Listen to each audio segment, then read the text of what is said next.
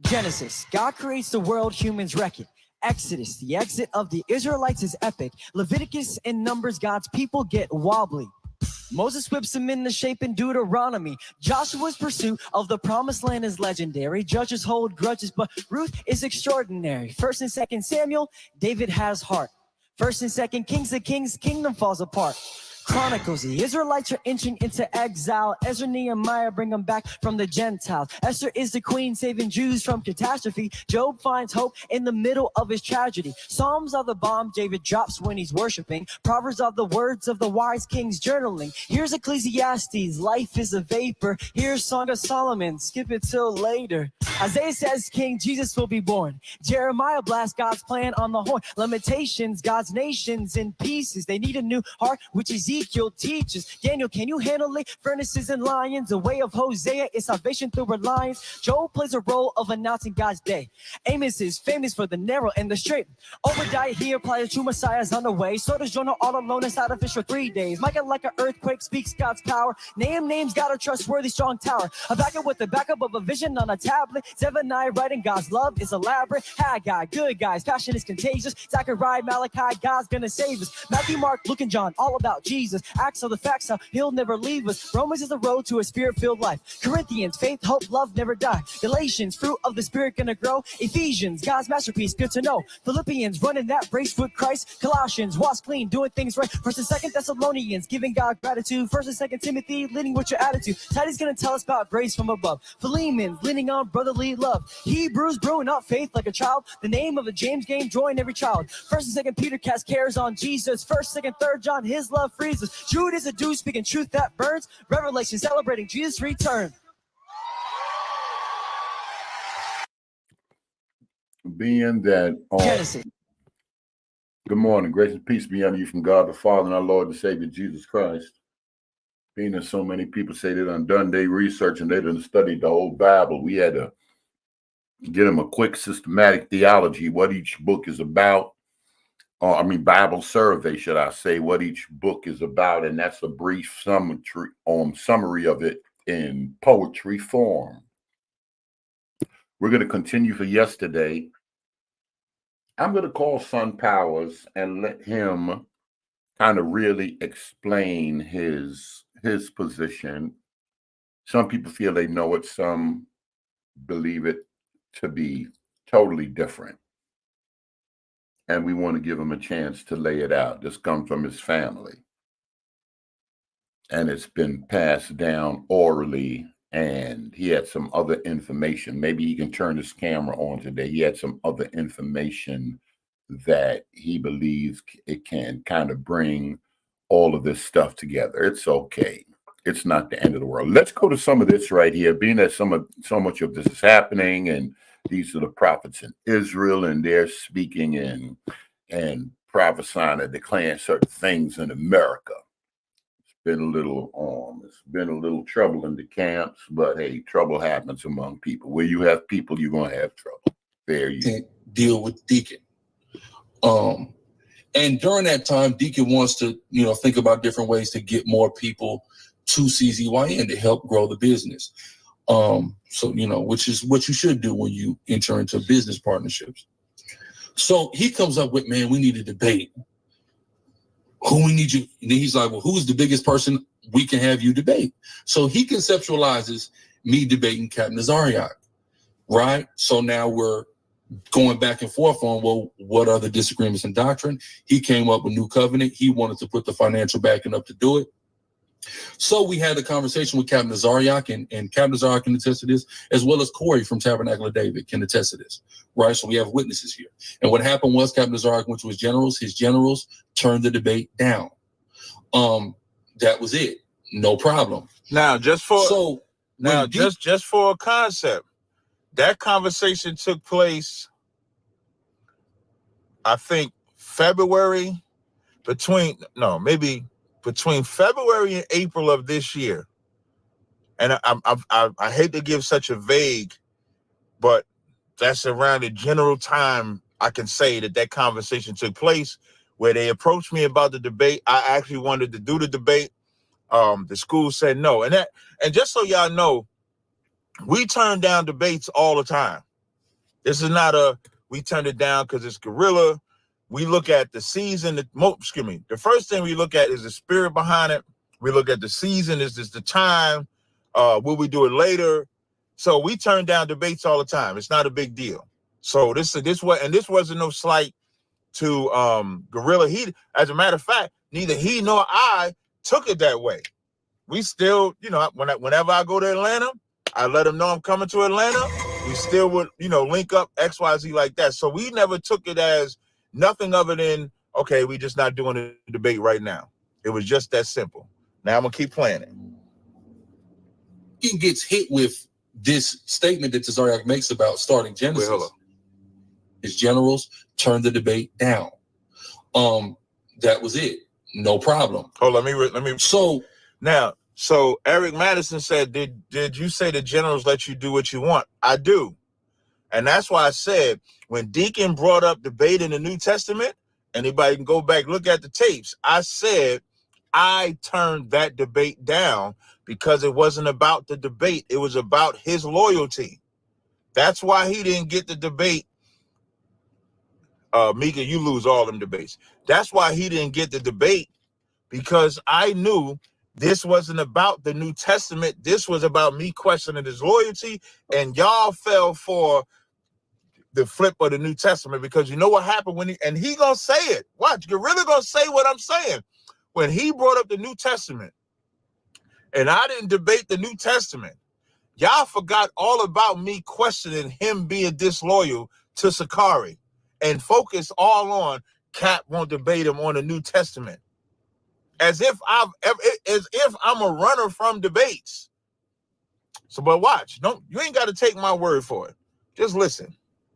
When Deacon gets hit with this statement that Tazariak makes about starting Genesis, he purposely called him out. Now, we could disagree with ISU BK on other topics. He could have said the mark of the beast.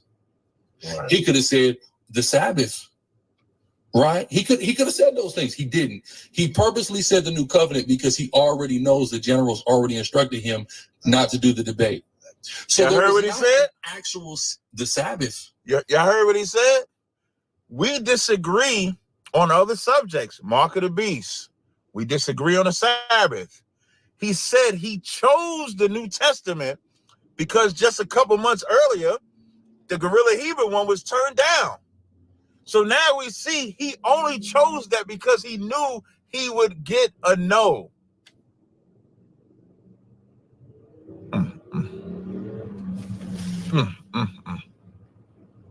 Right? He could have said those things. I'm gonna play it again. He purposely said the new covenant because he already knows the generals already instructed him not to do the debate. So there was not an actual sincere want to do this so the nation could know whether we in the new covenant or not. And this is why I left it alone, because I didn't want to have to say what I'm saying right now. We parted our ways. I wanted to totally leave the situation alone, let them do them while we do us. That's all I've been doing, if y'all ain't noticed, right? But it is what it is now. We're here.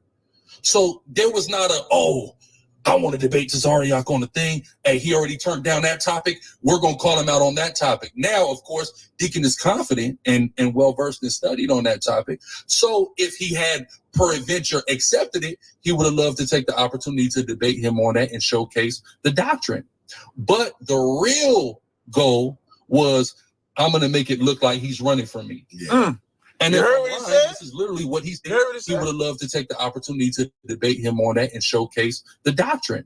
But the real goal was, I'm going to make it look like he's running from me. Yeah. And if I'm lying, this is literally what he said to Sergeant Yatab in our school.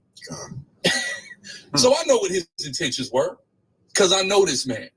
Listen, until 90 days ago. I try to tell y'all, like, y'all. Tactics are being revealed. Throw stupid stuff out there as far as debates, and when somebody don't take it, or pass the mic, act like they running. Tactics are being revealed. That's why we go over this stuff. This is what people do in warfare. Because clearly they at war with the church, so we just looking. We ain't got to add extra stuff. I remember vocab videos playing with vocab. Dude try to act like vocab running up in the sister that made the video. Nobody got to make accusations and play games. But a wise man go watch and take notes. Wise folk watching and taking notes. One thing I don't want to use that word. One thing I do is I'm always honest, whether you like it, whether you love it, whether y'all think it's appropriate to say or not. One thing y'all know, if y'all ask me something, I'm gonna tell the truth about whatever it is y'all ask me. You have noted my answer is the legit answer. And I know a sister. I'll send. I think I got the link in there where Deacon said some slick stuff about. I forget. Y'all know I don't know these apologists and all these folks. I'm not the best with names. Sister was making a video saying some stuff in vocab, and Deacon try to throw in there and insinuate that vocab and this sister is sleeping together. Just messy business. Just doing messy business because he know the type of people. He know when he handling them folk, he can get to saying anything and putting anything in their mind. They don't care about false accusation and bare fault. What these folk don't care nothing about that. told y'all. Especially they believe that their forefather lied. Abraham and them liars, they can get out here and lie for the cause. They're gonna take that to the next level. What they call that type of righteous lying? What they call that type of stuff they be doing? That when he asked me for a debate after I was questioning his loyalty, that's why that's Bible 101. Just because you see something in the Bible don't mean you will go ahead and do it. And they took the chick and raped her. That don't because you read it in the book. Never mind. Y'all don't want interpretive instructions as far as how we understand that book, how we interpret that book. He wasn't getting a debate. That's it. I didn't even ask the generals about it because I'm saying no. Now, Gorilla upped the ante because Gorilla said that he told Sergeant Yatab in his school, this is what Deacon told Sergeant Yatab in his school, that he was going to purposely ask me to debate the New Testament because he knew that it got turned down so it would look like I'm running. And y'all wonder why I said he ain't got no integrity, he ain't got no loyalty. I wasn't going to talk about it no more, but when I saw that video, when I saw Gorilla put that video up, that like y'all need that type of evidence for some reason. Y'all need that. I didn't need that type of evidence, but y'all needed that type of evidence. So wait a minute now. Nobody can hear. Nobody. Alton, can you hear me? Can you hear the video? Evidence. So now you ain't got to say, Cap, you making that up. He told a brother in Sakari that he was going to purposely ask me about the New Testament because he felt that because the one with Gorilla was turned down, this would also be turned down. And then now Captain Tazaryak is running, and y'all all forget that the reason I said what I said is because he should have never left Sakari. That's my opinion. Now, Alton said it sound like the craft.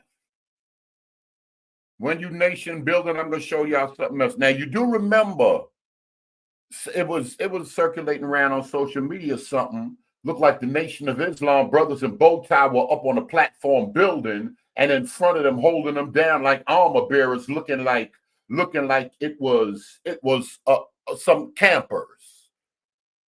Did y'all see that video with the Nation of Islam and Hebrew Israelites moving together? Oh, I got to bring that up. Again, I don't know. It's nation building. This is the work of some squares, do some type stuff like that. They formulated some stuff in Europe. I'm going to show you some things because there's a pattern. They say it's not British Israelism, but there's a pattern. And we've seen people moving like this in Europe. It's okay. It's okay, y'all. We're going to talk about the French Revolution. It's okay. Freemasonry and religion and the downfall of Christianity in France. It's okay. What happened between Deacon and Gorilla? I don't. But what I do know, I know what they working. Is that I know all of they masters studied the work of the squares. They built that shit together. Or they were squares. and they should have kept that shit together. He should have remained in there. They should have worked it out. However it was supposed to go. That's my position. To this day, that's my position. My position to this day is that they should work that out, because that would look better. That would look better. So this Captain Mo calling me. So I'm about to roll, but I just wanted to play that for y'all so y'all could see that Deacon chose that New Testament because he didn't want me to accept it. He felt I wouldn't accept it, and then he could say I'm running and then run with that narrative. I think certain things are patterns with individuals. I wish somebody gave me that Abu video. Of course, Abu gonna have a clip on something. Let me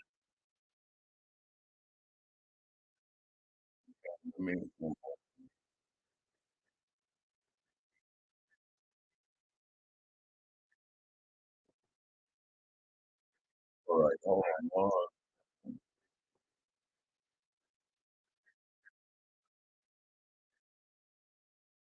Let me just cut this. Let me cut that guy out right then. Let me show y'all a little bit of this right here.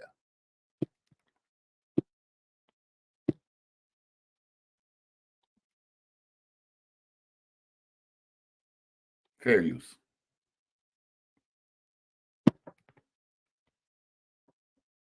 She gave me that name at birth because she's a Muslim as well. Oh, she is? Absolutely. Really? Mm-hmm. So when you were a kid, your mother was a Muslim then? Mm-hmm. What's a Muslim? And what is a Christian? So you grew up Muslim? Yes, sir. Really? Absolutely. Have you ever been a Christian, or you've always been Muslim? Absolutely. Always been Muslim, but a good Christian is a good Muslim. Good Muslim is a good Christian. A good Christian is a good Muslim. And y'all got to understand, even when y'all hear that nation building talk, that square, I call it square talk. When they unify, when people got agenda, a good Muslim is a good Christian. You can know the definition of the words. Oh, okay. And what is a good Christian? One who lives according to the principles of God, of course, 10 Commandments. The word Christian or Christ. A good, listen to his definition. We already know certain groups redefine, they make up their own stuff. Specifically means one given power by God to crush the wicked, or one who is crystallized into the oneness of God. Muslim simply means one who submits. You crystallized into the oneness of God. It's his and or her will to do the will of God. So they actually don't contradict, they complement. And do the Muslim love the Jews? Absolutely. You love the Jews? Yeah, true Jews, for sure. Are we Israel? Remember, this is nation building. And it's okay. It's okay. I'm sorry? True Jews, yes. So you love the Jews? Mm-hmm. And I thought Farrakhan didn't like the Jews. He was like blood-sucking Jews, and he was blaming them for everything. Is that true or not? Oh, no. No, that's the separation between who are the true Jews and those who say they are Jews and are not. Same thing Jesus said in the book of Revelations 2:9 and Revelations 3:9, where he said, I know thy works. And when he's talked about specifically, he said those who say they are Jews and are not, but are of the synagogue of Satan. So there's a separation. It's like saying a Christian and a Muslim. Christians who do good things, those are Christians. But people go out killing, murdering, and raping, and they say it's in the name of Christ. That's not a Christian. Same. Now, when we deal with those Jews, it's so crazy how one guy said that he was the receipt and his DNA connected with them European Jews that all of y'all running around here calling Satanists. Yeah, we may have to get some of the DNA guys to discuss some of that. But when y'all hear things involving DNA, if it goes against your doctrine, you want to throw it away. It's funny how the rules are consistent with DNA in a murder trial and in the courtroom, but when it comes to you religious people, y'all back and forth and y'all flip and flop with DNA. So funny. So my question is to everybody today, because we're dealing with Are We Israel Part 2. Of course, we know true Israel is not one that's outwardly, but inwardly. Who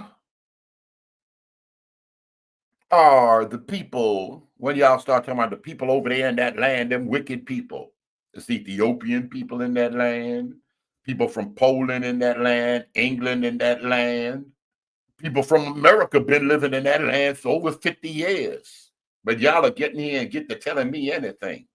Because if I don't stop and question y'all, y'all will keep running with a narrative. When it comes to DNA, light-skinned people, real light-skinned people and dark-skinned people like me, somebody that know about DNA and not the rest of you fundamentalists, not you thumpers, caught up in y'all emotion and who got blue eyes. Can you be related to someone in Israel that's really light-skinned? What's the guy that was one of the heads of One West, who kids over there talking that Yiddish right now? I wish Abu was over.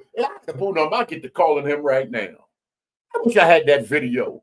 His kids over there with all the rest of them light-skinned kids in that classroom talking that talk, and he a leader. He helped found One West.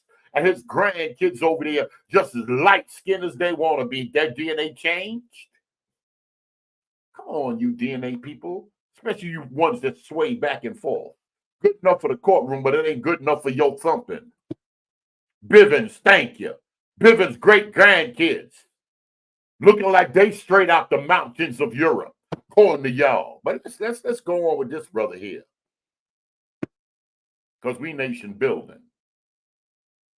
I wish somebody would come on here and deal with Garfield. I'm about sick of Garfield.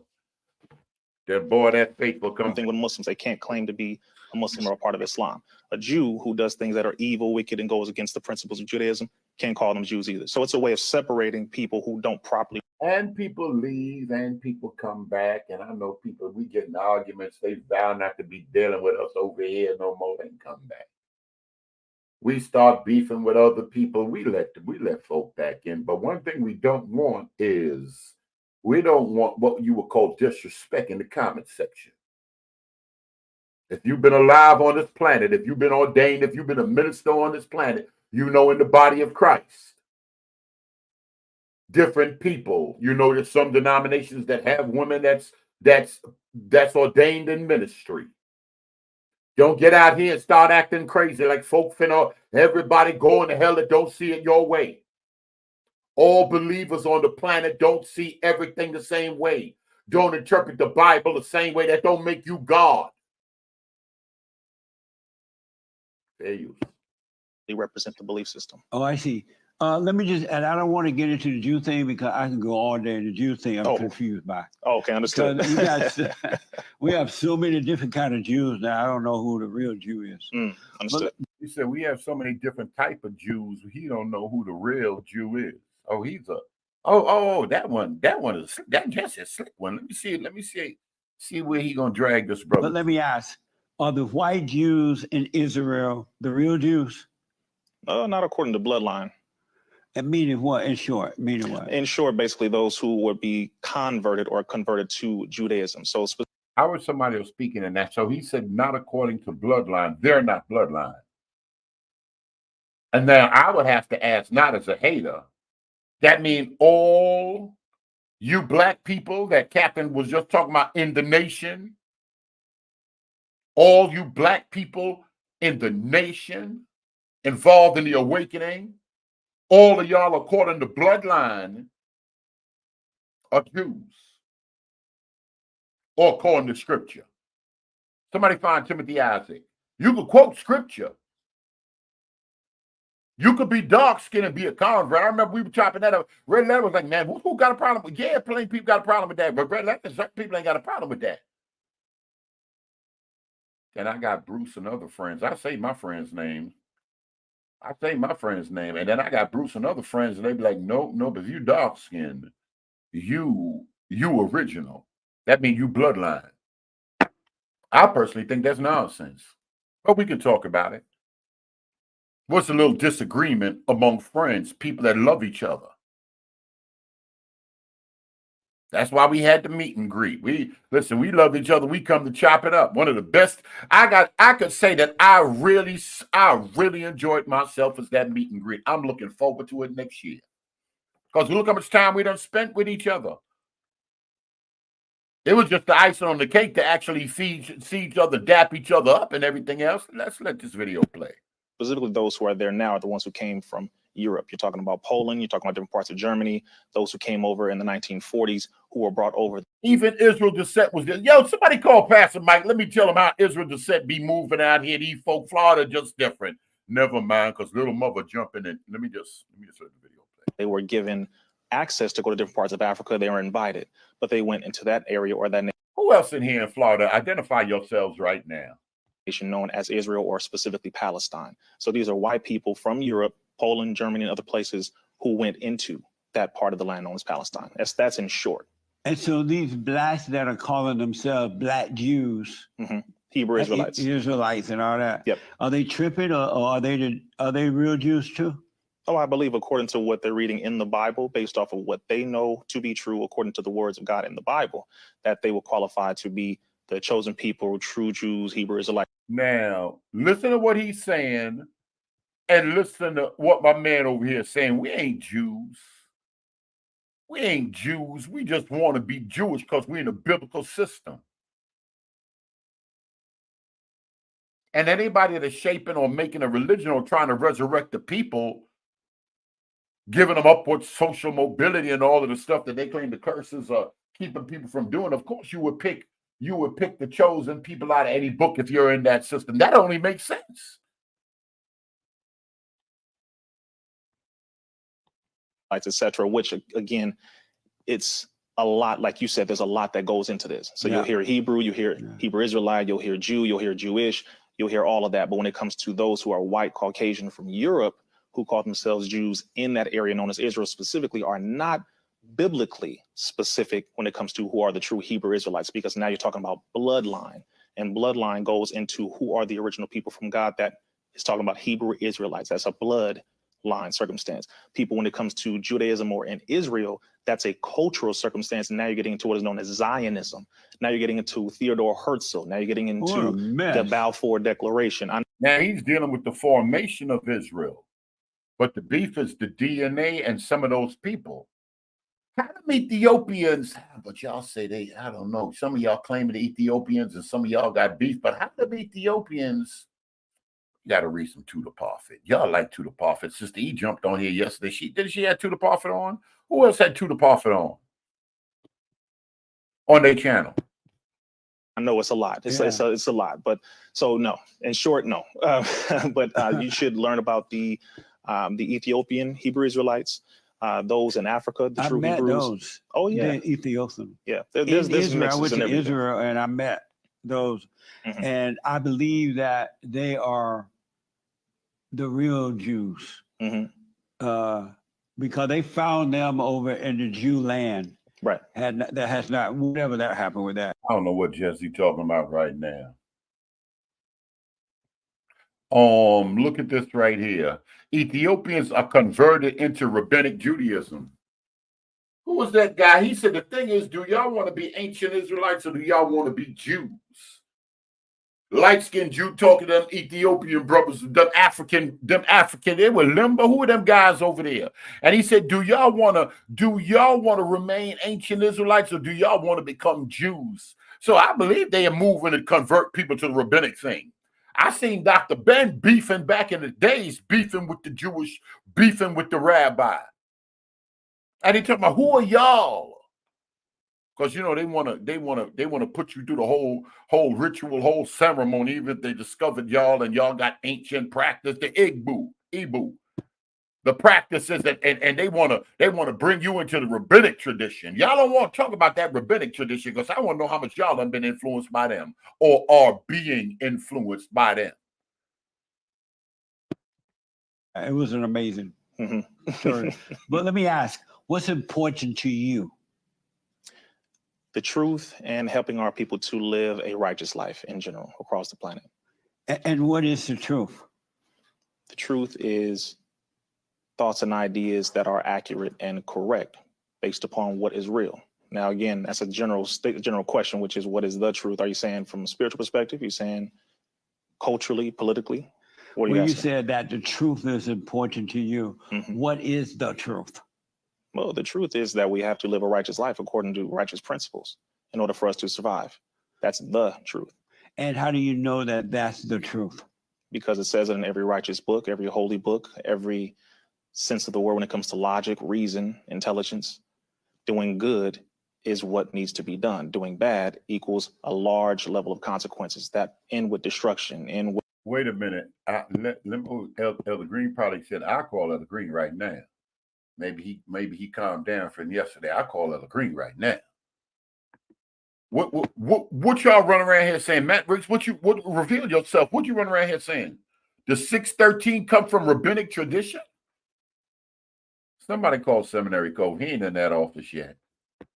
Does 613 come from rabbinic tradition? Israel descent? He talking about you. You know that to be true? I'm going to leave that right there. With debauchery and with an ending of civilization for humanity.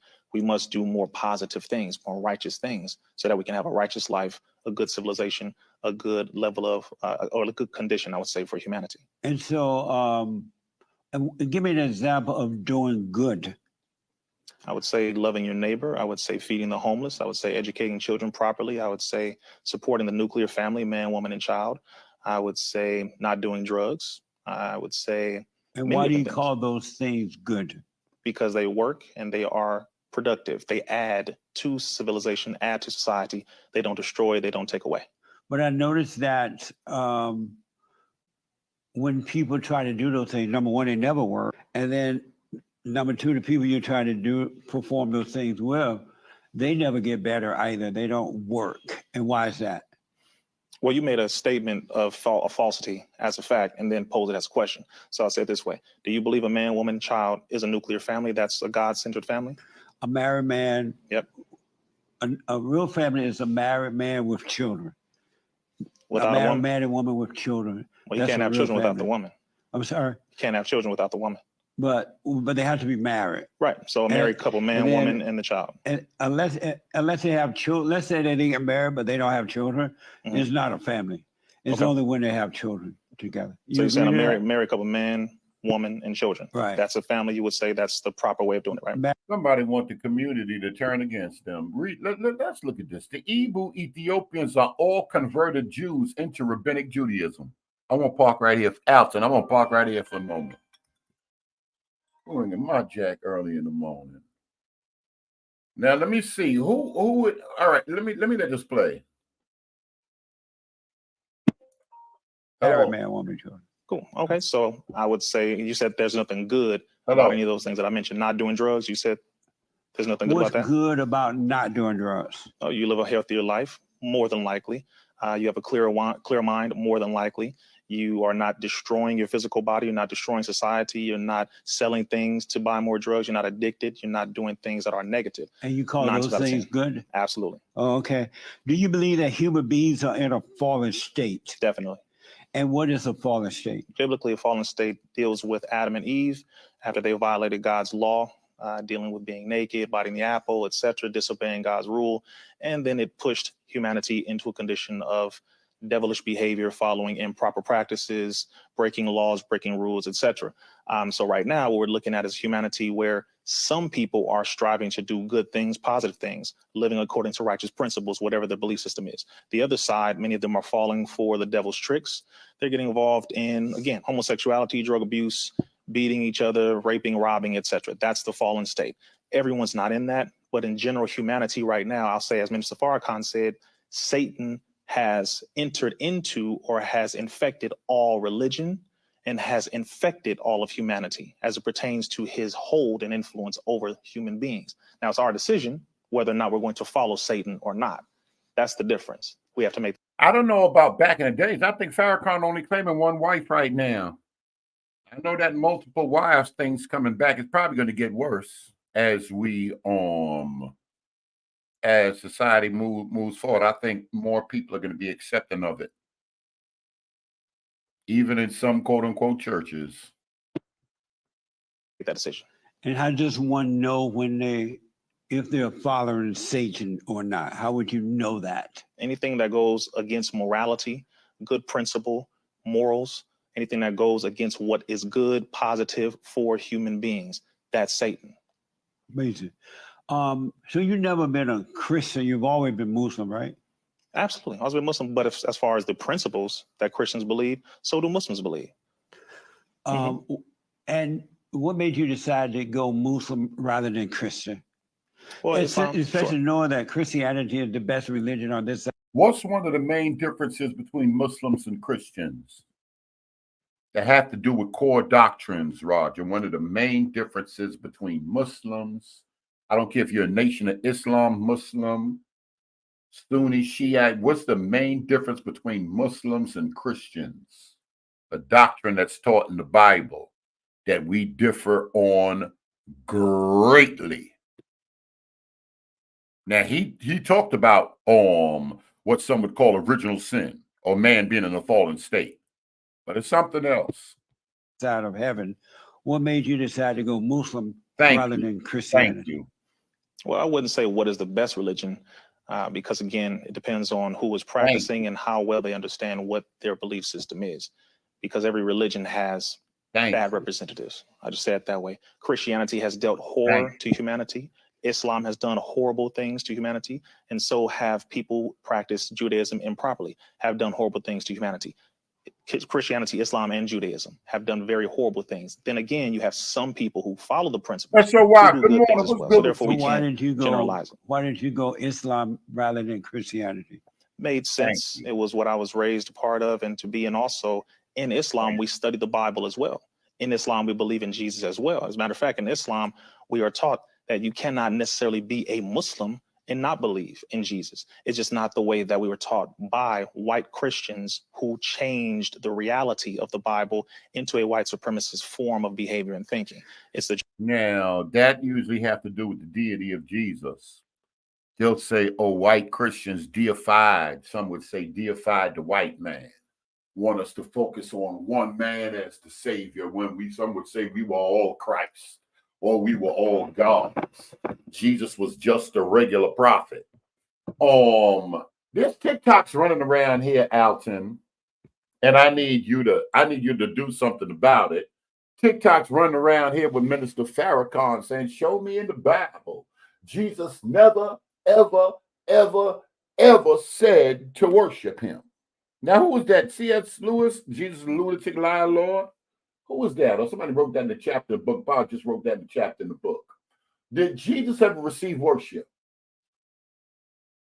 Folk ain't had to, some folk, he ain't even had to tell them. Once they knew who he was. The Bible says wise men came from the east and said, where is he that is born King of the Jews? We have seen his star in the east. What they said they come to do. Come on, y'all. Come on, y'all. We got to be in the book. They'll tell us anything. They'll tell us anything. Then the other lady came and worshiped him. Come on, Rev. True understanding. Y'all ain't got a passage or two to give me because they said Jesus never told anybody to worship him. Of who Jesus really is, what he is, who God is, who the devil is. You don't believe that Christianity is the They don't think we could read the words of the book too? best religion? There is no such thing as the best religion, except as the Most Honorable Elijah Muhammad said, that you should do unto others as others will do unto you, or should I say, you want to do what is good for others so that others can do good things to you. He specifically said that is the best religion. But again, every religion has negatives and positives. But true religion, what the Israelites say, James said true religion. Roger said he received worship and he claimed he was, why y'all picking up stones to kill me? They gave him an answer. They said, because you being a man, make yourself God. They knew what the Son of God was. They even knew what the Son of Man. They knew all this stuff. So that Jesus came among religious folk. He came among Bible folk. Them was Torah folk. Come on, Revelation 5, we see worship. Of all the religions on the earth, you don't believe that Christianity is the best religion, number one religion, and the best. Then Jesus turned around doing all type of God stuff. They said, wait a minute. When they said, when the other guy, I don't know, he got shot, he was paralyzed. I don't know what happened, but his man said that was letting him in the roof. trying to let them down in the crib. I think Jesus was in Capernaum. He was teaching. They tried to bring him in, and when he saw their faith, he said, "Son, thy sins be forgiven thee." Boy, the Bible people said, wait a minute. Who can forgive sins but God alone? Yes. Nope. I remember what David said when David ran up in Bathsheba. He said, "Against you and you only have I." And why not? Because of the evidence of what has been done in the name. Everybody knew David, popular king in Israel, most loved king in Israel. He said, "The Lord is my shepherd, I shall not." What Jesus turned around and said? He said, "I am the good shepherd." Boy, y'all better stop playing with that book. Y'all better stop playing with that book. Go play with somebody else. Go play with something else.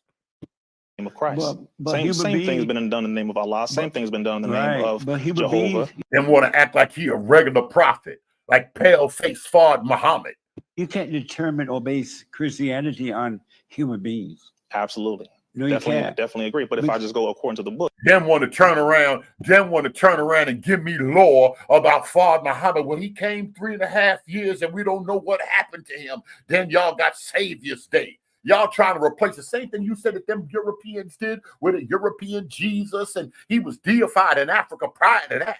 This ain't had nothing to do with skin color. They turn around and they try to steal the law and put it on pale-faced Fard Muhammad.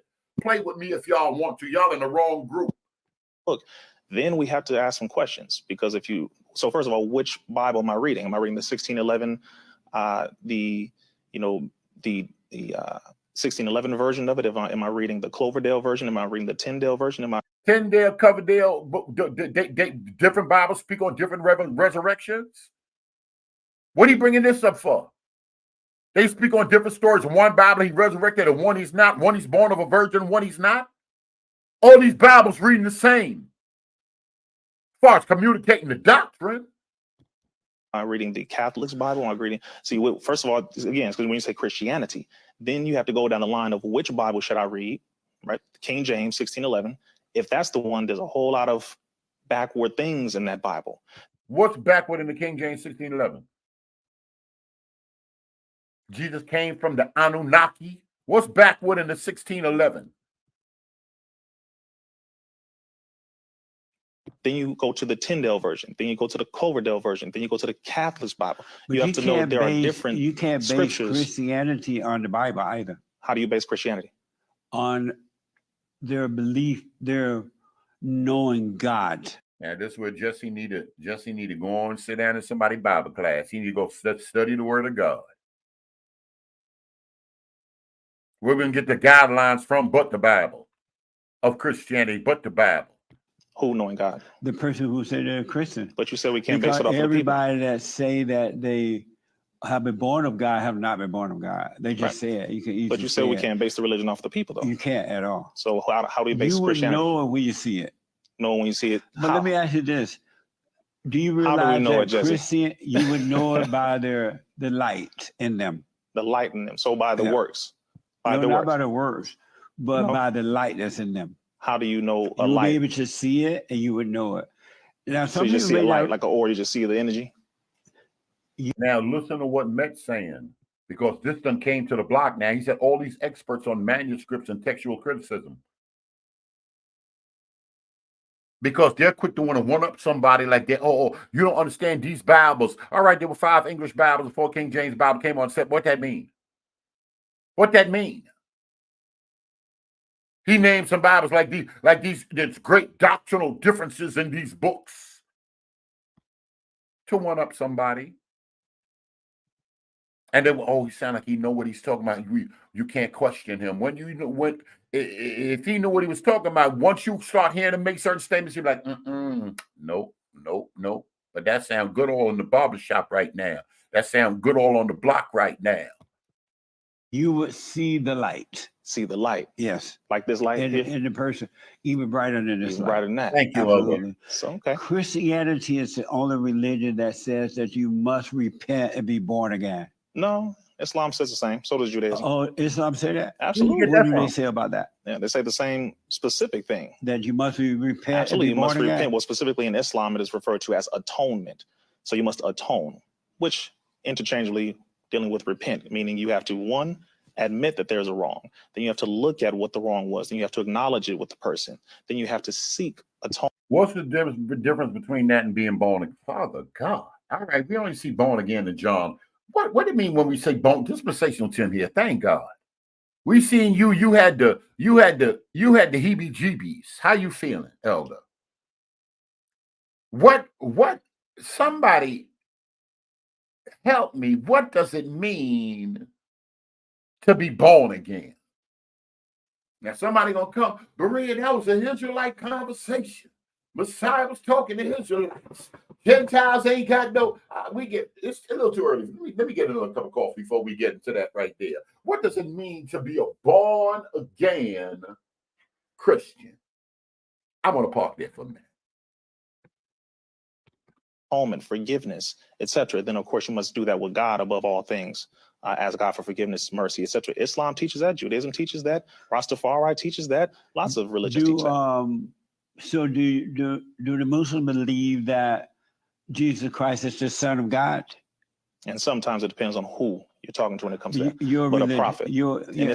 In Islam, Jesus is known as a prophet of God. But not the Son of God? Not the Son. Well, not even in Christianity is Jesus the Son. All throughout the Bible, there are people who are referred to as different sons. Son here. Not even in Christianity. This is where the blatant lies coming out right now. But they know a lot of people aren't really in their book like they need to be in their book. This is all lies. There's no other way to put it. He finna just lay the lies down now. Here in the book of Romans. Is Jesus the Son of God? Why did Jesus call himself the Son of Man if he's the Son of God? Those contradictions in the Bible, this confusion on Jesus knew good and well why he called himself the Son of Man. Now, behold, are we sons of God? Is Jesus the unique Son of God? Let's see where the master takes us. How many subscribers he got online teaching this religion? Son. I believe Ephraim is known as the son. Jesus is known as the son. Abraham is known as the son. I know, but let me ask.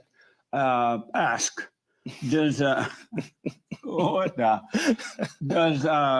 your religion with Farrakhan, do you believe, or does he teach that Jesus Christ is the Son of God?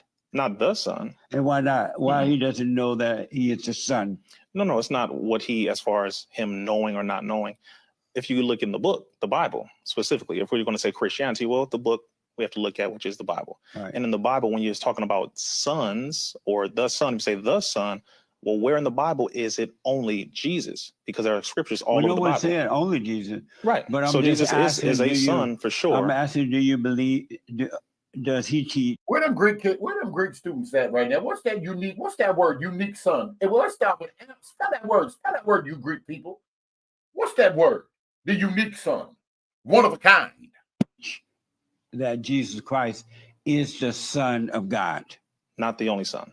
Now, remember, a lot of Black Power people teaching that we're all Christ. There are many Christ, and we're all Christ. But Constantine and the Nicene Council, they made Jesus unique so we could start worshiping the Romans and the white man. A lot of y'all in here believe that right there. A lot of y'all in here believe that right now. I didn't ask about the only. Does he teach? Like folk ain't worship Jesus 300 years before Constantine was born. That he is the Son, not the only Son. Folk ain't look at him as unique before Constantine was born. That's not what I asked. That is what you asked. No. Does he teach that Jesus Christ is the Son of God? Not the only one. That's the answer. How is that the answer? What the? Yeah, that's the answer. I didn't ask about the only. I love your interview style, Jesse, but that's the answer. Now, I love your interview style, but that's the answer. But no, I'm asking just a simple question. Yeah. And I'm talking about one person. Does he teach that person is the Son of God? Not the only Son. Amazing. Amazing. Does he teach that Christ was sent by God? In senses, yes. And what definitely. Else? In some senses, yes. And this is where they have to be careful because they always want the pulpit of Christian churches to be open to Minister Farrakhan. Can this message be preached in the Christian church that Jesus is not the unique son? You all are sons of God. Can that be preached in the Christian church? Because some pastors have opened up their pulpits to Farrakhan. Herein lies the problem. Meaning Absolutely. what? Meaning, just as every prophet is sent, for example, in the Holy Quran and the Bible, but specifically in the Holy Quran, it says every nation receives a messenger, right? Specifically for one thing.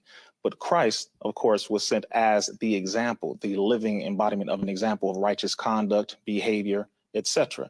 He was the only one. But that's why I said in senses, yes. In senses, yes. But there were other people, prophets sent as well, all throughout the Bible. Okay, Truth is Light said that she believed there are many Christs, like many gods. Are you a Christ? Truth is Light. Does your religion love white people? He likes asking that. Righteous people, sure. How about white people? Righteous people of all colors, No, which includes white. How about white people? Righteous Do they people. love white people? Righteous people. I'm asking about white people. Yeah, well, all people of all colors.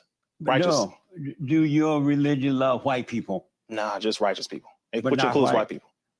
Do you love white people? Righteous people. And if they're white, if they're doing good things, practicing according to their religious belief, that's positive. Sure. I know that I'm black and slow, and I still speak. This is kind of where the deception come in, because if you unless the Nation of Islam changed their position, they have taught for so many years that Europeans were the devil that the Bible speaks of. You even heard the camper yesterday, one of the master camp leaders say that yesterday. The white man is the devil that the Bible speaks of. That's some of the similarities that we see in some Black Power movements. Let me stop that right there. I don't know where it was up to. I didn't have any timestamps dealing with this other video. But talking about we the people in nation building. Are we Israel? This is RZA came on with Jesse Lee a couple of days ago. Okay, and what is a good Christian? Let me see. You react to that? Oh, she loved it. And she said the same thing. She said, I apologize if there's anything. Nice. And he said, I forgive you for anything that I've done. Matter of fact, we've had plenty of conversations like that. Plenty. And my mother actually transitioned 2 years ago. Oh, because your mother's a Muslim, huh? Mm-hmm. Oh, okay. Mm-hmm. And so because most mothers would not admit that they were wrong. Oh, I don't know most mothers. Especially black mothers. They're like, this is your father. Oh, really? Don't blame me. I did the best I can do. Some do that for They sure. always blame everybody else. Some do that for sure, but I know Have a you lot that noticed don't do that. the hardest thing in the world for a woman to do is to admit that she's wrong? Men and women for sure. Have you noticed that about women? Definitely. And men too, but I've noticed that about women for sure. Terrence Jones gonna want you to explain that. Terrence Jones gonna want you to explain that. Now, this was the one up there with Bishop Sister, y'all. Truth is Light. Truth is Light said Hasatan was a Christ. The anointed cherub. And you see, I'm not gonna help you. You gotta go. He want you to explain that. Ability is a very big word that a lot of people don't want to face. Sure is. Why is that? It's painful to find out that you were wrong about something. Yeah. It's ego for a lot of people. Oh, ego. Ego is big, you know, which that's a big thing, man. I don't want to know that I was wrong, and I definitely don't want you to know, and I don't want you to say it to nobody because I don't want to get embarrassed. That's ego. Ego is big, man. And we all have to humble ourselves. I've been wrong plenty of times. Yeah. I need to be able to be humble and look at it. Are you overcoming your ego? All day long. And how do you know you're overcoming? For others who would like to overcome, how do you know you're overcoming your ego? You have to look at yourself every day and test your maturity when people come at you with things that you are doing or not doing, and how you respond to it. See, how we respond, as Minister Farrakhan said, demonstrates our level of maturity. How you respond. If somebody says, "Look, give me an example of how you respond." If you say, "Well, Reza, I don't like that you did this to me yesterday. Or you lied on me." Now, if I respond like, "Man, I ain't lied on you. Shut up, man. You crazy, Jesse." My ego is big. My maturity is low. But if I said, "I did that," oh, I'm sorry about that, man. I didn't even mean to do that. You know what? I'm sorry about that. Ego is low. Maturity is high. Amazing. So it's how we respond to things.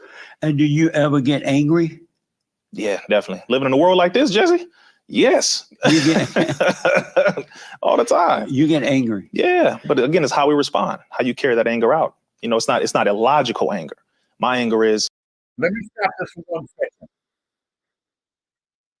I want to stop this for 1 second. I want to show y'all something, being that we're talking about the ego And y'all know some people arguing. I just Pastor Mike wasn't here. Are there different levels of interpretation? Being able to talk about the ego. Listen to this. According to Kabbalah, blowing the shofar. Y'all do know what Kabbalah is, right? Listen to this. Kabbalah is a mystical form of Talmudic teachings. According to Kabbalah, blowing the shofar on Rosh Hashanah confuses Satan. Now, Satan Kabbalistically is your ego. When your ego comes and tells you, Kabbalistically, Satan is the ego. That's the thing that's warring. Let's keep going. You're a sinner. You're terrible. Look what you've done. Look who you are. We just say that, no, I'm a shofar. A shofar is a channel. It's a pipeline. Just say, I'm just a pipeline. I'm just a channel. No, you're terrible. You should hate yourself. No. Whatever I've done, the Creator has put me in that position. I can still take responsibility for it. The Creator put me there for some reason. Whatever I've done let me just, we can go somewhere with that, but we're going to keep going. But I'm just a channel. I was a channel. I am a channel. I will be a channel. And therefore, I am enough. I have been enough. I will be enough. I'm good. This confuses the ego, and therefore the ego thinks we're crazy, and therefore leaves. This is a really amazing spiritual trick to rise It's a spiritual trick. above the ego. By saying, no, I'm good. Always in my mission. And we merit to be in the mission together and expedite the redemption ascension of humanity speedily and soon through our unconditional love, one step at a time. To Kabbalah, blowing the shofar on Rosh Hashanah confuses Satan. Now, Satan Kabbalistically is your ego. When your ego comes and tells you, you're a sinner, you're terrible, look what you've done, look who you are. We just say that, no, I'm a shofar. A shofar is a channel. It's a pipeline. Just say, I'm just a pipeline. I'm just a channel. No, you're terrible. You should hate yourself. No. Whatever I've done, the Creator has put me in that position. I can still take responsibility for it. The Creator put me there for some reason, but I'm just a channel. I was a channel. I am a channel. I will be a channel. And therefore, I am enough. I have been enough. I will be enough. I'm good. This confuses the ego, and therefore the ego thinks we're crazy, and therefore leaves. Trick your ego. Now, a lot of mystical traditions, you have to fight the ego. I'm gonna stop that. I just wanted to throw that in there, being that they're talking about ego. Let me see what Jesse Lee's is going to take this.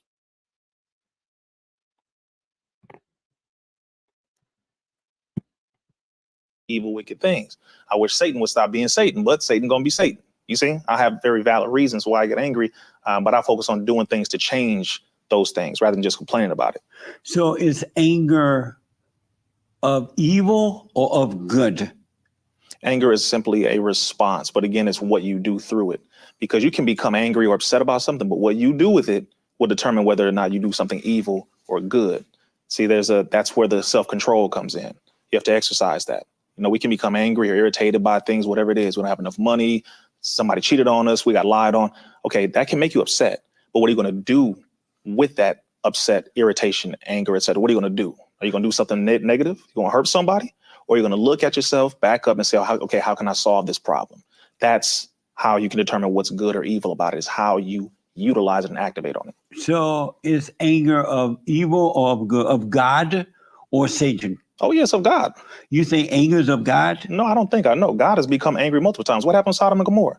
What happened with Ad and Thamud and different parts of the planet where God became angry and destroyed whole nations of people? And so you do know that, right? That's the book, Jesse. You're basing that on that's the Bible. That's the Quran. That's history. Are you basing God's anger on human nature's anger, human beings' anger? No, I'm basing it off of the book because of what he said. He was displeased with what humanity had done, violating his rules, violating his laws, violating the principles. Like you said, the fallen state is because of things that people did to violate God's rules, authority, laws, principles, etc. So he became displeased with him, therefore angry. Therefore, he carried out his judgment based upon all that. Same thing that happens today. So you believe that anger is good?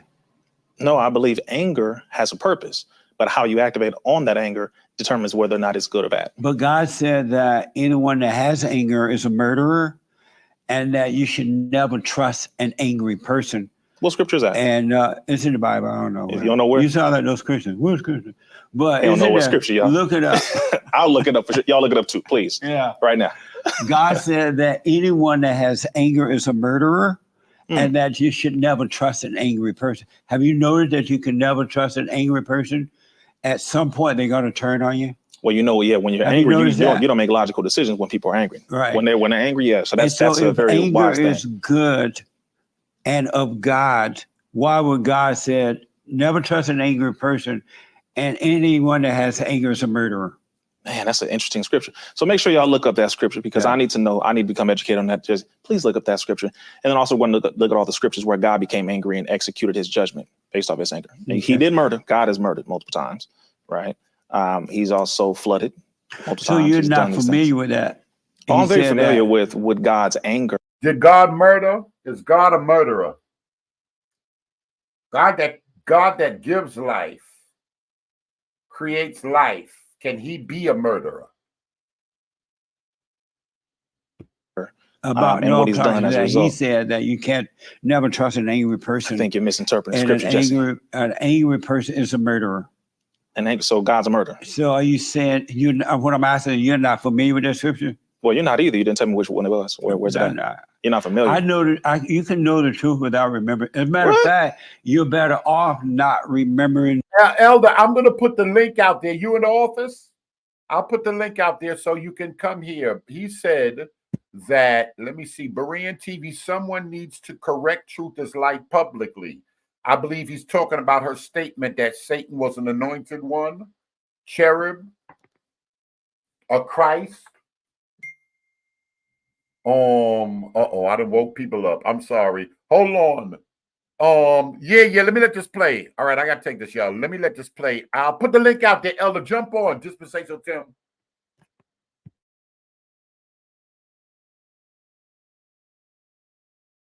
In the scriptures in your intellect, but from the heart. You're a pastor, right, Jesse? Yes.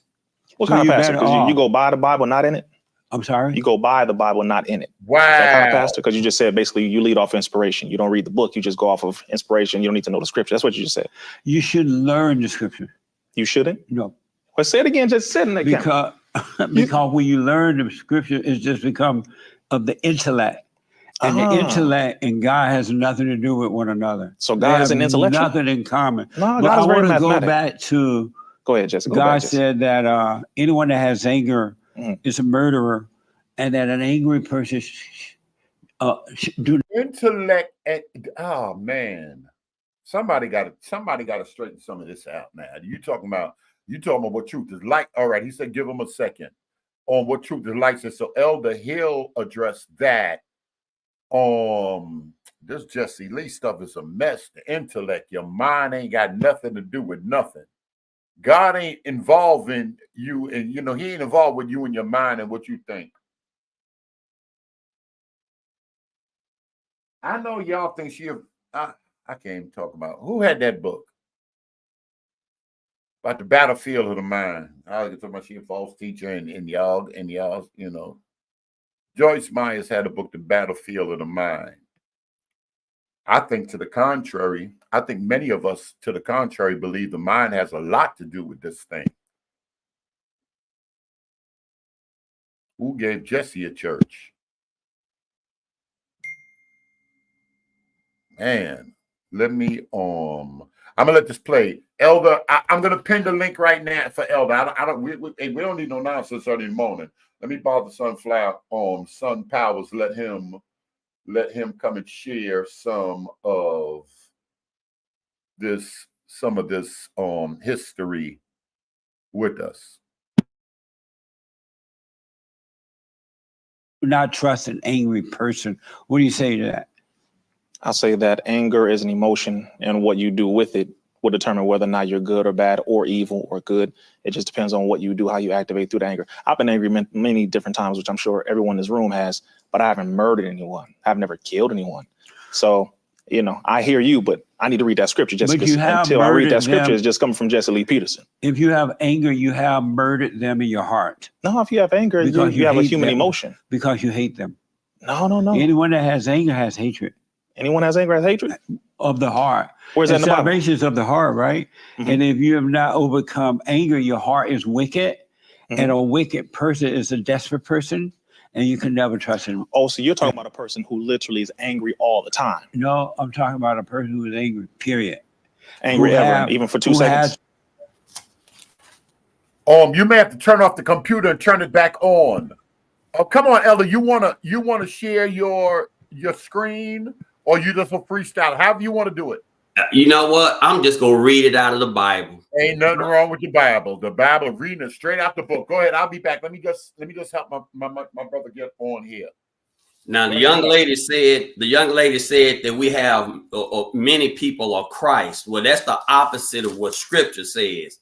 Because in 1 John, and I'm gonna take my time, because too many times we try to get too technical and try to act like we know more than everybody else. So I'm just gonna I can do the same thing because I know the Greek. You know what I mean? I know a little bit, but 1 John chapter 2, 1 John chapter 2, verse 18 says, "Children, it is the last hour, and as you have heard that Antichrist is coming, so now many Antichrists have come. Therefore, we know that it is the last hour." There are not many Christ. People are not known as Christ. They're known as, there are many antichrist. And if you don't believe that Jesus is the Messiah, the Messiah, the Christ, because see, the young lady tried to say that the word Christ is not the term for Messiah, a Messiah. Yeah, the word Christos, Greek is just a different language, right? It's just a different, and Brian, be honest with you, it's simple. We make stuff complicated. We already know that the term Christos is the Greek term for Messiah. Correct. You know what I'm saying? But people come on these channels and they try to act like they know so much, and really it's so simple. The Bible don't call people Christ. Now, in your world, wherever world you resist in, that may be true. I ain't got no arguments with it. But when we're talking about this book, and which is what we're talking about, Jesus is the Christ. The Christ. Ha Christos. That's only saying he's the Messiah, the only Savior in the world, in the Greek language. And this is just that simple. I ain't even got to go no further. That's not even hard. But the problem, I think she might say, well, if Christ means anointed, David, oil was poured on David. Well, see, went to the crib looking for Jesse and be like, it got to be another son. Where the rest, and he said, well, we got another son. And David got anointed. So I think maybe she could be just saying it means to anoint, and they anointed prophets and kings in the Old Testament. That's making it complicated. Who is the Messiah? That's just like we have a lot of people, like you have this thing about the apostles, people calling themselves apostles. Yes, we do understand that many of us are sent out, mission. Correct. But that does not make you one of the 12. Come on. So when we say the Messiah, when people turn around behind you, well, everybody, when we say the Christ, and people come behind you and say, well, there are many people that are the Christ, they're only trying to complicate the conversation. And the Christ is not pleased with that. What's she saying? Is she saying something? He didn't ask. Wait a minute. What did he ask? Leo asking if you making this up with no references, Truth is Light. But you read what she say. Truth is Light. You could click on the link. Go ahead, Elder. What? See, we can get all into the weeds of what the word, the etymology of the word, and this, that, and the other. But simple. Who is the Christ and who is not? I guarantee you, Jesus is the Christ and you are not. Period. Why we hear more people talk about Christ, though, the Christ? But you got all these people now. I don't get all into this third eye stuff and with all that old crazy stuff, because see, that old esoteric, that's an esoteric argument when they all of a sudden all of us are Christ, the Christ in you, and all that kind of stuff. That just complicates the conversation. That period. We ain't got to get all technical with it. Who is the Christ? Who do you say that he is? That's important. That's important. That's the most important question on the planet. Yeah. And who do you say you are? If you say you him, then you in the wrong, and I'm going to ignore everything else you say ever in your life. All right. Here she is right here. Go ahead. Go ahead, sis. Good morning. You're unmuted. Okay. Y'all still hear me, right? I hear you, Berean. Okay, go ahead, sis. I'll mute myself. Good morning. Good morning. Shalom, everyone. Shalom to Israel. Good morning. First of all, I don't know if I think you called him Elder Tim. No, you see my name. Probably nothing but what you see up there, Tim. That's cool. Tim. Okay. Well, Berean asked a question and I answered it. Berean asked, "Is there just one Christ or are there several Christs?" And I answered the question. He didn't say the Christ. He didn't say the Christ. And so I took it as him asking about the word, the term, the understanding of what Christ is, what Christ means. And that's why I put in there that who else was called a Christ, not the Christ. And then I further go on to say that my understanding of what the Mashiach is the one who the deliverer. So you go in Greek, I'm thinking Greek and Hebrew, understanding the differences between what the meaning of those things are. So David was another anointed one, as he said. Hasatan was also the anointed chariot. That's what Berean said. And I said, yes, Berean, in the comment, that's what I'm talking about. So for you to say that I need to be corrected publicly, there's no need for a correction because Berean had the correct understanding of where I was coming from. Perhaps I did not have the correct understanding of the question that he asked about, are there other Christs? Well, let me let you in on something, sister. We know we know the arguments out there. We know the confusion. We know the hands of Satan that's working out there. So we know when a question like that is asked, the first thing that should come to mind is to point to the Christ. There are many arguments out there that's trying to be made about people having the Christ in them. When you come with a technical argument like that, you're confusing the message. And one thing that the Holy Spirit does not appreciate when people come to confuse the message. Well, then, the message, and I wouldn't, and it really wasn't nothing personal. You turn around and told me that Christ does not mean Messiah. It does. Okay, so here's the thing. I didn't bring the confusion. Berean asked the question. And if he knew it was going to bring confusion, perhaps he shouldn't have asked the question. You trying to put it on Berean now, sister. I'm referring to what you said. Let me speak because I was silent while you were speaking. I gave you that respect. I didn't pose the question. The man of the house asked a question for the audience to be engaged with the conversation.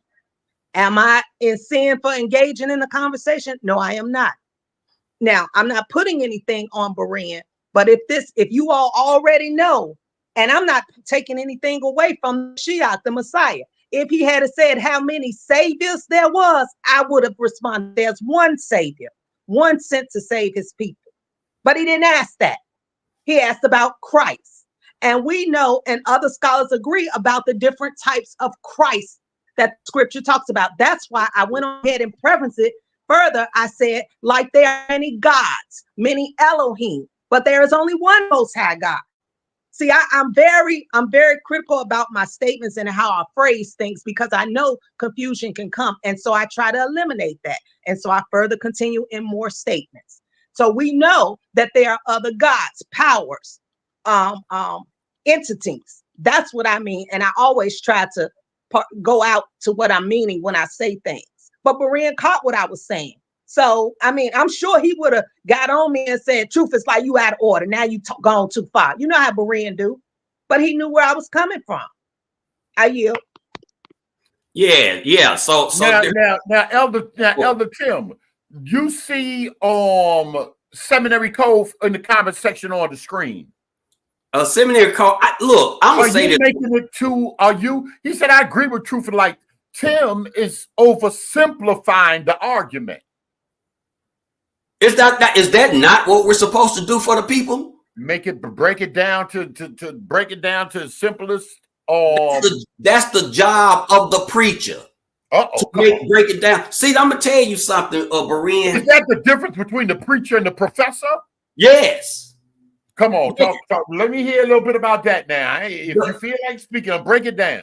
The professor teaches the preacher. Let me put it like this. I'm a postal worker. You have mail processing, and then you have the mailman that delivers the mail to the people. In mail processing, that's where the blood and the sweat and tears go on. You sorting the mail. You throwing the mail. Come on. Exactly. We processing it. It's not ready for the public yet. That's the same with seminary. We breaking it down. The preachers are in the seminary. Yeah, we in there when they breaking it down. But when it comes time to deliver it to the people, it's already processed and it's edible for eating or receiving. That's what preachers do. What's going on with with this internet and the social media? People are taking stuff that ain't ready for public consumption yet and giving it to the people, and the people are getting confused because the bottom line is this: there are not many Christ. There are many anti-Christ. The Bible does not call people Christ. So can I raise something? I'm not done yet. Let me lay my plane. When Berean asked that question, I don't think he was asking it in a way that you seem to portray it. When Jesus Christ asked, "Who do you say that I am?" what did Peter say? He said, "You are the Christ." He didn't say you one of them. He didn't say you are one of many. He said, "You are the Christ, the Son of God."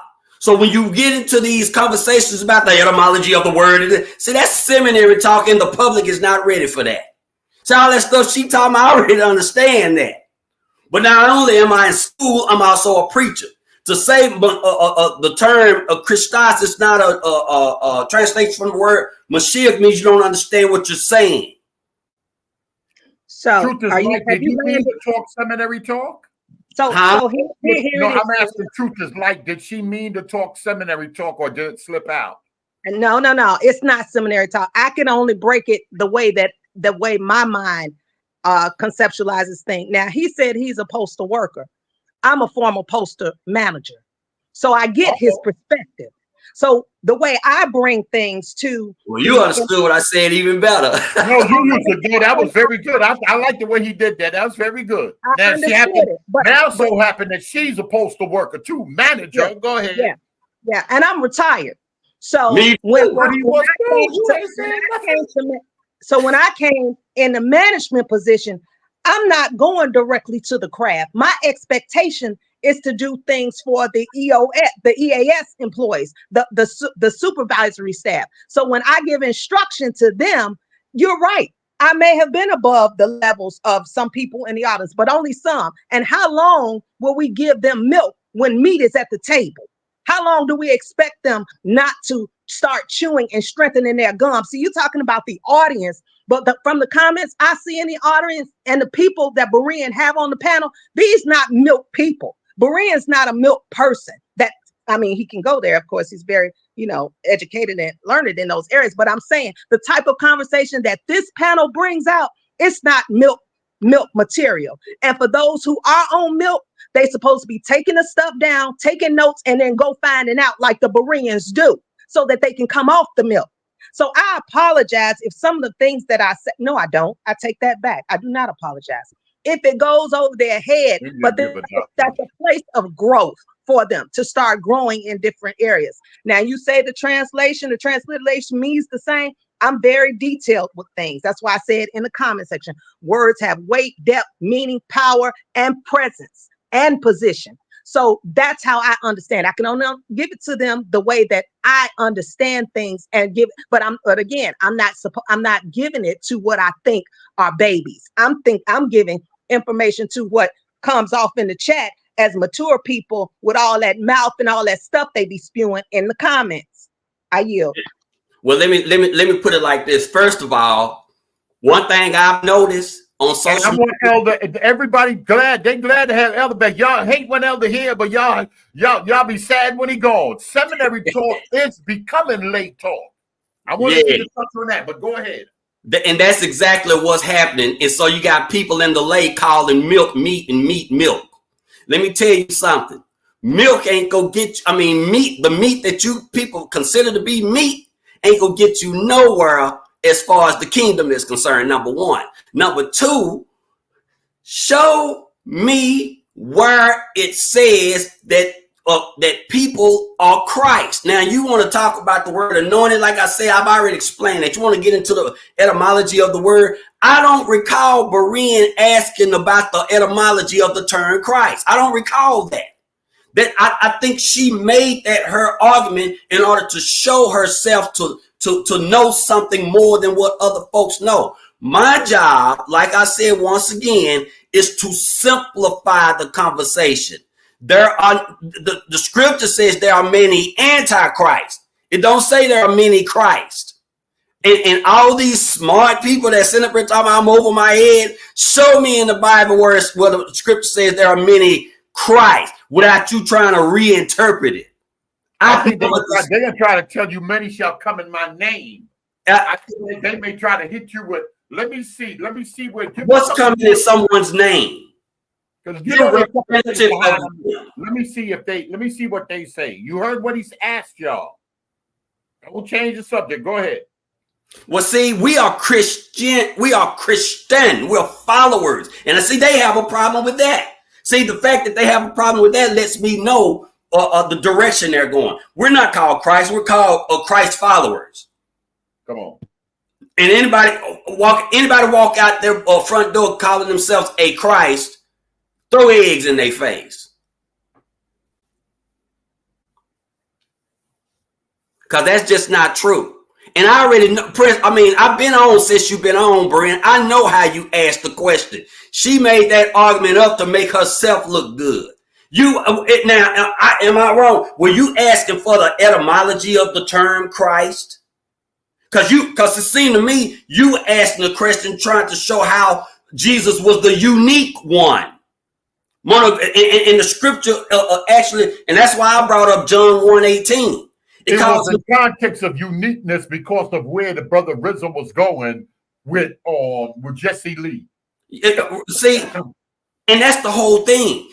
Rizzo, whatever his name, he's a Muslim, right? Yes, correct. Yes, you know he is. They trying to Farrakhan minister. Yeah. See, these Christians are trying to make the argument more feasible, or should I say, make the argument to where anybody can make this argument regardless of what they believe about Christ. Look at what Matt's saying to you, asking you. Simple question. Does Christ mean anointed? I'll ask you you know what? Yes, it does. I'm going to ask you a question. Does Christ mean Messiah? Yes, it does mean anointed. Jesus Christ is the anointed one. Now, you can't be anointed unless you believe in the anointed one. If you believe you're anointed, if you believe you're anointed all by yourself, then you have a misunderstanding of what it means to be anointed. You are only anointed when you are covered by the blood that was shed by Christ on the cross. That makes him the anointed one, not you. Your anointedness depends on him. You want to say something to this? I'll put the link back out. She lost her connection. She said, you see this?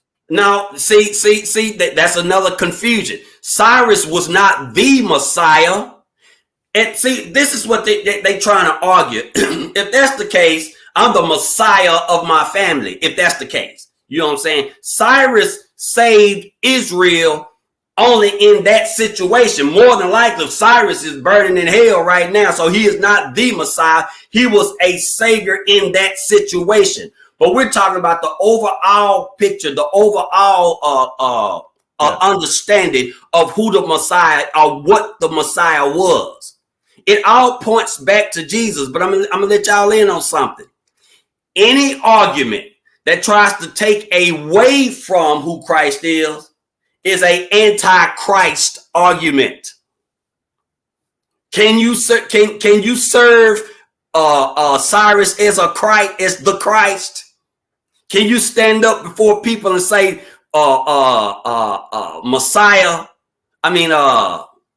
Cyrus was the Christ? No, you can't. It all goes back to who the Christ is, because see, he was that before the foundations of the world. So that means any time you point at anybody else, you're pointing away from him who was the original. Jesus Christ is the original. He's the Messiah. He is the Christ. It's really somebody trying to mention. They said so. David and Moses are burned in hell because they didn't believe in Jesus. That's a dumb question. That's a dumb question. If you see, I thought if you're gonna ask a question like that, how educated is this panel? You know that David didn't know the name of Jesus. You know I'm a dispensationalist, so you already know what I'm gonna say. So if you're so educated, why would you ask an uneducated question like that? Now that we have him on here, hopefully he got a few minutes. Identity crisis. Are we Israel? Are we Israel? I want you to listen to a little bit of this.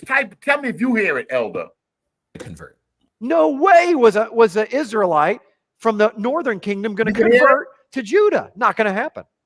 They have their own. You hear it, Elder? Well, you know, I was in the chat. I will say that again. No. You see something? Because they talking. You done jumped on here now. They've been waiting for you. Somebody said you just said Cyrus was in hell. Yahweh made Cyrus the Messiah. Berean, let me ask this question one more time. If this let me pull it up. Which one? Where's Cyrus underneath Little Mother? No, it wasn't Little Mother. It's yes. New enter. Who was it? Back and forth. You just said right here? Yeah. Now, here we go. In my Elder Green voice. Here we go. If this chat is so educated, you already understand the argument about Cyrus being the Messiah and why we would say Cyrus is yet and still burning in hell, right? If you're so educated, you already know where I'm going to go with that. Cyrus was a pagan. Cyrus believed in more than one God, but God chose Cyrus as an instrument, in this one instance for Israel to be rebuilt. You know what I'm saying? Because at the time, Babylon was the power in the world, and then the Persians became the power after that. It was through the Persians that God used Cyrus to rebuild Jerusalem. You know what I'm saying? Cyrus became the savior only in that instance. It's not saying that Cyrus is the savior of the world. Cyrus is a pagan. He believed in other gods. God only used him as an instrument in that instance. So to say that I said that Cyrus is going to hell does not equate to David going to hell. David believed in the one true God. How this was the set? How Elder Tim talking Black Hebrew Israelite doctrine? He's just oh God, I tell you, these people's rough out here. See that, and that's what I'm saying. They try to squash my argument by saying that we're educated over here. We know, and asking some of the most. How am I talking BHI doctrine? I mean the Cyrus stuff, but Elder Tim. Yeah, come on, Sun Powers. Go ahead. I'll come right back. I gotta get. I think some people might push back on the Cyrus was a pagan mention because of what Ezra 1 speaks of. Do me a favor, Leo, don't come here with that nonsense. Not some people, you. Exactly. Leo act like I don't remember the argument we had. I'm just saying, like, if we go to Ezra 1, hear this. can I just read this one verse? Just tell me, is this a pagan? Thus says Cyrus, king of Persia, the Lord, the God of heaven, has given me all the kingdoms of the earth, and he has appointed me to build him a house in Jerusalem, which is in Judah. What does that mean? That means God used Cyrus as an instrument.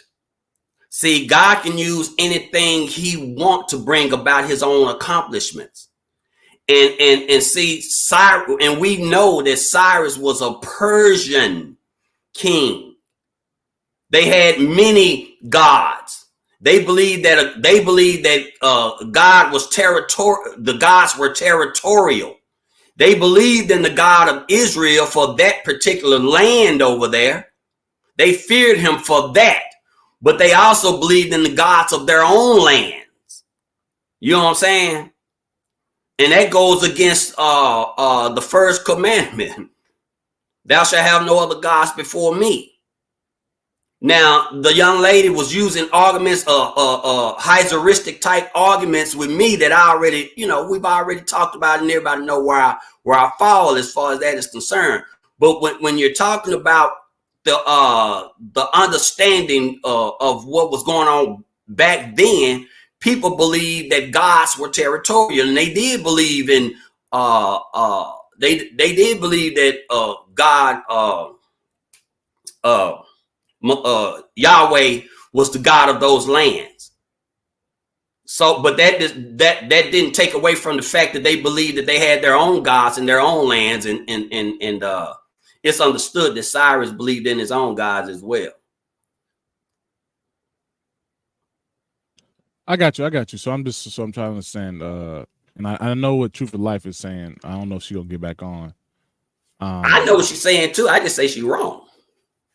Yeah, I'm just wondering, like that Cyrus mentioned. Like I said, I know people. And of course, we know he is a pagan king, but right. I'm saying, like, but the idea is when Cyrus says the Lord God of heaven, there's some adherence to who he knows who God is. So, like I said, that's not necessarily. That's kind of what I'm saying. Yeah, so but see, that's the reason I explained it. The way I explained it, most kings thought God was the gods, should I say, were territorial. They did believe him to be the God of those lands, and they believed him to be powerful. You know what I'm saying? But yet and still, they also believed in their own gods over their own lands. You know what I'm saying? Got you. I do have a question. So when Truth of Light, when she made the comment, I disagree with what she was saying in terms of like the premise in which I kind of see that line of reasoning going. But she is, I guess, when she talks about the definitions or like the etymology of the words, would you disagree with what she was saying, what the words Messiah means, what Christ means? What are your thoughts on when she said that? That's the reason I explained it the way I explained it then. I just said when you start trying to get into because that ain't how Berean asked the question. Berean asked the question trying to see the uniqueness of Christ. She made it into her own argument and started talking about there are many Christs. No, that's confusing the argument. The question wasn't what does the word anointed mean? That wasn't the question. She made that the question and then tried to argue from that. I've been listening since the beginning. He was talking about the uniqueness of Christ as opposed to what the Quran says. Because what did the Quran say? The Quran says that God neither begets nor is he begotten. That's in the Quran. I think Surah 112:3. You know what I'm saying? No, you're right there. If you don't understand what these people out here are doing, you probably need to sit down and keep your supposed conversations to yourself, because Christ is trying to do something out in this world. And the one thing Christ is not trying to do is confuse the gospel. You heard how he explained seminary and some stuff is ready and equated it to the post office. Leo?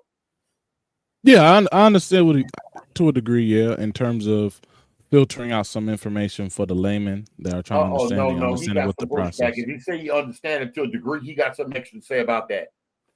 Not extra. No, it's not extra. I get what Elder Tim is saying, and I do. Because like I said, that happens often. I think even to the idea of what Christian education is, some of the things that's covered in Christian education often is discussed at a seminary, or books have been created by professors that teach at seminary. So like I agree with Elder Tim to a degree on that. I do.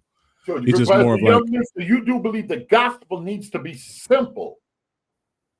yeah, it should be. It shouldn't be complex, at least especially for a new believer. No, why would it need to be complex for them to know what thus saith the Lord on who the Messiah is? Period. Like why would it need to be complex for someone to believe 1 Corinthians 15, Romans 10 and 9? Like it's not it shouldn't take that much. Like if you outside street preaching and you reaching out, you trying to bring up Trinitarian gospel, going into Godhead, going into justification, like you doing a lot for just a outreach to those that are lost.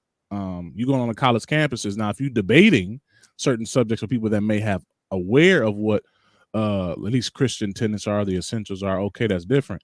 But even then, like you're still making the gospel the primary focus.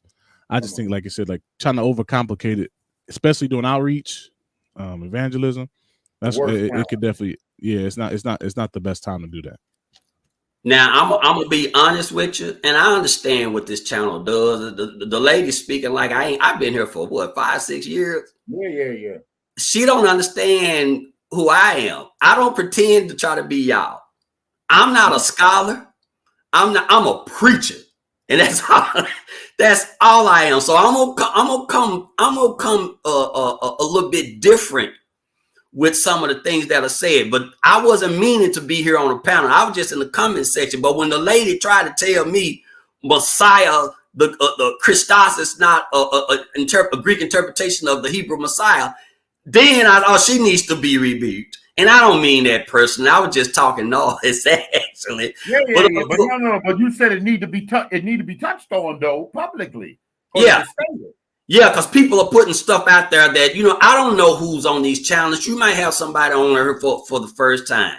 And I don't want them to get it confused. They hear on the first time, then they learn, I've learned that all of us are Christ.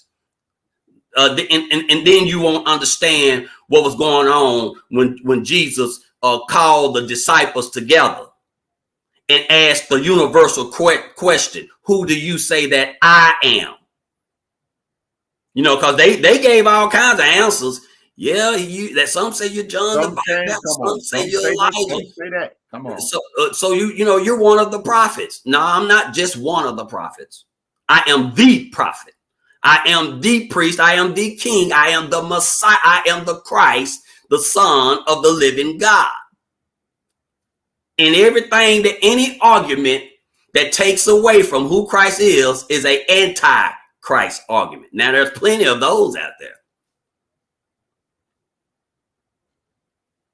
Come on, Son Powers. Excuse me. You wanted to ask him something? Hello, brother. How are you doing today? Good. You got to come to that microphone. Why they say you sound like ass? I know that's not ass. You go bread. You were chopping it up. That's not ass, y'all. I don't know. But I do know that the Father works in different vessels differently to bring us all into one room. I just want to touch the meet and greet. I got an appointment here within an hour. I wanted to bring this to the forefront.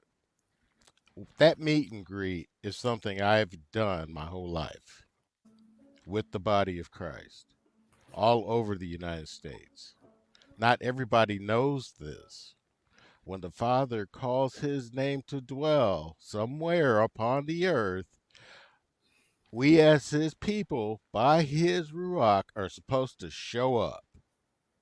We put everything down. We don't say, I got to go to work. We say, no, I got to go be with my king. Through the fellowship of the body, through the fellowship of the people, with his word, we're supposed to be uniquely one. When I think it was a month, correct me if I'm wrong, Brother Berean, but A we month, had you said M-O-N-K? MONTH, a month. I A month. believe Oh, yes. Okay. I believe you made the announcement 1 month prior to the 2 days. A little over. Yes. Yes. Yes.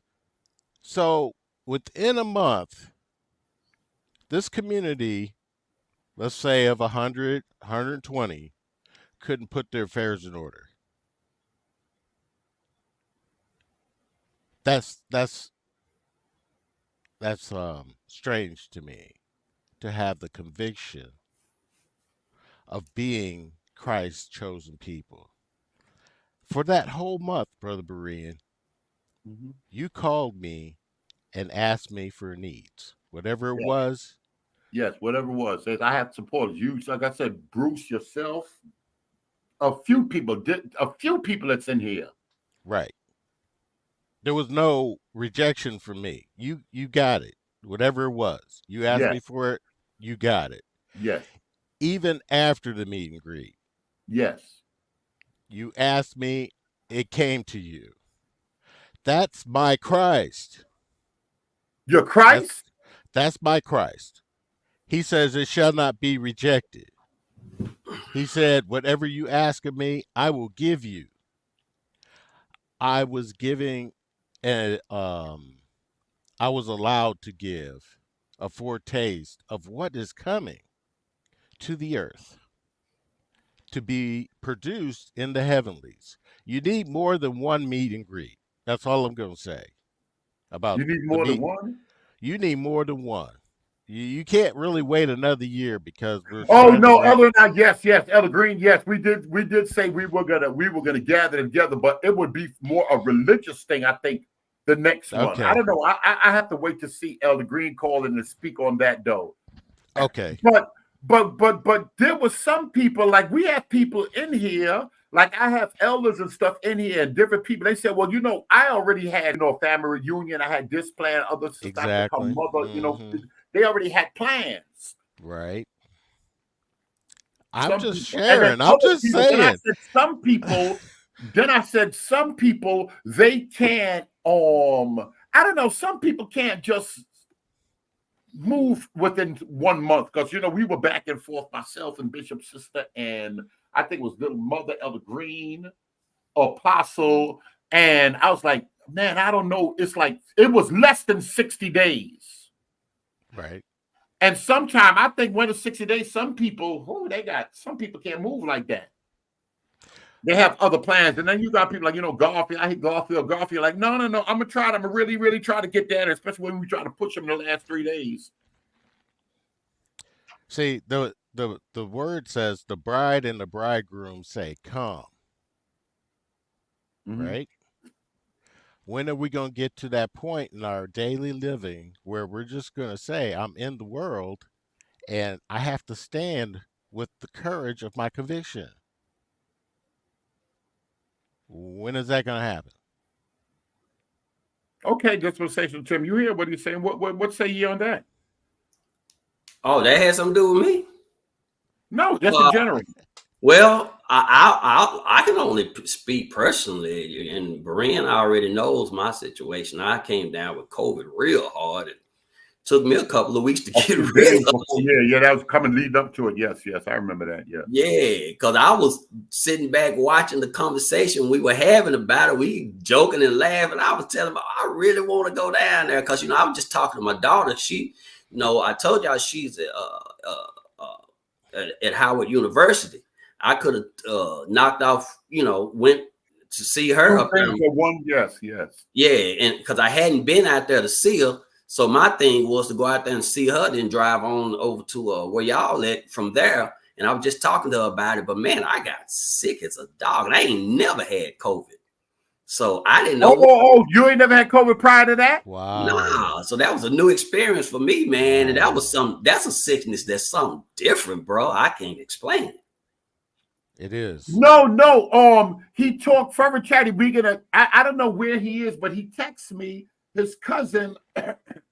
You're gonna later on, you said not now, Sun Powers, right? But later on, you'll be able to to talk about that DNA thing a little bit? Yes, I'm going to share, and I'll I touch know you bases showed me a with you. screenshot yesterday. Yeah, he said he has no problem showing the DNA markers. Oh, he's willing to come on? Yeah. Oh, we got to get to Hebrew That's- Israel. Somebody, we got to go ahead. What time is that? He in California. He's in California. I don't know. I'll touch bases with you when he's ready. Okay. He's here and there, and it's hard sometimes to catch up with him. But he did say he has no problem showing the markers, and that's why I showed you the text messages. Oh yeah. Oh no, just get. But it's today though for sure. Hopefully, yes. Yes, Okay. I can't put a green light on it, but he will come on, no doubt. Okay. All right. Text me in a little while. Let me know. All right. Appreciate you. Listen to this fair use. Y'all listen to this dispensation tip. This DNA thing get ready to be interesting because I want Son Powers to finish freestyling that story with I guess you want to use the term Native Americans, and then he sent me another video. What's that sister's name? I was listening Phoenix to some of Moon. her last night. What's her name? Bro, Phoenix Moon. Oh Phoenix man. Oh, Leo's still here. I knew he probably heard that name. Phoenix Moon. Dang. It. Oh, hold on, Son Powers. I'm gonna ask you some. I'm gonna drop some names. I want to see if you listen to them. So you listen to Chief. I didn't you listen think to he Chief knew Dan Holiday. Calloway. No. You listen to Chief Holiday. No, I've heard. You listen to Aboriginal. You listen to Aboriginal Power. No. You listen to Tompkins one. No, I don't. See, Lex Vortex. When I speak concerning the Southeast Indians, I'm speaking from the relationship. I am that Southeast Indian. Both sides of my family. So I'm able to comprehend some of your DNA information, but you're not going to knock out the reality of the evidence of those people. They're trying to kill us off. He didn't do it. They didn't do it. They tried, and they still trying. That's why there are different versions of the gospel. But the Lord, our King, is allowing that to take place. The truth is going to come from the bottom to the top. And there's nothing you're going to be able to do. You're not going to be able to establish a government to keep that from coming into fruition. You think it's the government? Governments. Remember, these nations are rising up to keep the reality of the Most High from having his will upon the earth. Leo, you believe in conspiracies, right? Leo, you are the conspiracy man. I don't know how y'all can't agree with that. Leo? I would say when you're saying that they're resisting, I mean, how do you resist a sovereign God that has this planned out already?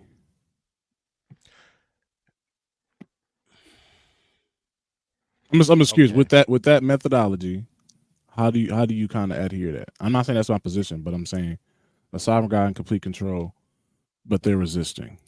How can they resist? It's called the rebellion. That's what it's but all God about. Is sovereign. But God is sovereign. He is, and he's complete going control. to be. He has not been changed or adulterated in any way. Right, but all this is leading to something, right? It's leading to him dwelling on the earth without evil on it. Without what? Evil. Without evil. Without any rebellion. He's going to have his people. We all agree with that part. Yes. Okay. Question, when you brought these names up, I know you mentioned Phoenix Moon, it just triggered a thought, but do you I have last night. Yeah, I have just two questions. So with the discussion yesterday, do you believe there's Hebrew languages and Native American languages that are connected? Yes. Okay. Do you think it's a difference between natives and Indians? You don't consider yourself an Indian. According to the I do. Oh, you do? Yes. Yes. The definition of an Indian is not the definition that is in the documents of the federal government right now in the What do you United think an Indian States. is? You said get closer to your microphone. Oh, I got a headset. I just Yeah, don't yeah. talk. Okay. I don't. I'm gonna have to find it. Like I said, my mind's in several different places. A man from India? No, not a man from India. He talking something different. Okay. He gonna say indigenous.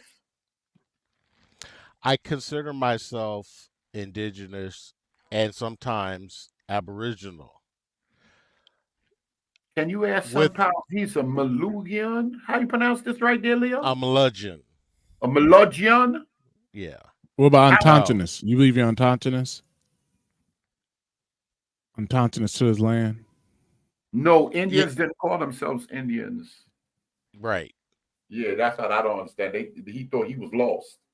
Oh, let me get the call. Go ahead. I'm gonna plug this in. I Or you were don't about to know. say, give Sunpower's time with the DNA because we might have to get Hebrew Israel on here. We may have to, because I think this DNA thing getting ready to be something.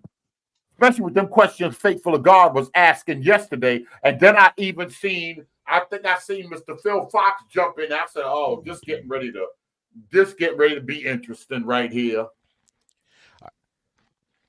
Let me So let him define. hold on. It might be, I don't know how, hopefully it'll be, I don't know, hopefully it'll be before 12 o'clock that we can get. Hit me as soon as you get your cousin, as soon as you get contact with your cousin. All right. All right. Thank you. All right, brother. Together. They were already worshiping the God of Israel. So what would they convert to? Nevertheless, this is what Mr. Staley's teaching. And he goes on to tell us that those northern tribes were never going to convert. No way was an Israelite from the northern kingdom going to convert to Judah. Not going to happen. They have their own tribal identity. Very few did this. More of them were pagan Gentiles that were not Israelites that actually converted to Judaism than ever an Israelite from the northern kingdom. So we have a major problem. Because this becomes the mystery that Paul talks about. There's several mysteries, but the large mystery is, how does God solve this? Okay, so he's repeating the claim that we disproved earlier, that there was ongoing hostility between the tribes in the first century. And he's now presented us with the mystery of how God is going to reconcile the two divided kingdoms of Judah and Israel, which isn't a mystery that's really posed in the Bible. Rather, in the storyline of Scripture, what we see is that after the Israelites returned from exile in Babylon, the whole issue of tribal affiliation just sort of fades away. It's just not talked about. And as we saw earlier, by the time we get to the New Testament, there's no lingering mystery about the tribes. The two houses aren't even mentioned. Instead, the story of Jesus and the spreading of the gospel and the growth of the early church proceeds through the pages of the New Testament as if the tribes aren't lost and the two houses aren't at odds with one another.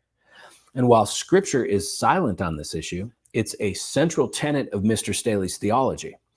And here's another example of rearranging the tiles into the shape of a distorted king. And next he goes on to eloquently speak about the bride of Christ. And he says a lot of true things here. And the bride of Christ, of course, is a metaphor in Scripture that illustrates the relationship between Jesus and his church, right? Ephesians 5 talks about how Jesus serves as the bridegroom of the church, right? He loves his bride by offering himself as a sacrifice for her. And in response, the church submits to Jesus and remains faithful to him as his bride. And this metaphor comes right out of the Old Testament image of Israel as the bride of Yahweh. Isaiah wrote, "As the bridegroom rejoices over the bride." Garfield, don't come on here bothering folk about no slaves on the slave ship. Garfield, don't come on here talking about that slave ship. And ain't nobody on them slave ships. You hear me? Type of one. So shall your God rejoice over you. A common theme in the Old Testament is faithfulness and loyalty in a marriage relationship between God and his covenant people. God always remains faithful, but his people rarely do. And their unfaithfulness is compared to adultery and prostitution. In fact, this is how Israel broke the Mosaic covenant given at Sinai, and why a new covenant was promised. The prophet Jeremiah wrote, wait a minute, what am I coming back reading to? Then according to what Ella Berean is saying, the Bible isn't real and we're reading the wrong text from the Bible? And we're reading the wrong text from the Bible? That's what I'm saying? Hello. Fair use. Go ahead. Behold, the days are coming, declares the Lord, when I will make a new covenant with the house of Israel and the house of Judah. And remember, this prophecy was written more than 600 years before Jesus.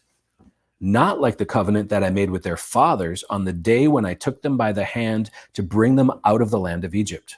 My covenant that they broke, though I was their husband, declares the Lord. And Mr. Staley teaches most of this beautifully. And his audience responds appropriately by applauding when he declares that Christ died for his bride, because that is an amazing biblical truth. And then he asks a really interesting theological question. After talking about why Christ died, he now asks, why was he resurrected? I mean, after all, it was the blood that atoned for sin. And the Old Testament blood sacrifices were never resurrected. So why did Jesus come back to life? And this is where Mr. Staley's teaching. Let me stop here for 1 second. I done heard it all, Berean TV, and original Aboriginal Hebrew. There were people. Dan Calloway been teaching for a while. A lot of people believe that there were individuals over here. I heard a lot of people growing up, oh, I got Indian in my blood and all of this stuff. A lot of people always believed that, but I think it was really, really popularized with, at least from my understanding, with way back in the days with Joseph Smith. A lot of travelers believed they ran into Indians. They believed they were people from the Bible, long lost people from the Bible. Leo, you heard that? Yeah, it's called, yeah. So it's like it's called the Israelite Indian theory that's connected to the Mormons. I forgot what's called. I'm gonna bring up a article about it, but yeah. But we're trying to. I think Son Powers is coming from, at least talking to him at Ella Green at the meet and greet. He's coming from a slightly different angle. So that's what I was trying to tell Faithful to God. It's not the same. It's not the same exact argument that we've heard before. At least that I've heard before. Right, I agree. I want him to lay it out so y'all can hear it. And then we all put our heads together what we think. Yeah, it's not the exact same, but it is. It's like a mix of like Ali Muhammad, because Ali Muhammad believes something similar to this too. So it's a mix of like Ali Muhammad and some revisionist history. So it's pretty similar. Like, I mean, if y'all saw, Ali Muhammad talked about like the Jews and the slave trade and things like that. He doesn't subscribe to out of Africa theory and all this other stuff. So so like I said, it's a mix of that, a lot of lure. And then also too, like, I know from my understanding, you don't really see this position. You don't see this position outside like the 1700s. This position is not really necessarily seen. So like, to me, at least, go ahead. To me, when he references the source, and so I think it's more of a more modern understanding or idea that's placed into history and text to kind of build an argument out of something that they weren't saying. Let me get my Son Powers. You might have to jump on it. Well, go ahead. Let me hear what Godfrey got to say first. Then we'll go right back to this. I want to first and foremost, let me apologize to the audience for my behavior yesterday, man, regarding Elder Wiggins. He just brought the wrath out of me that shouldn't have been brought out. But I just want to say I apologize to you guys and to him. Yeah, shout out to Elder Wiggins. Elder Wiggins got me aggravated yesterday, but I always get aggravated. Yeah. All right. So when we talk about linguistics evidence, right, there's something called linguistic typology, right? A lot of people don't know that the Hebrew, how Hebrew is written, you have different ways of writing languages. So you have subject, object, verb, subject, verb, object, so forth, right?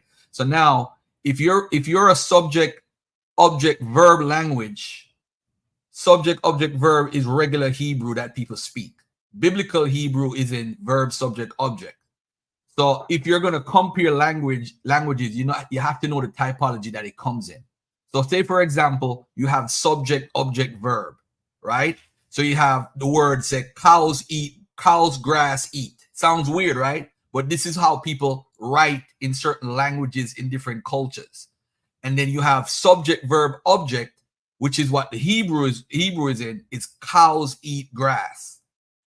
In subject, object, verb, cows, grass, eat. Sound weird. Then you have the verb, subject, object, eat, cows, grass. So then you have to look at the typology of the Native American language, the language family. Because you have Niger, Congo, West and Central Africa. You have Afro-Asiatic, which is like the Levant and Ethiopia. So you have Afro-Asiatic languages. They have the Native American languages. And what happened is their language don't match up at all with it in that sense.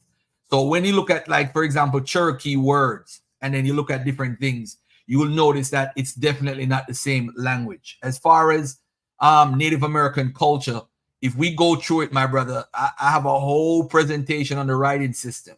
I have a whole presentation on the different cultures. I have a whole presentation on James Adair, which is what One West, like Israel Descent, people from IUIC, ISUPK, and they lose.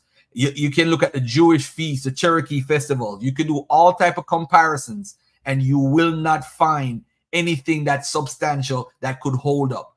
It doesn't matter what they put forward. You'll find out that it's all made up, as the brother Leo just said, in the 1700s or 1800s. But listen now, you're going to find stories in the oral traditions that sound very similar to biblical stories. And how did that happen? That happened because the biblical stories, the traditions of the Native Americans were translated into English by Bible believers.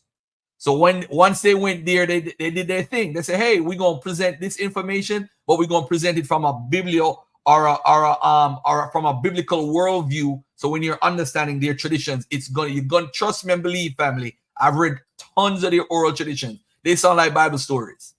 They sound just like Bible stories. But this is what I wanted to show before we even move on.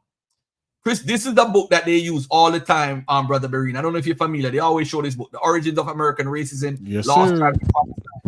I don't think the Hebrew Israelite community has read this, because Christopher Columbus tells us in this book who the lost tribes of Israel are. He actually tells us it's the rabbinical Jews. He says it in his writings. So I'm saying to everybody right now, if Christopher Columbus felt like this, quote unquote, no disrespect to the Orthodox Jewish community, the small hat people are the Jews, why would you use Christopher Columbus and say he points out to exactly what you're saying? He's not. And if you look at certain writings, when you look at the Jewish Indian theory, the Europeans translate Indian stories with a biblical twist. This is documented in scholarship. So what I'm saying, I could back it up with sources and everything. And I'm telling you, all these people who talk about Native Americans and stuff, they really don't study it. They're just mimicking what someone else has said. Well, why? But why his family? Why they believe? What make them? They believe they the people of the Bible. His grandmama in them. Why they believe that? I don't think necessarily that they feel that they are direct. One Powers, your type one. Your grandmama and them thought they was the Bible people, right?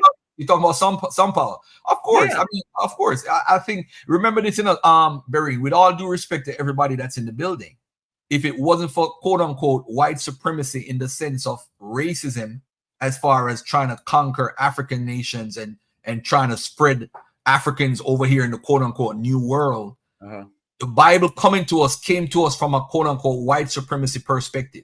So it didn't come from us from an indigenous perspective, as it's our culture and we carried it with us. We got, even if we are the Israelites of the Bible, We didn't get the Israelite from the Bible from us saying that we're No, that. he believed his people already had it before white men came in contact with them. All right, so he's have to show you. So this is how you shorten the conversation, Leo. Right, Son Powers, type of one.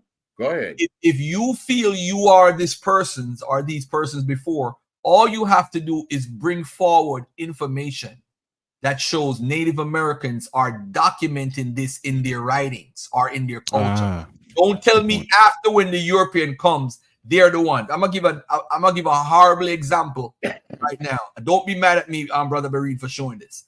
But this is the Native American culture that we want to be a part of, and it's a disgusting culture, a very disgusting culture. Look at your Jack, Leo. My apologies to the audience. My apologies to the audience in advance.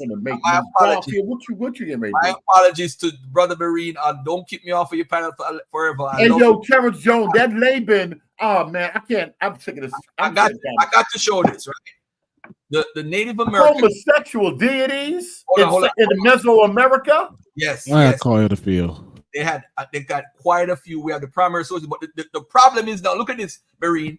The Europeans are talking about how disgusting they were. The Europeans, they're documenting. You know that's rough. I'm gonna zoom. That's rough. I'm gonna zoom through these pictures real fast. This is some of the primary sources. Let me just zoom through it real fast. But look at this. What it says. Look at what Bartolomeo de la Casa said. Mayan parents supplied their adolescent sons with boys to use as sexual outlets before marriage. But if someone else sodomized them, the penalty was equal to rape. Ritualized homosexual act with the gods, and they're found in myth. This is their culture. These are the witnesses. Balboa witnesses this in Panama. Cortez talks about Mexico and sodomites. Ovienda talk about the Indian men and women were sodomites. 1514. So this is the European telling you about their behavior, their culture, what they identify when they come here. So this is the practices and the rituals, what they do. So I need clarity. Who are the Israelites in these cultures? It seems all these Native American cultures that's normally claimed are the ones practicing these behaviors. So now their excuse is, well, we didn't follow the laws. That we forgot who we were. We forgot who we were, but then you find little things within the culture to say, yes, this is us. And let me just say this last thing before the brother Israel Descent jump in. There's a gentleman that they like to use called James Adair. He's the biggest sham artist out of all of them. And I'm going to tell you why. James Adair could not speak Hebrew, and he did not know Hebrew. He did not know the Hebrew culture. If they read his writing, he admits this. This is not Garfield making up something about James Adair. He says this in his writings. He says it's out of his own mouth. So when people are saying, hey, Garfield, James Adair used to live with them. Yes, he was. And his works is used very well to document his so-called Indian culture. But the point is, he had nothing to compare Hebrew with the words. He had nothing to compare the culture with because he never knew the culture. So as far as him being some witness for this and that, you just got to read his 23 claims and laugh at them because they're laughed out of scholarship. He's not taken seriously, again, only by Hebrew Israelites. Nobody else. But anyway, I'm ready for Israel Descent if he's one. I got my sources, I got my slides, and I'm ready to go. Hey, Garfield, I just want to say something about the little pictures that you were just showing. That's from, right, the Spaniards. That's what they say about the Indians. What do they say about us? We were hanging from trees. We were running around Africa butt naked. Is it true? The conquerors write the story. And that's the source that you just pulled on the natives. Okay, you know what? You got another? Do you got? And now you know what Israel Descent saying. We done caught them folk in lies before. Come on, you going to the conqueror and tell them what they say. Let's stop. Hold on. Hold on, Garfield. Let me finish. He can say it's a pro limit. Let me finish, man. Yeah, Garfield. He's saying it's a pro limit. And trying to pull us up from the conqueror to justify they wrong. You know what? You might be right. They trying to come on, man. Get serious, man. You must be an Edomite. You love them so much. You must be an Edomite, man. Come on. He love them folks. Watch it. You must be a technical Edomite, dog. Watch it. This is why Garfield is the best at this. No, Garfield talking about that Brooklyn man. Hold on. I want to hear. Let Israel Descent finish before Garfield start his stuff. You let him for Garfield? Garfield, listen, man. No disrespect to you at all, but you pulling up a source from the Conqueror. Like, of course, you don't think they lie? You give these people all the praises like they don't lie. We don't call them in plenty lies. Come on. You can't keep doing that to the people and deceiving the masses, man. Telling people what they ain't and trying to do that because the Conqueror said it. You can't even tell people who they is, but you tell them who they ain't. Come on, man, that's crazy, man. People, black people is crazy. You can tell me who I'm not, but you can't tell me who I am. Oh, you was an African. Where I'm from in Africa? What tribe? But you can't even tell me. People can't even tell me, but you can tell me who I'm not. Come on, that's crazy. I don't understand it. Black people is so crazy. We so delusional. I can tell you who you not, but I can't tell you who you is. That's crazy. That man said his people been telling Russell Wiggins said y'all know all about that DNA and y'all can't find who Esau is. Listen, just what and then when they break up DNA, Jacob and Esau's brothers, they would have the same DNA. All right, hey, they would have to. Come on, man. Hold on, let me finish. Let me finish, cause I ain't finished. You done talk, and I let you talk. You ain't about to do that New York talk, that little slick talk, bro. Brooklyn Magic.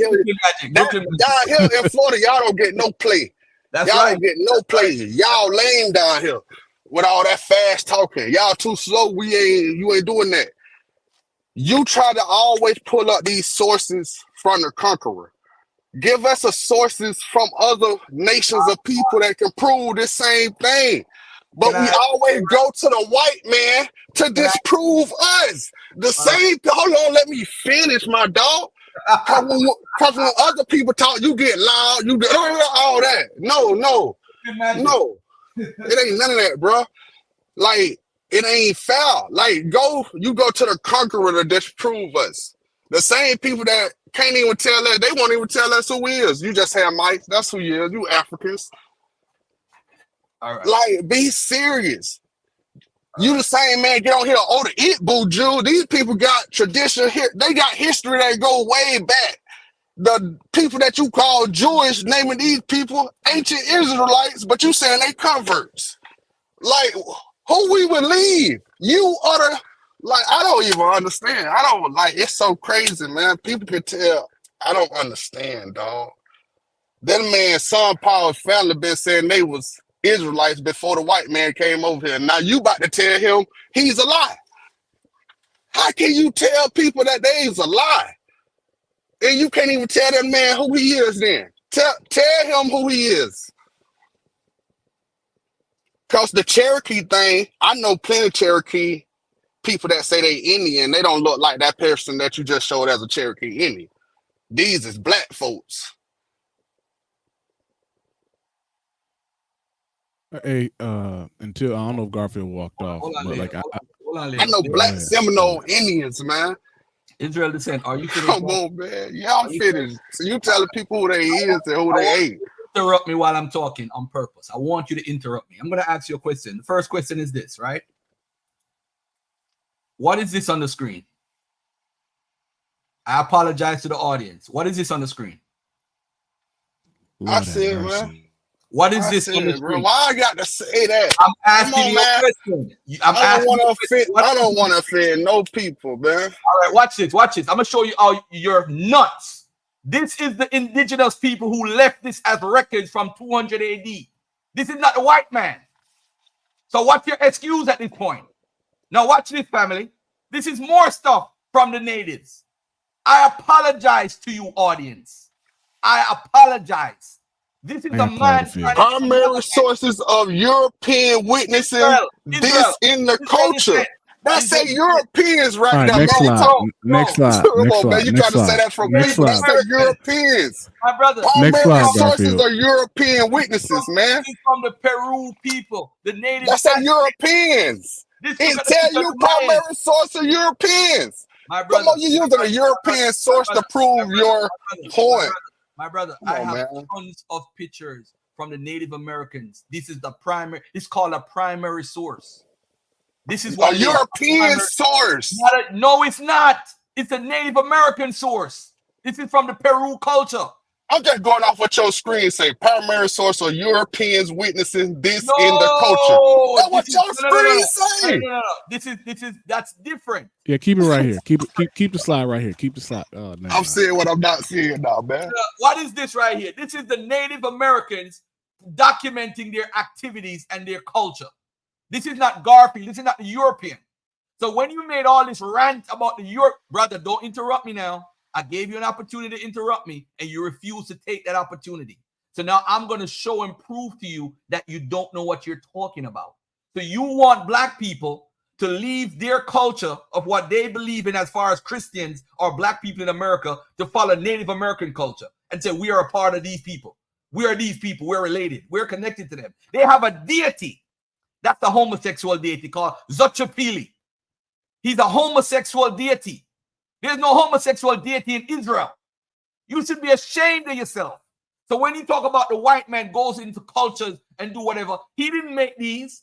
This was way before, from 200 AD. They have these structures all over the... Bro, I got a whole set of slides about this. I could go to my other presentation and show you more. These people were disgusting. I'm not a part of that. And if I'm Israel, I ain't got nothing to do with no Native American culture. Hell out of here with that nonsense. Crazy. Nope. It's my turn to talk. Don't get off mic. Nope. Don't come with no Brooklyn magic now. You see, what we want to do is... Man, them South American countries you talking about, brother, you pointing out. Whoa, you can't Them interrupt. South American countries. Whoa, California, the only American country. Whoa. You can't do that, bro. You can't do that. I took him down for a second. Go ahead, Garfield. You can't do that. You see, this is the problem now. This is the Mayan culture right here. Look at what they're doing. The white man didn't do that. That's before him. So all I said was the reports of homosexuality by the Europeans that came, because these same Europeans are the ones that saying that they're Israel. How comes you believe the European when they say that you are from lost tribes or possibly lost tribes, but when they report of homosexuality, you don't like the European all of a sudden? Isn't that kind of ironic and hypocritical? You believe the European when he says, oh, they might be from the lost tribes, but you don't like them when they report the homosexuality. What is that? Is either you like the European or you don't like the European. Is either you like the white man or you don't like the white man. Which one is it? Make up your mind. Can I answer? No, I'm not done yet. I'm not done. What we need to realize, family, I'm not even going to use DNA because they're scared of DNA right now. I don't want to get into all of that. Shout out to Faithful to God and Fortune, because they actually helped me with these slides years ago. But let me say this to you carefully right now. This is how the Bible got to the Native Americans. There's something called praying towns, where generally refers to the Christian Indian community set up by the Massachusetts Bay Colony between 1651 and 1674 with John Eliot and the Puritans. What happened, family, is that they started going around and preaching the gospel because they felt you can't be saved. You're a heathen and a pagan, so the only way it could be saved is if you accept Christ, right? But what happened now is the Bible translations in Native American languages from the 16th century, which is the 1500s, Quechua is the #1 language in Native American culture, right? All these cultures now start translating the Bible into their language. That's when their oral traditions started to get rewritten, and that's when the story started to change. So now look at this right here. The brother talked about language earlier. I forgot to show this. When you do a cross-comparative linguistic analysis with regular words like father, brother, man, child, and son in the sky, look at the differences between Hebrew and these words. There's absolutely no connection. All you got to do is a cross-comparative linguistic, like the regular word for brother.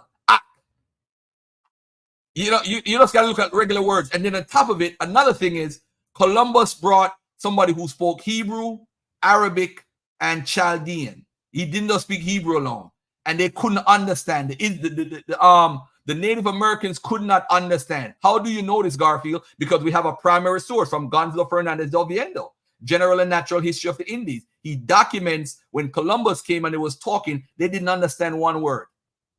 They had to use sign language. And then what Columbus did was bring back 9 Native Indians back to Spain, taught them Spanish. So then once they learned Spanish, they could come back and translate for Columbus and his crew to the Native Americans. That's how they communicated. Otherwise, it was using sign language. So all those people running around, Columbus brought a guy with a speak Hebrew. Okay, fine. Great. Smart. You bring somebody who's a translator who knows languages. That makes common sense. That don't mean the Native Americans could speak it, and they proved it. When they went there, they couldn't understand a word. So you running around claiming all of this stuff. And by the way, look at the Jewish Indian theory proponents. All of these are Europeans. Every one of them is Europeans. The natives were not saying that. They only started saying it once they got in contact with the Europeans. So when some son of Paul's come up here or Israel listen, ask them, when did these Native Americans start claiming this? Once they got in contact with the Europeans. There was no evidence of it before that. I yield. Can I speak now? Proceed. All I was saying, the list, it don't like it's the Aztecs, the Mayans, Peru. It's a lot of more Indians, natives not on this list. So that's a not a misnomer, a misdirection to say all natives was homosexuals. I don't know if Garfield is saying all. He's Like, just saying it's a part of there's parts of do their you culture that have all that. right, do you see that? Or do you see the list that the bulletins he got, the pinpoints?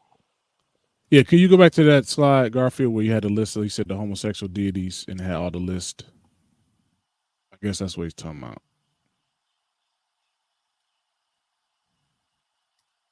Yes, that's what I'm. It's nothing on that list. Not these. like, right there. You see like, that list right there? which one native tribe?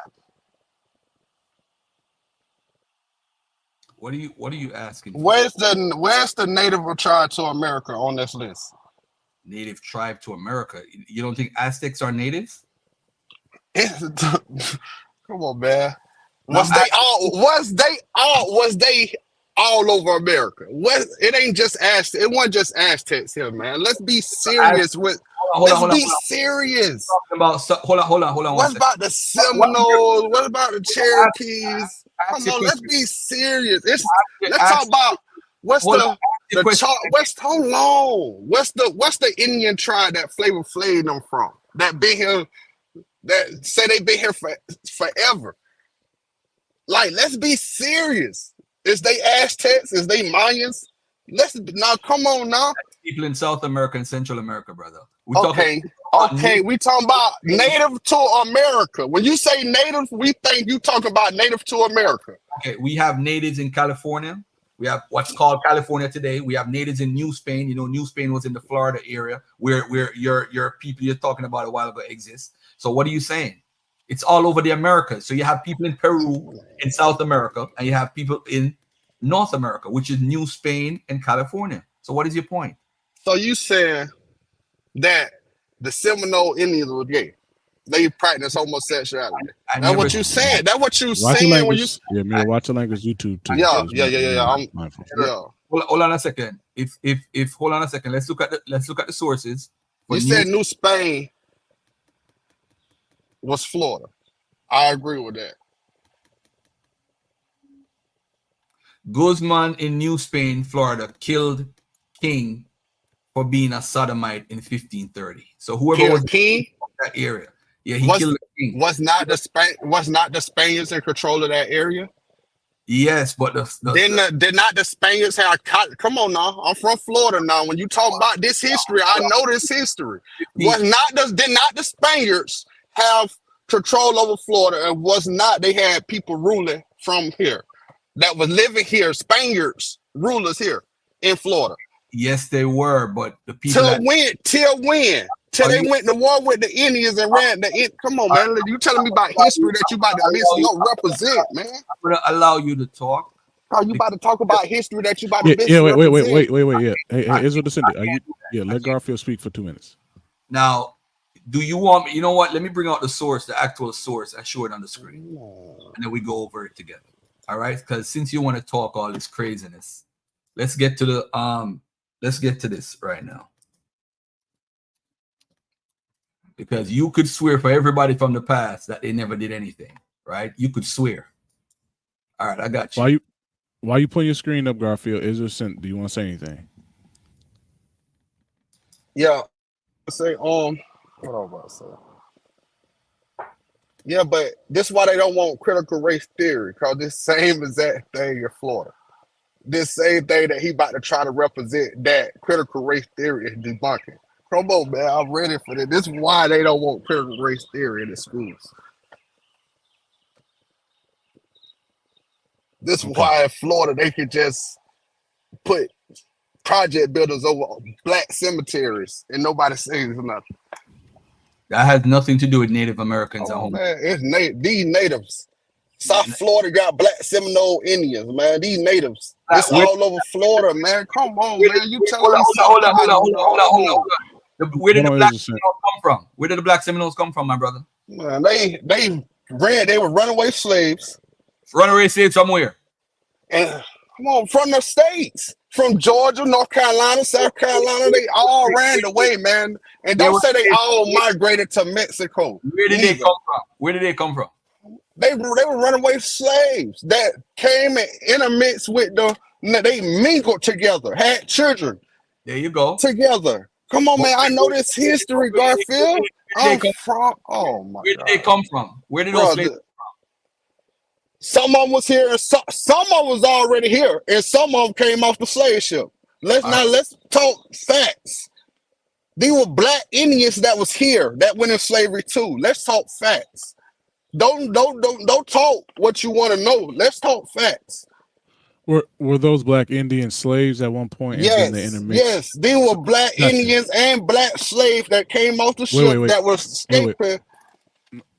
No, I think there's two. Like I'm asking a question. I'm saying the black Indians, like you said, speaking of the Seminoles, were they? Wait. Were you talking about the Seminoles? Yeah. Were there black slaves that then got brought into the Seminole Nation and then were deemed Seminoles? Yes. Also, other native slaves. Okay. Hey, can I ask a question, bro? One question I have to ask. Do you have a source making the claim of Indians being from the lost tribes of Israel that was a non-Christian or a non-Jew?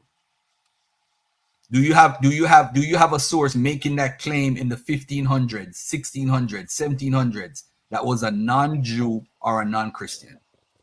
I can't say I do. Only thing I can say is all right. What about hold on? The only thing. Let me finish. Non-European. The movie 1492, which is based off Christopher Columbus. He's a European. Is Christopher Columbus a European? He said he came over here he learned that natives, the Hebrew, the northern tribes of Israel was over here by the book of Ezra. Hold on. Stop right there. No, that's a very important. This on the 1492, so the moving line. The moving line. But the new land. Come on, man. Hold on. Let's talk. Hold on a second, Leo. Hold on 1 second. Israel, listen, get off the mic 1 second. My brother, can we just have a conversation? Because people are listening to replays, bro. If we talk loud and crazy and over each other, I can't learn, you can't learn, the people at home can't learn. So I'm asking you as a favor, let's have a conversation. You're saying that the movie said this. All right. That's a very important point. We can't go over that. Can you repeat what the movie said? And let's look at the facts. Please. Okay. The movie said how he knows it was land over here. New land. And he said by the book of Ezra. Okay. So if you put 2 and 2 together, how he know? Because the book of Ezra tell that the northern tribes went to a land where neither mankind dwelt. So they knew this land had to be it. Because you can't say India. People dwelt in India. That's crazy to say that was the land they went to. Because that's what I heard you say that. You want me to before. play the clip from the movie? Do you want me to play the clip from the movie? Hold on. Let's do this. Let's do this for a second. Because this is where I want to play the clip. No. You could play the clip. The clip and the movie don't necessarily has to be true in a sense. Watch this. It don't have to be true. There's a lot of stuff in the Malcolm X that's not true. That's not real. It's a movie. But let me do this. I mean, you could. I mean, if you want to play it, you could play it. I have my slides ready. But go ahead. Yeah, I'm just trying to help him out, Garfield, because you got slides. Let me just help him out. This is what he's saying the source is. Why do you wish to sail west? To open a new route to Asia. Asia is the richest kingdom, the land of spices and gold. Fair use. At the moment, there are only two ways of reaching it. By sea, sailing around the African continent. The journey takes a year. Or by land. But the Turks have closed this route to all Christians. There is a third way. By sailing west across the ocean sea. The distance is unknown. It's said to be infinite.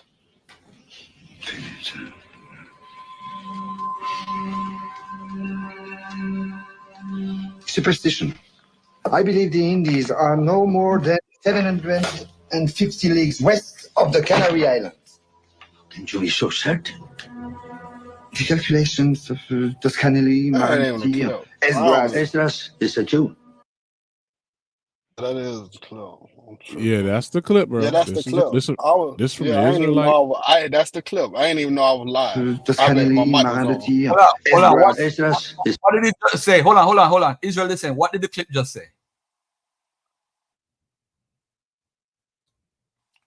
What, that he was talking about the Indies? Oh, come on, man. Yeah. What? Now I'm asking you. What did the clip Read between the lines, man. I'm not reading between any lines. What did the clip say word for word? I don't want you to add anything. You tell me what the clip said. The Indies. All right. Now he's trying to make a trip to where? To where that says? Man, come on, be serious. He What said he he come said on, let's be serious, he's making a man. trip to where? Where is he making a trip to? Let's be serious, man. You got to read between the lines. You are like this. We're not reading between any lines. We're dealing with facts. Where did Columbus said he's going? He say the Indies. Do his, but hold on. Now let's go to this in his documents. Do it say the Indies or say the New World? Because the clip just won. I can go to his I can get documents. I'm pretty sure I can call and get the documents sent to me where he say the New World. So let's what you want to do?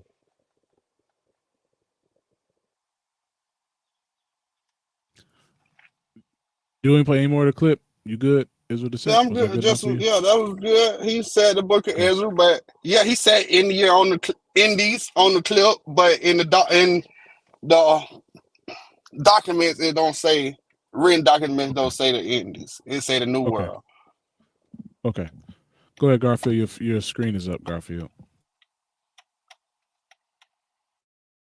I just want to make it clear to everybody, right? That as a matter of fact, let me take this down and let me put this other one up because I want to use this old slides that I hold on one second. Let me put this the Zion is dead file. All right. So I want to make it clear to everybody, right?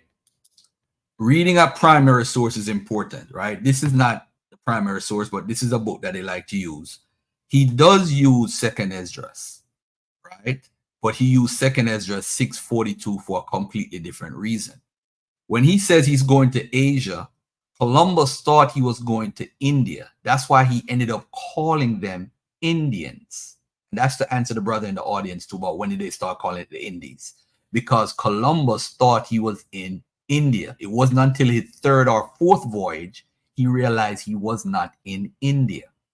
You see, that's why we use the term Indians, because of Columbus. All right. He used Second Esdras 642, which is the only quote that's in his writings.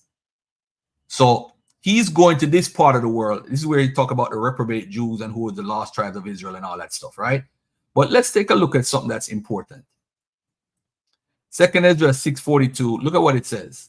Upon the third day, thou didst command that the waters should be gathered up in the seventh part of the earth. 6 parts thou hast dried up and kept them to the intent that of these some being planted of God, tilled might serve thee. Interesting. Now, look at what the Jewish Encyclopedia says. We talked about this before on the channel. It says, the name of the land beyond the great river, far away from the habitation of man, in which the 10 tribes of Israel will dwell, observing the laws of Moses until the time of the restoration, according to 4th Esdras, which is 2nd Esdras, 1345, Columbus identified America with this land.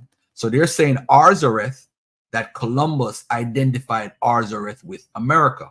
So it says here, C. Kaiserling's Christopher Columbus, translated by Dr. C. Gross, page 15, right? So that's where the source is coming from. Now, this is the book right here, Dr. M. Kaiserling, and this is page 15. And I copied it and pasted it so it could fit on the screen. Read all of this right here for yourself and screenshot it. He doesn't say anything about Oz Earth being in America. He doesn't say anything in the book about Oz Earth being in America. So when the Hebrew Israelites, like my brother from IUIC and all these different camps say it, they're actually quoting this. But this source disproves it. The source that the Jewish Encyclopedia gives us proves that wrong. He never called Oz Earth America. He never did. It's nowhere in his writings. So this what this is talking about. He said he was also very fond of reading the Bible and the fourth book of Ezra, which was probably written by a Jew who lived outside of Palestine. According to his own assertion, the incentive that impelled him to plan his discoveries was not a love of science, but his interpretation of the prophecies of Isaiah. So that was the reason why. It's because of Isaiah and the prophecies. It wasn't because of Second Esdras. So we using Second Esdras and attaching it to Columbus is actually not true, not right. So I say to you, my brother, he never knew he was in the Caribbean. He thought he was in India the whole time until the third or fourth voyage. And I'm going to put a source up for that. Let me yield. I'm going to yield at this point, and I'm going to bring that source up. You can respond to that. Go ahead, Israel Descent, if you're still there. Unmute your mic. You there, Israel Descent? You there? Yeah, I'm trying. I'm There. texting somebody. I'm trying to get some info. I'm trying to get something. Okay. When we play that clip again while Garfield doing something? No. Okay. Just making sure. They I did. ain't.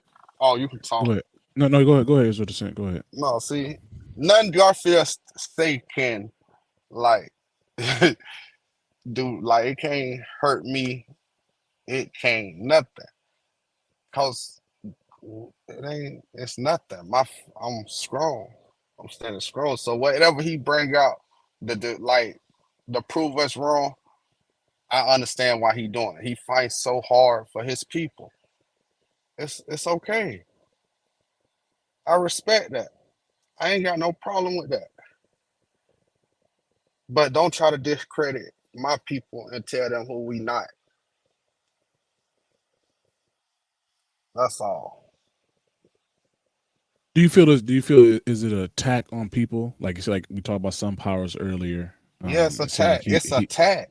It's an attack. If you can't tell a person who they is, how can you sit up and tell them who they not? That ain't you can't do that. That's not right. That's not right. That ain't right at all. If you can sit up and tell a person, oh, you not this, you not that, who am I? Like, I don't understand. If you look at the world, everybody else, every nation happy with their identity, who they is as a nationality. Black people, only thing they say, my identity in Christ. Like, who is we?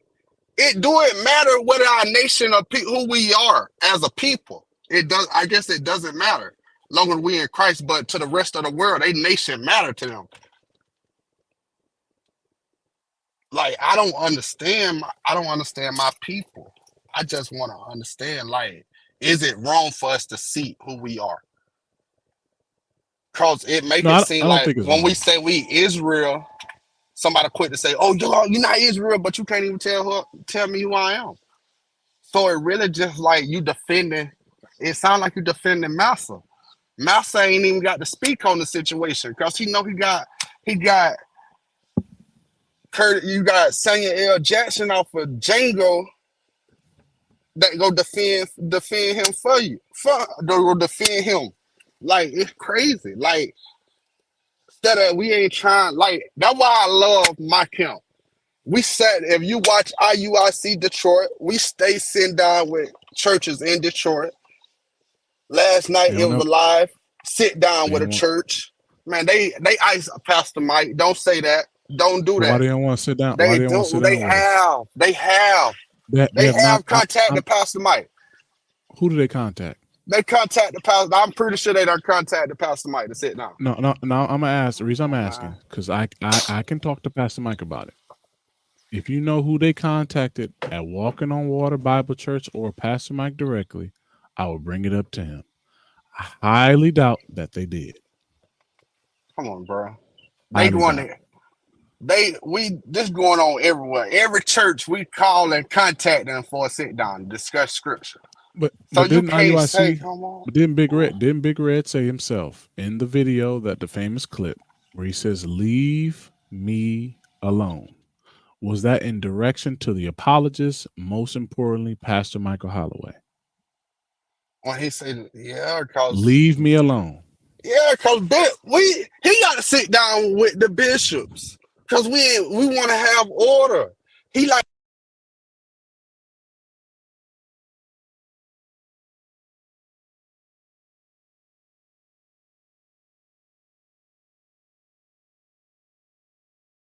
Can y'all hear me? Garfield, can you hear me?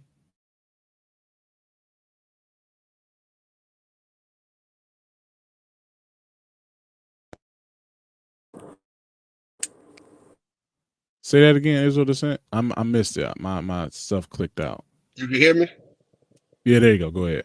Oh, somebody was calling me. I'm sorry. Yeah, oh, you was but going to call. I was wondering. I was panicking. Go ahead. Go ahead. but the bishops just want to sit down. They go the captains, leave the captains alone. Sit down with the bishops and have a decent conversation, like or ordered conversation like men, and not yell. Cause the captains, they ready, but they can't hold. You saw how Samson was out there ready to go crazy. But yeah, you got to have one. They want to sit down with the bishops, like the bishops sit down with a lot of them, churches, pastors. We want to sit down. Y'all having these conferences. Why y'all want to invite us to these conferences? Well, I think that's an interesting point. Now, example would be if there was a conference with apologists and they had an open table to dialogue with Hebrew Israelites, do you believe they would take that up?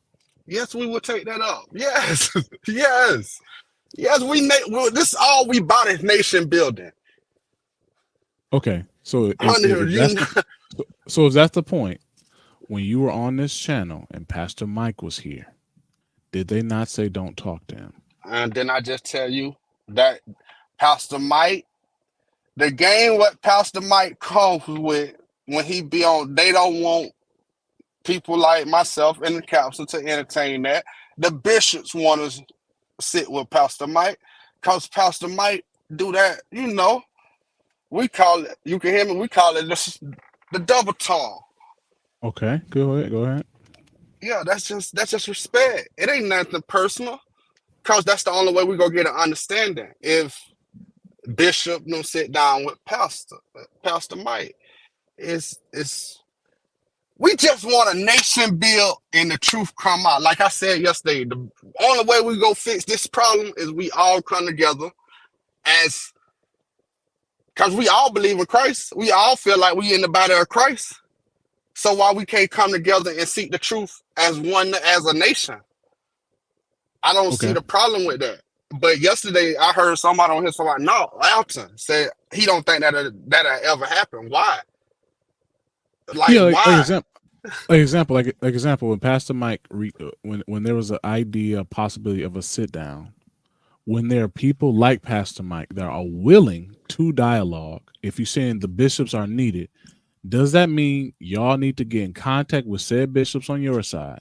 Pastor Mike is ready to dialogue and set that up. He ready to dialogue. He's been ready. We got to be honest now. Because he can say he been honest, but when that phone ring, do he pick up and sit down and discuss?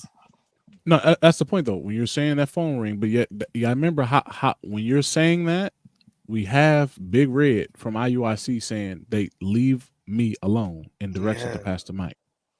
Yes. So how does that work? Reach so out. example. So example. I just told you who go sit down with him. the Oh, bishop. text me. You got my number. Yeah, I Text got me your who can number. contact Pastor Mike.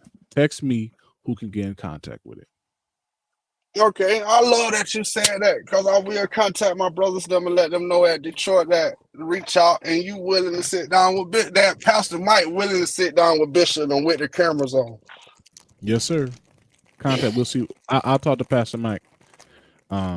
And Pastor Mike can give me directive afterwards. But at least let's at least see, because right now the idea to me is they don't want to talk to Pastor Mike. You're changing the narrative in terms No, like you're giving a new understanding. that ain't the ideal at all. Because nobody they just say leave him alone. Because you see the arguments with Pastor Mike and Israel when they pull up, it ain't no common ground, it ain't no discord. Everybody be tense.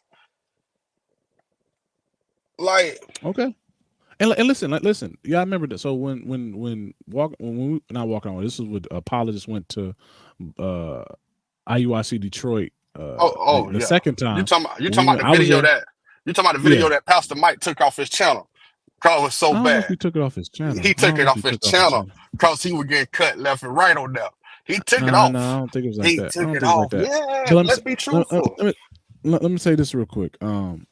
But what was happening is outside while with the cameras going, people were saying, why don't we just set up a dialogue to talk to them? Well, we was like, hey, we've tried to. They don't want to talk. So it's like, if you don't want to talk, you want to go talk to churches that you select that you want to talk to, but they are willing, apologists and pastors are willing to dialogue and can have a more honest conversation on the information, y'all's position, than those that you guys are reaching out to. Why not take that up? Because what I'm seeing, this is me personally, what I'm seeing is certain people don't want to have a conversation on IUIC's side. Now, if you're saying the bishops are willing, fine. It's been years since that first church blitz. Has anybody from IUIC reached out to Pastor Mike and said, let's have a conversation? I know you're saying they have tried. I would like to know in what pathways did they try to reach out on Facebook? They said they called his phone number. I mean, do they have his phone number? How does that work? What were the pathways they tried to reach out? And was it truly honest? If not, like I said, I can talk to Pastor Mike. I go to Pastor Mike's church. We can set up a dialogue. All right. Normally, this how it go. Go to the church website, get information, contact them by their phone, church phone, little thing they have, and doing the email. Usually, one of the deacons will reach back out. Okay, so it'll be best to reach out to the local, the IUIC Detroit, reach out, call them on their website, and then one of the deacons will reach back out to set that up. Now, also, I got your contact, so I'll let you know. That's how I usually go when we contact the churches. Got you. Yeah, you know. But I'm saying, I don't know if that has necessarily happened with Pastor Mike. I'll be honest with you. I don't necessarily believe that has happened. So that's what I'm saying. I can see Pastor. I'll see Pastor Mike Sunday. So if you can send me, let me know. I'll reach out to Pastor Mike. Number. Talk to him Sunday. I got your number. I agree, Pastor Mike. I agree. He's not the person to talk to on this. That's what I'm saying. I think you gotta give us contact to the bishops. To the bishops who are in Detroit or in this region. I don't know how y'all organize. Have you IUIC Detroit talk? They gonna probably reach out to Pastor Mike, and the bishops will be the one that sit down with him. Example. I'm just gonna give you an idea. Let's say some crazy way this does happen in the next 6 months, and it doesn't go how IUIC planned it to go. I'm just saying. Just think about this. Would it be possible if IUIC looks away for Bishop Nathaniel to rise to the occasion and talk to Pastor Mike? You say if it don't, what? Example. Just say it's a cordial dialogue. Everything we do is in the Most High. So, all right, got you. If it's a cordial dialogue happens, one of the bishops. Yeah, if a cordial dialogue happens, one of the bishops from IUIC Detroit say, Pastor Mike, the consensus is Pastor Mike gets the best of him. Would it be possible? Even Bishop, I can't pronounce his name. Deacon was it? That's making it seem like it's a debate. We ain't It's going not to a it's a church. dialogue. We ain't going But to like, churches to debate. We're going to the churches to point out these scriptures to show our people, look, this what the scripture, look, this what we line up with. You can't deny the facts. You but that's can't a take debate it. though. That's not a debate because we Because coming you're together. saying you Hey, can't. Because Leo, you say you you can't. you Yeah, need go me to ahead, follow Garfield. up on something, brother? Have you ever Because saw one of our church sit Yeah, downs? I have actually. It's Garfield, not a debate. it's not a debate, but you guys kind of try to teach, and that's where people don't agree with your teachings. It becomes a debate. But Garfield, yes. do you want to talk to Israel Descent about the claims with the Native Americans? I know you're talking about that still. Do y'all want to? Yeah, Y'all still yeah, talk about that? definitely. Israel is saying, you say you were going to get some information from some people. Did you get the information or what's going on? No, I'm still waiting on that. Why I'm defending natives though? I just was saying No, that, no, no, no, no, no, no. like, I'm not. Are they a part of your chart though? You do believe they're part of the 12 tribe chart, and that's a part of your belief system as far as yes, the Israelite. Am I correct? yes. All right. Anyway, look at this book right here. This is Stephanie. This is a European scholar, Stephanie Wadianka, and Christopher Behrens. Chaos in the Contact Zone: Unpredictability, Improvisation, and the Struggle for Control in Cultural Encounters. Now, it was rendered such an extraordinary event that Christopher Columbus himself was, as far as we know, convinced until the end of his life that the island of Cuba that he reached during his first journey was the eastern coast of the Asian continent. It was only after his third and fourth voyage, during which he explored the Gulf of Paria and the coast of Ithmi, that he suggested the existence of another world. Indeed, on the map attributed to his brother Bartolomeo, dated to 1503 to 1505, a continuation between Asia and the mainland can be seen that expands far to the southeast, trespassing the equinoctial line and named Mondo Nova. However, the overthrow of traditional representation was not only limited to geographical knowledge. The exploration of an unknown continent was not only a matter of islands, capes, and lands, as the course of events repeatedly confirmed the existence indeed of a fourth part of the world. So Columbus, hold on a second. Any urgent questions arose. Where did these savages come from? To whom, due to the original Columbian era, the name Indians was given from the very beginning. Did these humans beings really have a soul? So Columbus thought the whole time until his third and fourth voyage that he was in India. He never thought he was in this quote unquote America. All right. I just wanted to make that point with a source. Another thing that we need to also understand in the context, this idea of an exile that is coming to an end becomes Israel's project to achieve the readmission of Jews to England, where they have been absent since expulsion in 1290. Now, there were Jews in England in 1290, right? Jews, Hebrews, whatever you want to call them. If you want to say they're black or white, I really don't care. All right. But one of the main things that folks will understand with England was one of the quote unquote four corners of the earth. It was the last corner, hence letting back Jews into that land would signal the beginning of the Messianic age. This is why Jews were spreading this thing about them being the lost tribes of Israel, because they ultimately wanted to get back into England. So you believe in this whole tradition where these Jews had their own motives. It's kind of crazy because this is why they're doing it. They want to get back into England. So if you look at this, it says England was just the last corner, still devoid of Jews. The return of the Jews to this corner of the world is therefore one of the prerequisites for the beginning of the Messianic era. It should be noted that the English translator of Israel's work, the devout millenarian Moses Wall, added to the 1651 and 1652 editions of Hope of Israel an appendix he wrote himself in which he called for the readmission of the Jews to England. In 1655, Manasseh ben Israel decided to travel to England in order to suggest his project directly to Oliver Cromwell. The negotiations were long and difficult. Israel died, Manasseh ben Israel they're talking about, died in 1657. But the final decision to readmit Jews to England, taken in 1664, was to a great extent his success. All right. I don't know. What do you want to talk about this whole Indian theory? I think it has been refuted, debunked by normal people. I don't know. What do you want to talk about? I'm here. I'm here for all the questions on this issue. All you got to do is show us a non-Jew, a non-Christian, a non-European that's teaching this before the Europeans started to teach it. And Garfield would never mention this again in life. That's it. It's simple. Go ahead, Israel Descent, and I dropped the link too if anybody want to join.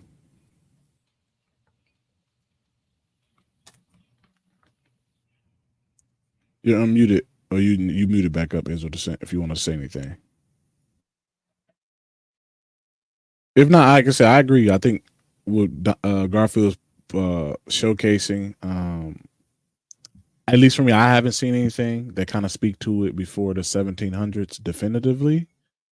I read a couple articles that speak to this. There's one by Daniel Barth that comes out of Columbia University that kind of speaks on. It's called, the actual title for what a lot of this is called is the Israelite Amerindian Theory. And it speaks in the 1700s about Abrahamic thought. So there's a lot of positions on like trying to connect to this. It mentions a lot of the sources Garfield has referenced already. So a lot of those that are making these claims, it talks about the Asterisk mention as well in terms of the land there. So I do still find it hard to see how they make these connections and say it's true the Aboriginals or the true Native Americans were Jews, and that's how they make the connection to 12 tribes and all this other stuff. But I like I said, I still haven't seen anything. And with the connection to the Mormons, understanding how this became more lure to them, to me, it still holds a problem for those that's pushing this. Can I ask you a question, Leo? Yes, sir. Garfield's here too. Go ahead. So if some powers say his family been saying they was Israelites before the white man came here, how do you take that? That they just was saying that they didn't know what they were talking about? They were ignorant? No, I would say let me respond to that. He's here to ask me a question. You know what, Sons of Power, and I tell everybody I have a new way of dealing with oral traditions. I accept every single oral tradition within context. Now, if he's Sons of Power says his family has been claiming they're Israel, all he has to do is show us some ancient culture or background of them saying they're contributing to Torah or whatever. How are they practicing this? How did this get here? Do we have a chronology? Do we have a transmission history that can justify that claim? That's all it is. That's all. We're not saying he's lying. We're not using no derogatory terms towards Sons of Power. All we're saying, is it possible? Can you show us a transmission of this coming down through your family lineage? It might be possible. It might not be. Doesn't mean that he's lying. Doesn't mean he's wrong. Just give us a transmission history of this. Show us something before the European contact, if possible. And I mean, I have no problem with that. That is no problem. We just got to be reasonable. We can't. And by the way, Israel Descent, you got to understand where I'm coming from. I respect everybody's point of view. I respect your religious beliefs. I respect you claiming you're an Israelite. I accept all of that. And I have to take that into consideration with your delivery and what you're saying. Because if you notice, you're defending a position because that's your belief. I'm not here to argue about your belief. What we're asking for is tangible evidence and proof. If you don't have it, it's also fine. Because with belief, you don't necessarily need evidence. But in this conversation, I'm asking you, as your brother, if you have evidence provided. That's all it is. Come back up, Israel Grace, if you want to come talk. I saw you. Come on back. Go ahead, Israel Descent. What I was saying. I respect that, Garfield. I ain't even gonna lie. I respect that. Can't do nothing but respect that.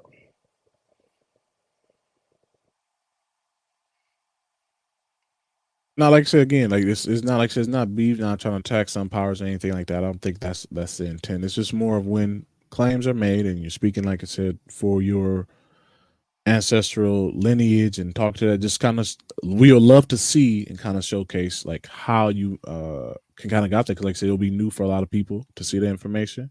I'm sure that's why Berean was interested in your story, some powers, and I'm sure others would like to learn more. So it's not necessarily an attack on like what your family is saying, and kind of what Garfield just love to see the evidence to kind of back said tradition and what you've been taught. That would be beneficial to kind of look at that. I'm not sure if I can unblock you, Keys, you might just have to make another email. I don't know how to do that on here, but if you can make another email, I can add you right now to the panel.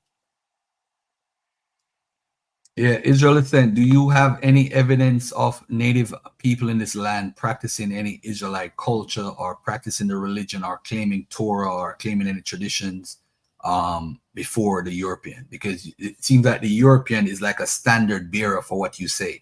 When I showed those homosexual deities, you said that's from a European perspective. Then I started to show you from their perspective. And what from their perspective, they were showing this stuff that they made those, all those clay stuff that I showed, they made them themselves.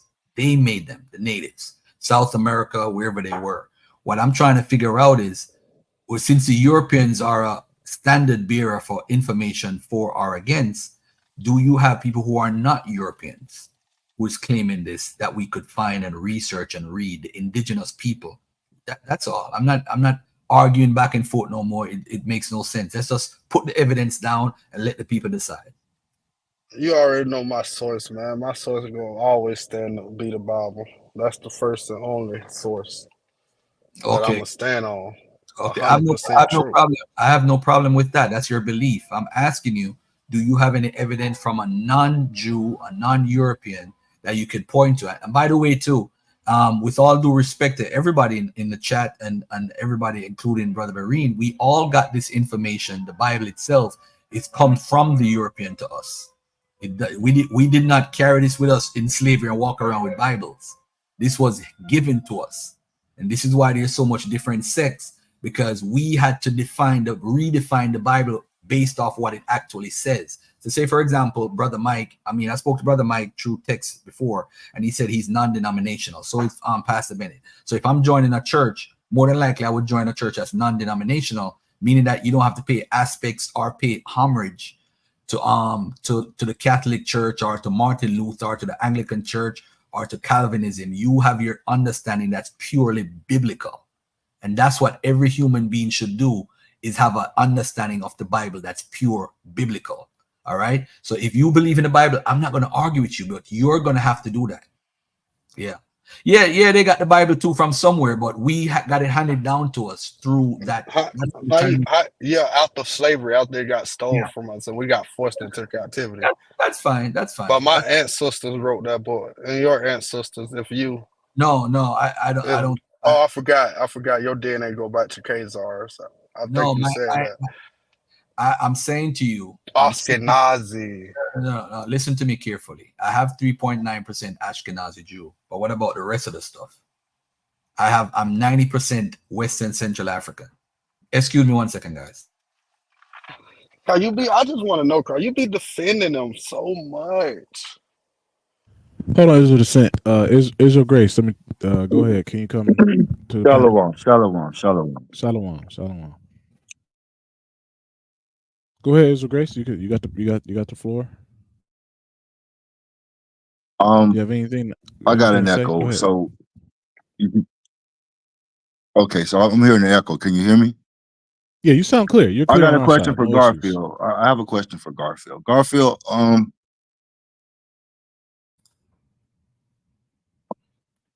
so let me think how I want to word it.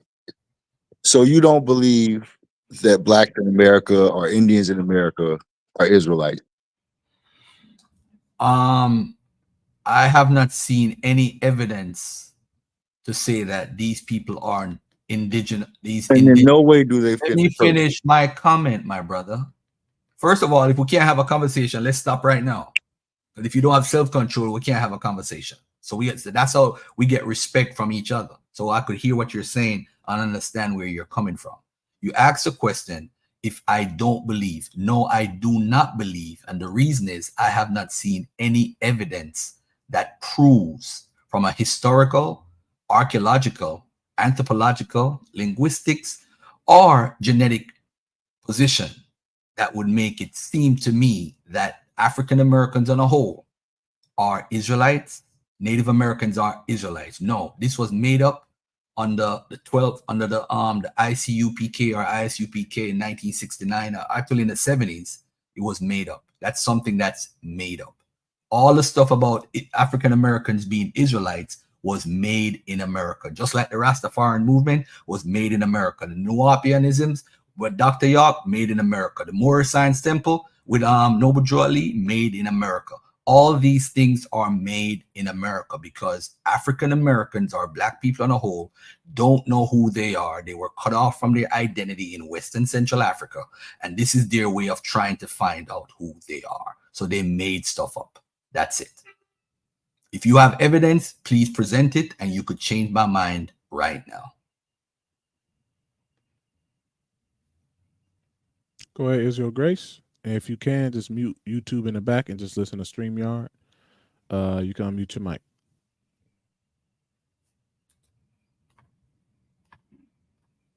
Hey, what's up? How do I mute the YouTube in the back? If you can, just go to that tab, or if you got on your whatever you got it, just hit mute where the sound All right, wave that volume is. Just mute that and then just listen to StreamYard. All right, like that. Yep. Go ahead. You heard what Garfield said. Go ahead.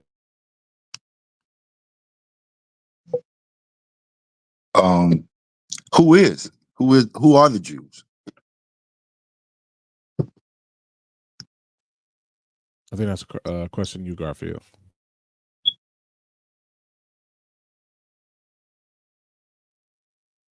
Can you hear us, Garfield? You're muted. Hello? We hear you, Israel Grace. You're good.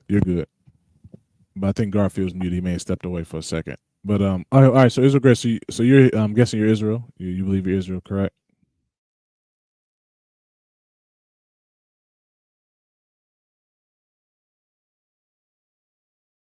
Yes. Okay. So with that being said, and I'm sure, like I said, Garfield has a position on that. I have a position. Like I said, you can. Go ahead, Garfield. I hear you unmuted. Go ahead. I'm sorry, I didn't hear. I was on a phone call. What did the brother say? What was his response?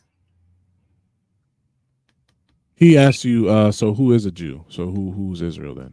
Who is a Jew? People who practice Judaism. Anybody can be a Jew. You don't have to be a bloodline. I think the bloodline argument is something that you can't prove. Nobody's been able to prove it. But as far as a Jew, anyone who practices Judaism or a form of it, whether it's Karaite Judaism, Orthodox Judaism, if you say you want to follow Judaism, I could be a Jew. Anybody could be a Jew. I think what we're doing is we're trying to go by the racial lines. So black people are Jews back then, so black people today have to be Jews, and that's not a good methodology. Jews back in the days, if we look at trade, right? If we look at the manuscripts, and by the way, the Jews are the most documented group of people in the history of the world from AD 1, from the 1st century all the way to today. They're the most documented people in the world. All right. So if you want to look at history the last 2,000 years, you'll find a lot of things regarding Jews all over. All right. Now let's look at this right now. He said, who is a Jew? And if we look at the Jews when they went into certain areas like Europe and so forth, we have letters, manuscripts from the medieval time periods where they're writing back to Babylon, telling folks they're going to divorce their wives because they're not coming back for 2 years. So when they're in an area doing trade, they are men and they want to have sex. So they find women in those cultures and they sleep with them. That's how a lot of the Jews got very light, because they slept with women from Europe. So the children became lighter and lighter over time period. But the Jews on a whole can be dark skinned, they could be light skinned, they could be medium toned, they could look like Garfield, they could be dark like Barine, they could be light like Albie Shore, they could be anything. So we got to stop falling for the color games. They could be any color, they could have any phenotype, they could have big noses, they could have everything. I want you to look at this slide that I have on the screen, right? It says, here's a conclusion. Matter of fact, let me do this. This is how 99.9% of Hebrew Israelites research. Here's the conclusion. What facts can we find to support it? This is a bad methodology. That means you already made up your mind that you're an Israelite without proof. It's just your belief. But this is a proper methodology.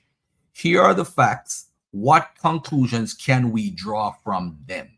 If you already made up your mind, there's no need to research. If you believe you're an Israelite, Don't come on Brother Berean show and argue with people in the chat. That's your belief. You should never argue belief. But if you want to say, I could prove it, then that's when I get in the picture and say X, Y, and Z. I'm not saying I'm right or I'm perfect or whatever, because I could be wrong too. I'm not perfect. But at the end of the day, practice a methodology and show and prove if you're going to have that conversation. Now, the problem with the One West guys with the 12 tribe chart, it's not, there's no archaeology or history or anthropology to back up what they're teaching, because there are several routes to America. You either came through Europe, you either came through Europe, through the Spanish and the folks, the Sephardic Jewish community in Spain and Portugal, or Europe, or you came through 70 AD, or you came through, come over through West Africa, or you came through some other route that we don't know about. But all we're saying is show and prove. If you can't show and prove, you know, I've had a conversation with a brother from Sons of Thunder, my brother Yawa'al, and he said, Garfield, I'm gonna be honest with you, this is just my belief. I don't have any evidence to back that up. So if you have that, if you don't have the evidence, don't quote scripture and say this is based off of X, Y, and Z, when that's again based on faith. I'm not arguing faith, but you're saying you are the people. So if you are the people and you're big and broad and have your chest out, show and prove. That's what I'm saying. Is the scriptures, like, is that a source? What in the scripture is a source? Is it a part of your belief? So Because scripture is if based it's off part of of my belief, it can't be a source. I never said that. That's called internal evidence when you're doing research. There's things in the Bible that we could use as research. For example, Cyrus said he wants everybody to return back, giving them permission to return back to Israel, right? Is that historical? It's not historical. He never said that. We have Cyrus writings of what he said. But the issue is, what the Bible is saying is that Cyrus was a quote-unquote Messiah that saved the Jews from Babylon. So he's saying all the Jews from Israel, all of Israel, as a matter of fact, he said all of God's people in the Bible. You guys could correct me.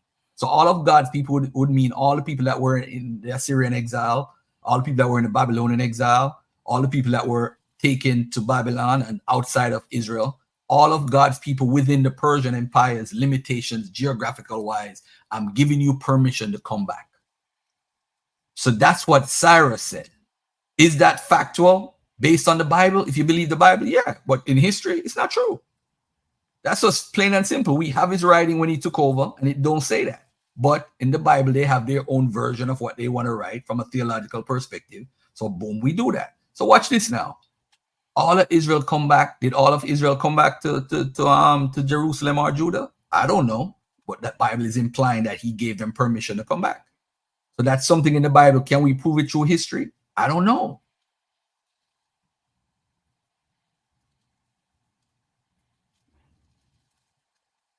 But again, if you want to use the Bible, go ahead and use the Bible. Let's use it. Let's look at it and interpret it the way how we want to. And this is why you have different camps, bro, that don't agree with each other. Everybody interprets something different. So it has to do with faith and your interpretation. We all stand on the identity marker to prove that we Hebrew Israelite. We all stand on that same scripture, same verses. We who? All Hebrew Israelites stand on Deuteronomy 28. Deuteronomy 28. What does it do for you, brother? The curses. We fit them. Or what about the blessings? We had them in the past. We had them before we sinned and fell. Okay, but what about the people today who are living without sin? Did they get the blessings? What happened? It says there is nobody that lives without sin. Without sin. Thank you. Says who? Come on, man. Says who? Who says that? So nobody got sin. No, I'm not it's saying that. It's a person other than Jesus that living without sin. Hold on. I'm not saying that. Slow down a little bit. Let's take a step back. All right. Forget about that. Deuteronomy 28 has nothing in my understanding. Again, this is my understanding. Has nothing to do with African Americans. Has nothing to do with today. Has nothing to do with Black Americans. Period. Black Jamaicans, Black Cubans. Nothing. Deuteronomy 28 talks about a place, a geographic location called Egypt, which God condemned. As a matter of fact, let me take this off the screen and let me go to the Bible. But the best thing to do is to prove through scripture how easy this is. This is one of the easiest things I'm gonna show today about the Bible. My brother, what's his name? I'm gonna pull up Deuteronomy 28 right now. Right? Just Deuteronomy let me know. 28 in Bible Hub. I'm gonna put it up in Bible Hub. I want to put it up in Bible Hub so that we can look at it carefully. All right. And we're gonna look at verse 68. Hold on, verse 68. Let's do parallel. Hold on, let's do parallel. Deuteronomy 28 verses 68.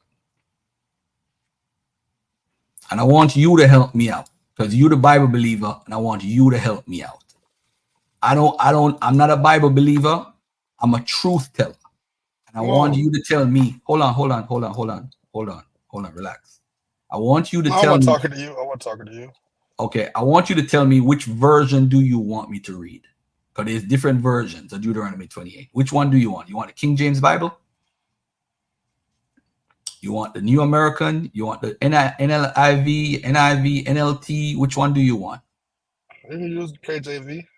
You want to use the KJV? All right, cool. Hold on one second. Hold on one second. The KJV. Let's look at the KJV here. And the Lord shall bring thee into Egypt again with ships. All right. Do you believe that this Egypt right here means bondage? Yes or no? Yeah. All right. Watch this. And hold on. All right. Let me stop. Is there something you want to interject before I do no, this? you go on. All right. I'll stand. Well, All I right. just said. So you keep your mic open though, because I want us to conversate back and forth. And the Lord shall bring thee into bondage again with ships. It sounds very convincing because if it's bondage, as in slavery, again with ships. Now, let me ask you again, what does the word again means? To bring back. Again mean that again is also implying that what? That it happened before. Or yeah, that's what I'm talking about. All right. Go back. So when did God bring thee into Egypt with ships before? We never went into Egypt with ships. All He right. was saying we would go back. He was saying implying that we would go back into bondage again. Okay. By the way of ships. Come on, man. Okay, so when did you go into bondage before? That why would you refer to it this way? But no. I'm sorry, wrong question, bad question. Now, reading this first part before the comma is very interesting because it says, and the Lord, and it says, capital Lord, shall bring thee into Egypt again with ships. So now, if it's bondage, the transatlantic slave trade makes a lot of sense. But this is the key now. It says, by the way whereof I spake unto thee. What does that mean? By the way whereof I spake unto thee. What does it mean? That it wouldn't be. That's how you know it wouldn't be physical Egypt. I'm asking you a simple question, I'm brother. telling, and What does by the way whereof I spake unto thee? What does that mean? What he about? He All telling them for sure this will happen. All right. So he's basically saying, remember, I told you something before. And what did he tell them before? Thou shalt see it no more again. What is he saying? Thou shalt see it no more again. What does that mean? Thou shalt see it no more again. He told us we will not see the Egypt part go. Or some people say they land. Hold on a second. It says, thou shalt not see it no more again. What is it that you might not see it more again? When did God tell you that you shall not see it no more again? Remember this though. Let's look at it in context. Ladies and gentlemen, I am going to take that the Bible was written or put together by Moses and people around him. I'm going to say, I don't believe this, but for this conversation, I'm going to hold that Moses wrote the laws and the commandments down and that people around him may have constructed the biblical first 5 books. Just for this argument. Can I do that? Hello? You say what? I'm saying that the Bible was constructed the first 5 books in the time of Moses. Would you agree to that? Yeah. All right. Would you agree that the Bible is in a chronological order of Genesis, Exodus, Leviticus, Numbers, Deuteronomy? Yeah. Would you agree that Deuteronomy is the 5th book?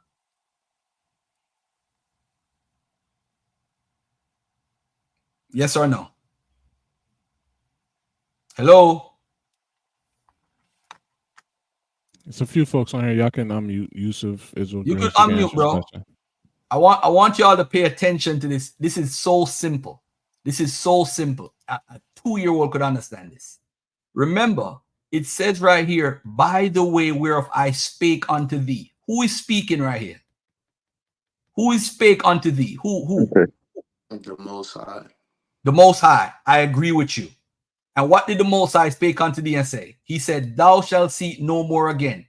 Now, if he said that before Deuteronomy 28, it would have to be between Genesis and Deuteronomy 27. Genesis 1 and Deuteronomy 27, God would have to tell them, you will see it no more again, because he said, I spake unto thee. He's talking to the children of Israel. Am I correct? The Most High. Am I correct? Through Moses. Am I correct? Am I correct? Correct. All right. Now watch this now. When did God say to them, thou shalt see it no more again? Remember, it's either Egypt means bondage or it means physical Egypt. So that's the argument. I am saying it means physical Egypt, and I'm going to tell you why I hold to that position. Because God told them before Deuteronomy 28:68, they will not see it no more again. So if you not see it no more again, what is the problem now? It says, and there. This is what kills the whole argument. Because bondage can't be a there. If it says, remember, you have THEIR, which is possessive, and you have THERE, which is a location. It's a geographic location. This is why we know Egypt can't be bondage. But watch this now. Let's, Garfield, do a little bit of studies. Let's go back to Exodus. 1 second, guys. Exodus 14. I think it's 14 verses 13. I could be wrong. I could be wrong. Y'all should help me out. All right, see, it goes again. So in Exodus 14:13, it says in the King James, let's go to the King James, and Moses said unto the people, which is the children of Israel, do you agree? Fear ye not, stand still and see the salvation of the Lord, which he will shew to you today. For the Egyptians whom ye have seen today, ye shall see them again no more forever. So when God is talking through Moses in Deuteronomy, you have to find between Genesis 1 and Deuteronomy 27 where God told him, the Most High told him, you will not see it again no more forever. So this is Egyptians whom you have seen today, ye shall see them again no more. So this is one example. Now let's go to Deuteronomy, a verse again before Deuteronomy 28, Deuteronomy 17 and 16. Let's take a look at this and see if Garfield is making any sense to anybody that's watching. Because I'm an idiot. I don't know the Bible. So let's go to this. It says, but he shall not multiply horses to himself, nor cause the people to return to Egypt to the end that he should multiply horses. For as much as the Lord has said unto you, ye shall henceforth return no more that way. So we have two examples of the Most High telling the people through Moses, you shall see it no more. So let's go back to Deuteronomy 28, if I may, please. Deuteronomy 28:68. Let's go back to it one more time. Again, God is talking. The Most High is talking in the Bible. It says, and the Lord shall bring thee into Egypt. Let's say it's physical Egypt this time, not bondage. Again, with ships. By the way whereof I spake unto thee, thou shalt see it no more again. Exodus 14:13, Deuteronomy 17:16. And there, so this is the big words right here. There, I don't know what word is that in Hebrew. Y'all got to teach me that as Israelites.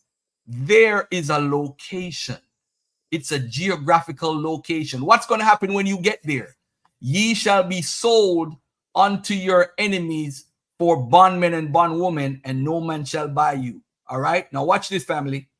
We know they use Leviticus 26, right? As an example, I say you can't be redeemed. This is the excuse that they use. Yeah, But by you mean let me finish my point. redeem. You know what they mean redeem right now. Let me finish Don't my try point. to twist it, man. Let me finish my point. We have the King James version. Well, let me take a little bit down a little bit. If you look at the New King James, it says, and there you shall be offered for sale to your enemies as male and female slaves, but no one will buy you. There is no time in the transatlantic slave trade where you offered yourself for sale. But watch this again. Have Let's somebody scroll down a regained little. that yet? Brother. Listen, bro, we flowing. I already killed the argument about bondage by using just this 5-letter You word right here. didn't. Hold Nah, on, it's Because not killed, in the Garfield, New because he's Testament, dead. in the New Testament, it say He spiritual claimed he's Egypt. not killed. One at a time, one at a time, one at a time, one at a time, one at a Good. time. What happened? One at a Hold time. on a second. This 5-letter word right here kills the one West doctrine in the Deuteronomy 28. There has to do with the location. Because God said, you're most high, unless you're calling God a liar, you will never see it again. What you're not going to see again? He told you that, which I spoke to you. He spoke it in Exodus. He spoke it in Deuteronomy 17. You will never see Egypt again. So he's saying, remember, by the way, about which I spoke to you, you will never see it again. And there, but I'm going to bring you back to Egypt in ships. Okay. Did Israelites, and by the way, let me scroll down here so we can look at the Hebrew real quickly as an amateur at this. In the Hebrew, there is a conjunctive or a verb, hitpael conjunctive, perfect, second person, masculine plural, that says, you will sell, hitmakarten, where hitmakarten is in you will sell yourselves. I have a question, Garfield. I'm sorry to interrupt. Oh, man. Let me just finish this. Is there fire to come upon the earth? Can I finish what I'm saying, please? Yeah, hold on, Israel Grace. Hold on. Go ahead, Garfield, and then Israel Grace, you got a minute after Garfield goes. All right. Now, let me just say this with the Deuteronomy 28. It says you there, when you get to there, that location, because there's a location, you will sell yourselves. So this again is a reason why you can't be bondage, because you are the one that's selling yourselves to your enemies, and no man shall buy you. And it's a literal reading. No man will purchase you. Erect, create, to procure, by purchase. No one will buy you. Every person that came over on a slave ship was sold, literally, and was bought with money. This does not apply to a modern day rendering. Now, it is a good selling point. If I want to sell this whole thing about Deuteronomy 28:68, it's the biggest selling point in the Hebrew Israelite paradigm. And I just destroyed it in 2 minutes. I yield. You actually ain't destroyed nothing. But hold on, At Israel. all. Go ahead. Hold on, Israel. Israel Grace has something to say. Go ahead, Israel Grace.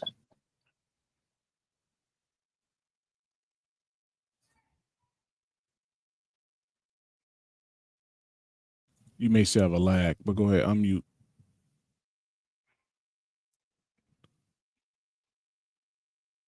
Can you hear us, Israel Grace? Absolutely not. Absolutely not. Absolutely not. You didn't destroy a thing. You just make things stronger. So the Israel that David knew is not the Israel that Bibi Netanyahu knows. Is this true or false? Say that again. I didn't hear you. So the old Israel, the one that King David, King Dawood, is that still in existence? No.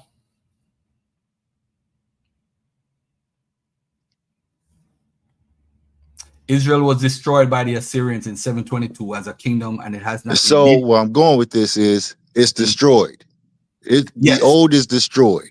Mm-hmm. This new one will be destroyed. And then comes a new. Correct? Am I wrong?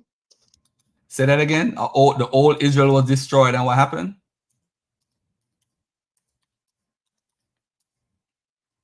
Say that again, my brother. I didn't hear you. Hello. I think you have connection issues, brother. No, I think he has. It has a lag. I think he's still using the YouTube somehow in the StreamYard. But go ahead. There was a Israel that was reconstructed, and it was in the Hasmonean dynastic period where they actually controlled the place independently. So between 163 after Antiochus Epiphanes died and around 63, almost 100 years, they rule themselves independently. And if you look at this map on the screen, you will see the territorial expansion that happened. And what it's going to prove is that you guys are waiting for an Israel that was already recreated in the 2nd century BC. They had all independent, they got their own independence back. So you waiting for some Israel to come back. It already happened already, 2nd century BC after Antiochus Epiphanes. So what are you waiting for? Israel was already reconstructed under the Hasmonean dynasty.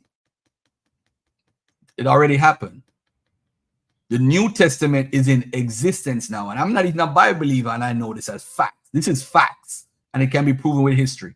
The reason why the New Testament is relevant for everybody that believes in Israel is because when you became independent and reconstructed Israel under the name of Yahudah, what happened was it got conquered by the Romans. The Romans Empire started ruling over it.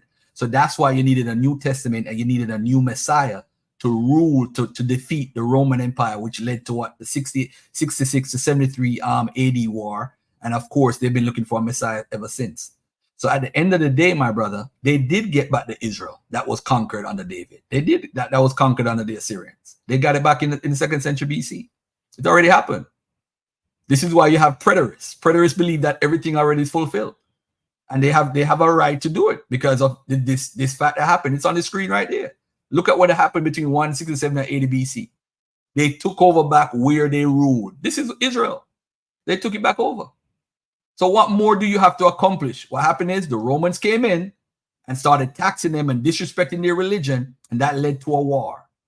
And that 70 AD war is because, of course, they've been looking for a Messiah. This is why most of the Jews, the Orthodox Jews, don't believe Jesus is the Messiah, because if the Messiah comes, certain things are supposed to happen. That's why they don't believe it. But the Christians now said Jesus was the Messiah and he's coming back. So that's why you have a rift between one group of people and another group of people. But at the end of the day, this is why we're in the position we're in today, because the Romans took over this area.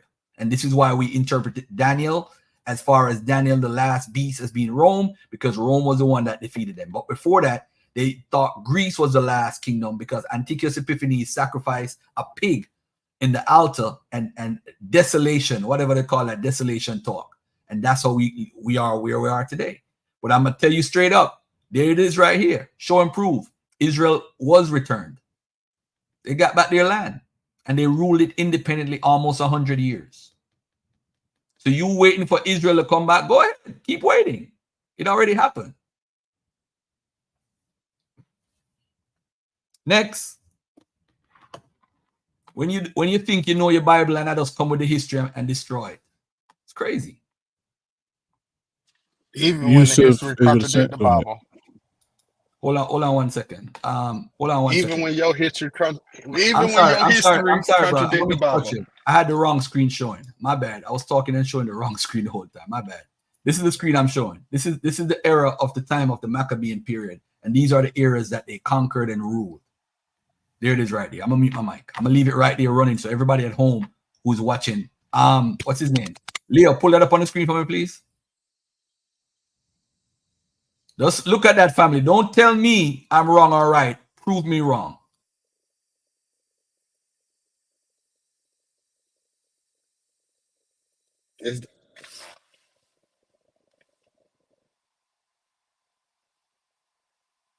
Go ahead, Israel Pt.2.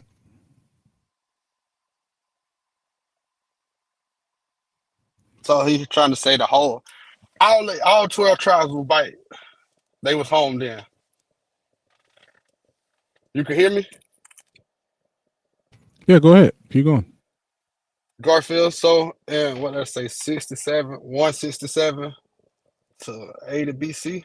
You telling me the whole of Israel was back as one, like as a whole in the land at that time? My brother, they control. Look at the map. I'm making Was it quick. all 12 tribes back in the land at that time? What do you call it? As far as back in the land, all of Israel at that time was in the land. All of Israel, because Judah was synonymous. Was synonymous with Israel. What happened is when Cyrus asked all of God's people to come back, he gave them an opportunity to come back. So those who decided to stay in Babylon, that was a choice. But if you look at Ezra 6 verses 16 and 17, it tells you they're sacrificing 12 goats representing the 12 tribes. So the 12 tribes came back because there's no such thing as a lost tribes of Israel. What you guys do, and I'm going to break it down real carefully. When they're sacrificing the 12 goats for the represent the 12 tribes, those people got the opportunity to come back when, again, I'm going to repeat myself, when Cyrus, who is called the Mashiach or the Messiah of that time, representing the Most High God, even though he's Persian and not bloodline, he allowed the Jews, according to the biblical text, Ezra 1 or Ezra 2, 1, 2, or whatever it is, that all of Israel or all of God's people could come back. That includes the northern tribes, the southern tribes. And if you look at Ezra 4, a guy talks about how he left the northern parts and was taken out by Esarhaddon into exile, and he came back to Jerusalem. So we have evidence of people from the northern tribes coming back into Jerusalem and Judea. So if you want to argue with me about your own interpretation and what happened and what could have happened, you got to understand the context of the Bible and the time when it was written and compiled together, what they're doing. And if you look at the screen, you see all 12 tribes where they would live. You see all of it is occupied by people who are Israel, all of Israel. And those who are not there are by choice, because again, Cyrus gave them the opportunity to come back. Some did and some didn't. They didn't have to. Can you give me a biblical scripture that proved that all Israel was back in the land? That all Israel is back in the land? Well, I don't think all of, I just said it. I don't think all of Israel was back in the land because they had a choice. They had a choice to either stay in Babylon or go back to Jerusalem or Judah. They had a choice. Some of them did not make that choice. But if you look at Ezra 6:16 to 17, it tells you that the 12 goats were sacrificed for the 12 tribes. They did come back. Some of them were called Judah, and it gives the amount who was Israel and who was Judah. So you see the northern tribes and the southern tribes. Do you want me to pull the scripture? Wasn't that part of the whole rituals with the sacrifices? No. Why would you sacrifice the 12 goats if the 12 tribes weren't present? That don't make no sense. Then sacrifice the 2 tribes. So just because to separate that everything, the whole ritual changed with the sacrifice with God. The sacrifice ritual changed. That's what you're saying. When the split happened and the northern tribe left, God changed the ritual for the sacrifice. Now you just do 3 goats because there's only 3 tribes of the northern kingdom. That's what you're saying, right? Say that again, my brother. All right, the 12 goats, wouldn't that be considered the original ritual for the animal sacrifice to God, right? But why are you sacrificing 12 goats at that time? Because remember, all the people were listen. Hold on, let me finish. Let me drive my question home. Oh, you asked me a question. Yeah, I'm asking. If you saying, if that's what you saying, I'm saying that this is the question. Did God change the ritual after the northern tribes left to just cut 3 heads off the goat? Do you got proof that they were just only sacrificing 3 goats, or they were keeping to the original order or the ritual? So you're saying that they're doing a ritual because of the 12? That's the animal sacrifice. That's the animal sacrifice. That's how. Okay. All right. Now you see, this is the problem. The problem is, right? Let's look at the evidence of the biblical text. If you look at even 2 Chronicles 30, right, and it talks about people being invited for Passover and all that stuff. So we know there was people in the land who was a part of the northern tribes, whether it's Ephraim, Manasseh, and all these different tribes, right? But when Cyrus, and I'm gonna go back to Cyrus again in Ezra, when he said that all of God's people, now all of God's people cannot just be the southern tribes, it's the northern and southern. So when in Ezra 4, when the gentleman said that he was taken from the northern area by Esarhaddon, right, and put into exile, and then he came back and said they're trying to imply that they used to worship Yahweh too, but not the way how it's done today. So if this guy was from the northern tribes, how did he end up back in Judah? He came back in Judah and told the story of how he come from the northern tribes. So northern tribes were also some of the people that returned. I think that's something that you're missing out in your studies, or you didn't see it, or let me finish, or you already have yourself, again, you already have the conclusion before the facts are brought out. All I'm saying to you is, technically speaking, when people say, has this been fulfilled or that been fulfilled, you don't know the context of what the writer of the Bible is at that time. But if you go back to the land and you control the land that you lost to the Assyrians, that means everything is fulfilled, in my opinion, with the Old Testament. The reason why we needed a New Testament, because they lost the land to the Romans. So now you need a new Messiah, which is what Jesus was supposed to be. So you see, you got to look at the Bible in context. The Old Testament, why do you need a New Testament? Because you need a New Testament, because you need a new Messiah to come around. You had different people who helped out during the Maccabean period. You had different people that helped out during Cyrus helped out at one point. You had different people that helped out. Nebuchadnezzar was assigned by God to destroy different areas and people to protect Israel, although he used Nebuchadnezzar to destroy the temple. So in the Bible, God uses different people at different time periods to do different things. And I'm saying to you that they control Israel. As you can see on the map, they control the entire area of Israel all the way down to Idumea. They control that whole area. So they are in charge of Israel that they lost. They were. So that was the ultimate goal, to get back Israel and your land. That's what it is. That's the ultimate goal. I think we just got a miscommunication on what we saying, because I'm stating that I heard you say a lot of the did you say you believe the prophecy was fulfilled, that they all came back to the land? Listen, I think the prophecy is fulfilled, but remember, in religion, there's no forcing. So when he said all of God's people, did Cyrus say all of God's people is free to go back to the land? Did the Bible say that? Yes or no? Yes.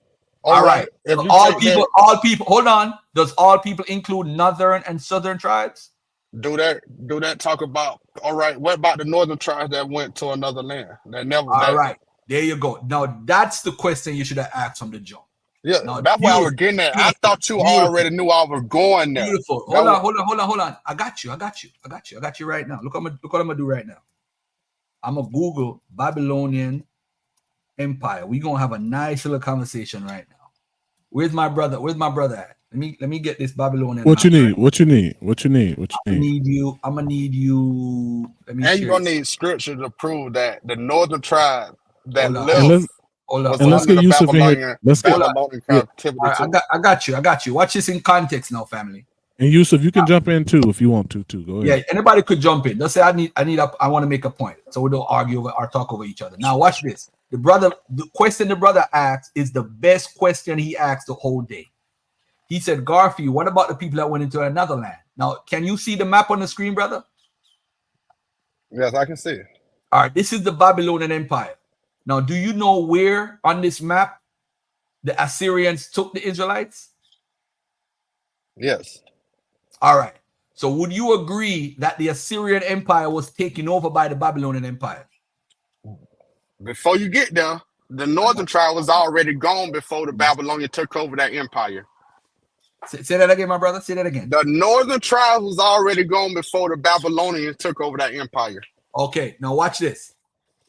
At what time period, even if you use Second Esdras, because there's no time on Second Esdras, the point is the areas that they took over, we have records of the people in the northern tribes. We have records, primary sources of them in Assyria, working with the government, being a part of the army. They're not going anywhere. We have the records. We have a continuation and a chronology of genealogy of Israelites who actually changed their name to Assyrians' names, but they were still practicing the religion of Israel. So you saying that they already left, you believe that, but can you prove it? No, I could prove that they stayed in the land in Assyria. You want me to prove it? I can prove it. It's simple. Matter of fact, let me get that source right after this, because this is hold on. You see, One West stems off the lost tribes concept that you got from a Europeans. You got it from the Christian identity group, and you got it from the people the people in England who claim that they were the ones who came from Israel. That's where your leaders and teachers got the information from. It's called British Israelism, and it comes from white folks. And the problem is, you guys are repeating what white folks got debunked by their own white counterparts years ago, and then y'all repeating it like it's new information. You should blame your leaders for misleading you the whole time and misusing scriptures. So Garfield says, I could prove. Now, this is the point where I brought up this map. Watch this, family, because I'm teaching right now. Watch this. When they went to Assyria, right? They went to Assyria 722 BCE. We're going to go back. I'm going to show something in a minute, but watch this. the Babylonians took over where the Assyrians control, right? But he's going to come with second Esdras. He don't know second Esdras was written in the 1st century. And we could pull out the Zondervan Bible and prove that with the Zondervan, because they use the Zondervan to describe who Ham is, and they're not the Negroes. So we're going to use that same book because their methodology is flawed. I'm going to use the same book to prove my point that second Esdras was written in the 1st century and it wasn't written by the person who named Ezra. And the proof of that is within it. In second Esdras chapter 3, verse 1, it talks about the temple being destroyed, and 30 years later it went into Israel. If the temple, Solomon's temple, was destroyed 586 BC approximately, 30 years later it would be 556 BC. Ezra wasn't alive at the time. So it couldn't be. They're talking about 70 AD in that temple and writing it retroactively to fit when the first temple was destroyed. That's what the writer is doing. But you wouldn't know that because you don't study outside the Bible and understand or respect scholarship. Now watch this now. Watch this.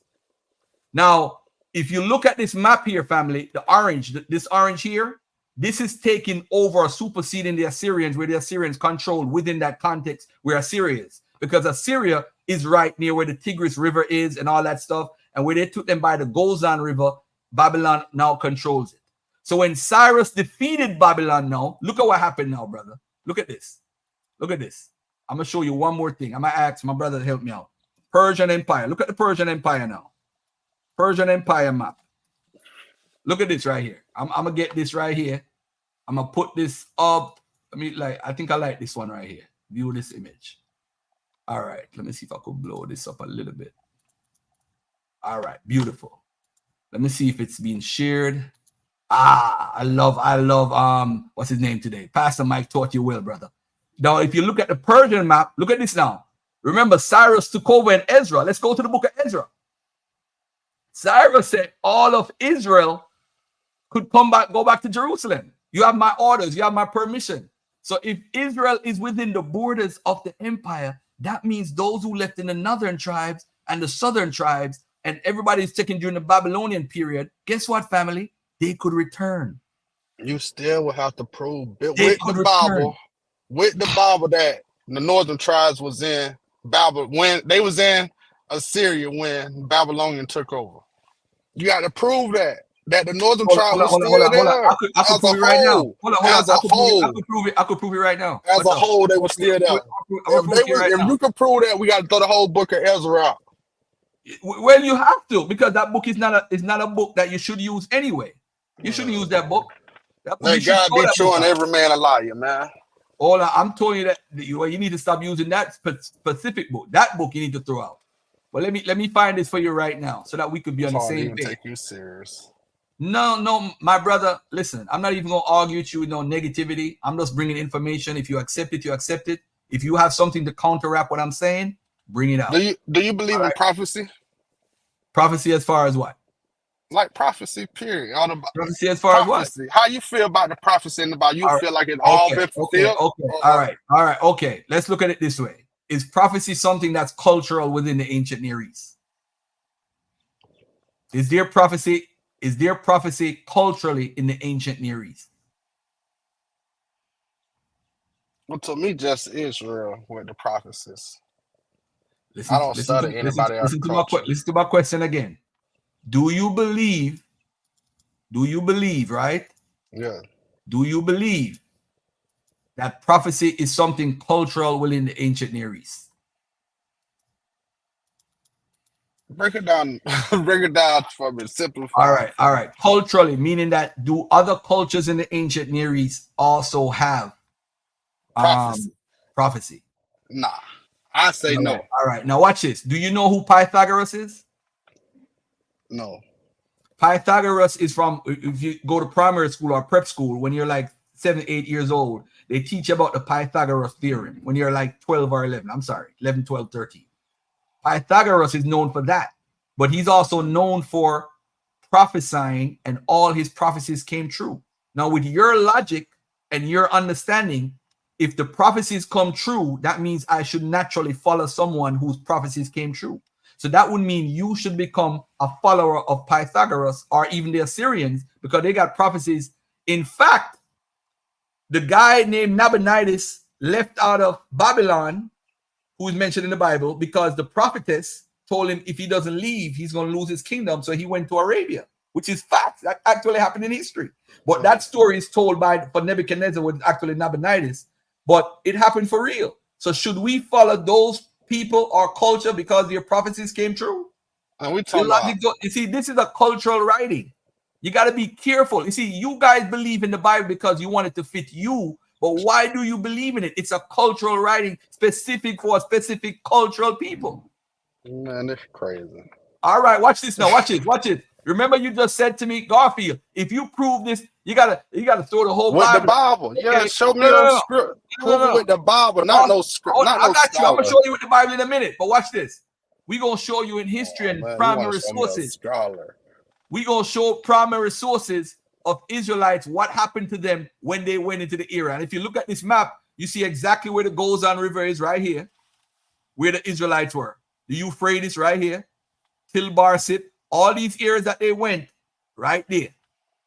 Now watch this, family. I'm gonna scroll through this real fast, and I'm gonna show you something. We have the records of the Israelites in Assyria. I showed this before. I'm gonna show it again. When they were deported, where they went, and what they were doing. We know exactly what they were doing, the majority of them. They said they took 27,000. They got it on two sources. You have a unilateral deportation and you have a bidirectional. Bidirectional is when you deport somebody to your country, to the country, and they send people back in return to fill the spots. So we have Assyrians selling people back and forth. Excuse me, watch this. Let's get to what, look at what it says. The identification of what? Hebrew persons in Neo-Assyrian sources, tracing Israelites in Assyrian cuneiform. So hold on a second. So we could identify Northern Israelites? Really? How do we know that? We identify by how their names are pronounced and how they have Yahwistic names like Yah attached to them, like Bana Yahu, Yahweh built or created. How do we know this is an Israelite? Because he's wearing the theophoric element of Yahweh at the back of his damn name. Pardon me. Israelites in Neo-Assyrian forces. All right, let's look at this now. Let's take a look. The guys write a letter. This is what they write a letter. Said the king commands an official to be responsible with the captives that they are transporting and settling. They are even to oversee the care of the sick deportees. This is what the king is saying. Take care of these people, man. Take care of them. But watch this now. Where did they go, Higgins? You in the chat. Come on down and bring that information. This is what happened. They were part of the military personnel. They became a part of the army. Sargon II, Sumerian charioteers. You find individuals. They were chariot drivers. They were cohort commanders. They were bodyguards. They were archers for their army. That's what they were. Then they also were, let's take a look more. They were officials. So they were officials. They were chief of accountants. That means whatever they were doing in Israel, they went to Assyria to do the same job. They was chief of public works. All the public works in Assyria, they put an Israelite in charge of that. Why? Because he was an architect or somebody who was in charge in Israel doing the same thing. Ladies and gentlemen, we know what they were doing because guess what happened? It's documented. And by the way, too, we was arguing about Deuteronomy 28:68. They went on ships to Egypt with the Assyrians. They went into Egypt on ships. That's documented. The king Manasseh, who is Hezekiah's son, I think, or father, son, or whatever it is, he went into Egypt on ships. So that was just for the northern tribe, not the southern. So God just gave the northern tribe deity. That's what you just said. Bro, That's this what is you the northern just tribe. said. You trying to fulfill that prophecy with the north. Hold on. Hey. You working for them folks, boy. I know you working for them folks. Hey, hold on, Israel Cindy. Israel Cindy. Hold on. I know this hurts. They say when you throw a stone in a pig's pen, no joke. They say the one that squeal get licked. And right now you get licked because you're squealing like a mother. But anyway, the merchants, the Israelites were merchants. And look at this, ladies and gentlemen. The Israelites were merchants in Assyria to the point they own even slaves. They got a slave girl they're selling. Then there are landowners. There were no big time slaves over there. They was chilling. In Assyria. They didn't have no hard life like that.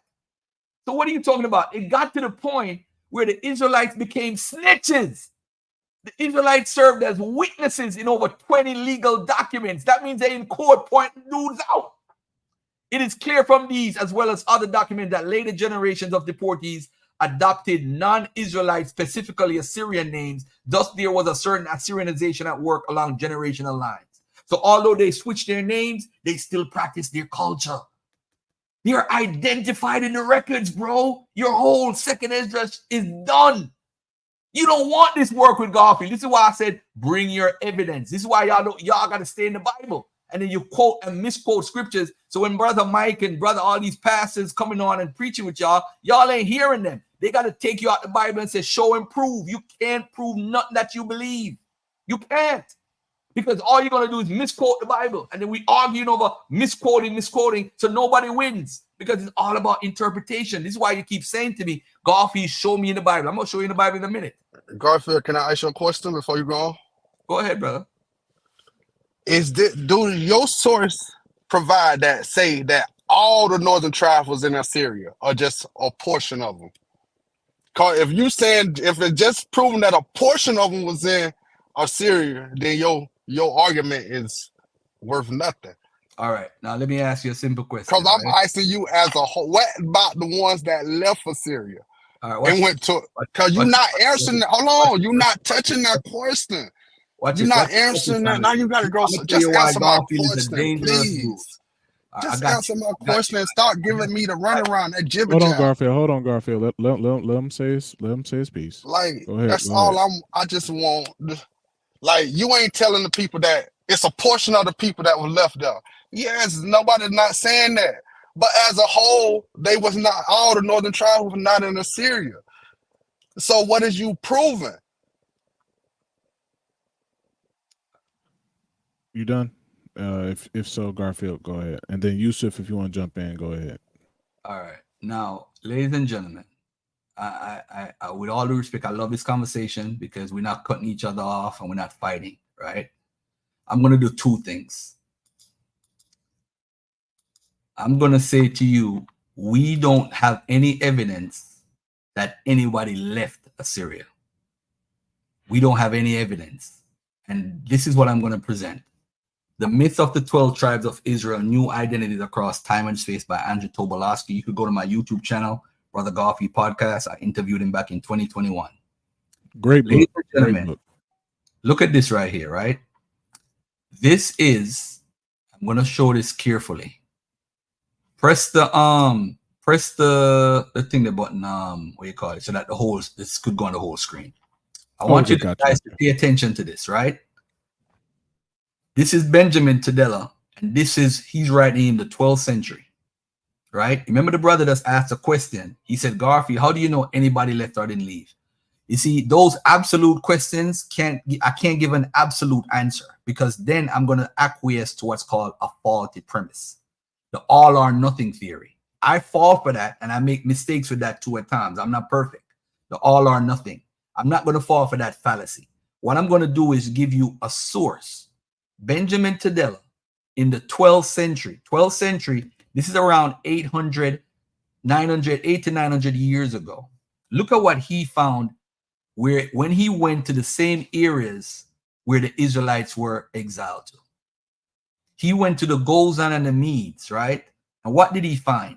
He found over 40,000 Jews, 10 yeshivas, and 28 synagogues. And he found those people who says that they come from the Assyrian exile. So you have a population there, even today, family, and some of them have been lifted off and sent to Israel, that says that they come from the people who were exiled. That means they developed a community to the point where they're developing synagogues and they're practicing a religion. So you telling me, did some leave or not, because you want second Esdras to be true and Arzareth to be America, which you can't prove. Now watch this, family. He says he found 40,000 Jews and 28 synagogues. Why would he find that there?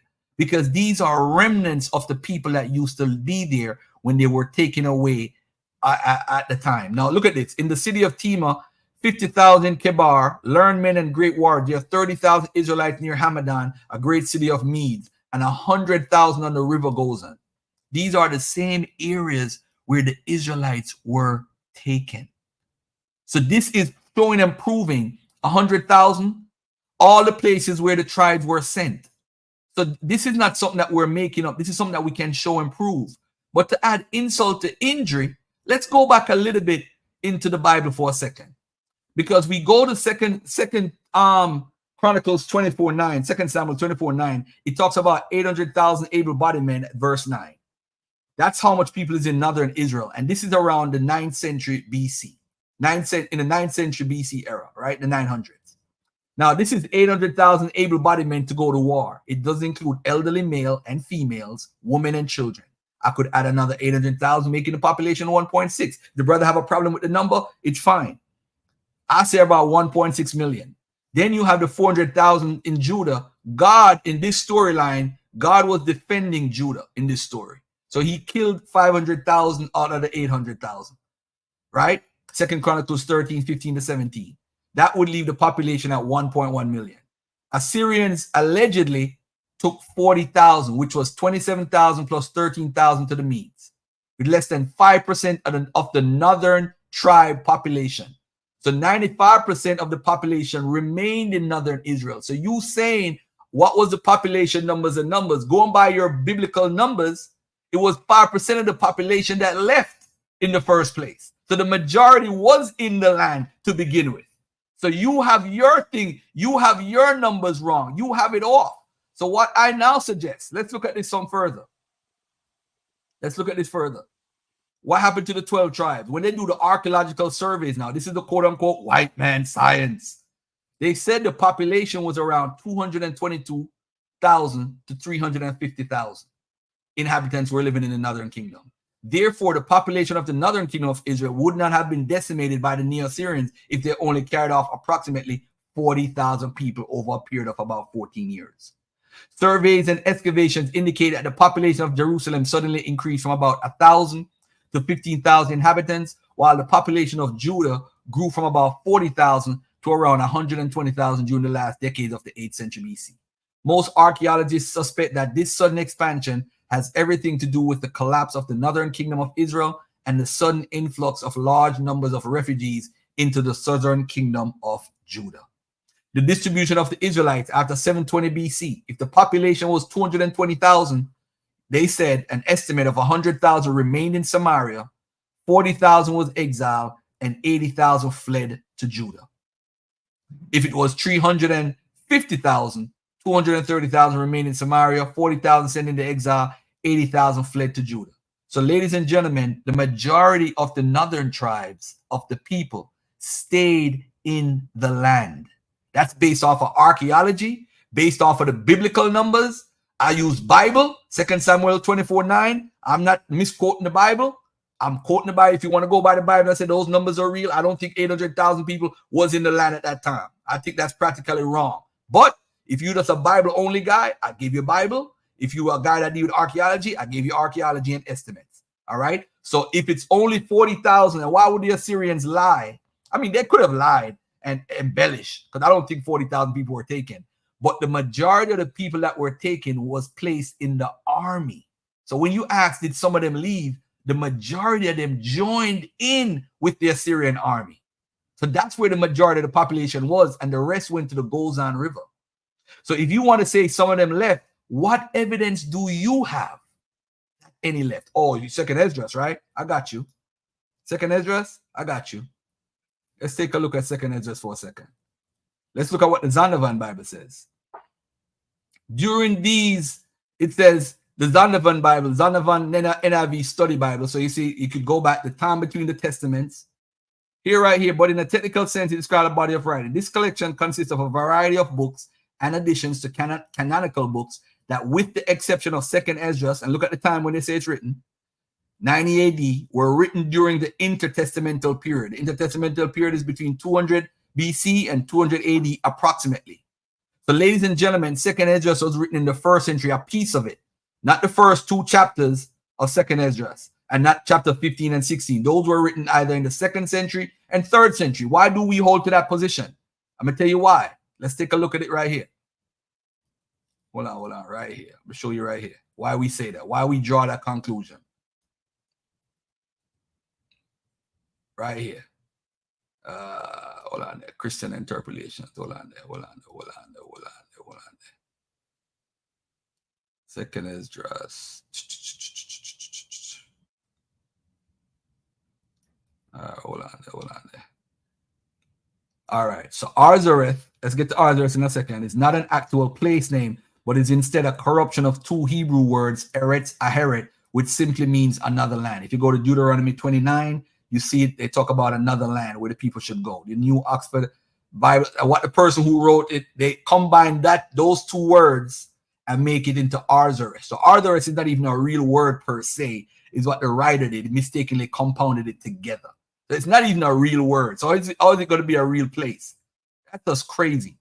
But at the end of the day, family, I'm just here to bring the information. I wanted to point out that Second Esdras is quoted. It quotes Jesus's words in the Bible, in the New Testament. It's not the other way around. Christian interpolations, if you look at certain things, like it says, I gathered you as a hen gathers her brood under her wings. It states, apparently quoting a phrase used by Jesus in Matthew 23:37, and you find it in 2 Esdras 1:30. This section also contains a vision of the Messiah as the Son of God who ministers to the martyred saints in heaven. Then I said to the angel, who is that young man who places crowns on them and put palms in their hands? He answered and said to me, he's the Son of God whom they confess in the world.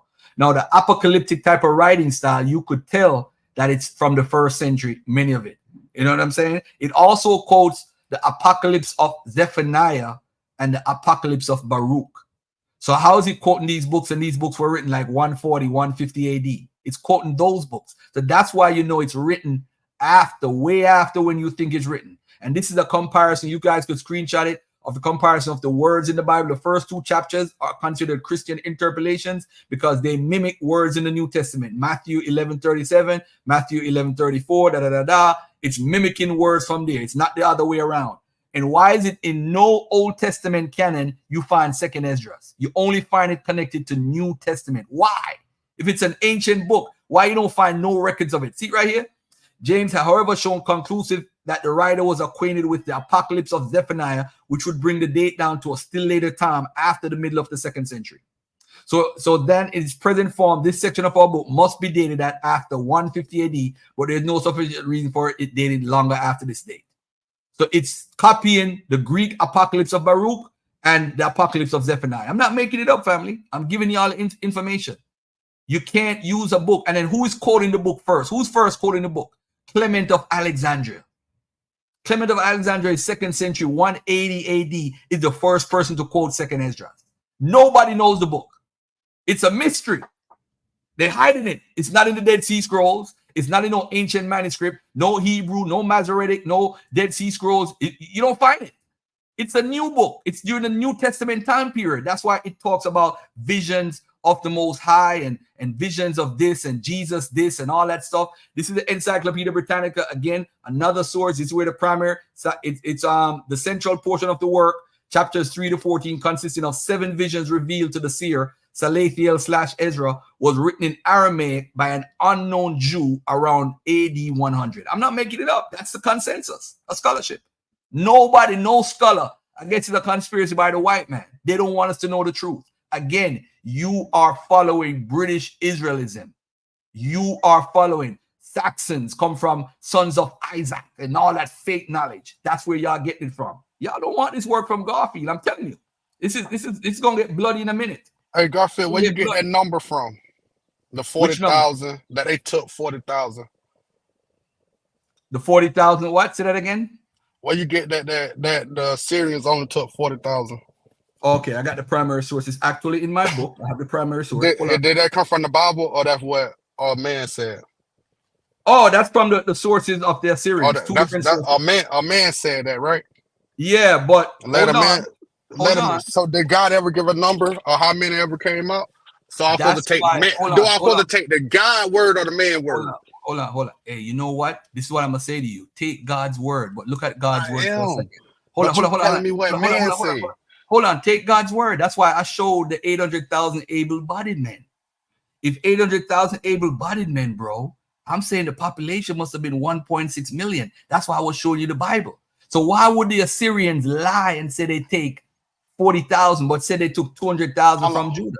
Ain't Israel like the sand of the sea? can't be measured or numbered?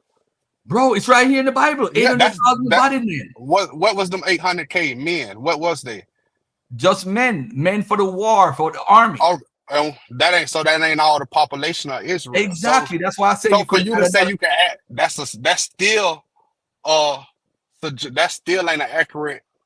Oh, you can add another Yeah, 800,000. That ain't accurate. bro, this is 800,000 men would mean not counting the elderly, not counting the children, not counting the females, elderly male and female, not counting women and children. I said you could add logically another 800,000. I could have clearly added another 1.2 million.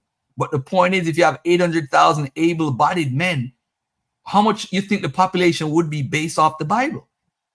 That's my point. So if the Assyrians said they took 40,000, why would they lie and underscore the amount of people that they actually took? They had no reason to. Because people always lie about who they took and all that stuff. It's crazy. So that source you got date back to the time or that time. Yes, sir.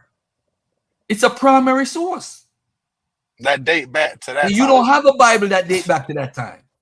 You don't have a primary Bible written at that time.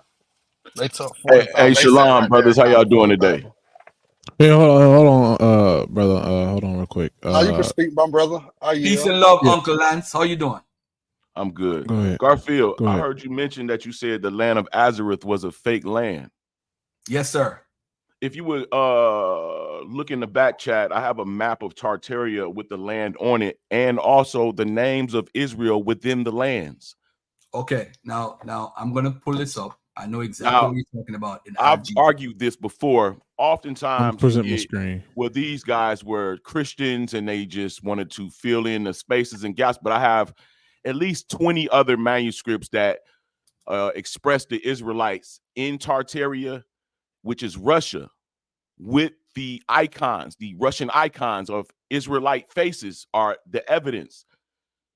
You see that land of Nazareth right there? It's going to have Edris 4. Where? Look up top. Scroll up a little bit. Right there to your right. Now you see the land of Naphtali in the upper left corner. You're going to see the land of Simeon and Crimea. Hold on. Let me make sure we see what I'm sorry, my brother. I had to go use the bathroom real quick. I want to say this to you carefully while you bring this up, right? Let's go to second Esdras for 1 second. I want to go to second Esdras 1 second, and I want to ask everybody a question, right? One question. Hold on, Garfield. I want to make sure he get his point across. I know you've been talking a little bit. Yeah. I'm sorry. Go ahead, my brother. Go ahead, Uncle Lance. I just want to make sure we get what he's saying. Then you can go, Garfield. Okay, scroll down. I mean, just scroll down. So I just want you to know that the land of Azareth exists. Now, there's an explanation for all of this, and it is in the book of Esdras. Make the screen smaller right quick, and I'll show you better. Okay. All right. If you notice to the far right, that is Alaska. That's America. The far right. This area right here. Yes, that's right here Alaska. to the right. Gotcha. And over here to the left of that land, that right there next to the ship, to the left of the ship, or the left of the ship. Oh, Azareth, right there. There you go. Gotcha. Now I have a breakdown of what all of that is saying, and it tells you the route that they took and how long and how they got there. You see Argon, Azareth. Now go over to the left. Now pull down, or we're trying to see the top of the screen. Oh, top of the screen. Gotcha. All right, a little bit more. Naphtali. All right, you notice Dandorium, Naphtali, and Crimea. They're called hordes. They're part of Genghis Khan. So when the Northern Kingdom left, I don't know. I do know actually, but I'm gonna propose that I'm gonna offer the information and let you guys make your own. Let's build all this first, and then we can go to that next one. Then Garfield can go. So, are you done with this map? Do you want to show anything else? Then Garfield can go, and then we can show you the next one. Does the brother agree? Does the brother agree? Does he agree? That's the land, right? You see, keep that map up. Keep the map up. Crimea, right? You see all of that. Now, if you pull down and go to the left, you will see that they left after they left the land of Assyria. They went to a land that no man had yet dwelt at the end of the world. If you notice, Azareth is Syria, which is the end of the world. It connects to America. Azareth is what? Syria? Yes. Syria as in what? As in the real Syria of Russia, right next to Alaska. Syria is in Russia? Yeah, you ain't know that, huh? Hold on. Syria is in Russia. Now, let me ask you a question, brother. I'm going to ask you a question straight up The as a real man. Russia, the real land Russia. Okay. All right. Do you agree with this statement in 2nd Esdras 13:41? But they made this plan for themselves. They would leave the multitude of the nations and go into a more remote region where the human race had never lived. So this area that you're talking about right now, no man has ever lived in that area. Yes, no man has yet dwelt. All right. Now watch this. Watch this, family. If you take this literally, you're already debunking yourself. And I'm going to tell you why. Because every area in the earth at that point, even in the BC era, the human beings lived there, in the Americas, in whatever. But in the context of the biblical mindset, this is what's happening. Again, remember when I showed the slide where I said that we have the conclusion, here's some facts to back it up? We are doing a methodology in reverse. We need to go where the facts is. So when you're reading the Bible, as I said to you guys before, if you believe, you should not be on Berean arguing with anybody, because we can't argue beliefs. If I'm going to argue belief, it's a revolving door. It's never going to stop. You're going to hold to your belief. So you automatically think that you're right, and you're going to teach everybody where Arzareth is. Arzareth does not exist. And I'm going to prove it. I'm going to show and prove to you. Brother, right you know this is a historical Let me finish. 14th century map. Let me finish. I want you to do me a favor, my brother. Take this map off the screen, and we're going to go to 2nd Esdras for a second. And I want everybody to look at something carefully. If you notice with 2nd Esdras, right, and I'm reading from Bible Gateway, a lot of people don't talk about this. Shout out to Orthodox more. I see my big bro, and none of those Hebrew in the audience too. Watch this. I've never heard nobody teach this before, right? If you look at this, it says, they would go where no man has ever lived, right? That means no human being has ever lived. If we take this literally, no human being has ever lived where he's talking about, right? Now watch this. But there, here goes that word again, there, referring to location.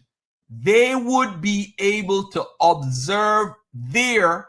Now, remember what I said there, the difference between there and there? There and their customs, that place and their customs personal, right? Customs of Israelites, which they hadn't kept in their own region, referring to Israel. That's why they were punished.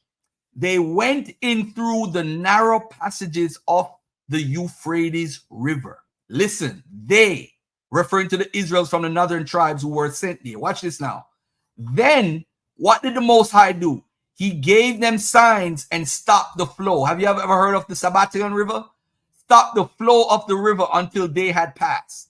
So the Most High stopped the river because there was this river of rocks, the Sabbatean River tradition, whatever. But this river blocked them from moving from where they were.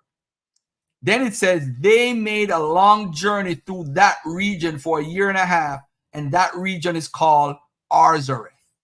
They lived there until the last time, and now they begin again to return. Where are they going to return to? The Most High will once again stop the flow of the river so that they can cross. Which river is this?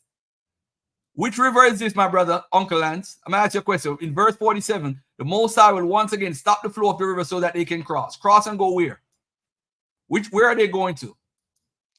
Well, brother, I have several ideas, right? Because I'm one for believing that the original landmass was America.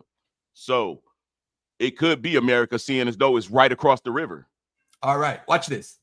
Remember in verse 41, what they made this plan for themselves? They would leave the multitude. So when the brother asked me how much people left, what multitude of people are they leaving? That means the majority that were in Assyria. All right, they will leave the multitude of the nations and go into a more remote region where the human race had never lived. Now, the area that you're talking about, what area says it's Tartaria, right? When they went there, nobody was there. Am I right or wrong? If we was to be, yes, I'm ask you a simple question. Yes. It says, well, I can't tell you that. I mean, according to the script, no man had yet dwelt there.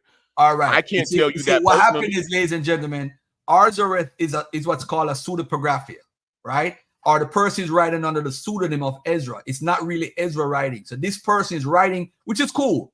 We could use the writing for a purpose, but they compounded a word, Eretz, Aheretz, and made it one word called Arzareth. So when the person is writing about Arzareth now, what he's saying is that the same passage that God blocked in the last days, they're going to block that same passage for them to go back. So this is what it says in verse 47. I'm going to read it again.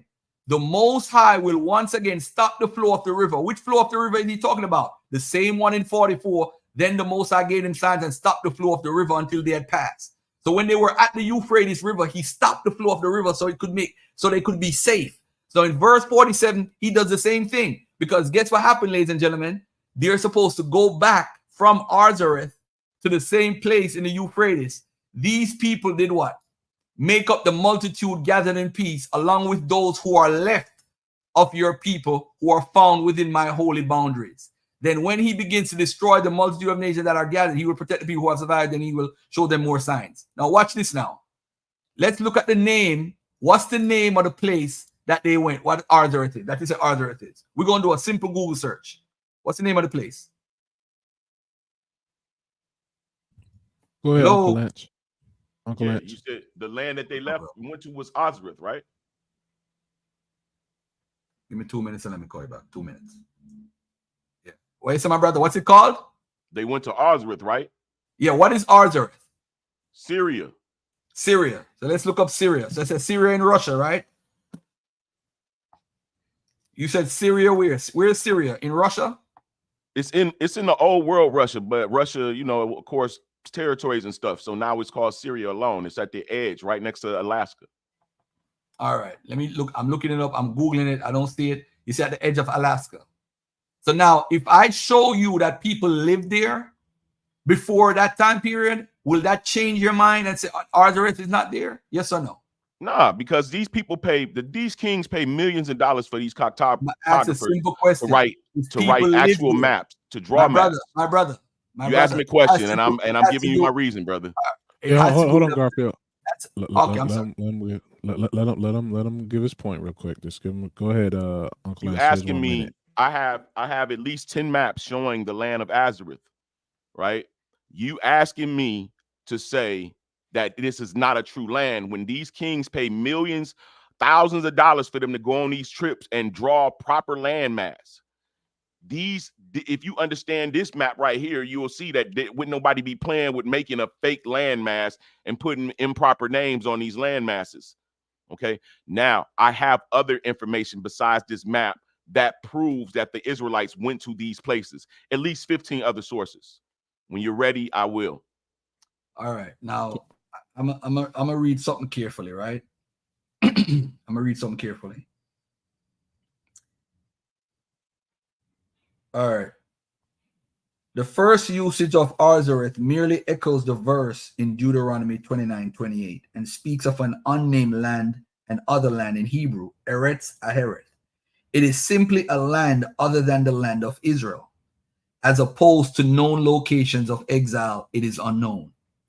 Recall that Deuteronomy had addressed the lostness of the tribes by emphasizing the total anonymity of their new place of dwelling. Esdras, however, names the place by converting the Hebrew words Eretz Aheres into one designator, Arzareth, the replacing of the E with the A, because when not in construct state, the Hebrew word Eretz reads Aretz, that other land of Deuteronomy, previously defined only by what it was not, becomes a real and concrete entity with a proper name, a region which is called Arzareth. All right. Now, it's clear the majority of readers of Esdras are reading a mistranslation, which may have led so many to identify Arzareth as an actual place, when it may have simply been a metaphor. English readers who don't read the Hebrew would have a hard time figuring this out.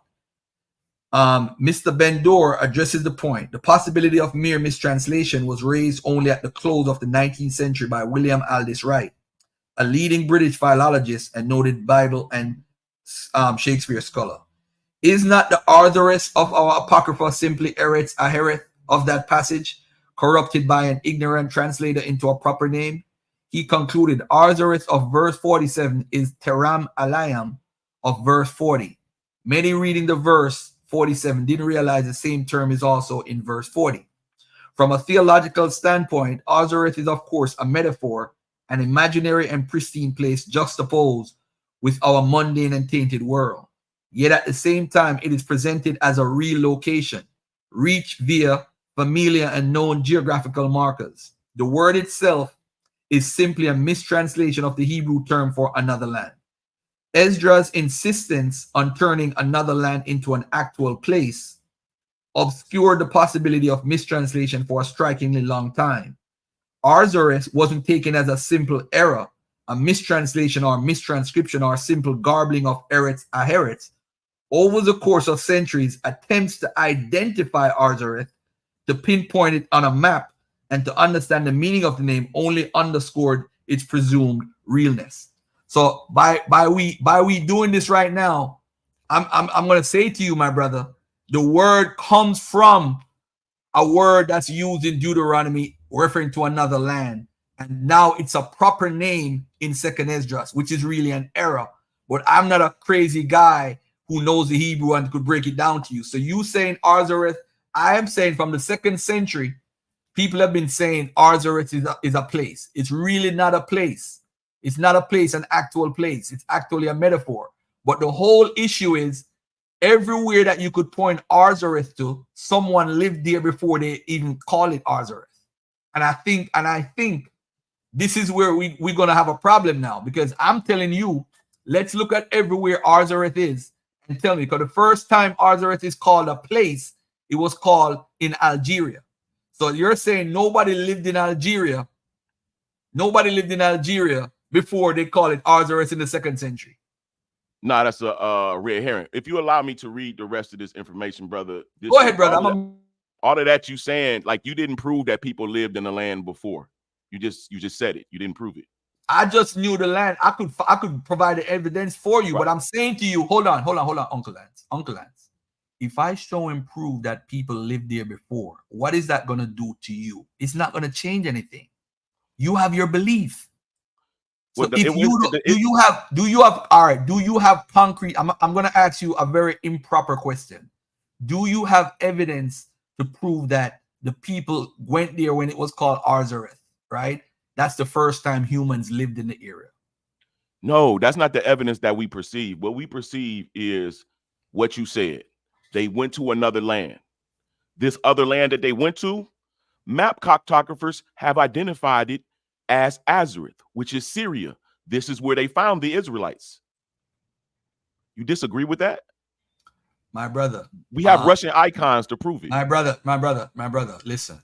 I'm asking you, what year did they go to the land? Well, they left. I don't know what year they went to. I know they was kicked out in 722 BC. And from that period. So I just showed primary sources of the Israelites remaining in the land. Do you have evidence? Some of the Israelites remaining in the land. You didn't show us all of them. All right. Do you have evidence of anybody leaving the land? We have evidence of Israelites in other places. I'm asking again. Do you have evidence of Israelites leaving the land of Assyria and going other places? Yes, we do. What is the evidence? Let's go over the evidence. Okay, let me read this. No. I hope you're reading evidence now. I'm reading evidence. All right. This is my excerpt. I personally take this. This is from Travels of Marco Polo. Okay. Tartars, which about year 1228 under the command of Genghis Khan, overspread the earth like a deluge, where the successors of the 10 tribes of Israel, which were carried into captivity to Assyria by Salmanazar. The name Tartary, or rather Tartaria, seems to be some testimony thereof, because it signifies in Syrian or Hebrew tongue remnants or remainders, as seemingly because the Tartarians were remainders of the aforementioned 12 tribes of the northern kingdom. Tartary herdsmen preserve to this day the name Dan, Zebulun, and Naphtali. I have another. Wait, I just want to make sure I got you. So your position is the Tartarians are Israelites? Yeah, they're Northern Kingdom Israelites. The evidence is Genghis Khan ruling contemporary with the icons being formed. When the icons were being Russian icons were being made, My Genghis brother, Khan what was time did successful. Marco Polo write, brother? What time period? I'd say around about 1200s. All right. So Marco Polo in 1200s is evidence of Israelites leaving Assyria. Let me continue, brother. I just showed you that. You I see, read the lands that they went to, right? That's fine. I just read where the guys. You asking me to argue a point that you're Hold on, making. let's I'm trying to not make argue, You're not another point. proving anything. I don't think you got to Hey, learn how to hold on, guys. properly, bro. Hold on, That's not hold on, evidence. guys. Let's not argue. Let's not argue. We've been doing good. Let's keep it that way. Garfield, make your point. Here's 1 minute. Then Uncle Lance can get 1 minute at that. Go ahead, Garfield. No. Let him finish reading what he's reading. I'm good. All right. Okay. Go ahead, Uncle Lance. Okay. This here says the 10 tribes migrated gradually, some in the direction of the Caspian, others beyond the borders of Media and Persia, apparently eastward in the direction of Chinese Tartary. The tribes of Simeon, Ephraim, and Manasseh are represented to have settled on the Caspian in the country of the Khazar Tartars.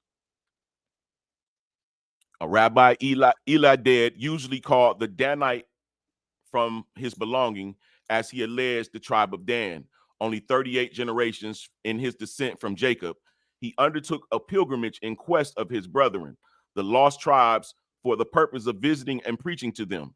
In a letter on the dispersion addressed to the Jews of Spain, bearing the date of 1283 AD, and published at Paris in the year of 1563, he declares that he discovers the remnant of Israel in the regions of Tartary. J. Corset, Moravian missionary to Asia, says in January 1879, it was revealed to me that the Mongolians are of the tribes of Israel, this great nation which in the days of Genghis Khan conquered Asia. Under the date March 9th, 1887, Mr. Corset writes, I believe that all the Tartar tribes, like the former Americans, are of the children of Israel. The Mongols and the Tibetans have a peculiar interest in me because of this belief. I know. Do I need to? I can go at least 10 more sources. You want to respond? All right. Israelite Redo or the Restoration of Israel by Giles Fletcher, LLD. Restoration of Israel, exhibited in 2 short treatises. The first contains an essay upon some probable grounds that the present Tartars near the Caspian Sea are the posterity of the 10 tribes. Another source by Joseph Ekins. I pointed out in the evolution of the Hebrew language a good portion of the common ground between Tartar languages and the Semitic, and showed that the Semitic languages are compound and are partly based on the Tartar stock. Will you you want to respond, Mr. Garfield? Keep All going. right. Okay. Let me say this, right? I asked for, you see, a lot of people have claims where people said this is Arzaris or whatever. None of that proves anything. Do you have evidence from Assyrians, people from Assyria moving? Because I presented a source from Benjamin Tudela in the 12th century saying that the people living there said they descend from the Assyrians. Now, do you have people move? Hold on, brother. Do you have evidence? This is a plain and simple question, because the Tartar theory is something from, I think, the 17th century, I think, and it's actually in my book. The Tartar theory, that's something that's later. Those are like Turkic ethnic groups in Asia and Eastern Europe. Those, I don't think, and Mongolites. I don't think you want to incorporate those people. The issue here is we need to figure out exactly where you're talking about, so we could prove that people actually lived there before anybody else anything. So that's that. If I prove that to you, what would be proof to you that people lived there before that time? I don't think that it matters if people live yes, there. It does, because you're saying it's the word of God. That's the argument that you're trying to create. It doesn't take away the fact that Israelites moved to the land. No. It doesn't take. Listen, brother, you create My brother, arguments. do you believe that they were going to somewhere where no man dwelt before? Do you literally believe that? I think that doesn't matter. I think that the fact that we have maps with them in so the no, land. the word of God don't matter. I'm saying we have to take. We can't prove that people live there or not. That's a dumb argument. Yes, we can prove people live there. We could find agriculture. We could find bones. We could find a lot of different evidence, structures, buildings, records. Hold on a second. You're saying that. So hold on a second. So you have proof that the Assyrians, the people went to Assyria and they moved, literally left. Where is your proof?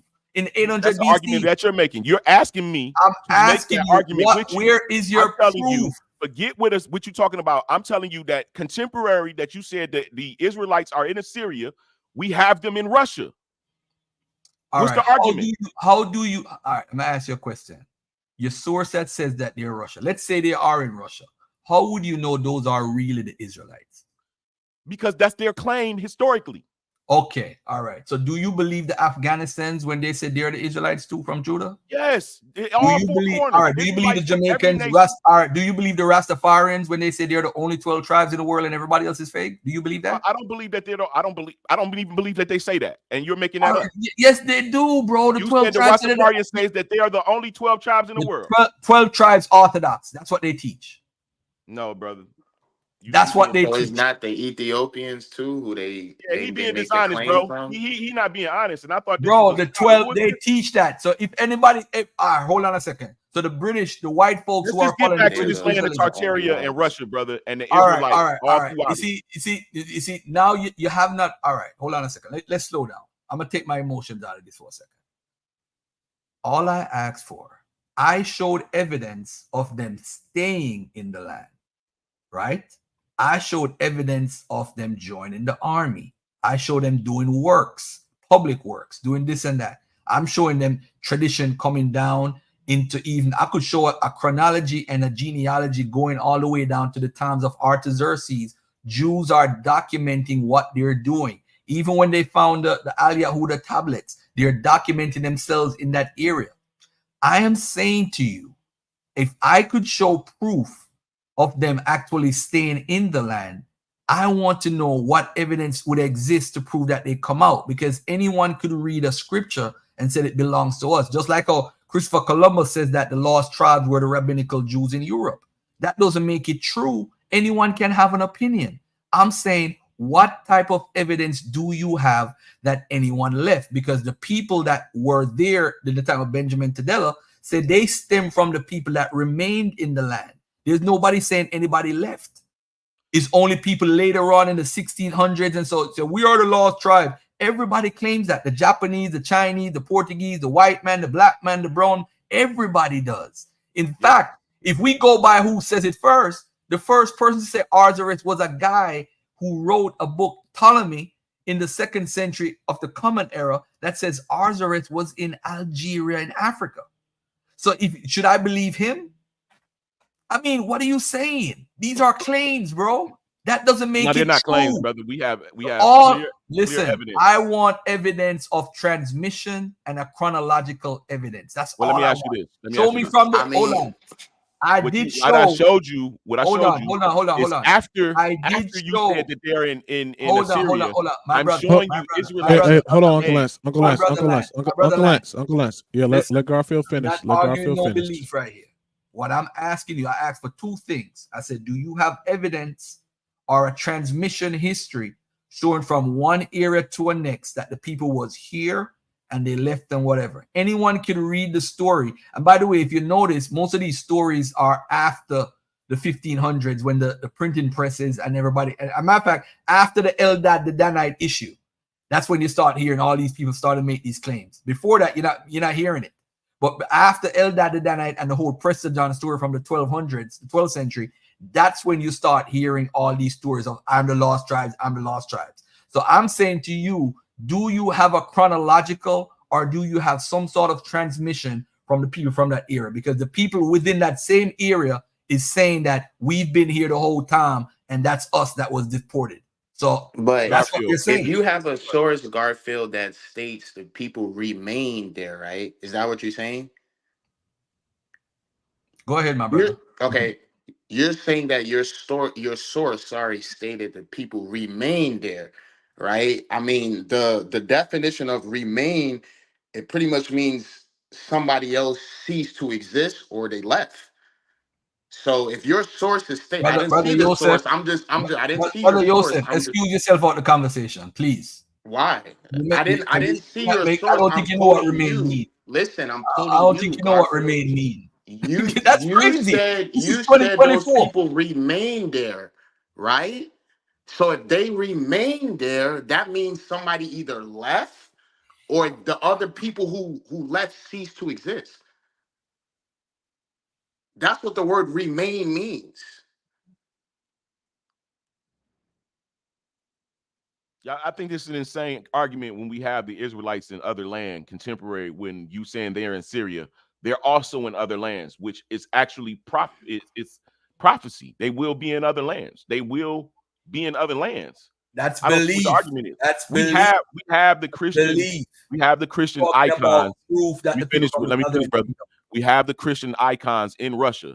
These are That black has Christians. nothing to do with that. We That's have black Christian Christians icon. with afros. We know that those so-called Oh Christians are man. actually Israelites based on what?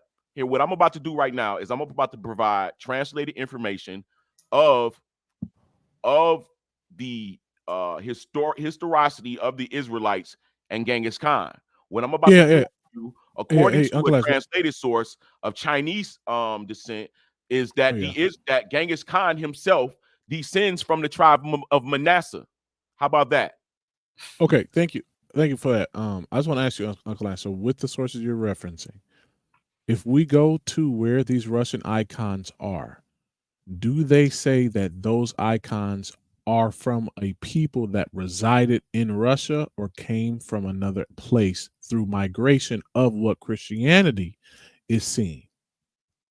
Example, when you say the Russian icons, do those icons appear before the migrations of Christianity to those areas, or were they there before? Well, they have the icons at around about 1200 and 1100. So I see the Israelites in Russia in the 1200s. Got you. But I can't pinpoint exactly when someone painted, but they're contemporary. Got you for that time, yes. It's contemporaneous. For that time, You know what I'm yes. saying? See, so Yeah. if you understand the plight of Russia of Genghis Khan, he's trying to unify again the northern kingdoms. They've been so far apart. They have literally become Mongols to where they're drinking the blood out of the skull of their enemies. He is like a savage. He's like you remember when my man stuck the spear through the woman and the dude? He like that. That's how Genghis Khan was. And he was so when I can show you that he's literally trying to unify. And I know that, and here's the deal. In order for Brother Garfield to know what he knows, he literally just overlooked this information, or he's hiding it from you because he knows this. He knows this information. So Okay. I don't know. I think we got to look at these scholars, man. They're not really trying to teach us. I don't know what's going on because he can't know what he knows and overlook the fact that the Tartarians were considered the Northern Kingdom Israelites. So when y'all see all this Tartarian information about these buildings being built and this technology and this, that, and the other, Yes, sir. y'all looking at Yes, Northern Kingdom Israelites ruling. You're looking at the 1,000-year rule of the Israelites. It goes off into the Moorish kingdom is rule. Got you. So Garfield, go ahead if you like to respond. You got 2-3 minutes, and then Uncle Lance after that. Before, it don't make no sense to argue belief. I'm asking for tangible evidence. He's giving me belief that all these people believe this. Listen, man, as I said before, I'm gonna show anybody can make up anything. There's guys on Clubhouse today calling that they're Jesus. They're like 5 different Jesuses on Clubhouse. Anybody can believe anything. Belief has nothing. Now, I'm going to say this, right? With all due respect, all that you presented did not prove anything. All I asked for is somebody to show, just to show. I showed a primary source that the majority of the people, they actually have it in their records. The majority of the people that went to the land, went to Assyria, actually joined their armies because they had like 20 caravans or whatever they had. They joined their armies. That's what they did. They joined the Assyrian armies and fought with them all over their empire. All right, that's what the majority of them did. Then, if you look at what they're doing as far as Second Esdras, it's a book that's written in the 1st century. So if it's written in the first century, so you're saying after the first century they left? I mean, when you think about even Acts 2, if you believe in the New Testament, Acts 2 verses 3 to 15, it talks about the tribes coming from all over the areas where they were taken. So the tribes were still, their descendants were living in the areas that they were taken in the 8th century. Because remember, all of Israel, Cyrus invited to come back. Some decided not to, and they decided to live abroad. And they actually lived within Babylon, had their own town called Judah Town. So we have the records, and when we go from the Al Yahuda tablets to the Marasha archives, we get to see the Israelites' continuation and living, having land shares and all type of different things, even having slaves in these areas. So the history is there on my side. I could show and prove it, but I'm just saying to you, anyone can make the claim. The Tartar kingdom is connected to Turkish people. I don't think anybody in their right mind is saying that the Israelites are Turkish people. We need to understand that where he's talking about, people lived there. When they said that Azares was in Algeria, people lived there before they went to Algeria. So at the end of the day, are you saying nobody lived in these places and it was scanty, it was empty? We got to stop lying to ourselves. Again, you're trying to make Second Esdras the word of God. It's actually a pseudepigraphia. It's not considered a part of the canon. And because we want to be this King James only type of mentality, so there you go. You have it. So I have to run with what the King James says. No. This is easy work. All we have to do is show evidence of some transmission. And what I did was, when I showed the 12th century Benjamin Tadella, the people there have over 40,000 people, 100,000 Gozan. These are the areas that they went to in Assyria. They are saying we descend from those people. That's us. The Persian Jews, if you even look at it from a genetic perspective, they are the same Persian Jews, Babylonian Jews. They have a similar genetic makeup. They are the same descendants of the same people. The Babylonian Jews are there for 2,500 years. The same type of genetics that you see their same group of people having. They have been there for years upon years upon years. These people, oh, you're talking about the Turkish people. If you look at them genetically, you are not going to see a comparison that's going to be like, yo, these people are similar, or they're connected. No, they're not. And what's going to be surprising to everybody is this. You are saying that the Tatarian, I've never heard, I've heard it before because it's actually in the book that I got most of my information on the lost tribes from. But I've never heard somebody trying to justify that the northern tribes are these people. No, they're not, bro. The Turkish people, that was something made up in the 1600s or 1700s. And nobody holds to that position. It's just show me evidence that this is made up. Oh, hold on, Lance. Let Garfield finish, and then you'll go. I also have a question for Garfield when he's done too. Yeah. All right. So let's do this. We listen. Go ahead, Garfield. I already showed the Assyrian exile and what they were doing. I already showed that. I already showed a continuity into the Babylonian Empire. I already showed that.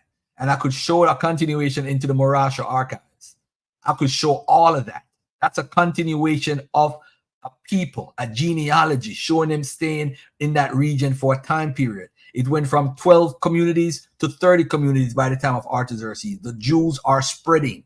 So if you want to hold to that, these people are the lost tribe. This is all because of Eldad the Danite and Prester John. This is all this comes from. The Jews and Christians arguing about who is holding to what they held to from the past. So they're trying to gravitate and make everybody a lost tribes. There's no such thing as a lost tribe because they weren't lost in the first place. That's all mythical, Second Esdras, British Israelism, Christian identity, Herbert Armstrong, worldwide Church of God teachings. Anglo-Saxons come from sons of Isaac and all this foolishness. There's no evidence. This is why I asked you for evidence. I've provided evidence. All you provided is a writing saying that these people are claiming this. Anybody can claim anything.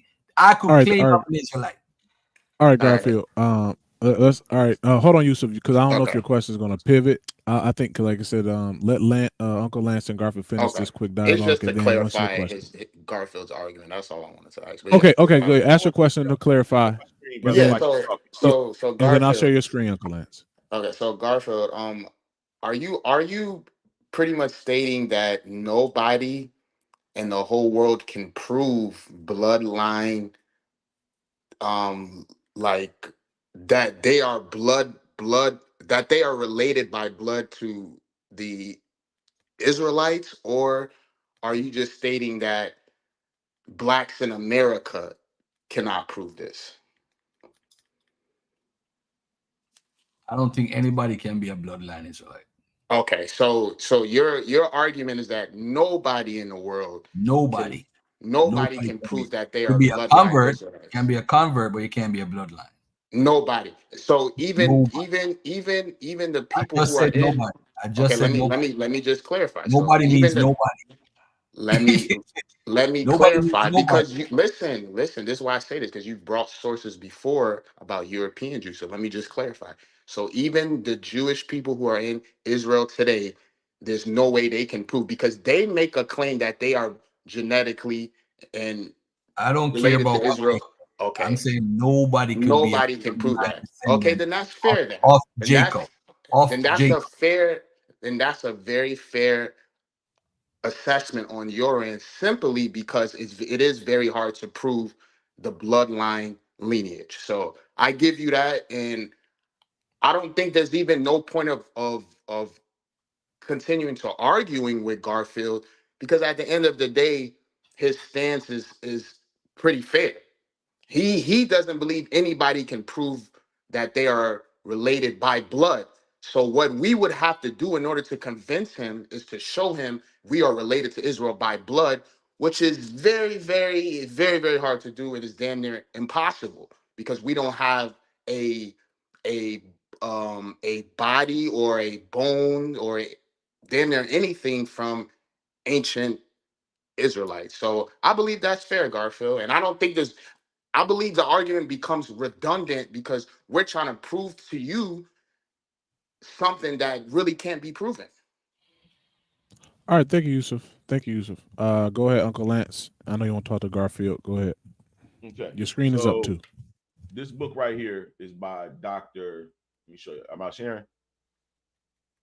Yep, your screen is up. We see it. Okay. Israelite Roots as the Mongols Revealed in the Mongol-Goryeo War. That's Korea. So what this doctor has done is he has translated letters in between these two civilizations, the Mongols and the Koreans, right? And he identifies that through the translation that, look, the Israelite root of the Mongols, Koki Mongol, is Celestial Makiel, which is a tribe of Manasseh, Makiel, people of Bedeh, the people of Bethel, right? So this is an actual translation. Let's go to the page 30.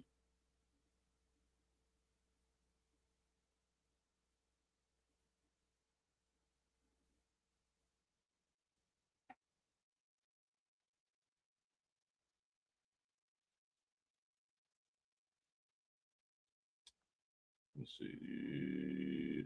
Trying to get rid of the fluff and go right to it for you guys. You can see. Hold on. Here. This is important. Immediately after Genghis Changin raised a 9-pointed white flag. 9-pointed white flag originally planted in Onin River. Onin River. Where's Onin River? And let's go back to this.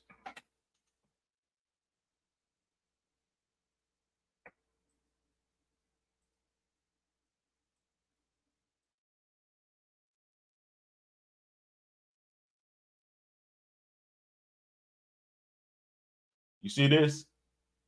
Yes, sir. Anian. It's the same river. Genghis Khan was right here. You go Japan, here's China, here's Alaska, and California is right here. See that?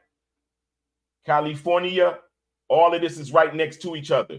So when you read about these Mongols coming across the Bering Straits, you see the distance between here and here is only 61 miles.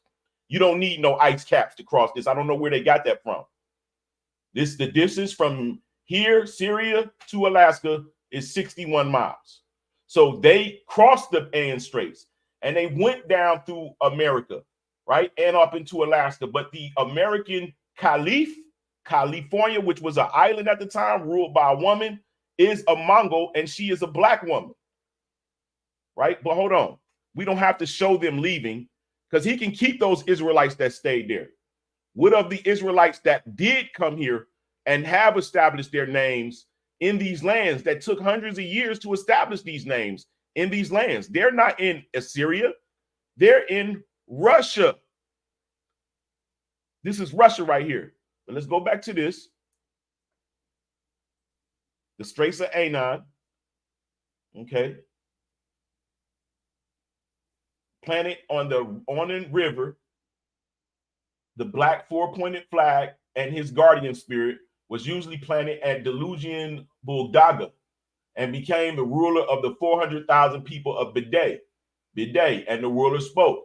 So you can see that the writer, he linguistically breaks down all of these words that we phonetically speak and show you what they mean in the in Japanese and in the language of this language. It said, from the time of the people called Koki Mongol. So this is a letter that Genghis Khan wrote talking about how these people of Biday supported him as he went to take over, right? And for a time, this people called Koki Mongol. Western sources testified the name Mongol sounded without the nasal. The Turks called the Mongols or Mayo. The Persians Mayo, blah, blah, blah, blah. The Arabs Mogul. From here, it is not far from Maga, the Korean reading for Mohe.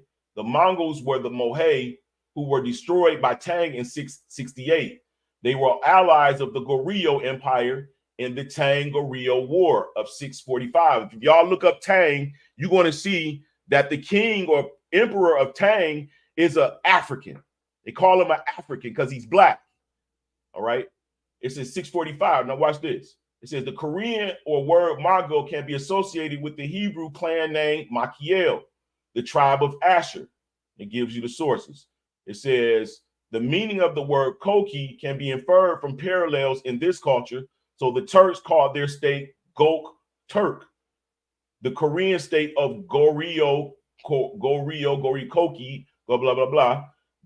Go means sky, height, blue, etc. The Korean in this phenomenon is preserving the word. So it goes on and just give you explanation. It says that Genghis Khan thus founded the state, the Malachites, in 1206, and named the Malachites the heavenly Malchiolites, right? And it goes down and it says that the people of Biday. All right. Totally. It says the celestial Machiolites have yet another name. Genghis Khan calls them the people of Biday. According to Isaac Jacob Schmidt, this is a Tibetan term for the totality of the Mongolian peoples. We find another explanation in the Korean source that narrated a ritual song from the Sanhan people of the 1st century BC. And this is the song, and it tells you, it's biblical genre or jargon. That's what it looks like, house of God in this song. These are the he translated, and you got lines like the house of God, right? But here's where it gets interesting. Reference of the Genghis Khan is aware of the Israelite root when invoking the Biday people. He considered the unification of the Biday people to be his vocation. The references to the Israelite ethno-cultural affiliation is underscored by the names of the people and the clans. So these people have names and they're in Korean and Japanese, but when you look at them in the English, they have meanings, and these meanings going to line up to biblical meanings, right?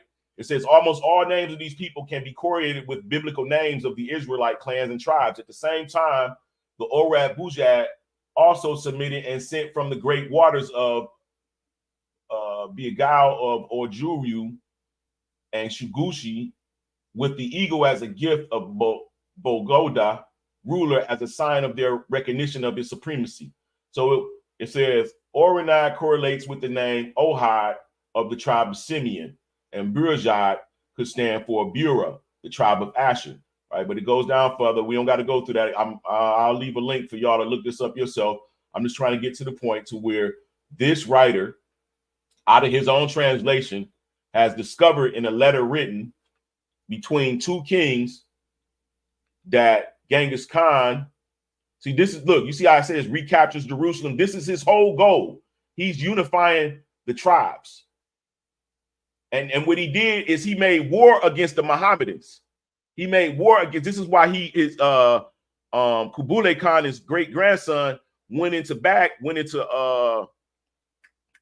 Baghdad, attacked the caliphate, and made him swallow his gold. He said, "Look, I wouldn't dare put my hands on you. You like a god amongst these people." He said, "But you live rich and kingly, and your people live poorly. So die with your riches." So he made his men make them swallow pounds of gold, and then they sealed them in the temple. And that's the war between the Mongol Empire and the Mohammedans. So the original Mongols, they couldn't stand the Mohammedans because they called their religion a bastard religion. Later, you see Mongols being Mohammedans or Islamic because the great grandson converted into Islam long after King Genghis Khan and his grandsons were passed away. But as you can see, the correlation of the Israelite tribes united. Listen, look at this. This is gonna blow your mind. Jinguyo was a state of the Confederation of Han. All Israelite tribes were united in this confederation. Han had the following meaning: Sham, Shem, Han kings, Han, Shem kings. Right. So you can go through this book and you can see the correlation, and he breaks it down. This is not in English. This is not in English. This is in Korean. Right? So you can see Christian and Tartars. But that you pledge the Christians will hold good peace and true love towards us as we shall do towards them.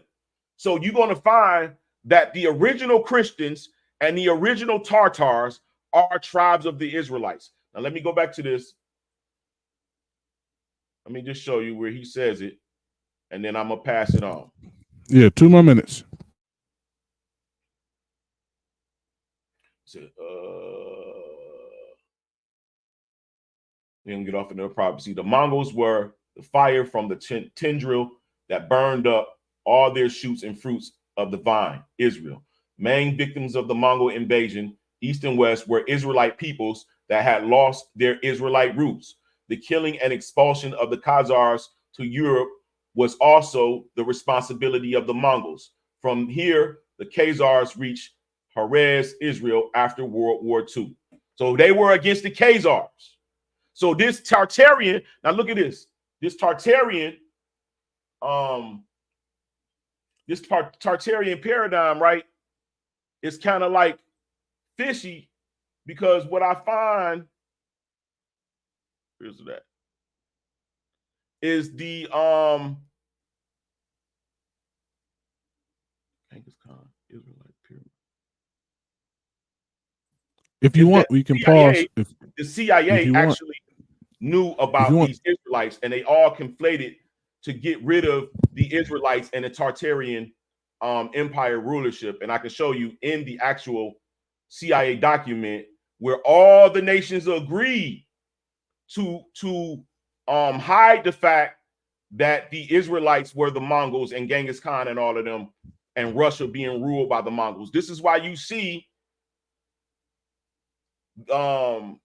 Putin displaying this old Israelite information in his news appearances. Where is it at? You know, we'll talk about that another day. But all right, you can pull that up, but let Garfield respond if he's still there. Garfield, go ahead. You can respond. Yeah, he could take that down. Hold on 1 second. And Uncle Lance, that Putin mentioned, so you adhere to like the TikToks you saw out there. You think that was directly from Putin and them, that they actually adhere to? Like, I seen the actual news thing when he passed out. No, you didn't. No, you didn't. I seen the actual news conference when he passed out the icons to the soldiers. They were replicas for the soldiers. What you said though. He didn't say what you said though. Yes, what do you mean? They were icons for the soldiers. Now, those who know that those are black Jesus.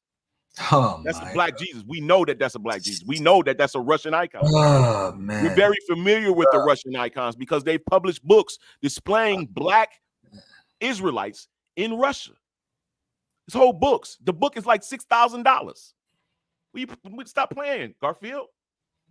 We're knowledgeable now. We can no longer be fooled by rhetoric. You have to really show us and fight for what you're saying. All right. Hey, let me say this first of all. That everything you said was a bunch of baloney. And it's sad that it's 2024 and you're calling yourself a researcher and this is what you're teaching. With all due respect, you got to go back to the table, brother. But let me finish this easily. All right. You remember earlier I asked you, I said, what would change your mind about this? And I said to you in the second Ezra, it says, we're no man. If you take that literally, you got to stand on that as the truth. You can't run around and say, well, it don't matter. When I said to him, are you saying that the tribes in Tartar, these are Turkish people, right? And you're now saying that these Turkish people are the northern tribes and you're connected to them. So now I want to put forward to a lot of people that there's a different sources, different people saying different things, and that they're connected. You have Assyrian Jews, you got Bnei Israel, Bnei Manasseh, Kashmiri Jews, Bnei Ephraim, Beta Israel of Ethiopia. You got the Igbo, people saying Igbo Jews, you got Black Hebrew Israelites, you got Japanese Jews, you got the Lemba Jews, you got Maori, you got Native Americans, you got the Scythian Cimmerian theories. You have all type of different things. And everybody is saying they are right. Everybody. Nobody's saying that, hey, you know what? Maybe I got this wrong. Maybe this is that. So I said, let me just Google something real quick, right? On the prehistory of Siberia, because this is going to deal with genetics. And this is just for other people, not necessarily you, because you're far gone. You think you're correct and you haven't proved. Because at the end of the day, though, I don't want to go there on Berean's channel with certain conversations, because the first thing you'd have to prove is that there actually was a 12 tribes. And you can't prove that. And I know you can't. So I'm not even going to go there on Brother Berean's channel out of respect for him. All right? You can't prove there was even that 12 tribes to begin with. All right? So I'm going to leave that one alone. But what I'm going to do is I'm going to use this Wikipedia article. It's a simple article which has sources, the prehistory of Siberia. And what I'm going to read and show is this, right? In the Chalcolithic period, which you know when that is, right? It followed the Neolithic and preceded the Bronze Age. This was like around 5,000 years ago. The cultures of Western and Southern Siberia were pastoralists, while the Eastern Taiga and the Tundra were dominated by hunter-gatherers until the late Middle Ages. So you had people living there in these regions. Substantial changes in society, economics, and art indicate the development of nomadism in Central Asian steppes in the first millennium BC. So you have evidence of people being there in the area way before. If we want to look at it from a Paleolithic time period, late Paleolithic Southern Siberians appear to be related to Paleolithic Europeans and the Paleolithic Jaman people of Japan. Various scholars point out similarities between the Jaman and Paleolithic Bronze Age Siberians, genetic analysis of HLA and HLA2 genes, as well as HLA-A, B, and DRB1 gene frequencies like the NO people and some indigenous people of the Americas, especially populations of the Pacific Northwest coast, such as Tlingit to Paleolithic Southern Siberians. Now, one thing I must add, all right, and of course you have the Malta Beret culture ivory figurines, which goes back 24,000 years before present to 15,000 years ago. So people were there in the Siberian area. So it wasn't a place that was not where no man has dwelt. So that argument is thrown out the window. Everything that you read is stemming from Eldad the Danite, who was in the 9th century, and the 12th century writing of the Prester John story, which intertwined it. Outside of that, you really don't have no evidence of these people being those people are coming from Assyria. It's only people who have read Second Esdras are connected to Second Esdras. That's it. So I would go on to say this to you and to anybody who believe this theory that you're putting forward. It's a theory. Just like what I do, I must admit though, one thing that you said, those Siberians are connected. Those Siberians are connected to Native Americans. And that's something that I can't deny. When somebody states something that's true or near true, I have to actually admit that, you know what, you're actually on the right path, because those people from Siberia, they have something to do with the Native American population. We could check it by the linguistic evidence, and we have genetic evidence. Now, the point that you must bring now is, do those people who you're talking about, do they genetically connect to you? because you genetically, more than likely, if you're African American, you're connected either to Europe or you're connected to West and Central Africa. You're not connected to the Levant. This is just what's real about African Americans. Well, that's not true for me. Yeah, of course it's not true for you. It's not. I have literal recent genetics from the Levant. You have recent genetics from the Levant. How recent? Yeah. I mean, it's 3 to 4%, but we understand that the 3 to lower 4% the number of what? the What lower genetic the, marker? the lower the Hold number. on. 3 to 4% of what? Of people of the Levant. What's the marker? Well, why is it necessary for me to do? You got to just take my word for it. I've shown it plenty of times. You No, just so haven't seen you it. could tell me. So if you trust showed me, it, brother, I have so the genetics in the 3%, the Levant. 3% As a makes black you an man, Israelite. So the 3% makes you an Israelite. no, what It happens don't make is you this. what you are. You're based off of. Brother, let me answer the question, Garfield. Calm down. Hold You're on, about this to go is off my turn into to a talk. tirade. Let me answer the Hold question. on. This is my turn to talk. Ask me a Slow question. it up. My turn to talk. You'll slow it What up. I'm going to say Hold on, is Uncle this, Lance. Hold on, Lance. I'm 3.9% Ashkenazi Jew. That don't make me an Ashkenazi Jew. No, but what that So does I'm is saying, identifies no, your origin. Uncle Lance. It Hold identifies on, Uncle your Lance. Uncle Lance. foundation. Uncle Lance. Let Garfield talk for about 2 minutes, and then you can respond for I'll say 3 to 4 minutes. What your response is, what you want to respond to by his long. No, Uncle Lance, we're taking our turns with this. We gotta take our turns with this. It's a dialogue, but let's take turns. Let me say this: we're in a predicament here, where you have people that believe something and want it to be true. So what they do is, again, look for a conclusion before the facts. So the Tartarian theory has been refuted and debunked. If he wants to, we could set up a conversation about it where I could bring out my slides and sources about it. But what I would say is, why would you believe that Tartarians are Israelites? You got to ask yourself that. And that's based off of Second Esdras. It can't be based off of the Assyrians. It can't be based off of the evidence that's available, because there's no evidence that anybody from Assyria migrated to anywhere over this side of the world. There's no evidence. There's absolutely none. What you find again is people in the new world who are claiming this based off of old world information. Everybody wants to be chosen. So you're gonna find Japanese, Chinese, Portuguese, Hispanic. You're gonna find everybody claiming that they're part of the lost tribes. But you can't even show a tribe. You can't even show one tribe that left Assyria. If you show me one tribe that left from Assyria, you can't. Brother, we don't You care can't. about the tribes leaving Assyria. There are many tribes. Hold on, Uncle Lance. You're gonna respond. You're gonna respond once Garfield's done. That's like 8 minutes. He been All going you've now. been saying the whole time is belief. You believe. Well, yeah, Garfield. Let's Leo, at you least ain't being say fair, Garfield bro. wrap it up. Hold I on. let Uncle Lance went earlier. He went on earlier. He had a Garfield full getting the conversation. floor more. 15 minutes, Look so at the he spoke chat. for The 15 chat saying minutes, the and I only same spoke for thing. 3 minutes so far. So how is this me? I gotta cut my 2 minutes now. Now that's not. I'm letting everybody talk. Garfield, go ahead. All right, everybody getting emotional. Let's do this, Garfield. Let's do this. Everybody getting emotional. Yeah. 1 minute, Garfield. Just go 1 minute, and then let Uncle Lance go. Say this. People have lived in that region for thousands of years, way He before there left was anyway. even an Israelite. People have lived in that region. The Chalcolithic period, they got pottery, they got all type of decoration, figurines, all type of thing. These people have been living there. They have DNA that they found from remains and people and all type of foolishness. So at the end of the day, people have been living in the Siberian region way before there was even an Ezra, way before the biblical timeline.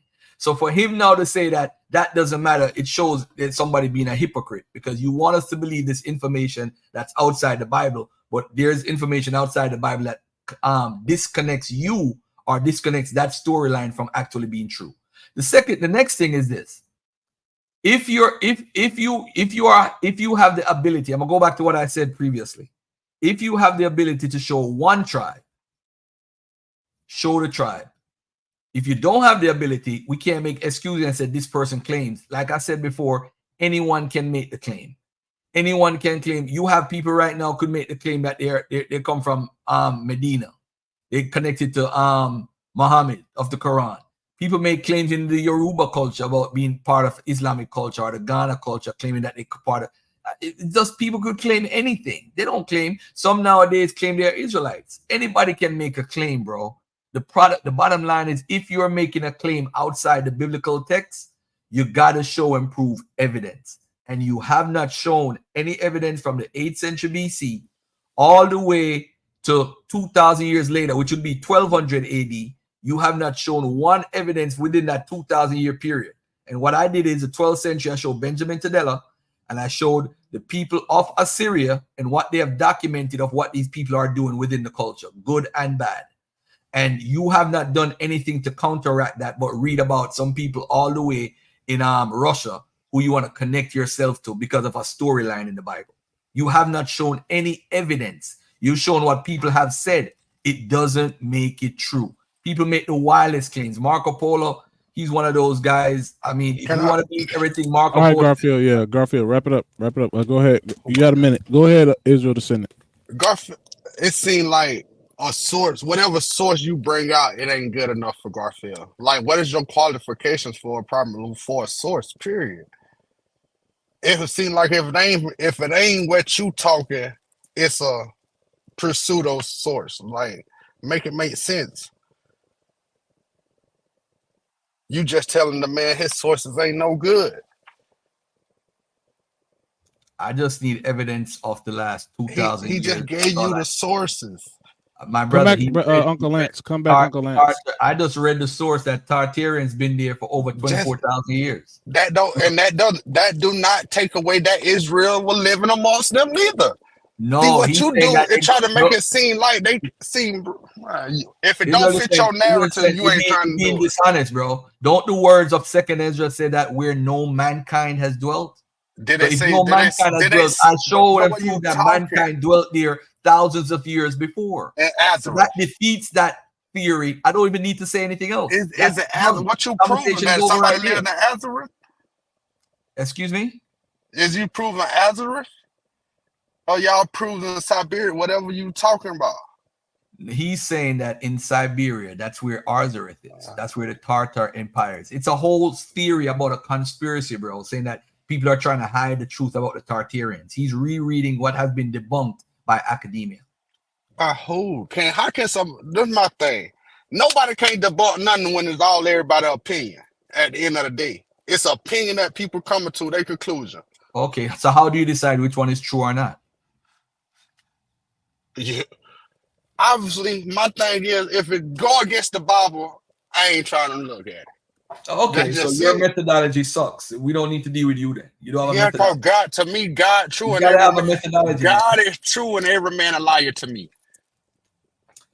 Hey, let me say this, bro. If you believe Second Ezra is scripture and you believe it, where no mankind have dwelt. If I bring a source that shows mankind dwelt there, does that defeat that source? Innocent. You can bring one source, it's 1,000 sources that go say it was. So you can say what you want, Carl. We can find sources that go prove our point. And just because you can find a source that prove your point, don't mean we wrong. And yeah, but it's humans, if humans live all over the earth, all over the earth. And all thing gonna say, it's one source they got debunked. We can show it. Show somebody debunking it. All right, let me ask you a question. Half of the sources that we bring out come from universities. Israel, listen, do you agree with what the gentleman presented about the Tartarians? Do you agree with that? Yes, I would listen to the man. I will help him. I ain't gonna just. I'll be right back. I would listen to the man. The man was bringing out good information, but Garfield ain't even letting the man get out. And Leo, you stopping the man up, letting Garfield take over. Garfield had more talk. You said stopping the man. The brother presented the main source. He shared his screen, and I walked off and went upstairs. I don't know how long he was presenting. You just told the man, let's present that another day. Did you not just tell him that or not? He was trying to bring out a source, so you told him let's present that another day. But yet you I did not say that was an hour ago.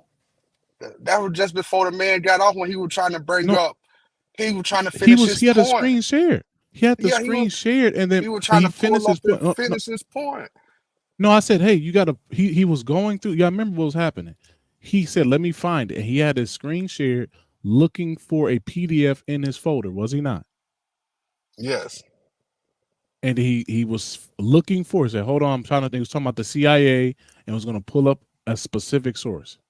I said, hold on. Why are you looking for that? Let Garfield go, because he's still trying to find it. That's what I'm saying. Let Garfield go. You still looking for the source to bring it up. Once you have it, let us know. Garfield stop, and he's gonna show a source. Yeah, And but then that's when but I remember while Garfield was talking, he was responding to what Garfield was saying. I said, hold on, let Garfield go. Because I remember I remember he was looking for a source. He was probably still looking for it, but while Garfield was talking, I can hear it interrupt him. Say, hold on, let Garfield finish. I know you're probably looking for a source. That's my thought. He was probably looking for a source.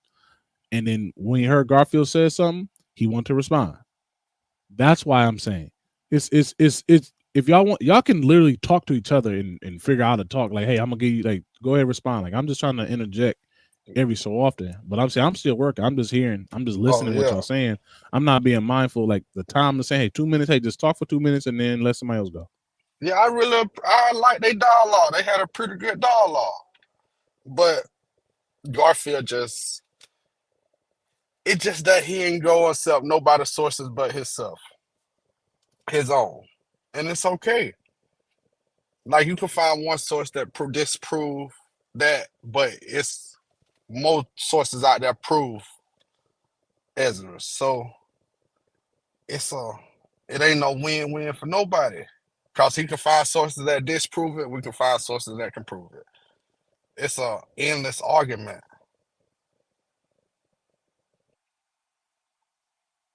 Do you so Garfield asked earlier, do you agree with what the brother is saying? Do you believe, like, the asterisk being in Russia and all those things? Do you agree with that? I really want to see when he was showing the map. I ain't even gonna lie. I really ain't seen the map and pay attention to I was doing something.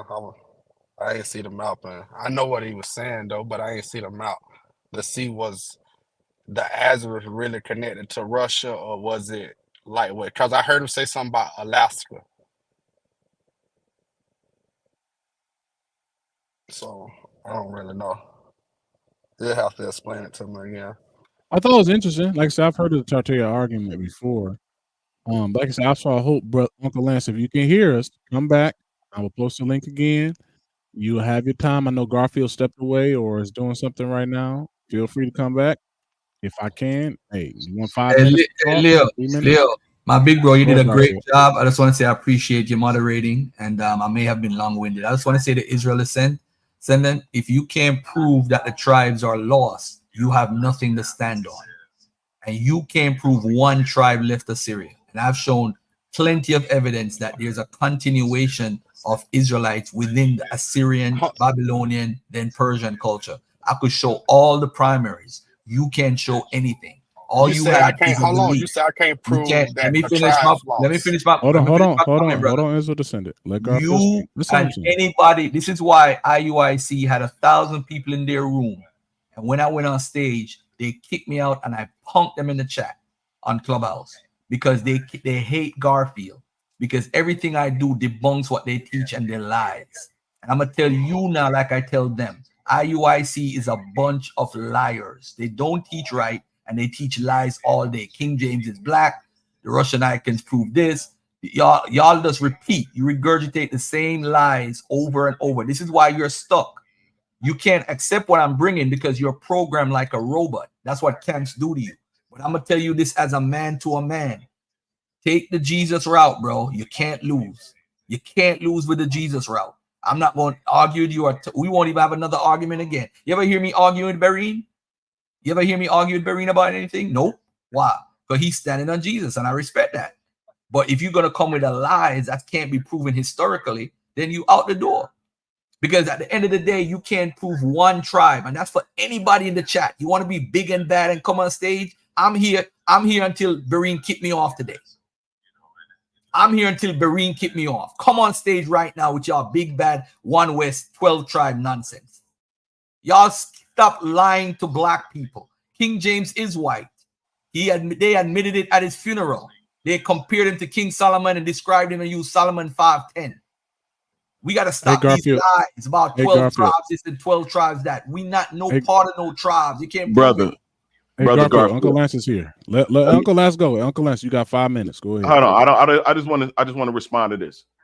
Brother said King James is white, and they compared him to Solomon at his funeral. But Solomon isn't white either.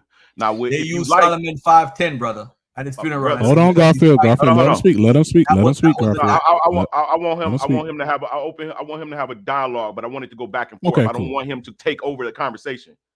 Got you. Okay. Right. Okay. So, brother, in the memoirs of John Mackey, which is a primary source, visual firsthand account describes King James and his family as being black complexion, having a black complexion.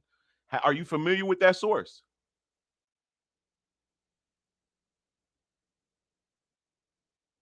Garfield, I I think give you he's time to asking look you. it up if you're not. Memoirs of John Mackey. Everybody, it's a PDF file. I have that. Yeah, I have that. I have All right. that. And when you look through that source, his job as a spy is to report everything that he's seen back to Queen Anne and Watch this. King and the Prince of Orange. Right. That's his job. Uncle When he Lance. describes them in the King James court, you see black complexion, brown complexion, sanguine complexion, pale complexion. His family he refers to as very black complexion, like Okay. his father, the king.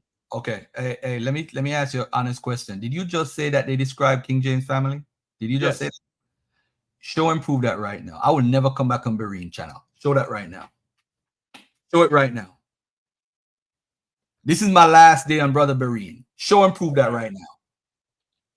Show and prove them saying that King James is black and brown or whatever. Show and prove it right now. This is what I talk about when I say the brothers will lie for their beliefs. It's not to be disrespectful and call people liars. Show and prove. I could bring out the records But of the fact that you call me a liar without having any proof or giving me a No. chance I'm to saying show, you guys lets will lie. us know. Show and prove. Show and prove. Hold on, brother. Hold on, Apologize Garfield. to me Hold for on, calling me Garfield. a liar first. Show and prove. You see how they make these claims, brother? Show and prove.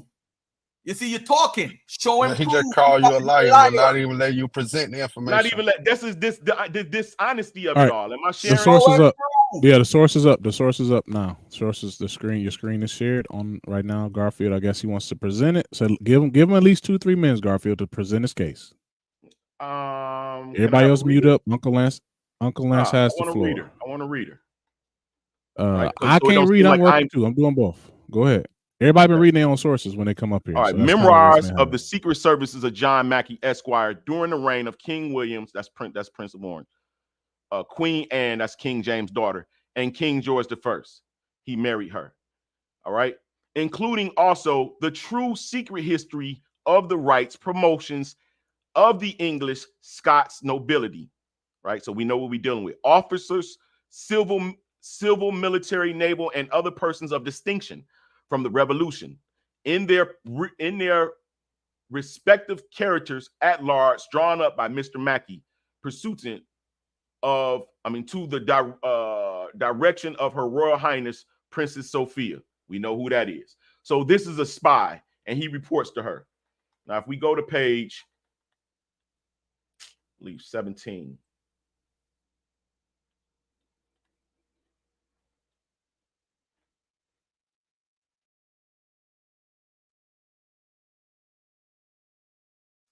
So remember what I said, family. He said that King James said they described King James as being black or brown or whatever. Family, right? whole family.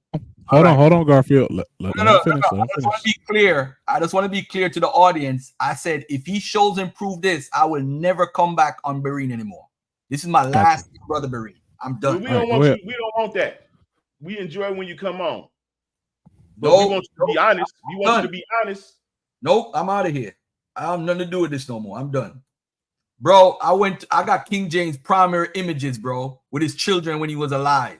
I got all of that. I got primary. Do you have? I got a castle picture. A castle outside. I know that picture with it. He looks miserable. I got the primary pictures when he was alive. Well, in this castle painting, he's a black man. All right, you know what? Show what you got to show right there. I'll talk while you look for that. You look for that, and I guarantee you, family, I put this on everything that I love, and I love Brother Berean. I love Sister Gia. I love Leo. I love Mike Holloway. I love Pastor Bennett. I love Alton. I love Dunamis on everything that I love. Don't make yourself. If he shows this, I will never talk against the Israelites for the rest of my life. Never. I will preach that the Israelites are right as of today. Never. Because this is why I said they will lie for their belief. If it's not That's a there, lot, Garfield. if I'm gonna say this right now, if he, I'm gonna say this straight up, if he doesn't show this, does that mean he lied, or is he lying for his belief? This is what I'm trying to tell y'all. Y'all program. It's too easy. This is just way too easy for me. Hold on, Garfield. All right, let him find it. Let him list it. Let it go ahead. Go ahead, Uncle Lance. Garfield waiting for you to prove it. He gonna mute up, and then you gonna showcase it. Go ahead. Okay, forgive me. It's been a minute. It's been almost 4 years since I actually been in this book. But give me a second. Let's look at some. All right. Court of Great Britain. That's where we're going to find this information. So forgive me. Oh, we'll go through here too. Hold on, because these King James's court is full of his family members and people who his children married. So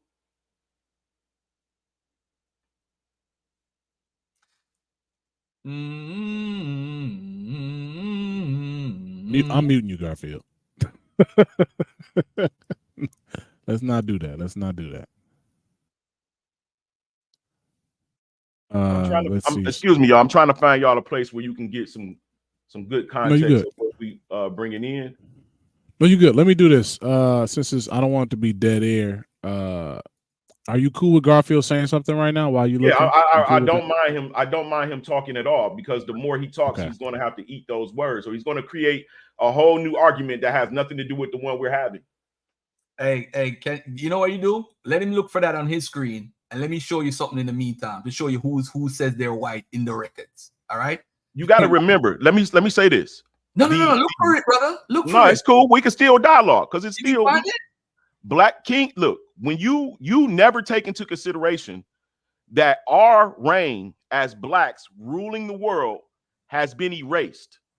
Hey, my brother, they have systematically since 1921. It don't work, bro. The conspiracy systematically erased our history. We know now it's not in the book. It's erased from history. Ladies and gentlemen, they will lie for their beliefs. Brother, they can't prove it. They will lie for their beliefs. He said it's in there. He can't find it. Yes.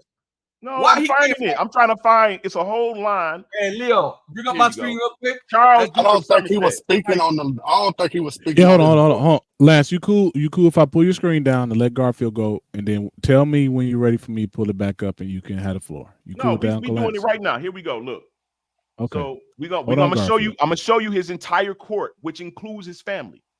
The Duke reign of King Charles II had the Garter marry the heiress of Piercy of Northumberland, right? So this is going to describe the marriage, the people. All right. I didn't want to, it says he is of middle stature, well shaped, a very black complexion. Now, who is this? This is the Duke of Somerset, master of horses. All right. He go to Duke Devonshire. All right. This is his entire court. I'm showing y'all. All right. Let me see. Behavior, tradesmen, loves ladies, play, nice honor. All right. The Duke of Buckinghamshire, Lord Privy Seal.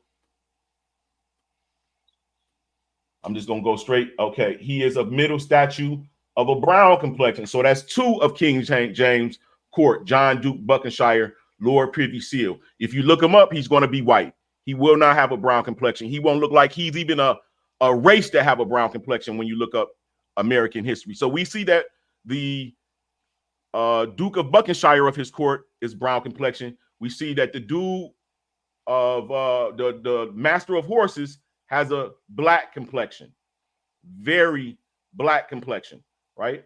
Let's continue. We see, oh, that's Buckinghamshire. That's brown complexion. Thomas Earl of Pembroke. Let's get to it.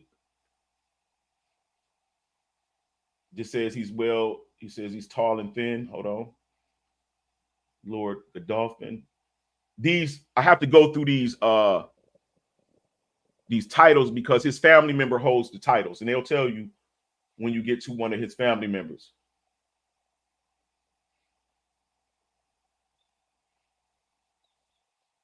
Just be mindful. We don't want dead air. So Okay. It says keep character. It says waiting. Keep okay. waiting. It says he hath an admirable upstanding of slow speech, with an awful ferocious deportment, does more than promises, an enemy to flattery, show, blah blah blah blah blah. All right. He says degrees of people, makes it supportable, of low stature, then with a very black and stern countenance. He's 60 years old. So there's 3 people that's black. I know what I said, and I'm going to show it, but I have to go through this, right? Because it's a point that I'm making. It says this character, Daniel Earl of Nottingham, we know who that is, Secretary of State, right? It says he hath also an exterior air of business and application, enough to make him very capable. In his habit and mannerism, very formal, tall, thin, and very black man, like a Spaniard or a Jew, about 50. Who? He's a tall, thin, very black man, like a Spaniard or a Jew. All right. Edward Earl of Jeffrey, late Lord Chamberlain. This is King James' entire court, y'all.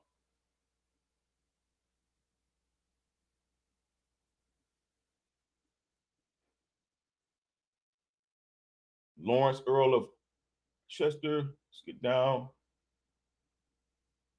Said foreign negotiations by King James made Lord High Treasurer of England. So this is the High Treasurer of England.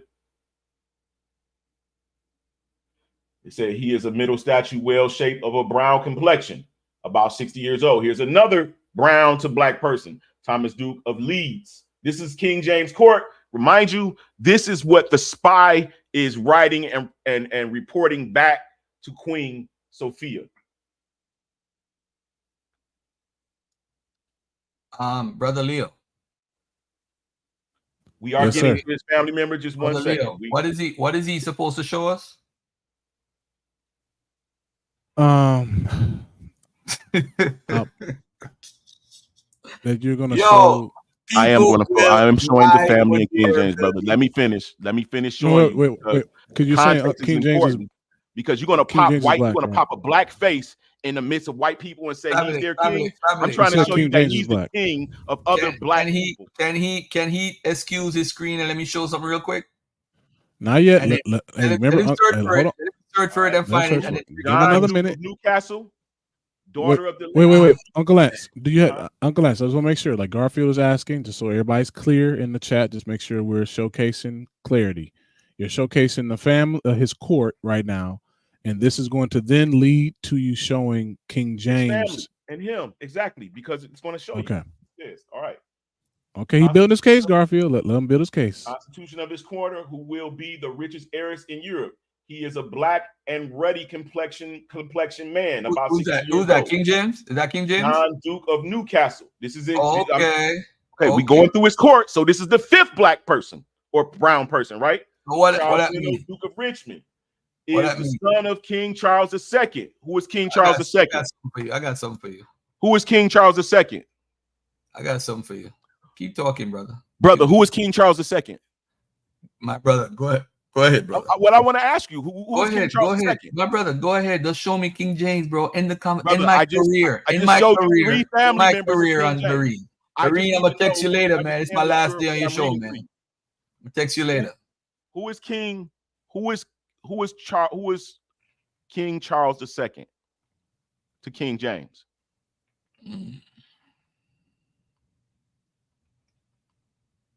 All right. Is the son of King Charles II. Charles Lenos is the son of King Charles II by Duchess of Portsmouth. He was carried by his mother into France in the reign of King James and left for France in the reign of King William when he declared himself the religion and constitution of his country. He is a gentleman of good nature and thought, very well bred and have many valuable things to him. Is an enemy to business and very credulous, well shaped, black complexion, much like the king. Much like King Charles, not 30 years old. This is King James' grandson. All right. King Charles is black, obviously, because he's black like his father. Who is King James' grandson? King Charles II, right? Stop playing with me. Let's keep it going. Let's keep it moving. All right. Where's King James? Your ass back here unless you apologize to all the Israelites. Oh man. Now we can say that this. Now we can say that this is an unfair Watch your book. language though. Black Watch your means language white. though. We can say Watch black your means language too. white. Well, check this out. Here's a person. It said has the greatest estate in England, is of low stature, and this one has a fair complexion. So he's not white, right? We know this. Why? Because he's the son of Lord Russell.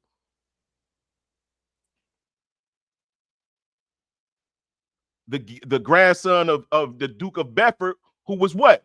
Brown up here, who was brown skinned. Let's go back. So we know that this guy is a light-skinned brother, right? So when it says very black, we're not going to say that black means white in this period because we know what fair means, right? Let's go further.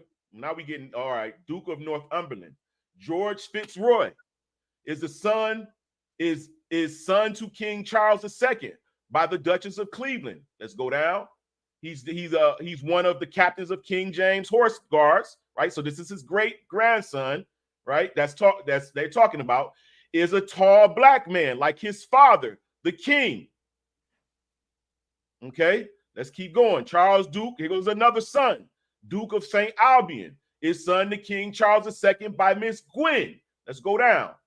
King Charles, he said he is of a black complexion, not so tall as the Duke of Northumberland, but very light, but yet very like King Charles turned 30, which is his brother. The other dude is his brother, Duke of Northumberland. So he waiting for King James, brother. Now, the King Charles is the son of King James. Now, it's a grandson. King Charles II is his grandson. Right. Now King just said Charles Fitzroy, Duke of Grafton, is the grandson to King Charles II, the son and heirs to Bennett. Let's go to a tall black man, about 25 years old. Let's go. Let's continue. All right. It even tell you if a dude is fat. All right. Good comment. Let's go on. That's the lawyer. Let's go. Let's keep going. Let's keep going.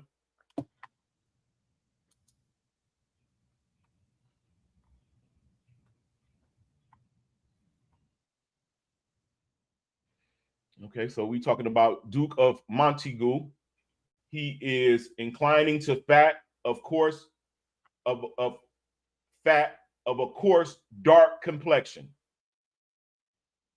Right?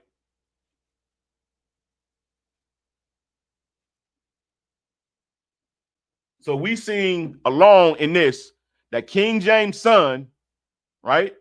Charles. No, it said Charles. That's his son. King James' son, Charles, is black like his father, and he's black as a Spaniard or a Jew. Y'all remember reading that? Black as a Spaniard or a Jew. All right, here a person he is brave, capricious, and is of a fair complexion. So here we got these fair complexion people. Say William Marquis of Harrington. He is of a brown complexion. So keep in mind, this is King James' entire court. This is his court. Lord Somers, late chancellor, right? So how many white people would we say, even if we would choose the fair people, out of 11 people, y'all, we have 2 white people or light-skinned people out of the bunch of King James court. Right? And I'm not going to go through it because it goes on and on and on. Brown complexion. You feel what I'm saying? This is his entire court. And already along, I have already killed the mindset that Britain is a fucking white people's land in the fucking 16, 17. Wait. Watch the language though, bro. Watch your language. Watch your language. Keep going. All right. So this is a primary source. This is a primary source. Any Israelite out here should have this book right here because this is a primary source establishing King James family as people of color.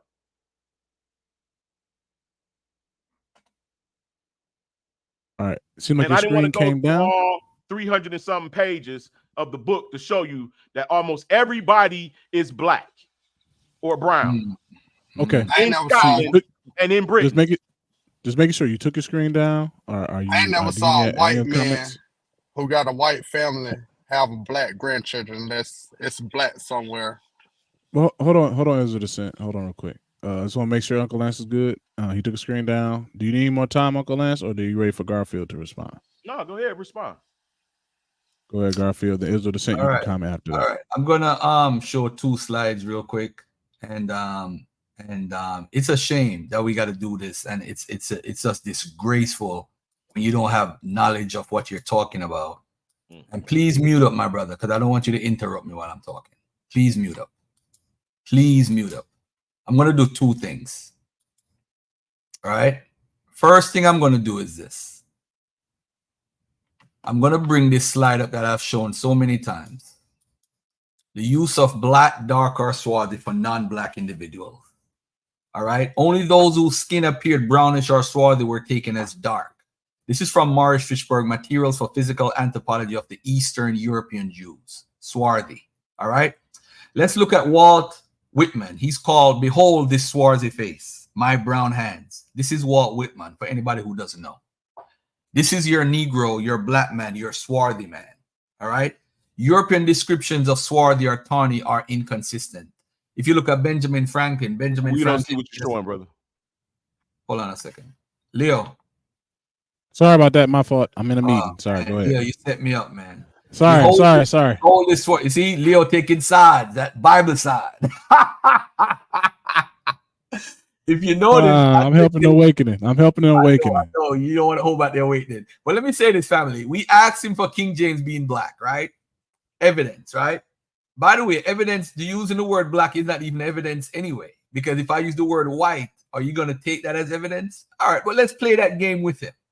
Behold this swarthy face. Walt Whitman. This is what the swarthy face looked like. All right? European descriptions of swarthy or tawny. Benjamin Franklin describes the Africans as black, tawny, and the Spanish, French, Russian, Swedes, and Germans as swarthy. Observations concerning the increase of mankind. So this is why they talk about blacks in Germany, and they use J.A. Rogers' book. So when you use swarthy or black or dark, they think that it means black and swarthy in today. Because remember, race is a social construct. So the definitions of races and black and all that stuff changes. This is going to prove my point real carefully. Look at this right here. This is the Sephardic type Jews, right? Look at these Jews right here. Look at this. Sephardic Jews conforms most to the ideal type, Jewish type. They are noted for their dark complexion, right?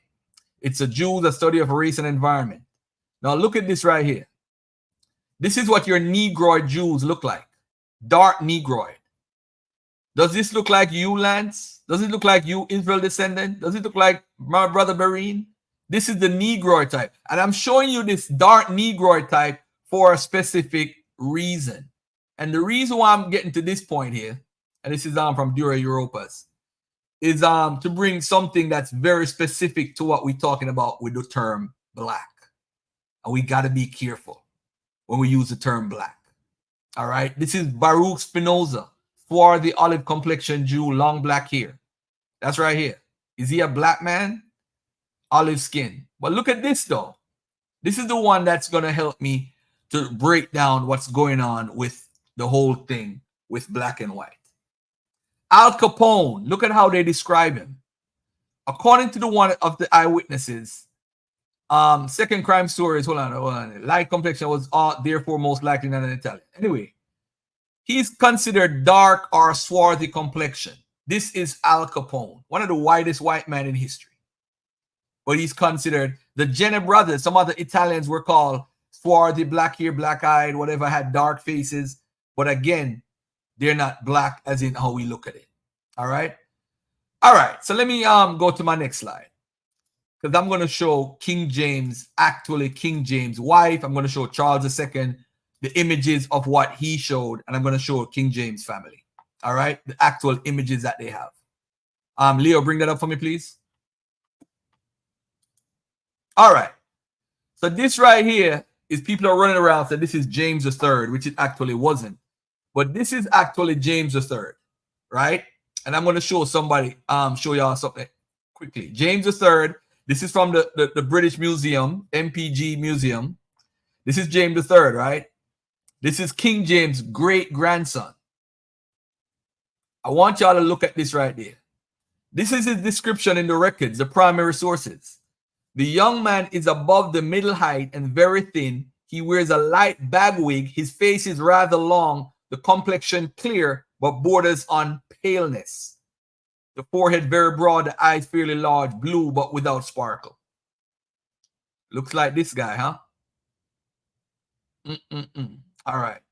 Now, another thing I want to point out about James III is description of what we call a white man. Now, this is King James' daughter. I want y'all to take a look at this. This is King James' daughter with her yellow hair or whatever she has. And not his wife, his daughter. Here's the evidence of her. According to the enthusiastic testimony of the minister who married her at Upslow, Anne was at this time a beautiful girl. Even in later times, her white skin and yellow hair.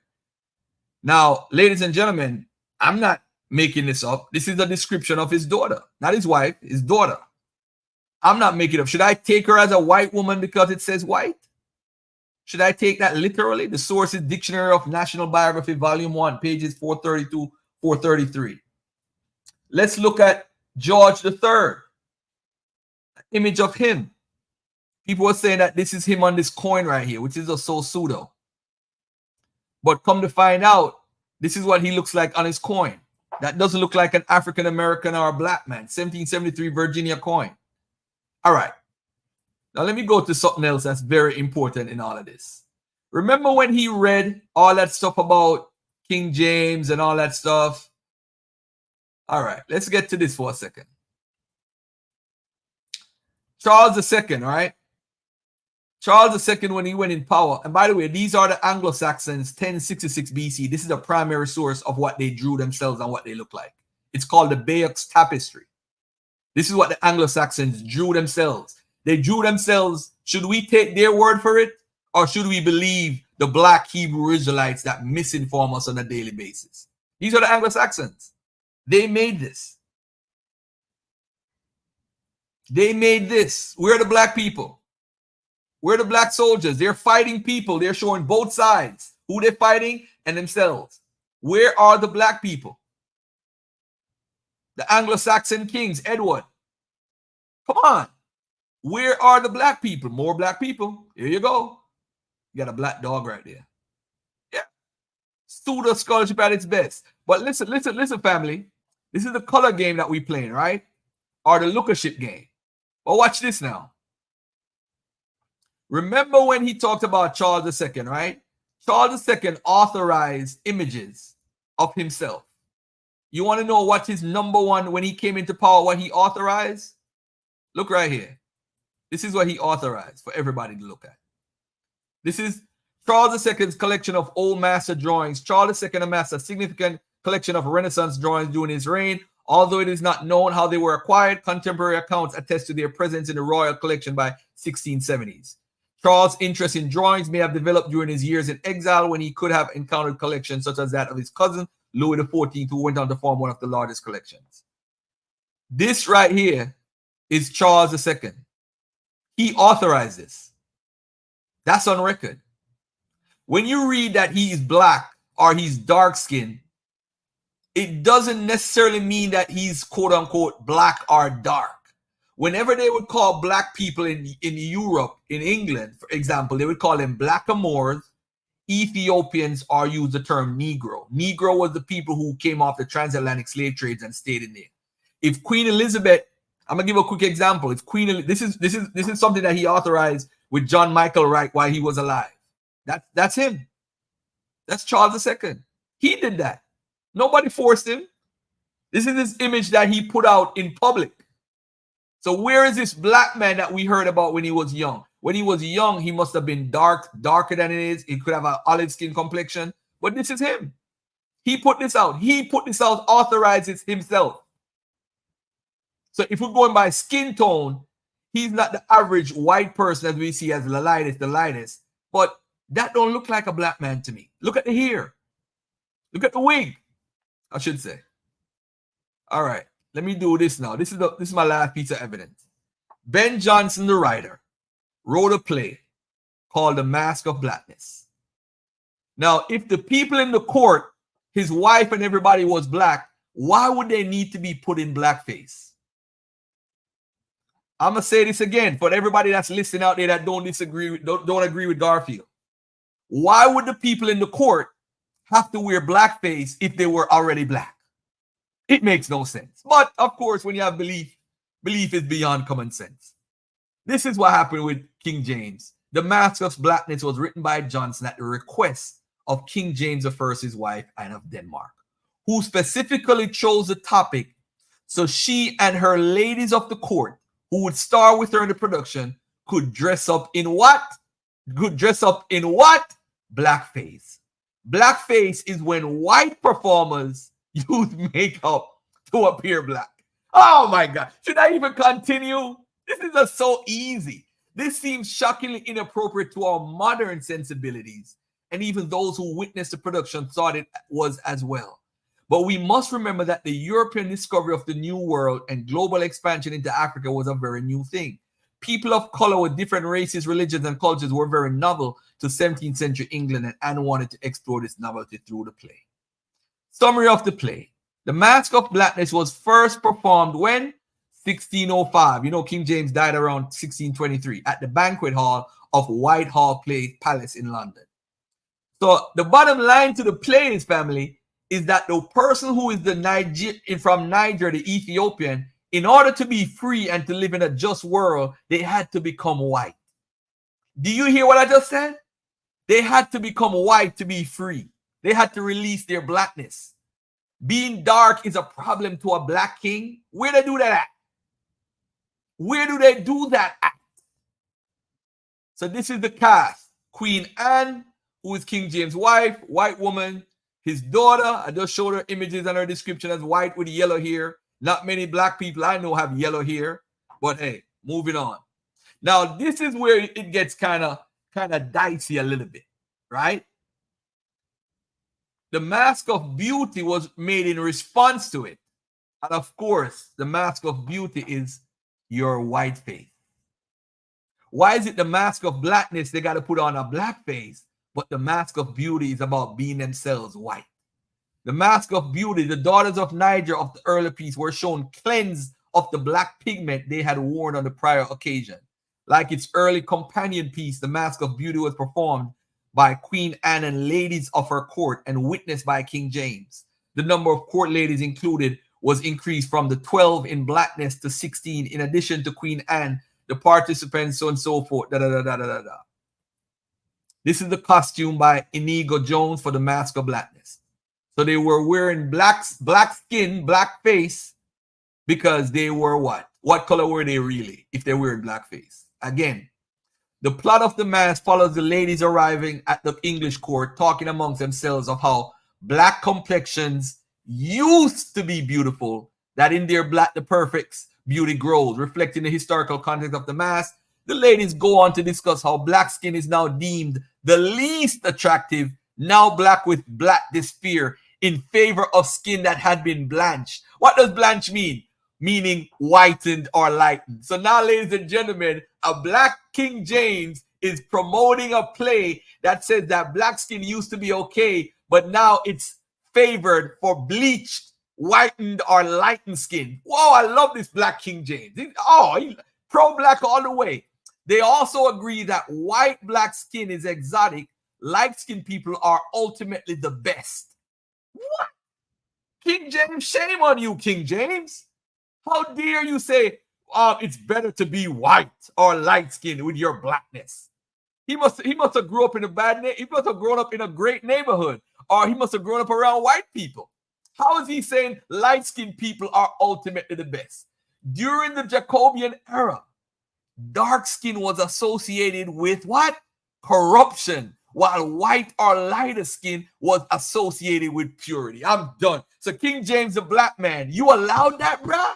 You ain't no brother no more, King James. Whereas Ethiopians were viewed as impatient and ill-tempered due to the hot, dry weather in their native country, the light-skinned English were seen as more in control of themselves because their climate was so cool and wet. As a result of the trend, the Mask of Beauty was written as a sequel to the Mask of Blackness to convey a greater disdain for darker skin tones. There goes your black King James, y'all. And let me just throw this in, by the way, too. They like to push King James around Well, King James used to say, he didn't want his son to be a homosexual. But let's take a look at some of the words that's written about King James and homosexuality. And I want my brother Lance to respond to this, although this is not a part of the conversation. I just wanted to add this on because people like to swear for men for the Brother, a sake of person's religion. sexuality has nothing to do with their color. Wait, I'm talking. Yeah, you got wrap it up too soon, Garfield. I just want to make sure we right being now. cognizant. 2 minutes. 2 things. Look at this letter on the screen, family. I apologize in advance. One man F's Monsieur le Delegrand, another F's the Comte de Tenor, and it is well known that the King of England F's the Duke of Buckingham. This was while King James was alive. In 1623, they knew he was a homosexual. Let me say one more thing. Here is a letter, and I want you to tell me if you, Lance, you would write this letter to Israel descendant, or Israel descendant, would you write this letter to Nathaniel, your brother? I'm going to read this letter. And by the way, too, he admits that he's a homosexual, by the way. I'll get to that if somebody wants to debate me on this. All right? But let me just read this last little thing, and we're done. All the way hither, I entertain myself. Hold on a second here. Hold on 1 second. 1 second. All right. Now, listen to this, ladies and gentlemen. Would you write this letter to another man? And watch this. And yet I cannot content myself without sending you this present, praying God that I may have a joyful and comfortable meeting with you, that we may make at this Christmas a new marriage. Make at this Christmas a new marriage. A man is talking to a man, ever to be kept hereafter. For God so loved me, as I desire only to live in this world for your sake. Imagine you write Nathaniel this, and that I had rather live banished. You ever write your girlfriend or your wife a letter and say, I'd rather live banished in any part of the earth with you than live a sorrowful widow's life? What is a widow? A widow is when your husband dies or when the wife dies or whatever. I don't know which one is it, widow, or whatever. But a widow's life. What is a widow's life? That means We off track now, man. We talking Hold about on. somebody homosexual Relax. now. You're getting Come on, emotional. man. Relax, bro. Cause we off track talking about what this man like. Yeah, and he said 2 minutes. Let him get his 2 minutes. Let This him get the his 2 second time minutes. brought up homosexuality. Israel descendant. Israel descendant. He said 2 minutes. Than live a He almost sorrowful done. widow's life without you. And so God bless you, my sweet child and wife. Imagine you write Nathaniel, you calling Nathaniel your sweet child and wife, and grant that ye may ever be a comforter to your dear dad and husband. Which man is writing a letter saying that and then this last thing I'm gonna read right here, this last part. You know, full thoughts cause long parentheses better than at the time, which I shall never forget, at Farnham, where the bed's head could not be found between the master and his dog. What bed's head is between the master? He called him the master, and he called himself the dog Steenie. That's what he would call himself, and call King James the master. So what bedhead could not be found between the master and his dog? He'd rather, and listen to this now. To conclude, these sorts are never likely to break your faithful servants, which whenever it shall be truly and thoroughly searched, shall be found full of love, faith, and obedience to you. In one thing expected. But anyway, I'm going to leave it right there. But ladies and gentlemen, he talks about not forgetting where his foot was. He'd rather have his foot and his foot in his lover's arms and all that stuff. We got the primary sources. King James was a homosexual, and he was. I got one more letter. I'm sorry, I forgot the letter when Nah, brother, listen. I forgot the funeral. The argument is that man, please. I forgot the funeral. No. Well, We got let's take a break. Let's take a break. Go ahead. Help me up, Leo. I caused enough trouble. You're supposed to make an argument against the color of King James family. What I showed you was a primary source. What you showed me, I'm talking about primary source, contemporary, while they're living, reports back to another source of nobility. You're showing me where people was dead over 300 years. All the information you show me is an opinion of somebody who read from something. We got documents of King James supposed to being gay. I really don't want to address it, but it's clear that after his death, they sought out to ruin his name. It's clear. So, but we're addressing whether the nobilities of Europe were black. Now I can show you not only were the Stuarts black, but also the Hanoverian family of Germany was black. So it's the information is endless. I don't know why y'all don't want to accept these historical accuracies as fact. It's sad when you got people out here trying to destroy our history. Why? Because sometimes they don't find themselves in our history. Because most of the time, this history of Europe, of England, and the Palatines that came from Germany that Benjamin Franklin was complaining about, the Black Palatines, the French Huguenots, all of these people contribute to Black Americans' heritage.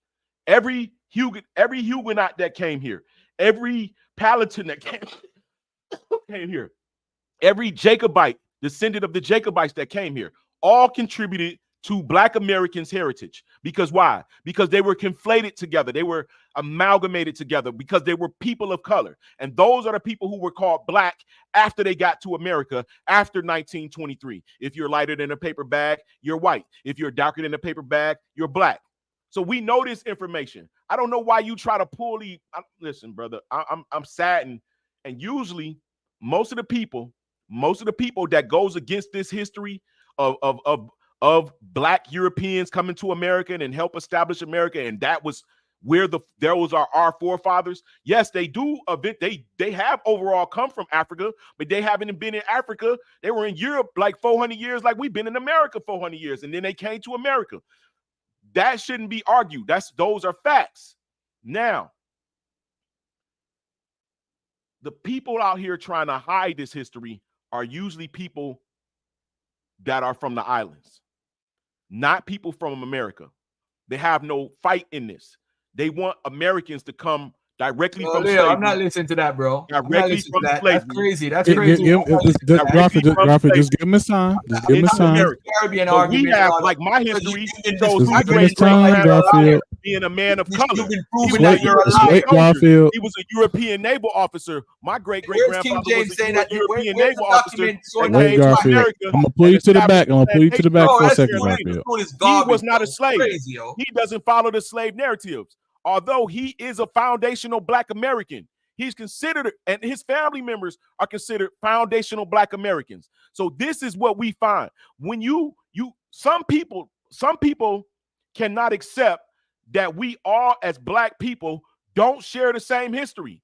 Some of us had different paths to get into America. Some of us just got to America in the 1900s, but a lot of our families been here since the 1600s, right? When there was a union between those Mongols that I mentioned earlier that made it all the way from the West Coast to America. Those were also Israelites meeting their brethren who were what? Also Sephardi Israelites coming from the West or from the East. I know this information. I'm not, anytime, brother, you want to get to a team together and have this debate with me and me alone, I will happily have this debate. I end there. Proceed, Garfield. That was just so weak, man. Bringing up the whole FBA fake argument. Let me tell you something, brother. You being a Black man in America, there are several things that's connecting you, right? And by the way, to King James genetics, he was an R marker that went back to Europe. He's M269. He goes right back to Europe. My brother, come on, bruh. Come on. We could do this all day, man. The issue is people got to be able to say, hey, I'm wrong. All right. Did he come on the air and say, hey, I did say it was in the book and I never found it? You might as well say, hey, I didn't see it. Are you going to correct yourself and say that you said it says King James is Black? I showed his Black daughter. like his Hold on. I showed his wife in the play, putting on blackface. I showed, which is a primary source from 1605. I showed his daughter described in the National Biography, primary source, as being white with yellow hair. Show me some Black African woman. I'm not saying it's impossible, but it's very rare for a descendant of slaves or FBA, as you call yourself, to have yellow hair. You show me that person with a white complexion. I'm just saying to you right now, as a man, you made a declaration as a man. Garfield, in this document, it says King James is described as being black and brown. It is not in the document. When are you going to be a man, Lance, and say, hey, I was wrong? That's why I can't respect your stance as being an Israelite with that Tartar nonsense. This is why I disregard it. You can't research. You don't know what you're talking about. So you're telling me that King James' wife, who is a white woman, right, had a white daughter. And you're telling me now King Charles II is black when I could show you the primary sources of the term black being used for white people. Rabbinical Jews were called black in Europe. This is where my big bro, J.A. Rogers, one of the greatest historians, got it wrong. When he saw the term black, he thought it was in a modern day sense of black. And you are mistaken. I just showed the Jews who were Negroes and I showed their images. It doesn't mean the same thing, bro. It doesn't. This is why I'm not even stressing the whole white complexion stuff or lightness or whatever. I'm not even stressing that. I'm just saying to you, you don't even understand what you're talking about. It's the same thing with the whole black Irish or black stuff. There's no word for black man in Scotland, family. They call black people in Scotland blue people. That's what they call them, because the word for black people in Scottish, in Gaelic, means devil. So if you don't know these things, you don't know what you're reading. I'm gonna present something right now that a lot of people are not even familiar with. Let me just bring this up real quickly, because you guys, I don't know, man. It's sad that you believe what you believe. As I said, you could stand on Jesus all day, bro. It's no problem. You ain't gonna get no fight. I don't argue with Bereen about that. But what I will tell you is that you claiming to be an Israelite is a fake information. Fake. Totally fake. None of you guys, 100%, none of you guys could present information. All you have is a belief. Nothing else. You can't stand on what you, and then when people start to question you about that belief, you start getting out of pocket, y'all get disrespectful, and you don't want to listen because it shows and defeat the purpose. You're saying, why does King James have to be a black man? Again, going back to the whole British Israelism, because they thought that they were what? The ultimate white people. So let me bring up the whole article about King James being the whiteness of King James and show the quote from the funeral, and I'll end the conversation there. They described him as Solomon. They use Solomon 5:10 because Solomon 5:10 describes it Solomon as white and ruddy, and that's why they use it. They were describing how he looked to them at that point. Let me see one more thing. I gotta post. Hold on, where's this thing at? Also, Queen Elizabeth. Why, if she's a black woman, why is she deporting all the black people in England? She's deporting the black people in England. It's from Shade. That's from the Shades of Difference book. Thank you, the faithful of God, for giving me that book. Page 82 and page 54. She's deporting the black Moors. Because black people in England, what were they called? They were called what? They were called Ethiopian, they were called Negro, or they were called Blackamoors. They never called, why would they call them Blackamoors? If they were Moors and they were black, why call them Blackamoors? You see, you got to understand the color context. So when we're reading this stuff and say Edward the Black or the Black Prince or whatever, we think there's a person literally black. Stop thinking in a modern day sense and put your literature hat on, because you're definitely missing out. You must have missed a couple of classes following that craziness. Hold on 1 second, family. I just need to bring this out on this end right here. This is just nuts. Let me know. Are you fine, Garfield? If Uncle Lance responds real quick. Yeah, he could respond. Or Israel Descendant. You want to respond? Anybody want to respond? Israel Descent. Go ahead, Israel. Garfield, you funny, man. The man brought out a source. Is his source not credible? It ain't good enough for you? What did the source say, brother? The man showed, he read it on. Oh, man. What did the source say? Did the source say so King James we gonna was black? play this game by black don't did mean the source black. say King James was black? Yes Show or no? me, hold on, Let me finish, man. You see, you guys lie for your belief, I'm man. That's why I telling can't you, respect boss. y'all, man. I can't You respect ain't y'all. even let me All finish, you need to man. come out and say is, oh, it didn't say King James, man, but Can you show me another nation of people that say black don't mean black? Go to India, find me an Indian that's saying during this time black don't mean black. Stop giving me European say so now. Oh, European. So his Yeah, source because was I want who? Europeans Hold on, say hold on. no. Who was his Hold on, source let from? me finish. Hold on. Who was his source from? Hold on, let me finish. You ain't let me get who my was his turn. source from? You just made an error. You said Bro, from you ain't even let me finish, bro. What's his source? His source is from You a ain't European, even. bro. You See, you guys just lie for each other, man. You don't even realize what you're doing. You just said it. You're using European. He's using European sources. What are you talking about? I ain't even saying that. I'm saying. No, you're not saying that. You just listen, said it. you ain't even let me finish. I ain't even get to finish where I was going. Hold on, Garfield. Hold on, Garfield. Nobody say nothing while you was let him talking, finish. bro. Yeah, let him finish. Man, it's crazy. What I'm saying is now we got this idea now that they tell us white then black didn't mean black and white ain't mean white. We got to get out of that. Show me another nation other than Europeans telling us black don't mean black. We can't. You can't find one. But Europeans say, oh, black don't mean black. We take it to the heart. Find me another. We know they lie. Like, this crazy. You go, Israel like, descendants. come I on, have man. already Crazy, man. addressed this argument on a different panel and brought up the dictionary, the English Oxford Dictionary, contemporary with that day, and shows them that black means black. So black as a swarthy African, black as a blackamoor, black.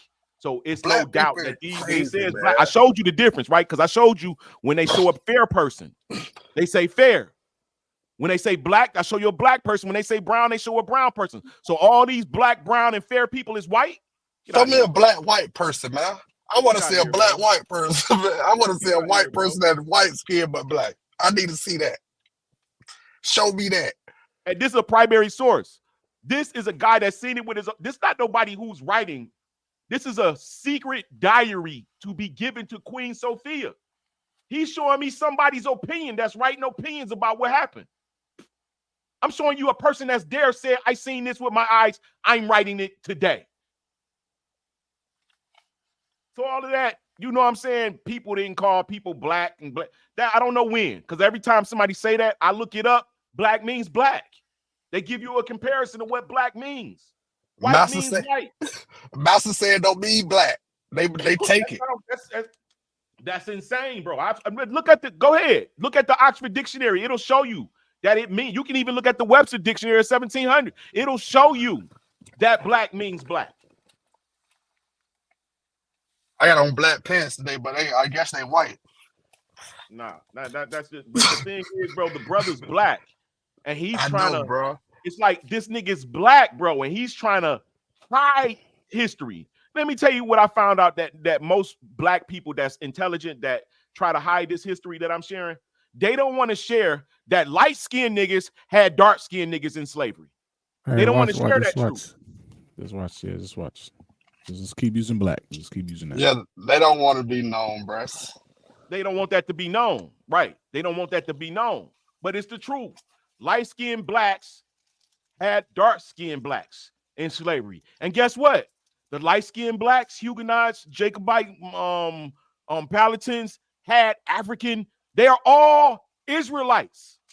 They all descend from Jewry on both sides, and that's what they try to hide, and that's why they try to demify. He's not black, so what? King, if he was gay, it don't matter. Shit, Obama gay, all of them gay, so that doesn't matter. Hold on. He gonna know. That doesn't matter to me. Whether or not they are, to get the right context, the right historical, the truth, that's what matters. What they like to eat and what they like to drink don't matter, bro. So all these side arguments, was King James. Did I show you firsthand account them say King James, King Charles, when he said King Charles was black, much like his father, the king, that lets you know that he's talking about King James. You said I didn't show that. Then it told you that King Charles King Charles' children is black. I showed you that. Then it tells you that his court is black. I didn't just start. So it's not just a black man ruling white people. It's a black man ruling other black people. And they came to the Americas. And when you think about when you think about the Jews fleeing from persecution into the Americas and how that ties into Calvinism, where Jews try to pretend to be Christians, but they're crypto Jews. They secretly they're barbecuing swine on their front porch in America so that they don't be looked at as Jews. You feel what I'm saying? People hiding their identity. They changing their names to where I'm a Murray, but my last name could have been Muirladek, which could have meant son of something else. You know what I'm saying? We're not looking at, it's a bigger picture. I suggest you guys read Muslims and Jews in British colonial America, Muslims and Jews in British colonial America. Another good book would be Ancient Rome in modern America. Another good book would be the Jewish Pirates of the Caribbean. when it shows how when the Jews was kicked out of Spain, the Jews and the Moors, which were the ship owners, the people who actually did the trading, going from one country and bringing, they are the pirates, and those pirates are Negroes. Those are black people. I'm gonna All wait right, until Uncle you Lance. finish. I'm gonna Yeah, are you done, Uncle say Lance? this. I'm gonna say this, and I'm not being disrespectful, right? You don't know what you're talking about, and you could carry on. You have nothing to back up what you're saying. When I asked you to show King James as a black man, right? One of the best witnesses that you have is the pictures of him when he's alive that he authorized. He's off. I don't think you realize what you're saying. There are issues, there are pictures of King James while he's alive that he authorized. Are those pictures fake? That's what you need to show. Show me a picture of King James being black or a picture of him being black while he's alive. You're not going to find it. And the issue is too, and there's a couple of things that's issue here. Now, this is a neighborhood in the Scottish region, right? There's a whole neighborhood called Linlithgow that's called the Black Bitch. And I'm not being disrespectful or using a derogatory term. But what you're gonna find out, family, everybody, every woman in the town call themselves Black Bitch. It doesn't mean that they are black. This is what they use. They call them because they come from the town called the Black Bitch. It's called Linlithgow. It's a town from 700 years ago. Look at it right here. In a letter to campaigners, there's a black man that's fighting them to keep the name the Black Bitch. And the reason why, I'm not cursing on Brother Berean's channel with all due respect. What happened is they're saying in a modern day sense, Black Bitch is derogatory. This is what I'm trying to point out to you. Why don't you humble yourself? I don't need to shout. Do a little bit more research. I have academic research on this that I could back it up. I'm going to bring it out during my debate with Daniel. I'm going to bring it out. I'm not going to bring it out now. It's a waste of time. But I'm telling you, if you want this information, just email me and I'll send it to you, where you could learn what they call black people, as you call yourself Black American or FBA, what they call you in England during the time of King James. They call you Negro. Negro meant that you are a descendant of the slave trade. They call you Blackamoor if you come from Europe. They call you Ethiopian if you dark skin. Those are the three terms that they would call you. They wouldn't call a black man black. And I don't think you're going to get it. And if you don't believe me and you want an FBA word, go study Kim Hall, because that's who the white professors and scholars send me to. She's an African-American woman or FBA that you could reach out to and have a conversation, because she is the premier expert on this in the world. All right? A black FBA woman, if that's who you want. Now look at this, family. It's called the Black Bitch, Linlithgow. The pub takes its name from a 700-year-old story of a faithful black greyhound that swam across the town's lodge to deliver food to her incarcerated owner. Reference to the legend can be found throughout the town. A black dog featured on Linlithgow Burgh seals in 1296 and 1357 and in the coat of arms in 1673. There's also a contemporary sculpture, the Black Bitch of Linlithgow, in the town's high street, and locals proudly, listen to this, locals proudly refer to themselves as Black Bitches. Does that mean that the people are black? No, it doesn't. However, the pub bosses claim the name is racist and offensive and suggest Linlithgow's oldest hostelry be renamed the Black Hound instead. Now, I'm saying this, I'm sharing this with you just to give you context again of the term black being used, and the people who live in the town calling them, all the women in the town call themselves black bitches. Every single one. And you could just Google it. Just Google Linlithgow or Black Bitch, and you see Linlithgow, the town, and how they got the name and what the women call themselves in the town. Oh, you right. They do. They say that right Now, here. But what I am noticing hold on a second now. is that black still means article. black. Hold on 1 second. Hold on 1 second. We gotta. I just can't deal with. You see, I'm willing. If I'm wrong, I'm willing to say I'm wrong. You're not. Again, let's take a look at this article here. When we go to the book called White on Arrival, Al Capone was constantly portrayed in books, magazine, articles, pubs, and movies as having a dark or swarthy complexion. When he appeared in court in 1929 in Philadelphia on charges, am I on the screen? Okay. The Chicago Daily News noticed that his face, which is rather dark, assumed a dull reddish hue. No one emphasized Italian's dark features more than popular writer and former newsman Walter Burns in the book One Way Ride. Johnny Torrio has a slight, dapper, dark young man, and gunmen John Scalise and Albert Anceloni had dark faces. The Jenner brothers were swarthy, black hair, black eye, looked nothing unlike robbers. Now look at these people right here.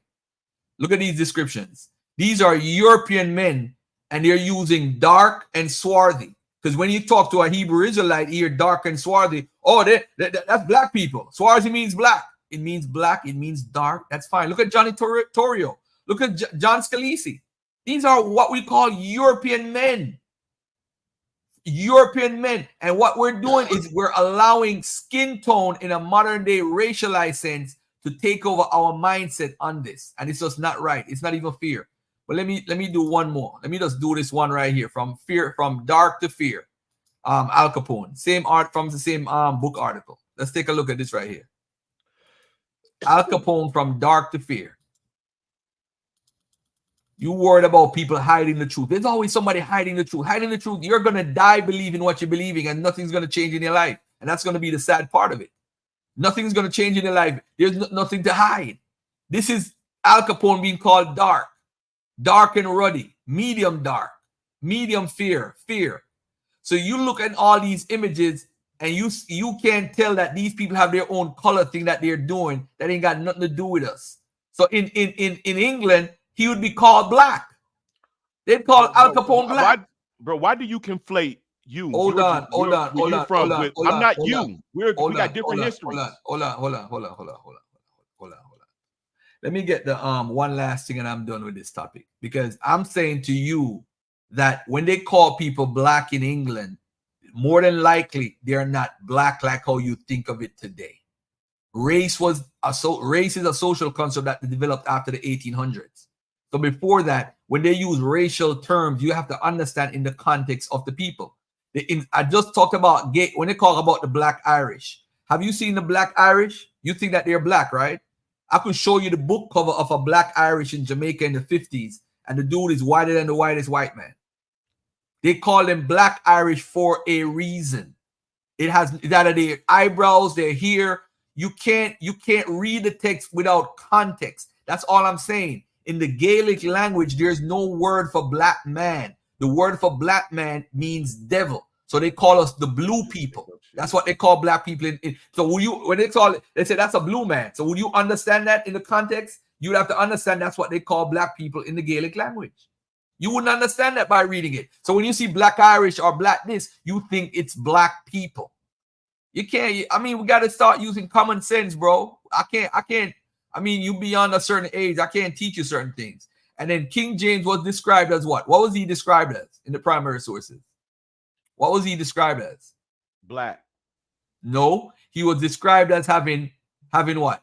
What color black here? Complexion. No, it said that King Charles was black, much like his father, the king. My brother. His father. Who was his father? You tripping now, bro? No. I'm asking you a question. Who was his father? You tripping now? King Charles II father is King Charles I. King Charles I head was chopped off. No, King Charles II is not king. You tripping, bro? Do you know that James King Charles is King? These are titles, bro. They're not their names. First of all, you understand that. King Charles I, King James had King Charles I. King Charles I had King James II. King Charles II. No, you tripping. Their titles. Hold on, Uncle Lance. You did when you presented though. You did say that Charles II. What his dad was King James. You did say that. So you may have misspoke, but it's okay though. Okay. Can he admit that? You know the history, bro. But I read it. It says black, like his father, the king, for King Charles I and King Charles II. My brother, just because it says black don't necessarily mean he's black. Listen, we know that those because it shows you fair. It gives you white. Let me show this one more time. I'm gonna show this one more time. No, you're being dishonest. You're being intellectually dishonest because this is only the 1600s. We already have a dictionary by the 1600s, and they're very blunt on what they mean by black.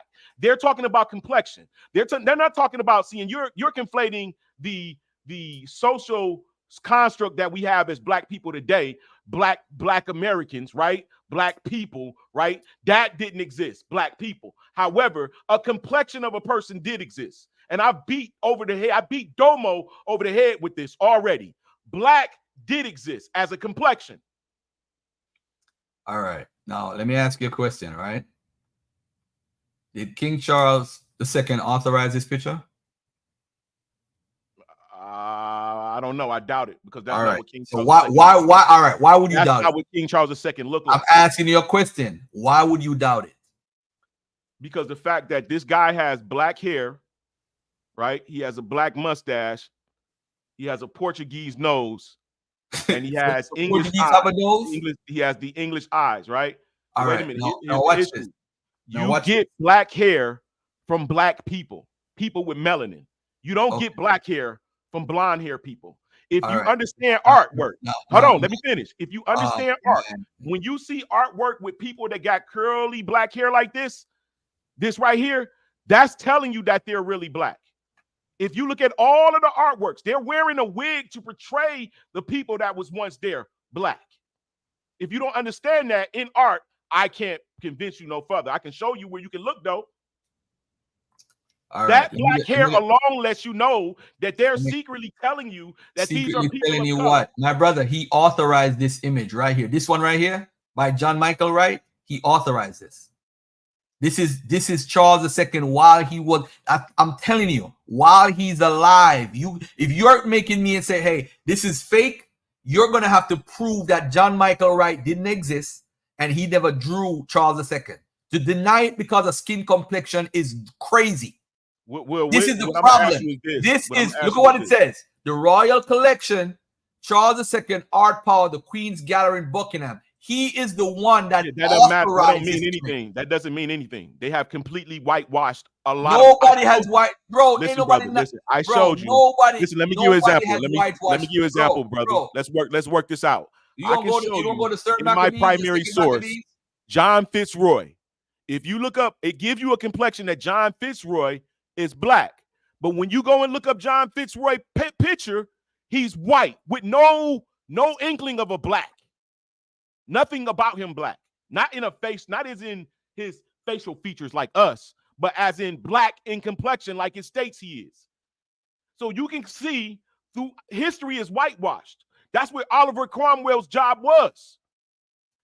All right, can you show me the proof that Oliver Cromwell whitewashed anything? You see, you One West guys teach so much lies. I'm not a One West. I'm a Detroit nigga, and a Detroit. All right, my Detroit N-word guy. My Detroit N-word guy. Hold on, show and prove. Hold up. Show and prove that Oliver. You said Oliver Cromwell. I'm gonna hold you to the fire again. That lets me know you Oliver don't know Cromwell never did any such thing. That's One West teachings. It doesn't exist. It's a lie, history, brother. All right, show and prove. I'm not gonna argue no more. Show and prove. That's a shame. Show and prove, man. I don't have to show and prove. You're lying for your belief. That's what you're doing. Normally, when you have a conversation with people who are hey, let's talk. Let's not talk. Hey, go ahead, Uncle Lance. You're lying for your belief. That's what Hold you're on, doing. You Garfield. don't have to show typical things. Like I shouldn't have to show you that Cromwell done this. I shouldn't have to show you that. You should know this if this is what you do. All right, you good, Uncle Lance? All right, let Garfield speak. Go ahead, Garfield. That's all I've been speaking is Garfield, bro. That's Go why. ahead, Garfield. Let me never get the real information. Let me say this, family. Hold on, I Uncle don't Lance. really want the real information. Hold on, Uncle Lance. Hold on, Uncle Lance. Let Garfield go.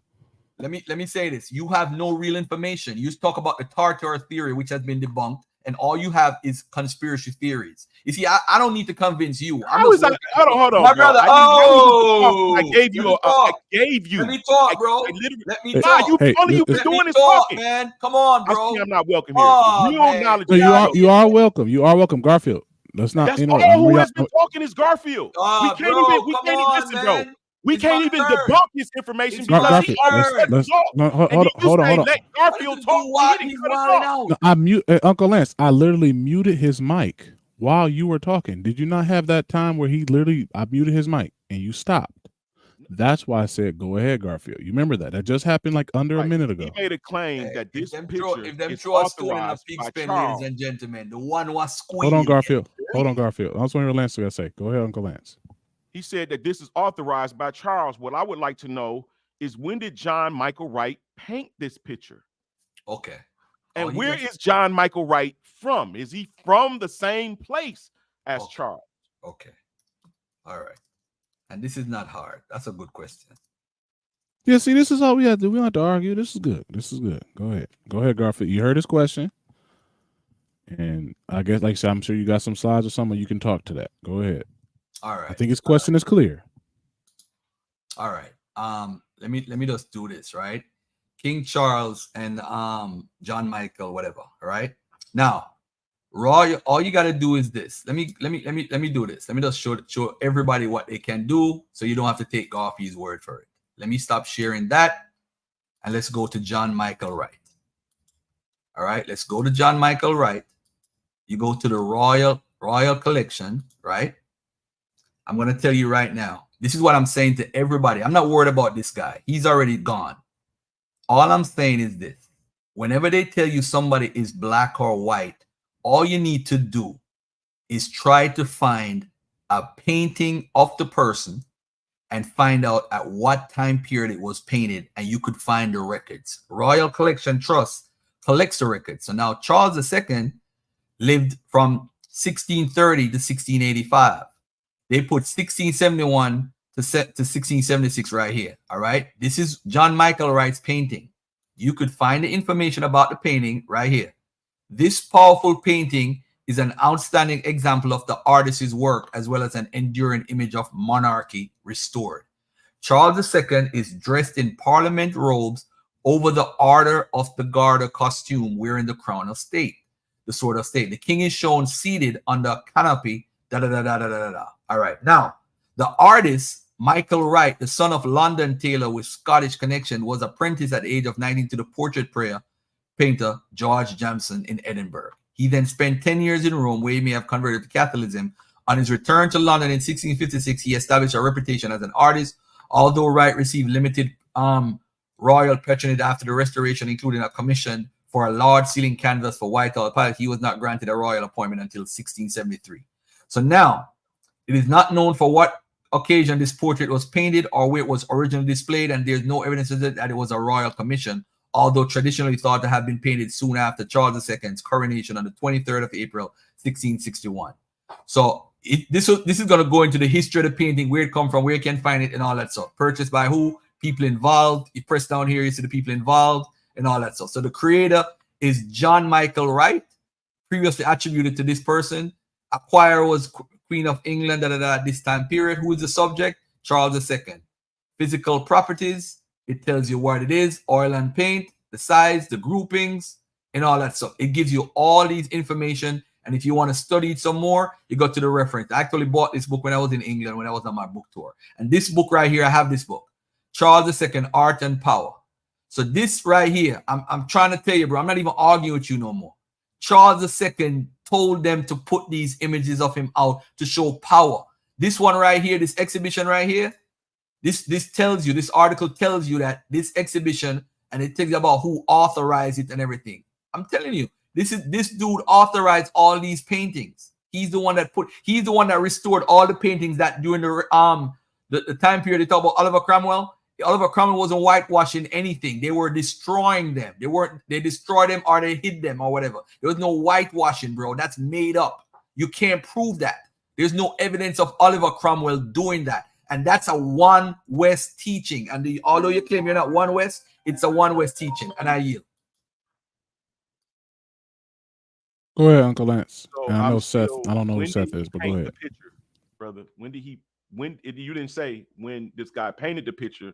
You said he painted it while King Charles was still alive. As you can see, King Charles died before the painter did. So I was just curious as to when the painting was actually done. Now I stayed quiet just so that I can see that. Now I'm curious also, because if you look at, I remember back when the BBC had covered the story of the was it Queen Sophia, right? And they were saying that Netflix was wrong with the people. The people were saying Netflix was wrong for portraying Queen Sophia as black, and they did a story. So I'm gonna read from it. It's called Britain's Black Aristocrats. White stories about British upper class are being retold. Fedra Uba explores the Brighton effect that talks to Lawrence Scott, author of Dangerous Freedom. For centuries, the royal family, Britain's wealthiest, most exclusive institutions, has been synonymous with whiteness, and yet for a brief moment, there she was. Her Royal Highness, the Duchess of Sussex, a biracial black woman on the balcony at Buckingham Palace. Her picture-perfect wedding to Prince Harry in 2018 was an extraordinary amalgamation of black culture and centuries-old royal traditions as an African-American preacher and gospel choir graced St. George's Chapel in Windsor. So here, right here alone, we got black aristocrats. It goes further, and it, brother. Okay, the spirit just let me know that this is a useless conversation, and it shouldn't be had when people like this guy is around. It should be had amongst those who, because I'm giving him information to combat later. So information like that I'm been putting out here today should only be discussed amongst those who are not trying to debunk it, but trying to figure out if it's true. Not trying to debunk it, but trying to figure out if it's true. I've showed you primary sources. This is primary. I seen you do it. Sources. I need these sources addressed and debunked. Not go and get some of your sources and forget that I showed you primary sources and you're showing me secondary and hearsay sources. I showed you a primary source alone. Now I can show you a painting of King James that was taken by someone's camera as a castle picture. Give me 1 second. I'll post that.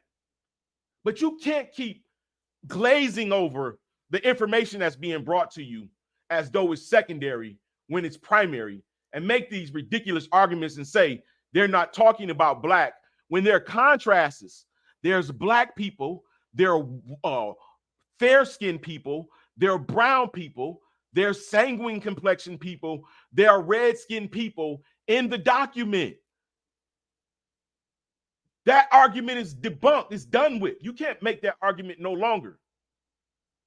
All I want is to really have a debate with somebody who's trying to find the truth, not trying to obscure the truth.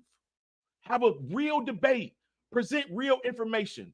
Everything that you shown today, I'll kill you. I already got a PowerPoint set up if you want to debate right now with that information that you just put out here.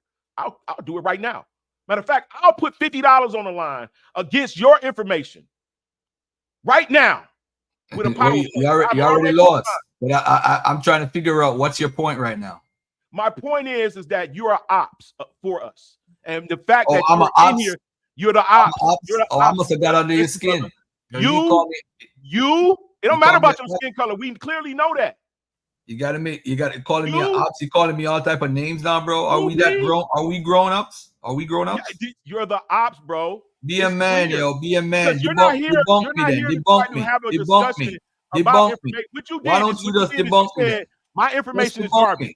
I gave you just debunk what I'm saying? First-hand information. You can't deal with a King Charles primary source. You said it's garbage, and then you go and show me third accounts and hearsays and says that this is the true information. How? I never show. You see that.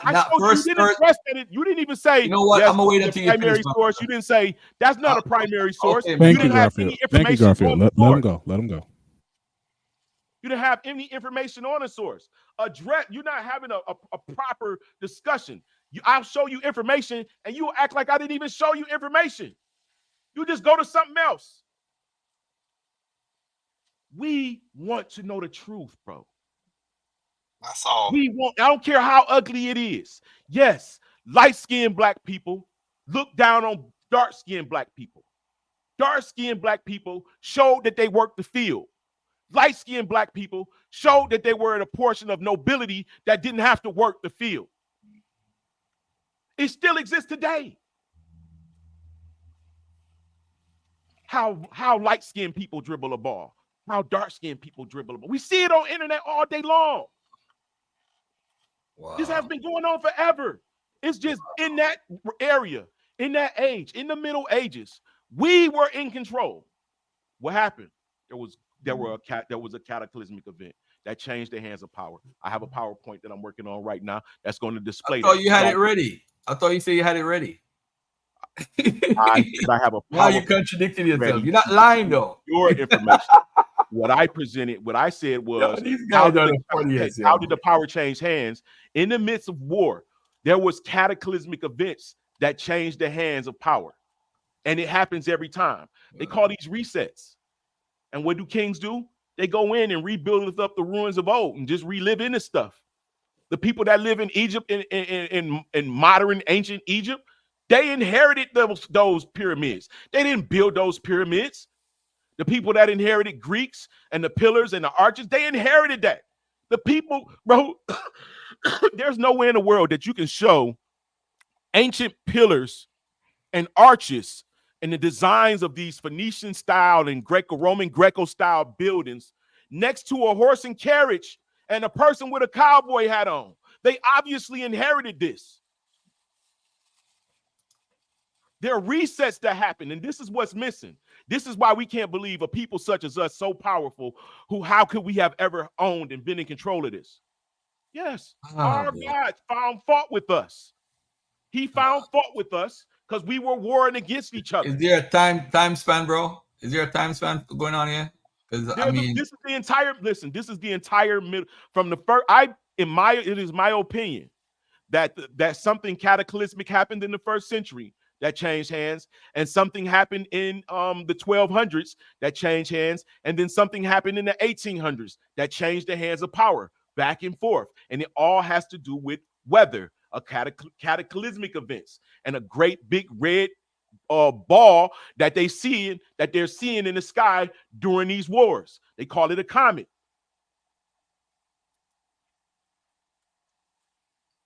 I'm working on something right now displaying this information. There is only end times. The end times is cataclysm, some type of period in time where this heavenly body shows up and cause a ruckus over a period of time, because they were seeing it over 275 days. They had in one instance they were seeing this ball or planet over 275 days, and it was causing it caused Mount Vesuvius to erupt. It caused earthquakes. It caused volcanic eruptions. This is during the time of Napoleon and Chinese Japan. And when you see the outcomes of those wars due to the cataclysmic events, you'll see how the powers change. The people, the kings, change hands because of these cataclysmic events over and over again. But I think that's what's missing from the brother, that he's missing that. You have to incorporate everything when it comes down to world history and really trying to get the answer to this. Was there crops going on? How was their crops? Was it pestilences? Well, how is it crops destroyed? Pestilences is roaring, wars is going on, volcanic eruptions is happening, earthquakes, tsunamis, tornadoes. How does this don't have any implication on the life of the people in history who we're researching? You have to consider all of that, and I have.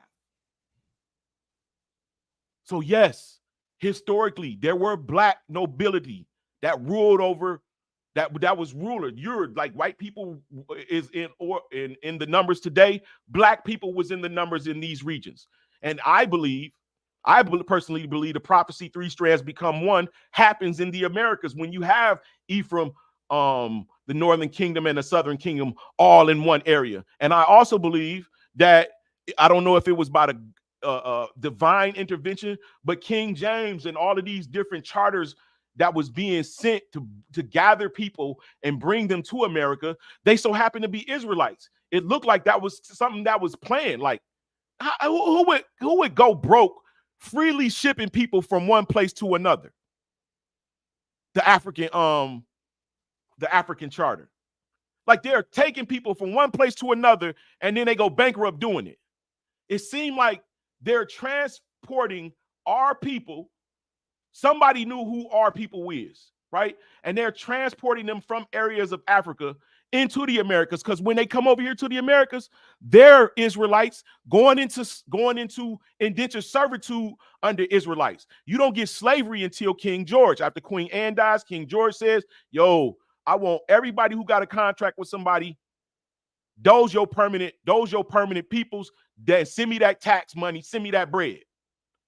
You read that at the end of the Declaration, the original Declaration of Independence, that it was King George that imposed slavery. And then he got the nerve to tell the people who he imposed slavery on later down the line, hey, come and join my forces against these Americans and you'll gain your freedom. And so Benjamin Franklin and them wrote about that in the Declaration of Independence. They just didn't include it. But that's my time. Anytime you're ready for that debate, brother. My name is Lance. Everybody know me. Crazy. My name is Lance. Put your information in the back, Uncle Lance, if you got like a page or anything we can get. That's a long speech. All right, listen, let me just say this to everybody that's listening, right? There's a book, and I suggest everybody get a copy of this book. I just sent you something, MET, Theophilus. I just inboxed it something regarding this book. This book here is very important. And the reason why this book is important, family, because it breaks down what I've been saying. It's called, what's it called? Colonial Complexions. And it's a beautiful book. And I wish my brother was able to read it to get an understanding. Because again, coloring bodies naturalize incompatibilities.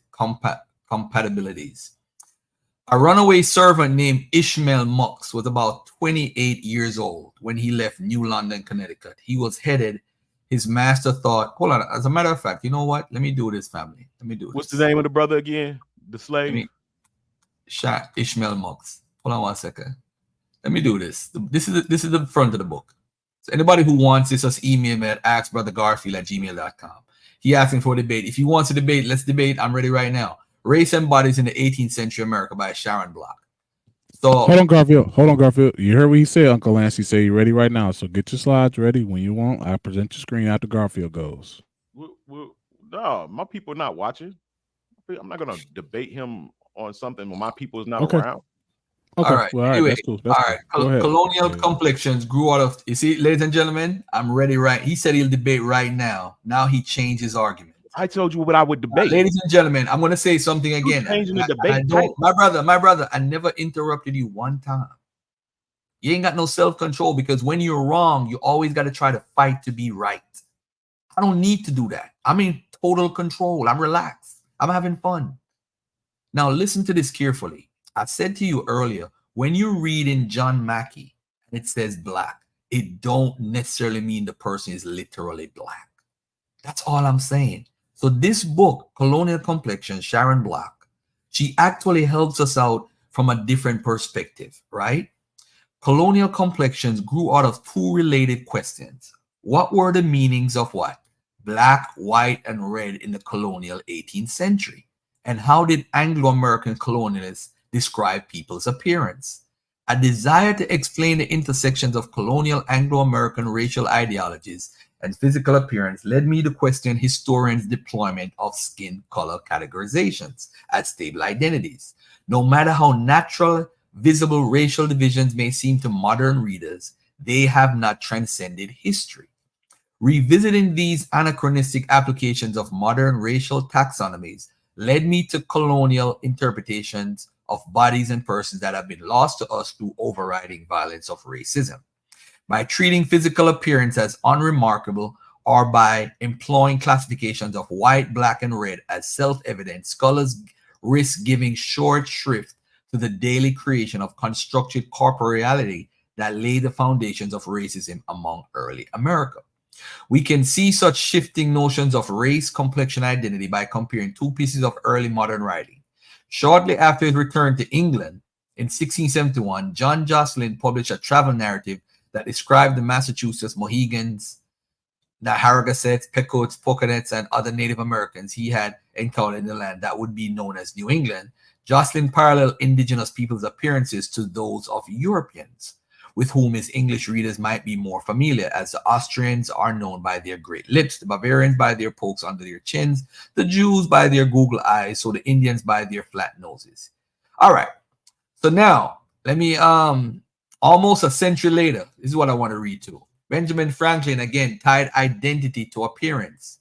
He describes Africans as black or tawny, Native Americans as wholly tawny, and he noted that most Europeans, Spaniards, Italians, French, Russians, Swedes, and some Germans, were of a swarthy complexion, leaving only the English as white people. Franklin's commentary suggests both the ways that racial scripts have developed since Jocelyn identified people by facial features, and how familiar racialized terms held historically specific meanings. Whiteness was not necessarily a synonym for European heritage in the 18th century, where humorally influenced interpretations of complexion continue to hold sway. All right. Now, this is the, I wanted to go to page 60 real quickly and read a quick example in this book. And by the way, this book is full of ads and mad. It has so many samples of what people look like and how they describe people in the 1700s, Brother, 1800s, whatever. Killed yourself. All right. Again, interrupting. Can't help it, huh? All right. Anyway, coloring bodies. A runaway servant named Ishmael Mox was about 28 years old when he left New London, Connecticut. He was headed, his master thought, either 8 hours north to Lebanon or 5 hours east along the coast of Stonington. Likely hoping someone might notice him on one of these routes, he further described Ishmael as having a white complexion. Wears his own hair. A few years later in Lancaster, Pennsylvania, a man known as John Daly ran from his home with apparent hopes to gain freedom by passing himself off as a soldier. His master noted that John was about 19 years old and had a black complexion, bushy hair. Another runaway, Andrew Vaughn, was believed to have headed south to North Carolina when he disappeared. His master told newspaper readers that Andrew stood 5 feet 10 inches tall with a red complexion and had an unusual hairstyle that involved shaving the front of his head. Without supplemental information, it might seem reasonable to assume that the white complexioned servant named Ishmael was of European descent. The black complexioned John, who'd hoped to pass as a free soldier, was of African descent, and the red complexioned Andrew with the partially shaved head was of Native American descent. But complexion and hair color descriptions were not so neatly divisible in the colonial 18th century. White, black, and red complexion did not automatically parallel European, African, and Native American heritage, respectively. In fact, Ishmael was described as mulatto, John as Irish, and Andrew was listed as an infantryman in the British 40th Regiment, as born in Philadelphia with no nationality or ethnicity specified. Skin and hair appearance were features related to but not constitutive of ethnic or national background. African and European descended people were not described through oppositions of black and white skin color in the colonial 18th century. African descended complexion was generally read along an imagined monochromatic scale of dark to light. That was a tool to categorize rather than personalize. In contrast, advertisers regularly noted tonal or textual variation. So the point of me reading this for everybody at home who wants to understand and have a reasonable approach is that when you see the word person saying black, it don't necessarily mean black. This person was Irish. And of course, we know the black Irish is not black per se.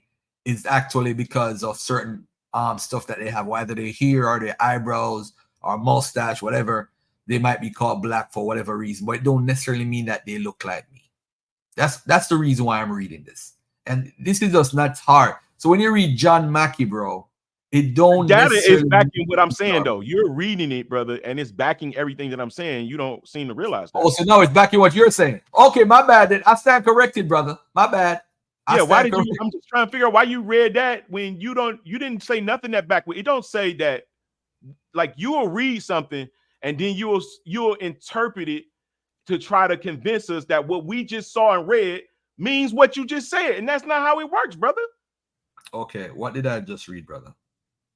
Brother, you said that the information that I gave you from John Mackey, and you get it was I'm about to step away. Keep black going. man, you said black meant white.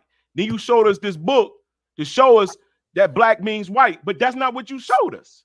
Oh, well, technically it says that the guy was all right. Hold on a second. You say it doesn't say that. All right, okay. So, All right. so we're talking Hold about on. Hold on. We are not talking about It racial says, construct of a hold black. on 1 second. Hold on 1 second. The two. Hold on. It said that he had a black complexion, John. It said the soldier was hold on. Let me find exactly what it says so we could read it again. It says Ishmael having a white complexion, right? It says John had a black complexion.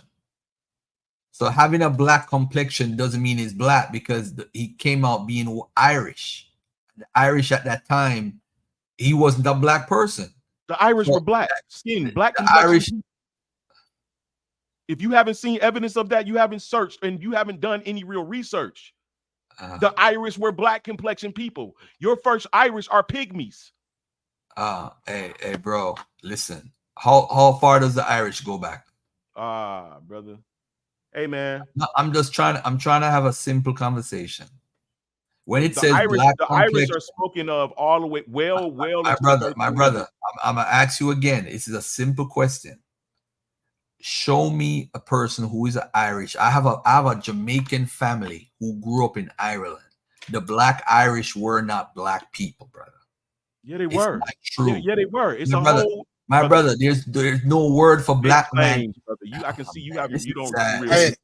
Hey, Uncle Lance. The problem is he don't believe in that people conquer lands and kick people out. People migrate. He don't believe that. That ain't got nothing to do with the conversation, bro. You're stretching it. This is what I'm trying to figure out, right? But we started off. Hold on. We started off with King James being black, right? And I said that there's no evidence that. Hold on. Let me finish. All right. Now let me ask you a question, right?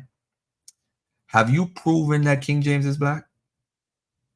I showed you what I have done is showed you a primary source of people of a person who literally saw and is in history seeing King James and his family. When he says that Prince Charles is black like his father, the king, what do you think he's saying? It says that he's black like his father, the king. King Charles what? The second or the first? It said all of them. It went through King Charles' sons, King Charles' second son. All right. Okay. All right. Now let me just be easy with this for a minute, right? Now, have you ever heard of Black Douglas? Yeah, Doubler. Do you think Black Douglas is a black man? I know he was. All right. Now let me ask you this, right? If you don't believe me, I can show you. Hold on. Hey, can I say something real quick? No. We're very Black Douglas, the murderer. Hold on. Beheaded. Who called Black Douglas Black Douglas? Who called him that? That's what the book say. I got it. I'm asking you a simple question. Who called him Black Douglas?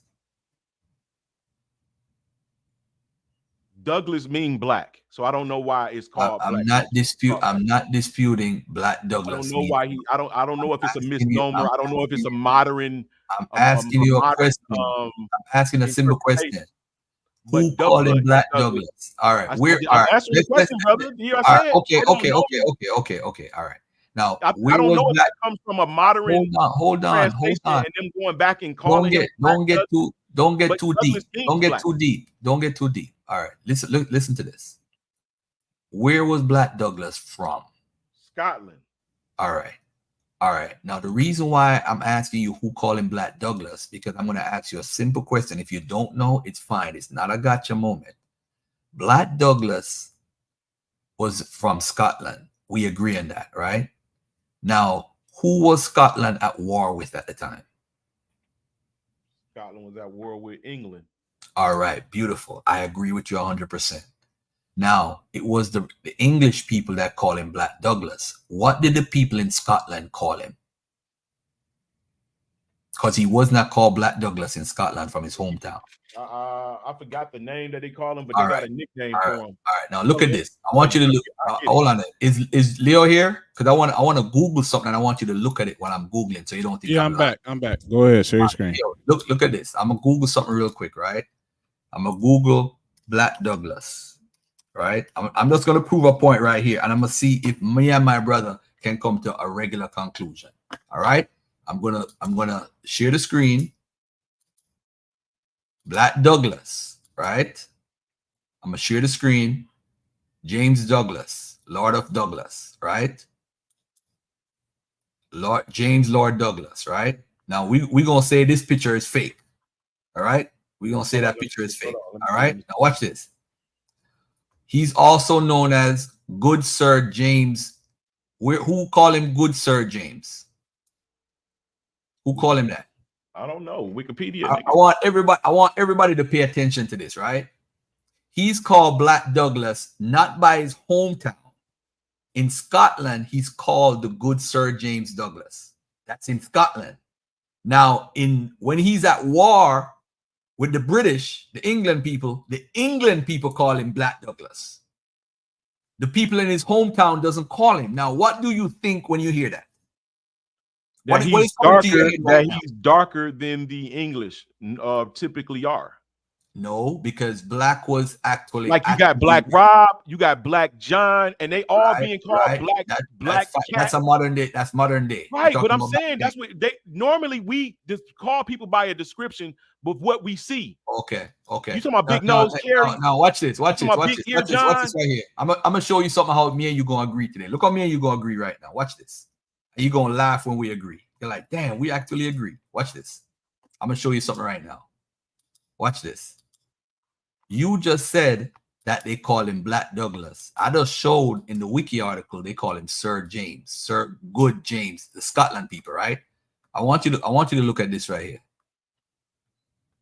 This is Black Douglas. This is the book that I bought, Black Douglas by Michael Brown, right? Now this is something by the person called the Bruce. Are you familiar with who the Bruce is? By John Barber. This was the person that was fighting with Black Douglas when he was at war, right? Yeah, Bruce in English. All right. So this is the primary source, right? When they're writing of how he looked, right?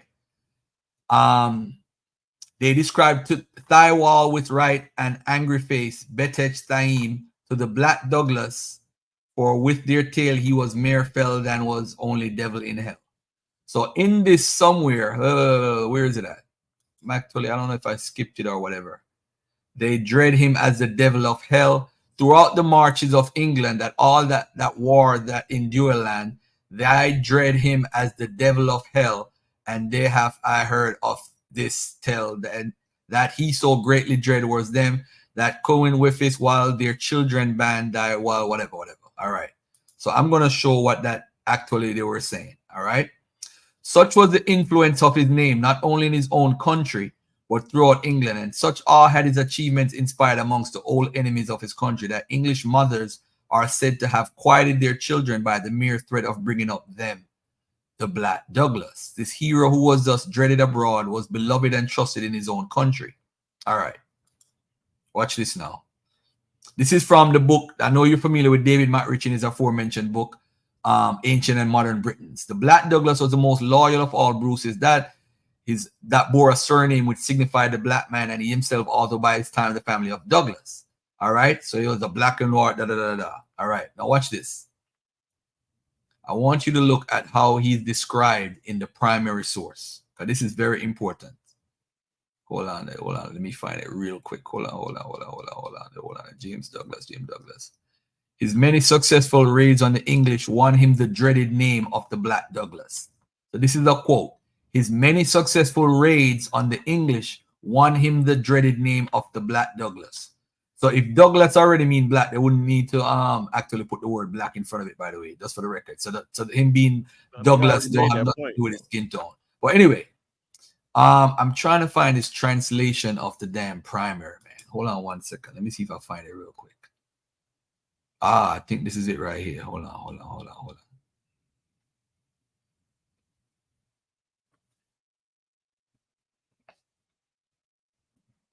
Hold on 1 second. I think I got it. Hold on there. Ah, here we go. In the same book, Modern Britons, right? But it is only with Barber's description of his complexion that we have to do here. And this, he says, was some deal gray, his hair being black as already. So now I'm saying to you, they already had the term black then. Why didn't they just describe him as being a black man? Why describe him as some deal gray? Do you know what some deal gray is? If he's a black man and they had the word black in usage, why not just say he's black? Why say he's some deal gray? This is what they describe him as. This is what the primary. This is the primary. Hold on a second. This is the primary. It's from this writing, The Bruce, by John Barber, right? John Barber wrote and described what he actually looked like. So when you look at what he looked like, you go to this book, it actually shows what I'm saying. See, description is some deal gray. So if he's black and he's a black man, why not just say he's black? Because you say he's black. You already have that word in your vocabulary. Why not just say, hey, Black Douglas was a black man? Why describe him as some deal gray? What is some deal gray? Look it up. Why don't you look it up? All right. So let's look it up right now. You looking it up? You said it's called Sun Deal. Some deal gray. Some deal gray. Where I'm having a problem with where is that at? Hold on, let me show you. Some deal gray right here. Because if he's black and they're using the term black, just show it. You're conflating all. Listen, brother, I want you to realize you're conflating all shades of black or brown into the one word, black. I'm not. I gave you the difference. I gave you, even amongst black people in that day, if you're light skinned, there was some degree of racism against you as being dark skinned, not because you're dark skinned, because it signifies your work class. I ask a simple. You disagree with that information? It signify you what? It signifies your work class.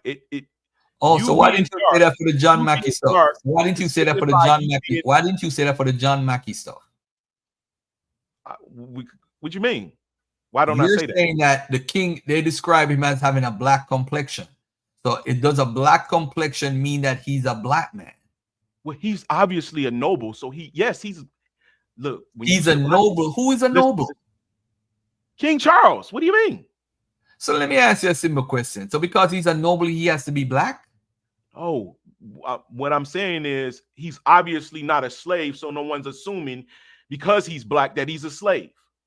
Okay, so let me ask you a question. You still haven't proven. Let's stay at one point. Let's stay right here. I'm sorry, I distracted you. Let's deal with some deal. Now let me ask you this: is Douglas a black man?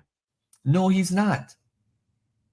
He never was a black man. This is my point that I'm trying to bring out to you the whole time. They have several references of people in power who had the name black attached to them, but the black had to do with his evilness. Because look at this. Look at this right here. Look at this source. Remember when they said he was not, hold on 1 second. Hold on, let me bring it up right here. Hold on, this is one right here, right here. His many successful raids on the English won him the dreaded name of the Black Douglas. Because you know they had also the Red Douglas, not necessarily that they're white. Douglas means black, right? Douglas does have a meaning that's connected to dark or black. Yes, it does. I have no problem. But the name doesn't mean that's his skin tone. It doesn't mean that. All I'm saying to you is, what art? So if the name means black, so he's black. So his name is black. Why call him Black Douglas then? If his name is Douglas, and that's how they look at it. You see what you're doing? It seems as though they're calling him hold on. Well, Leo is. Leo, hold on. Where's Leo? The evil black. Leo. That's not what it's saying. Hold on 1 second, brother. Leo, where are you at? Where you at? Leo.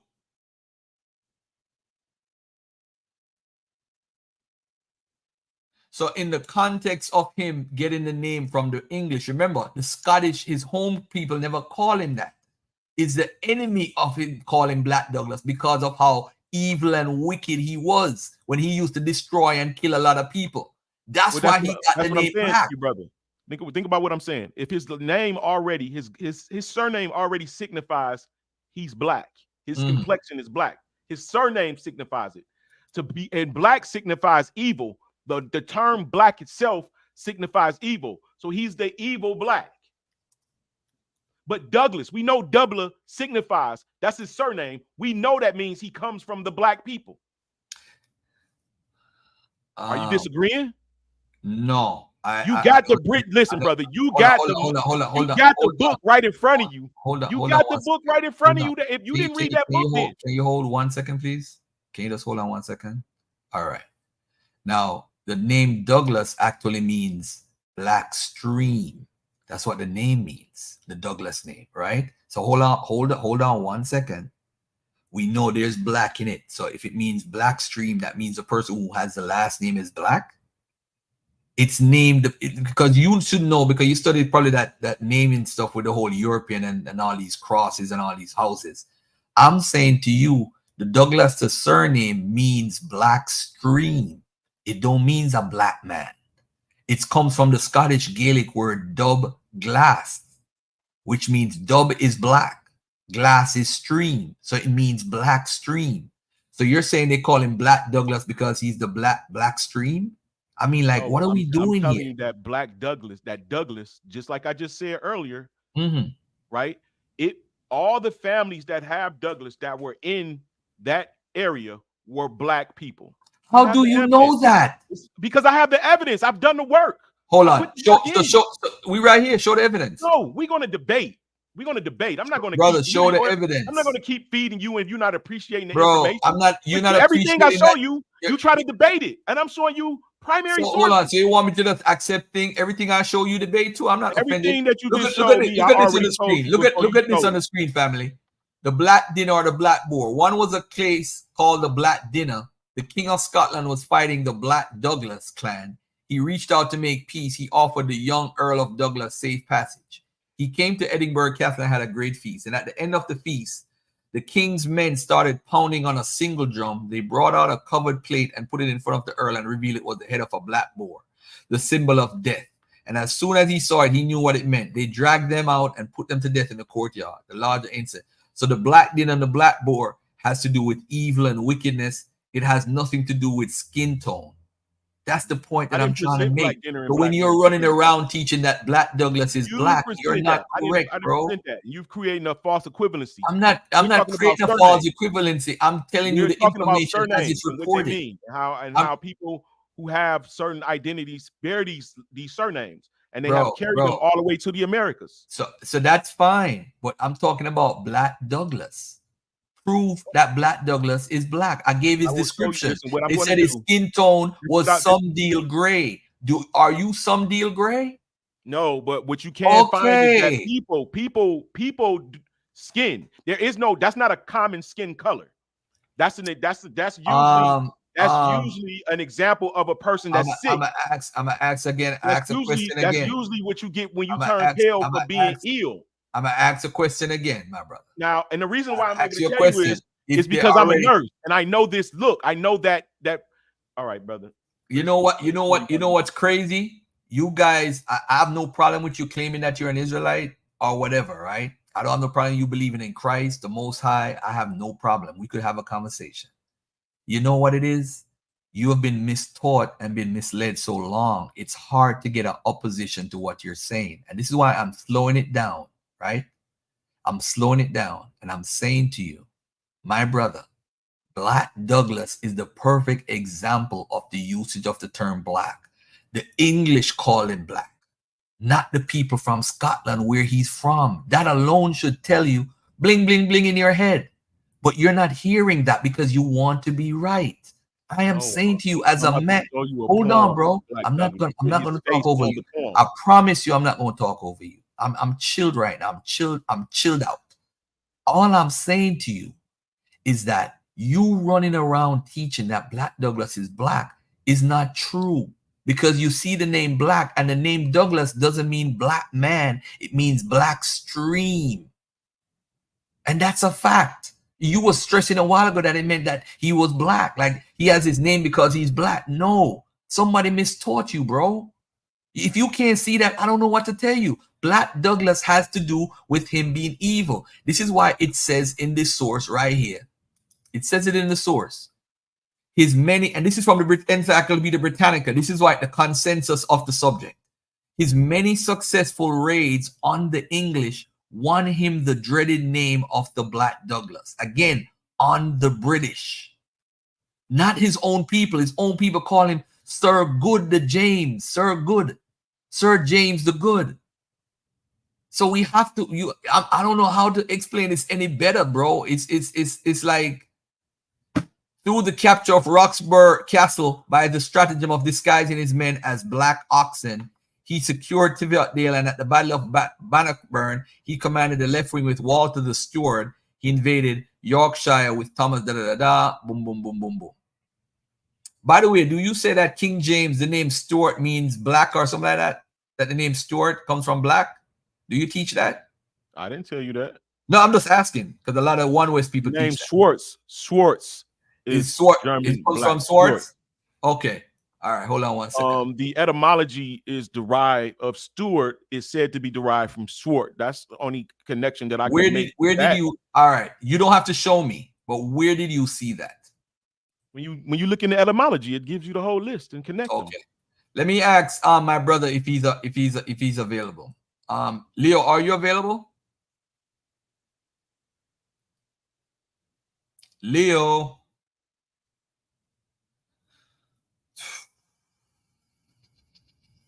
All right. Hold on one second. Sorry, y'all. I stepped away. I'm back. Leo, I want to ask a question. All right. Yes, sir. And this is the Anglo-Saxon, by the way, my brother. This is the primary source that they created themselves.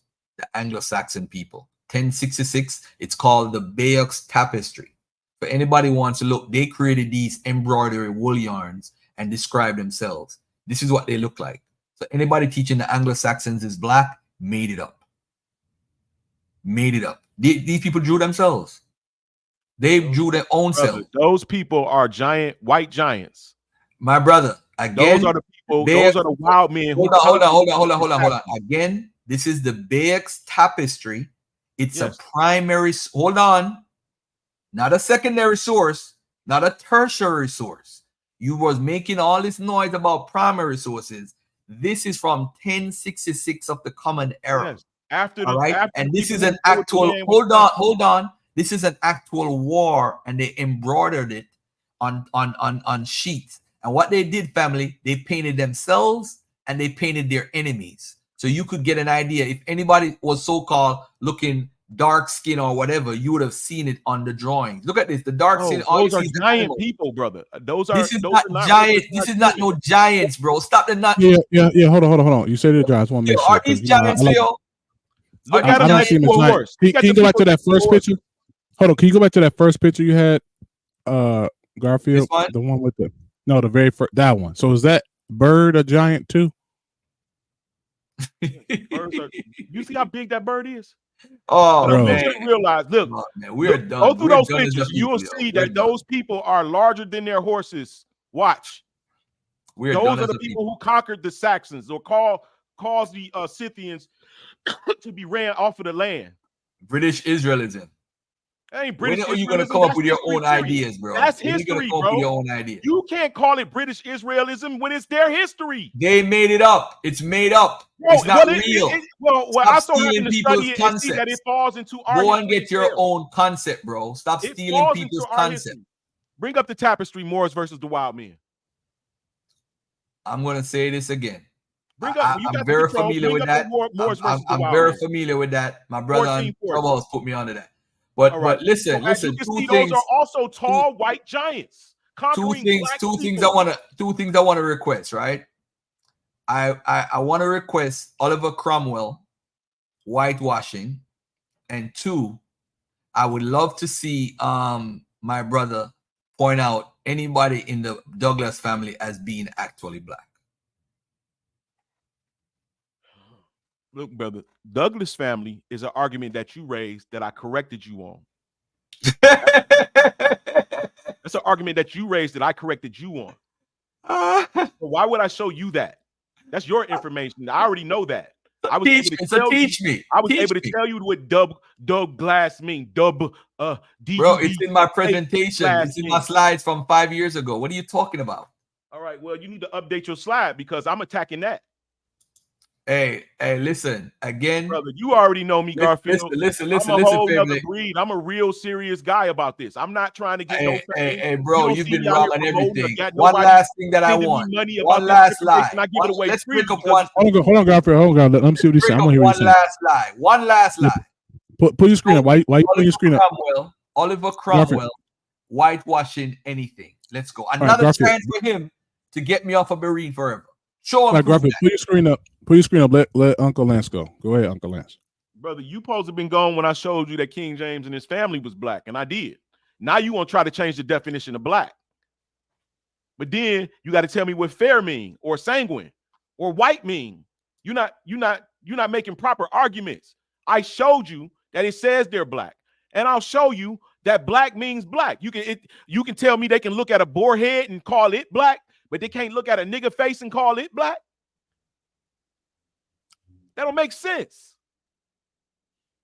Now, I have evidence that show you that the people of Scotland and the people of London are people of color. I don't know if they inherited the land. I don't know what happened exactly, but I know that these people that ruled in Scotland, in England, in Ireland, in Germany, in France are all people of color. How do I know that? Because they made pictures. They made books, bibliography, bibliotext of themselves that was drawn in the books. These people are black in comparison to people who are clearly white. They're showing you. The king of France, the Holy Roman Emperor Charlemagne is a black man. How do I know that? Are you finished, bro? Huh? Are you finished? Well, I was talking and you interrupted me, so I guess you want me to finish. I'll yield.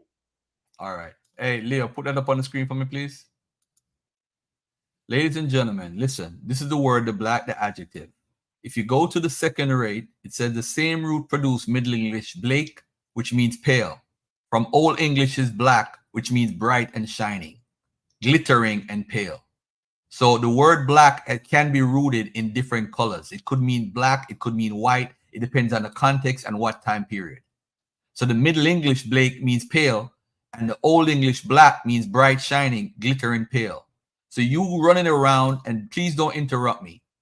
All you got to do is go to an etymological online dictionary. We know the words can mean absolutely dark, absorbing all light, of the color soot or cool, reconstructed from the Proto-German black as burned, Old High German blah from black, Swedish black ink, Dutch black the burn from pie. But now the usual Old English word for black was swart, or swart. The same root produced Middle English Blake, pale. So it just got to read the whole thing and the context. That's all I'm asking you to do, black man. That's all. It's not hard. So let's look up the word now. You said the word Stuart comes from swart, right? Let's look at the word Stuart, because I'm saying it comes from Stuart. But watch this now. Let's look at Stuart. Name of the British family. Again, you just said it come from swart. Look what we found. It's a variant of Stuart, see Stuart. So it doesn't come from swart, as you said, because again, it's One West teaching. Bro, I destroy One West teachings. That's what I do. What the hell? You That's just why, call yourself no, you're not arguing with me. No, you're not. I didn't make that claim. Not. No, you're not. No, Rewind. You're not. Go back to the other page that you just. I listen. Go back to your other page. No, you're creating a side argument. My brother. Go back to the other page that you just had up. FDA brother. Hold on one second. You said earlier that the word Stuart come from swart. No, right? What you did is ask me. Did I make a connection? Excuse me. And I said the best I can do. You have been wrong on every single thing that you've said today, and I hope false claims. Get out I'm hoping that somebody in the audience. This is the wickedry. Hold on, Garfield. Let him clarify his point. No. I can't hold up. It's my turn. I can't hold up. He just finished. It's my turn.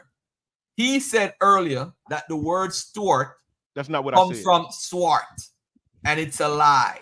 It's not true. The word Stuart, King James's name is Stuart. It actually comes from Stuart, which comes from steward. Nothing to do with that. And that's what they do to say that Stuart and King James is such and such Stuart, to say that he's black. So that's why his No, name is you're being Stuart. disingenuous. Oh, Wind come back to on, the other page, come brother. on, man. You're messing up Go the back show, to the bro. other page where you Stop just had messing up up black. the show. You're messing up the show, bro. No, Just what you're wait doing until is I'm you're getting finished. satanic followers involved. Why can't you? You don't have no discipline, bro. I stood back and I listened to you, bro. I stood back and gave you the opportunity. But the thing is, your ego doesn't allow you to be corrected because you've been wrong on every single argument today. You were wrong about King James in that John Mackey stuff. You were wrong about the term black and how it's used. You're wrong about everything today. And I'm proving it. So I'm not worried about you because you stuck in your ways. You ain't going to change. You're an old guy right now. You ain't going to change out of your ways. All You I'm bad, saying is witness, man. you did say earlier that swart, it come from swart.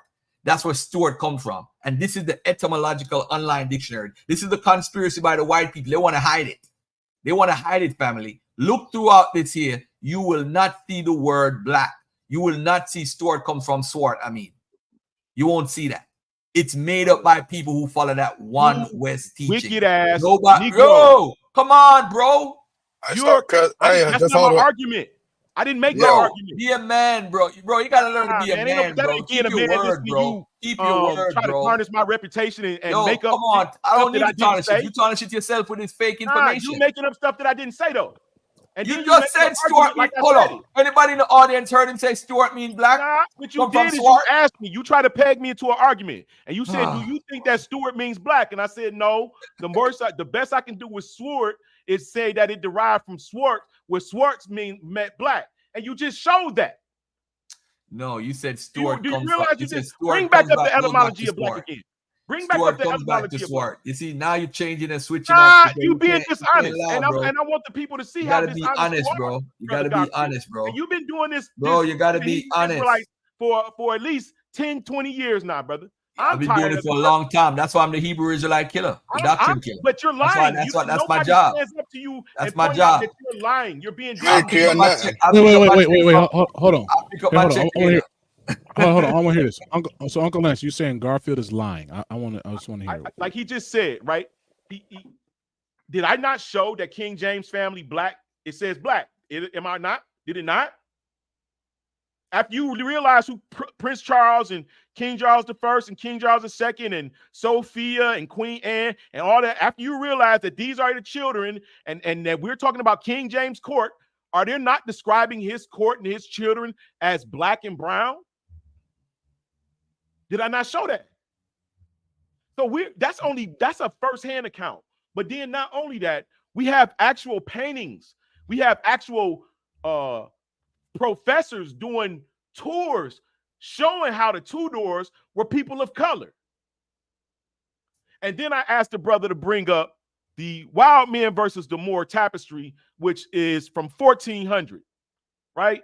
He wouldn't do that because what it does is it shows a white wild man with hair all over his body at war with black soldiers that look like Israelites and Moors.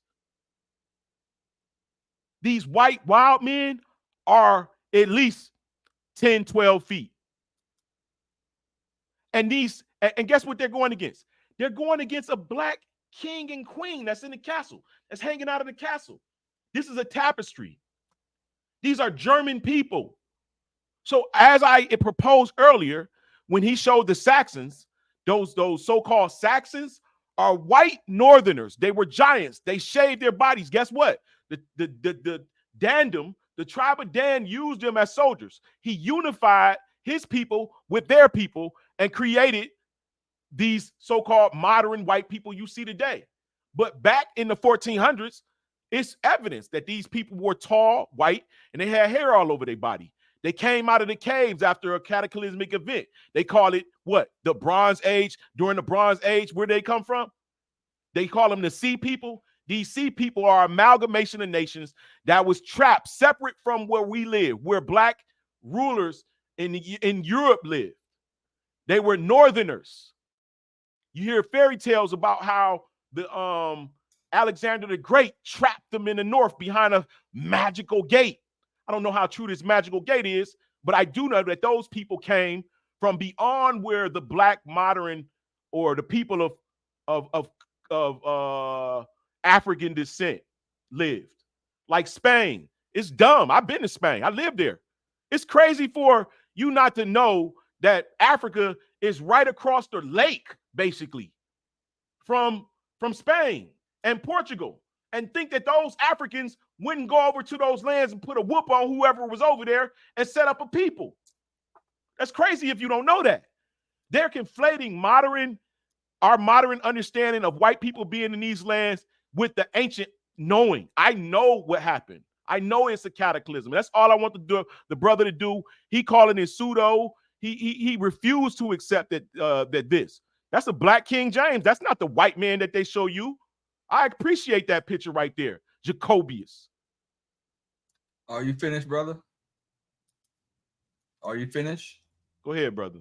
All right. First of all, you could look at his features, the lumbar mustache and all that stuff, and this doesn't look like a man like me or you. You are one of so again. I asked you if you finish. I did ask you that. A question. You did ask. Hold on. He looks like me. Uncle Lance. Uncle Lance, can you please mute your mic? I don't want to hear from you right now. I asked you if you're done. You're done. With all due respect, can you mute your mic? Or you're gonna interrupt me while I'm talking? You're gonna get emotional. He's muted, Garfield. He did it. All right, Garfield. Now you can look at this picture.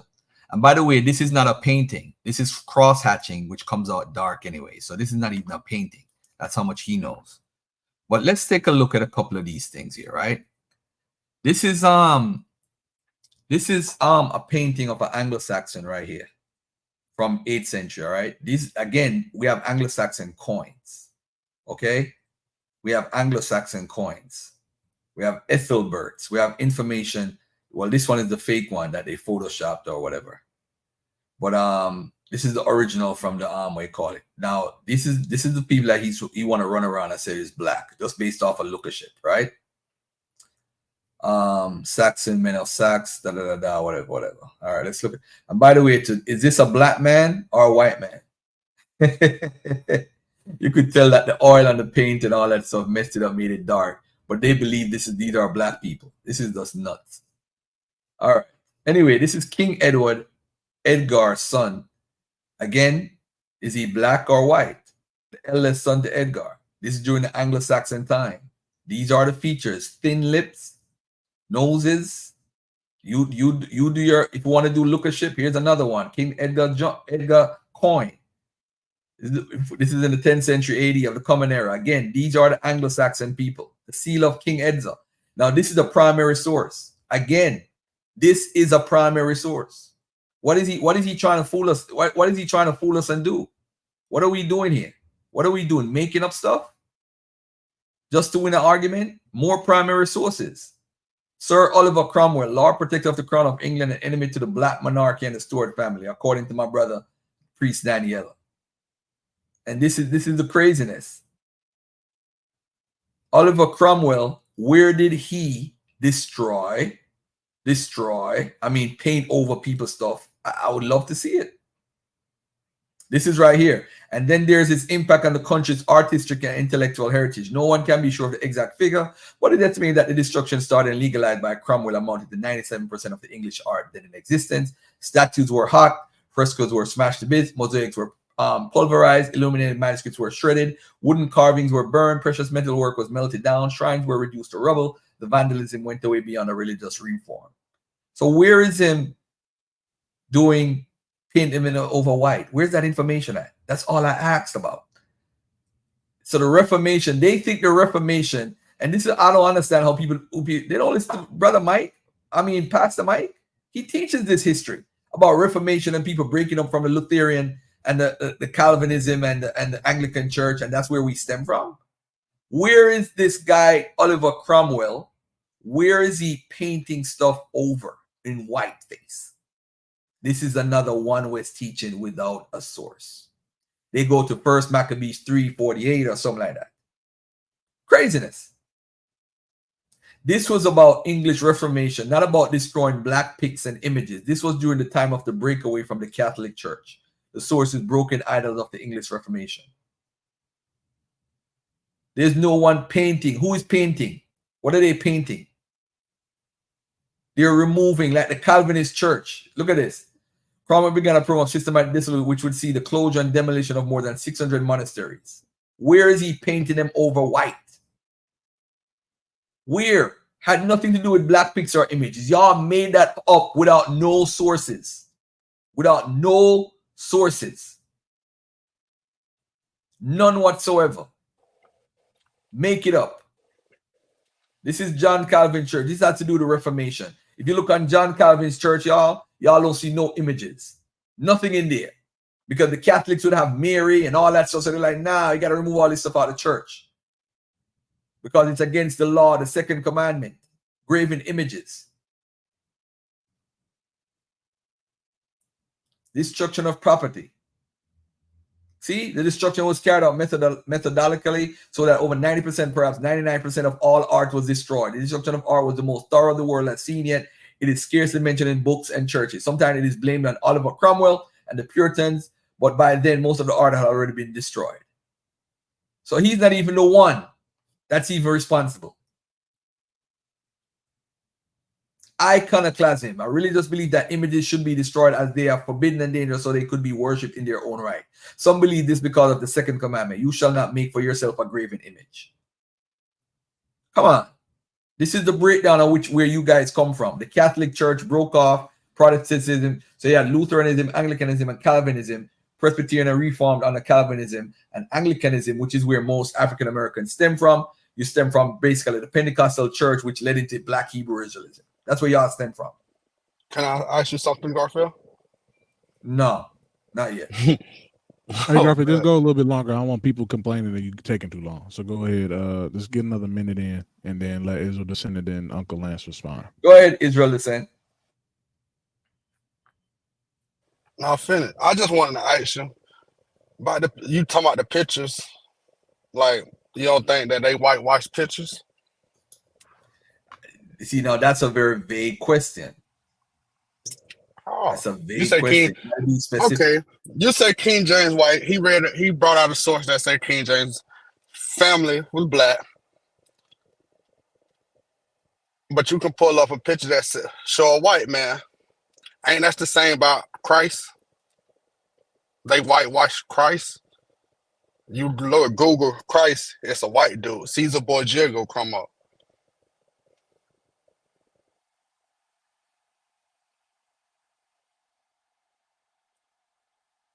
Hello. Garfield's muted. He might be talking. I'm not sure. I just want to know what he proving with the pictures he's showing. Like, he ain't proving nothing. We all know they whitewash pictures. Where the black notables at? Now you don't find none of them. Where's black people? What we was before this? Nothing. Just in Africa, just running buck wild. And y'all accept that. Black people accept that too. I don't think they accept it. I don't think they accept it. I think the information is out there in terms of black nobility, and like I said, there's mentions even within the 2nd century. Like I forgot the emperor's name, but it's Emperor Rome that was near the end of the 2nd century. That during a lot of the Christian persecution, all this was happening, and he was one of the Servius, correct. So like I said, the information is out there. Not necessarily saying, oh, well, there were no black nobles throughout all of Europe. Like, I don't necessarily agree with that. But I think Garfield's kind of showcasing when we're talking about the skin color. He's trying to show where if you're going to say they were black and these are the said people that many are making claims that these people were black, and he's showing images. I'm sorry, guys. I had to take a phone call. What was your question? Go ahead. Hold on, Garfield. I just want to ask Leo something. You don't find it strange for these people to be dressing up as black people? What they want to be black for if they feel like black beneath them? They putting on. Garfield brought up something talking about they were having a blackface show. Like it was doing dressing up in blackface. Yeah. Why would they have to do that? It seems like they're trying to imitate somebody.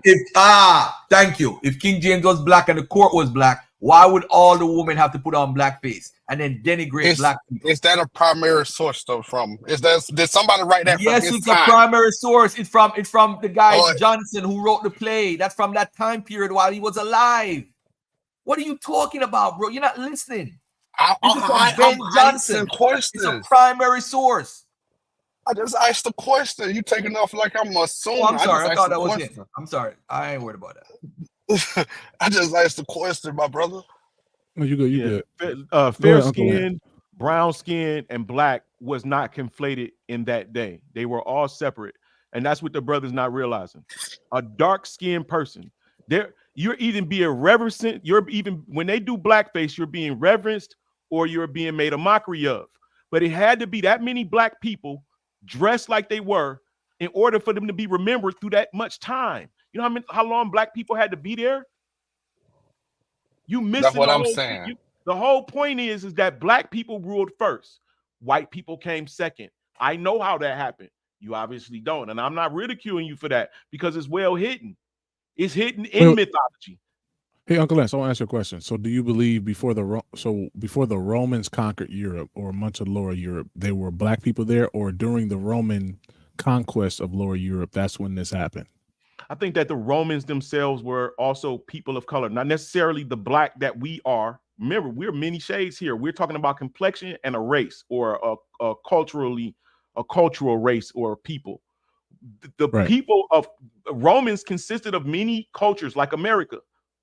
You got people from Ethiopia as the Ethiopian we just talked about Servius, the Ethiopian ruler, Correct. right? You got people, you got Israelites that was also in the Roman Empire. You got Egyptian, blood-born like black Egyptians in the Roman Empire. You got, come on, bro, even in the Greeks, they're not a race of people. They're a people that agree on a certain principle. This is what makes you a Roman, not a race. The same thing with the Greeks. You see how the Greeks had so many different people in there? They had the Spartans. The Spartans are Israelites from Zara Judah side. Wait. You got Wait, so the the Athens. Spartans, Israelites? Yeah, that's documented. Spartans are Israelites. Okay. That's documented. But Yeah. all right. I'm allowed to look into that, but I do, like I said, the reason I asked that question about the Roman Empire, so you're saying the black people ruled first, and then Europeans, or we say Caucasians, took over. I'm trying to understand how did that?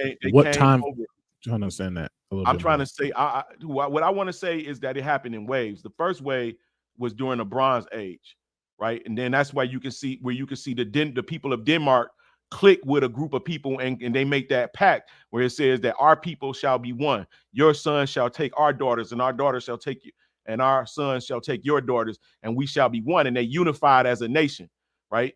And then that's when you see Denmark, the first flag. They the most mightiest people because there's a unification of the wild men and the tribes of Dan.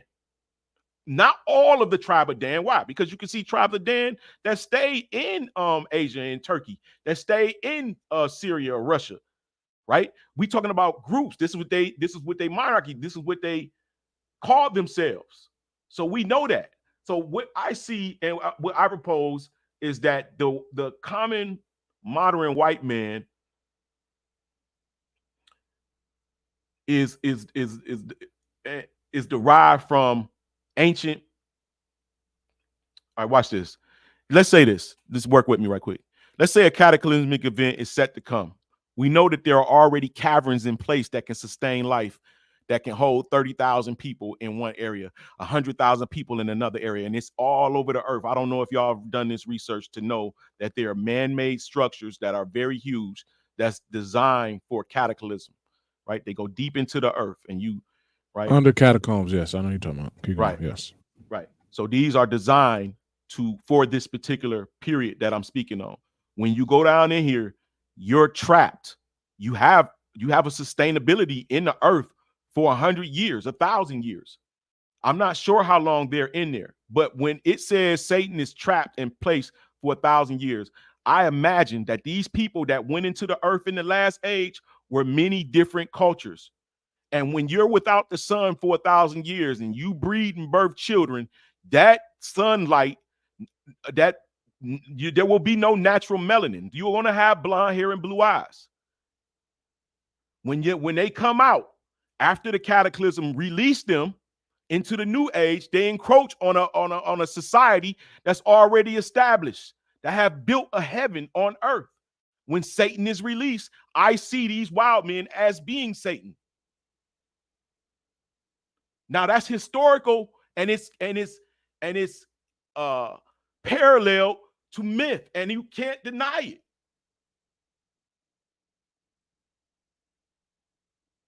Okay, Garfield, you ready? Go ahead. I think Uncle Lance, you good? Yeah. Let me get back to reality for a second. Let me say this to everybody that's going on. Everybody wants to be chosen. You want to be special. The fact of the matter is, African Americans, and by the way, for my sister Mika, I have proof that over 70% of African Americans are connected to West and Central Africa.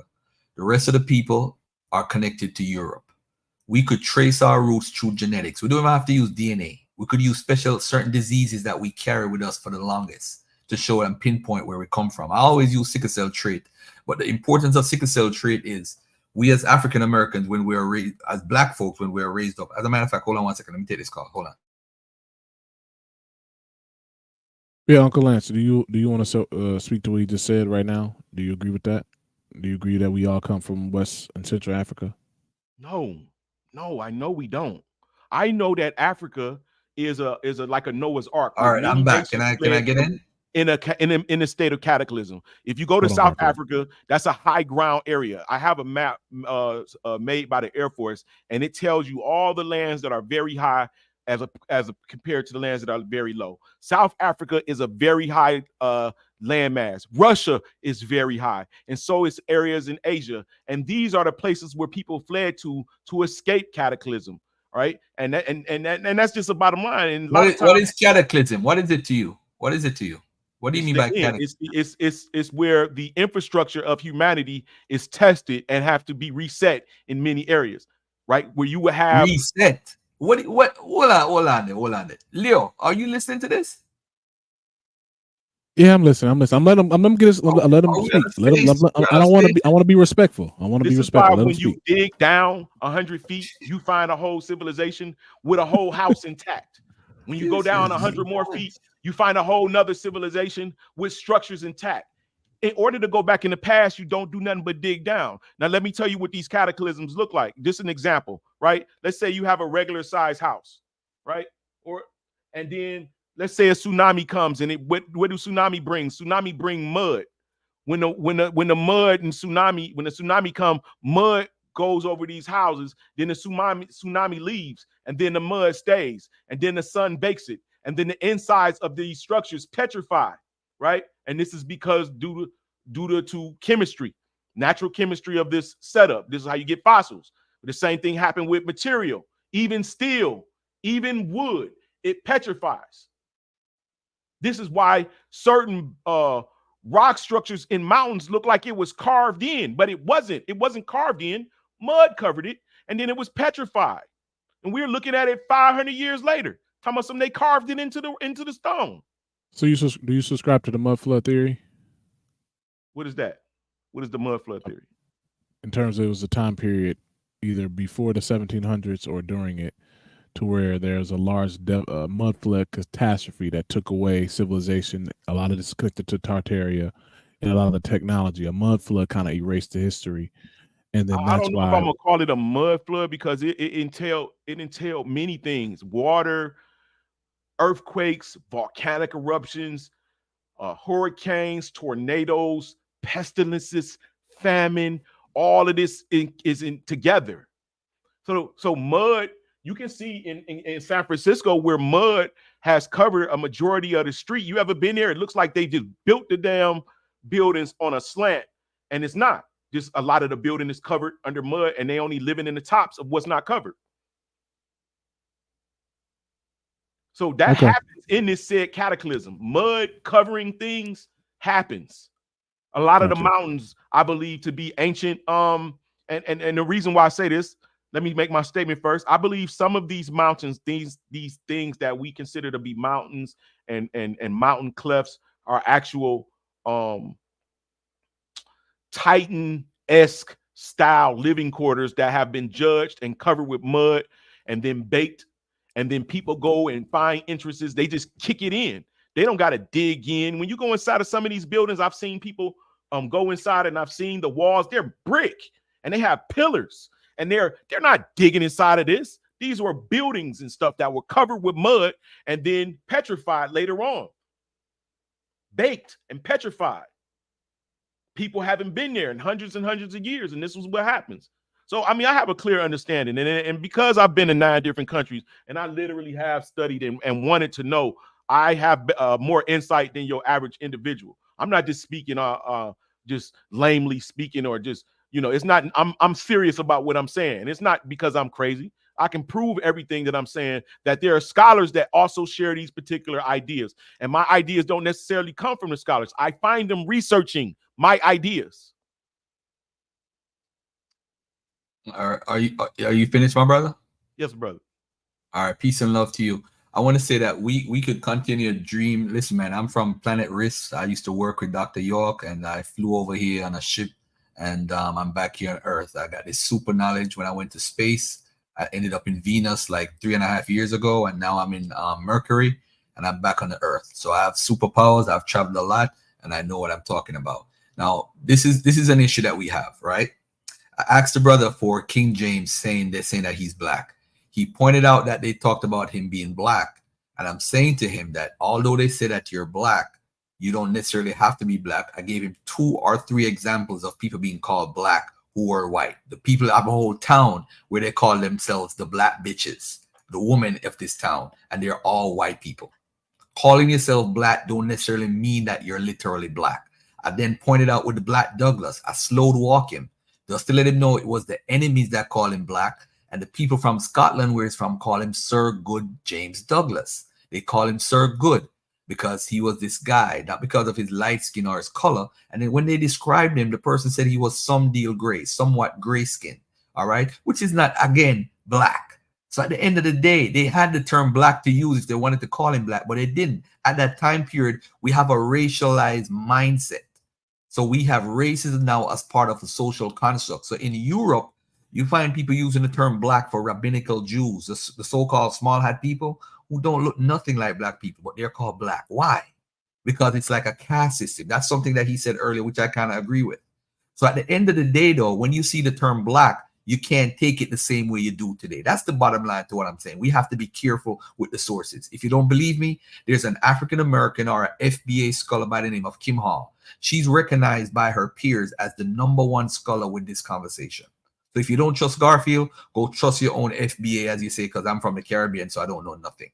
Now, as far as the next thing, I asked you about Douglas and the family to show that they're actually black. You said you won't do it. You'll debate. Wait for a debate. I'm not going to debate you in the future. I'll debate you right now on it. Second, you talked about they destroyed all these stuff, and what's his name? Oliver Cromwell did it, which is actually not true. You're actually mixing up the Cromwells, but I'll get into that another time. But at the end of the day, they destroyed the stuff, removed them, abolished them because they were against images, because they were thought they were idolatrous, not because of they're trying to change them from black to white. That is a lie. It is not true. He can't prove it. So when I asked him for proof, it's because what happened in his family. I was a part of the Nation of Islam, right? And I used to teach. I used to recite the actual facts. Who is the original man? The original man is the black man, the Asiatic black man, the maker, the owner, the cream of the planet Earth, or Earth God, worth of the universe, whatever it says. What's the circumference of the universe? 196 circumference of the Earth, 196,940,000 square miles. How much is land? 57,255,000 square miles. How much is water? 139,685,000 square miles. So I used to repeat that 20 to 25 years ago. Still could say it right now, because when you hear the same garbage or lie over and over, you're not saying that the actual facts were lies, but if you repeat something over and over, it becomes a part of you, like it's the truth. So when you're asking for the sources, he get defensive because there's no source for what he's claiming. There's no source for that. It's something, again, that stemmed from One West teachings. He didn't come up with this. He was taught originally from somebody who knew somebody who was a part of One West, because he's repeating and mimicking One West lies. He can't show no source of Oliver Cromwell painting anything white. He can't do it. He can't do it. He can't show none of that. He can't show none of those things. These people are destroying images. And if you screenshot all these sources that I'm showing, you'll see these are primary sources You see, the art was destroyed for religious purposes. But in 1660, Charles II was restored to the throne, and the destruction of the art for religious purposes stopped. It stopped. So he actually found some of the old stuff and showed them. And by the way, too, Charles II found some of the old paintings from the 1600s or the 1500s, and he actually put them back up. So if you want to see the black paintings, they're all over England right now because he put them on. He don't know that. 1530, religious art starts getting destroyed. But why are they getting destroyed, family? Religious art getting destroyed, not black images, etc. It's because they hate the Catholic Church. They hate it. They're destroying books, organs, all type of stuff attached to the church. And by the way, to look at this now, we have pictures of 25,000 images online that survived the Reformation. How come we can't find all these black images? I'm going to repeat this for this guy. Over 25,000 images online right now. Where are these black pictures? Why? Come on, it's online. Go look it up. And you in the audience who support this nonsense, go look it up. It's right there. This is the pre-Reformation art that survived. 25,000, over 25,000 images. Come on, family. What are we doing? You good, What Garfield? are we doing? You want Uncle Lance to respond? Let me do one more thing. Okay, cool. 25,000 images. I'm gonna say that again. 25,000. 25,000 is a lot. It's a lot. All right. Let me see what else I want to touch on real quickly here. This is King James' daughter, of course. All right, that's his daughter. Hold on there. She's described as a beautiful girl, even later times. Her white skin and yellow hair. She's definitely a black girl. She's definitely black. She's definitely black. Yeah, these are black people. All of them are black people. All of them. So these things don't even mean any sense. All these sources showing the 3rd edition of the British Commonwealth coins, that don't mean nothing. It don't mean nothing at all. This is the shield. This is the coin, a Virginia coin with George III on it. Oh, that's a black man right there. That's an N-word. Yo, we nuts out here, yo. We believe anything. Craziness. Just to push this so-called black supremacy. That's all it is. I'm showing black supremacy. That's what we're doing. This is a quick example I wanted to show real quick. Ever heard of King Richard II, son of Edward, who was called the Black Prince? So was he black because he was called the Black Prince? Well, look at his description. His yellow hair, thick and curling, fell in broad masses on the other side. His yellow hair, let me tell you, he's the only dude I know who's black who got yellow hair that I know about. His complexion was white but frequently flush. The double-pointed beard often worn at the time was represented in his case by 2 small tufts on the chin. His mustaches, which were small and sprang from the corners of the mouth, accentuated the weary and drawn look which begins to appear in his face as early as 1391. And it's so striking in the effigy of his tomb. Dictionary of National Biography, Volume 48, primary source. Black Prince description. The courage of the handsome blonde prince caught the fancy of the English people, and he became, even during his lifetime, a legend, like a wonderful and flawless painting glimpsed high up on in a cathedral gloom, a symbol of everything right and fine. The handsome blonde prince. I love it, man. It is also traditional said that Prince Edward received the name Black Prince after Cressy because he had worn black armor at the battle. This, however, is unlikely, and no contemporary mention of it has been uncovered. The first recorded mention of Edward as the Black Prince did not appear until the 16th century. It is possible the name arose from his use of a black shield, or perhaps from the black manner in which the French claimed Prince ravaged their countryside during his military campaigns. But he's called Black. No, they're trying to cover it up. He's called Black because he's black. That's why he's called Black Prince. The 1349 bubonic plague dreaded the Black Death. Struck Europe. The disease killed as much as a third of the European population. In Paris alone, 50,000 people, a quarter of the city's population, died. The plague brought all military operations to a halt. So King Edward, who was called the Black Prince, was not black as many claim. Black in England was used in a derogatory manner. The term Ethiopian would be common to describe black folks in general. Ah, man, the wife of King Henry VIII, I mean, all these pale complexion, this and that, and DNA, and Stewart's DNA. They got the Stewart DNA, and the shortest line goes back to who? R1BL21. He Go goes back to back the to T-Reg Europe, the Caucasus Mountains. Hold on, M2. hold on, hold on, Garfield. I think Lance want to respond to that. Say that again, Lance. King James DNA go back to the T-Reg people, the people with the purple dye or the blue dye in Africa. Where do you get your information from? This is R1B1 of the T-Reg. That's where I got mine from. no, sir. There's a different. Listen, let's look at this. Let's look at what he's saying. R1B1A. My brother, relax. Let me respond to you. Okay, calm down. This is not hard. Now, do you have this M269? This is what King James have. This is what you're talking about. You're talking about the V88 strain, which is in Northern Cameroon, R1B1A2. Now, when you say you have R, by the way, too, I don't believe you have this R. I think you have the same R as King James. I think your paternal line is European. You see, that's the problem we've been having. Don't interrupt yet. You are part of that 30%, 30 to 40% of African Americans have R1B or trace their roots back to Europe. Your paternal line is R1B1A, which is the Caucasus Mountains. So you and King James are related. That's your daddy. So you are connected because during slavery, a lot of us were raped by the slave master. So I don't have slavery in my family. You are carrying the slave master's paternal line, Y marker. Thank you for exposing yourself just now, because I don't have slavery in my family in South Carolina. I doubt you don't have the V88. You have this one here. You're right. King James, you're right. You're related to King James. I see why you're so emotional now. The Caucasus Mountains M269 is where you're rooted, because that's where I got it from. I got it from right here. I'm actually related to several different kings, and those in America, I bet you those who had the money to escape persecution were normally nobles.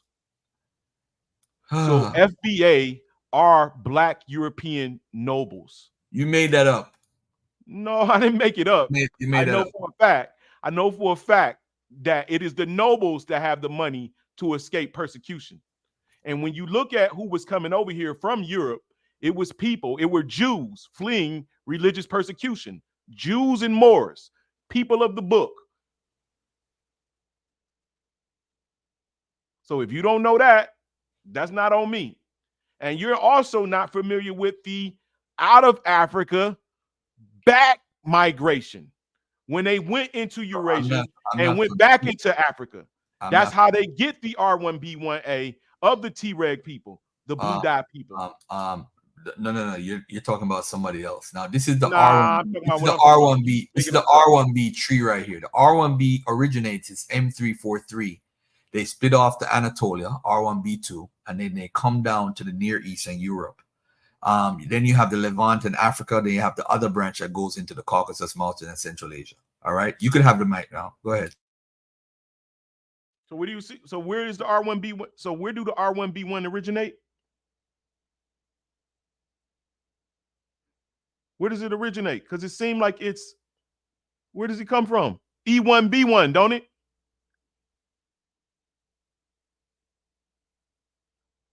Bro, I want you to get off of this page because you obviously don't understand genetics.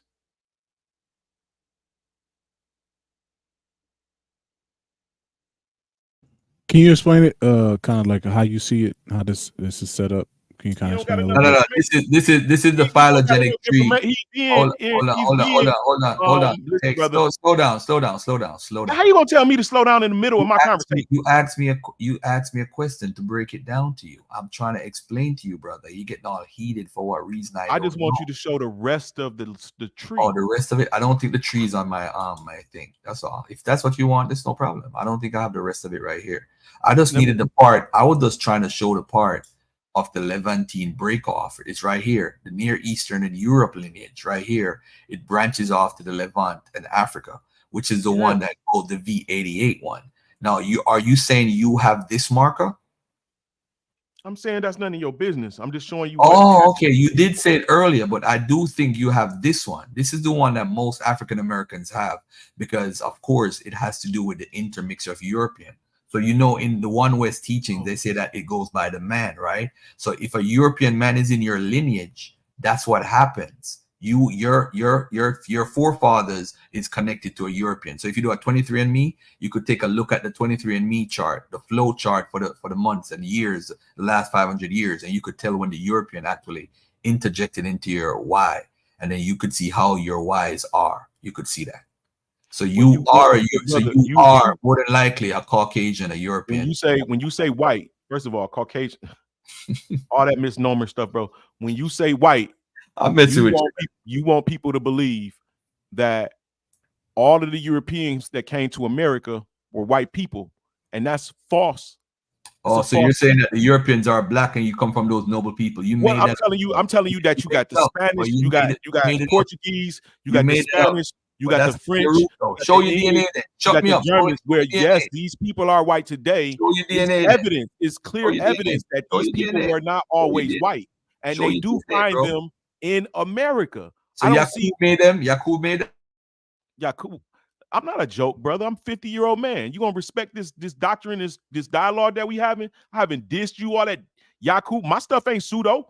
Everything that I'm saying can be backed, and I'm also backing everything that I'm saying. So where is this? Are you a Yakuba? People like this brother here is not used to it being real scholars. They're used to being the ones that have done the reading and can disseminate the information. But what I find is they choose to disseminate the information that hides the truth.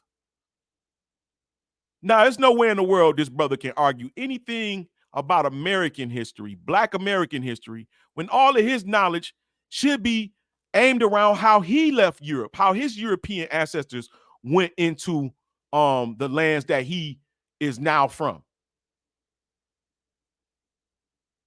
When it comes down to African American history, we come from all of the major places by way of nobility and slavery. I'm not denying that. By nobility, and the nobility does not mean white people. Do you understand that in the 1800s, white people had the less money of all the people? They were slaves and indentured. I read one book called it's called White Slavery, right? And it was talking about how during the indentured period, the white indentures were getting mad at the black slaves, and they would rather have been in the position of a black slave because the black slaves always got placement. When they get off the ship, they get shipped from one place to another. They said, why? Because these people were more skilled. Who taught white people how to build buildings? Who were your masons? Black people were your masons. Who taught No, what they did is they got black people to come and build. They got black people to plant their crops. They got black people, but in this mindset, it gives us that they just captured all the black people and made them expose their knowledge like they normally do, when that's not the case. And that's what they want us to believe. Some of us had the money to buy the ticket to get here, and that's the truth. When we got here, we purchased land, and that's the truth. As people of color, not necessarily black people like we are today, because you can find many shades of black within the paradigm of black people. But people of color, today, as a brown man, I would have been considered mulatto. I wouldn't have been considered black. Based off of my looks, I wouldn't have been considered an African.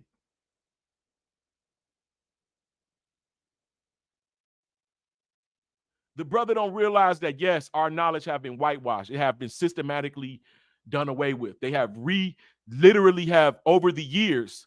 They didn't just do it out the gate. It took years. As we start exposing, like you're going to look up in 20 years and all that. I can even see right now, a lot of the information that I found over the internet in my first dive into the conscious community is no longer on the internet. I'm talking about that was books, whole documents is no longer on the internet. So it's a continuation of trying to get rid of our history. And you got these brothers, they're helping them by accepting the narrative that's presented to us by our enemies. I should not be able to bring up a book that show a black Jew. It shouldn't be no hundreds and hundreds of books presenting black Jews, y'all.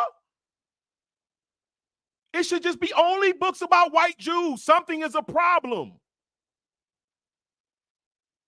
It shouldn't be no black Scottish Jacobites. It shouldn't be no black Irish, what do you call them?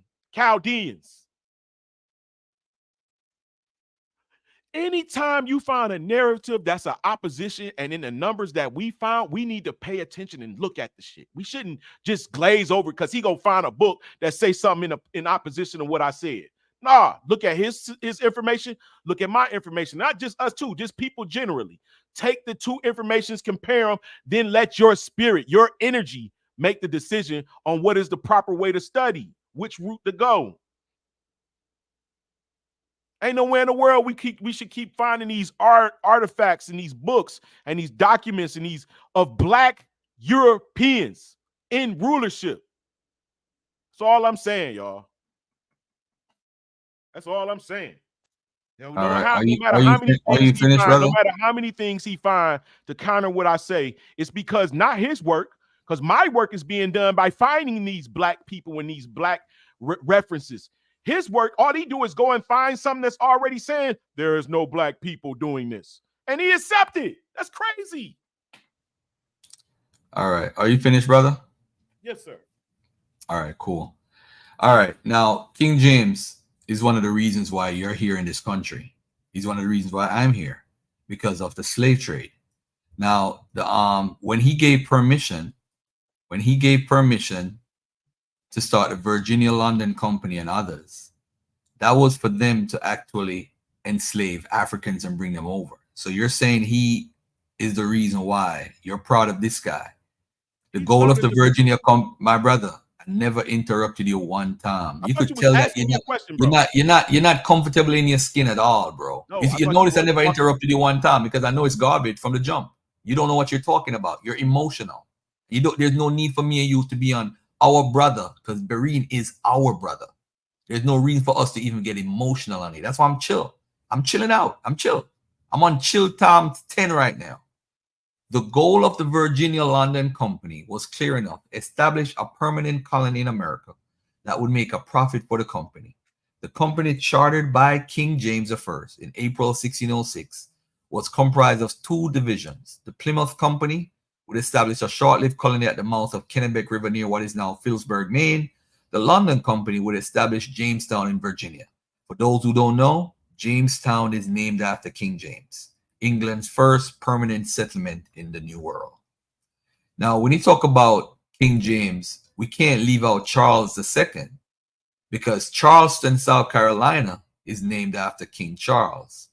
So if we look at it from that perspective, the two guys he's trying to protect and say that they're black are the ones that have a lot to do with us being over here in the United States of America. Yeah. They assisted in enslaving of Africans, our root. We come from all of this. In the increase in demand for slaves in 1672, England officially got into the slave trade as the King of England chartered the Royal African Company, encouraging it to expand the British slave trade. In 1698, the English Parliament ruled that any British subject could trade in slaves. Over the first 50 years of the 18th century, the number of Africans brought to the British colonies on British ships rose from 5,000 to 45,000 a year. I just want to say that, it's sad that we're trying to protect someone who helped and put us over here. And it's sad. It's sad. I just feel like, again, I'll ask for the sources. If the brother have it, I would just like him to point me in the right direction. At least give me a source. I'll say, hey, Garfield, look at this website. Where can I find evidence that Oliver Cromwell whitewashed pictures? I just want at least say, what, Garfield, I have this information. You could email me. The brother has not said anything. He's scared for me to look at his sources because he thinks I'm going to debunk it and refute it. Yes, I am. That's what I do. But if it's facts, it's facts. I gotta stand on that. So another thing also is you have not proven King James is a black man. I have primary images. As a matter of fact, I'll show you right now. I got primary images when I went to England. Hold on, let me do this. When I went to England, I'm gonna show you guys live of when let me look at the year. What year was it? 2021. Let me do August. I'm gonna show you all the images right now. So you can't say I made it up or anything. July 2001, 21. Let me see if I could bring it up right now. Hold on 1 second. Yeah, I'm gonna bring it up right now so you guys could see it live. This is me in the museum, the secret compartment that my big bro, Priest Daniela, taught me about. He taught me about this stuff. Matter of fact, where's my brother Leo? Leo, share this right here. I want y'all to look at this right here. You see this picture right here? Leo, put this on the screen real quick. This picture right here. Leo, where you at? Leo gone to backside. Where Leo there? Leo gone.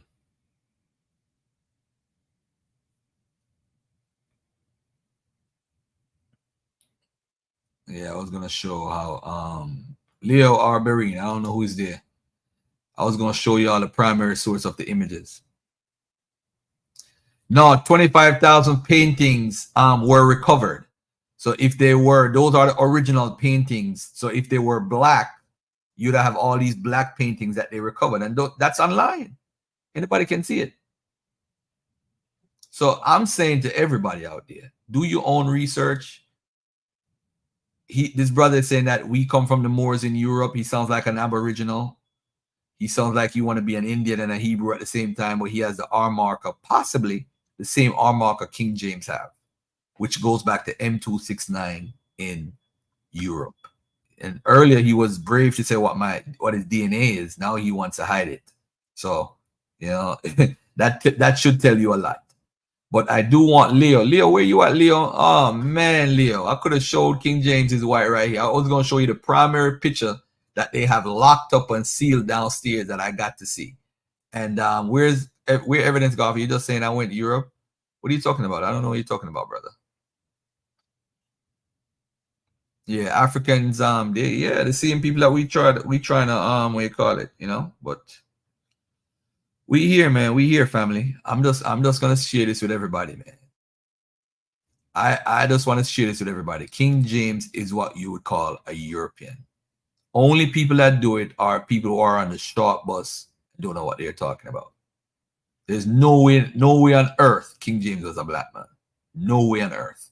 And we could play all these word games. So are you trying to say black means white?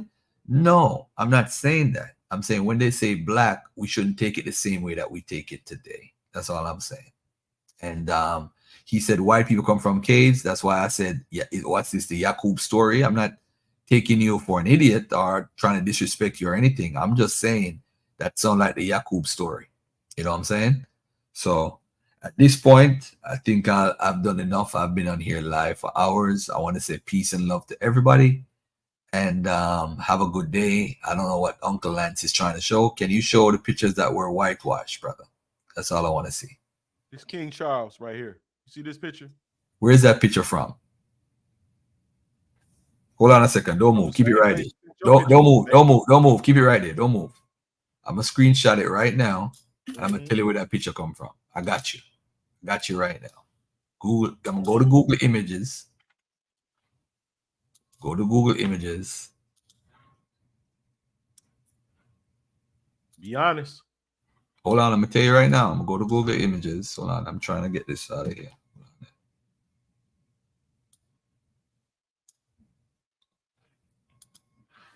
Hold on, let me stop sharing my screen. Hold on 1 second. Let me take this off.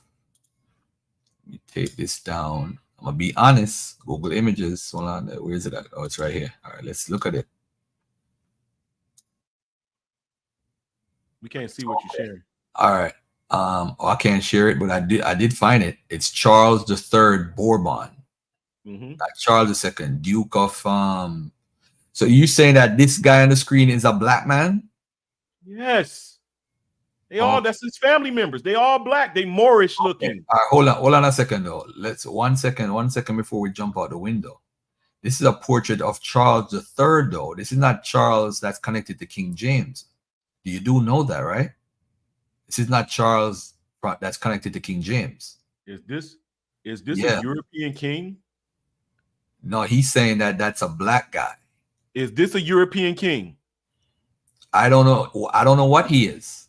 Well, I have no idea what. I have no idea. You got it in your hand, don't you? Didn't you? Hold on. I'm not. Listen, I'm not doing the lookership. No, didn't you do the Google search? Yeah, I'm telling you, it's Charles III. He's not. And who is he connected? You said he's not connected to King James? No, he's not. Who is he? Who is he the king of? I'm gonna tell you right now in a second. Give me 1 second. No, I'm giving you time. I just posted it up. I know I ain't expecting for you to go off rip. I ain't like y'all. Give me a second. Let me figure out who this guy is. Hold on. Okay. Give me a second. All right. Hold on 1 second. Charles. Is it Charles? Is not Charles the First of Bourbon? It's not Charles Edward Stewart is his name, brother.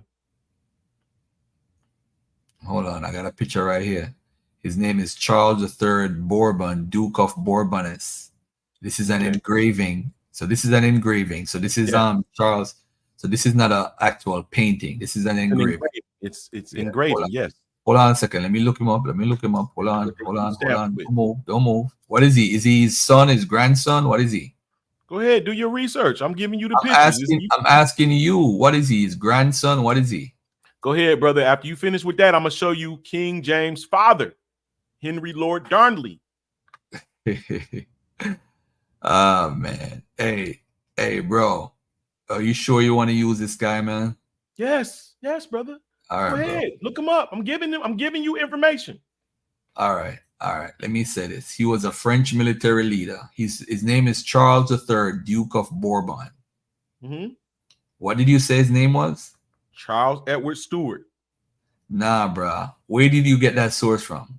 Where did you get that information from? Where he's from? Oh, brother. God. No. This is important. You see, now you're getting defensive. I don't know why you bring all sources, bro. I'm a researcher, bro. That's what I do.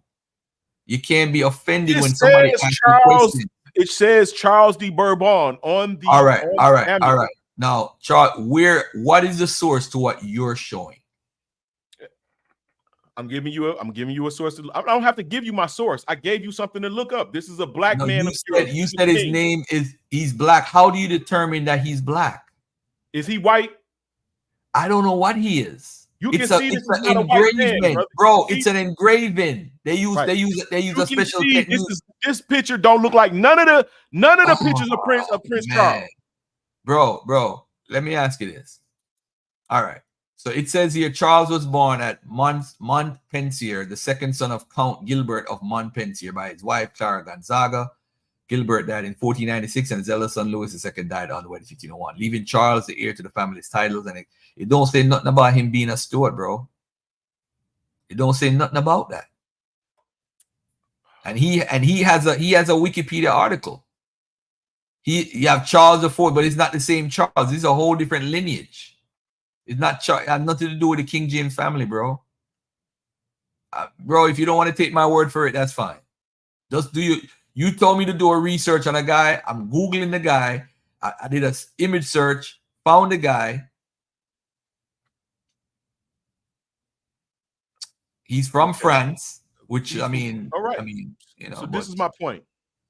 You just so told you me saying this is you saying he's a Stuart though? That's what you said. Yeah, don't worry about that portion. No, you gotta correct that. Hold on, brother. You see who he is, that right? Hold on. Is that right? You see, bro, you can't admit that you're wrong, bro. You see, that's your problem. But you listen, you're right. You can't admit you're right, wrong. You're right. This guy's not related to Charles II. He's not connected to the Stuart family. And you just said that. All right, he's fine. He's not Charles. No, Stewart. you gotta admit that you're wrong. Okay, you see, fine. You can't. He's not Charles He's not Charles Stewart. Okay, all right. Different All folder. I'm getting this information up. This is, I told you earlier, this is King Charles of Bourbon. Okay. Now, when you go and look up his picture, anybody, you're going to only see a white guy, period. But yet, here's a picture of a guy who's clearly not white. Oh, man. All right. Oh, brother. yeah, this is Charles. This is Sebastian. All right, my brother. Of all the Europe, no matter, look, I can show you Charles Darnley. I can show you Charles Darnley. I'm showing you actual historical pics, right? And what you're going to see is when you look it up, they're going to all be white with no inkling of an Arab or an African, no other heritage. But yet the last names tell you where they're from. Now, brother, you've been fighting the Israelites. I know you got a whole thing. I'm not fighting nothing, bro. You've been fighting I the brother guarantee you. Israelites for a long time. You see this picture right here? You know who this is? This is Emperor Charlemagne. Go ahead, Google that picture. Is that a white man? He's also French. You said it was Charles II, bro. Connected to King James. You was wrong. Man, I already showed you what they said King James family looked like. Okay, I accept it, bro. You know how many? Look, if I open up my files, bro, you will see how all this stuff I got. You liable to make a mistake. You're wrong, bro. You can't even admit that you're wrong on something this simple, bro. Now, what do you see right here? You see Emperor Charlemagne. It's the people who can't admit that they're wrong. I can't trust the information. I can't trust the information. If I'm wrong right now, and who is this now? Who is this? Who is this? Emperor Charlemagne. Yeah. Is that a white man? I don't know what he is. All right. You see, you're caught up in color schemes. That's your problem, bro. Oh, I'm caught up in where I know people come from. I know the Huguenots. The Huguenots were never white. Matter of fact, there is no such thing as race. Race is a social construct, bro. Ain't nobody black or white, bro. You caught up in that. That's the problem. Well, it's too bad we're in that. That's a part of it. And the fact that they're displaying it in history as such, then we don't have no choice but to go off of it. You keep trying to convince me that this is fake, but then when I go get a house or a car, it don't look like it. Well,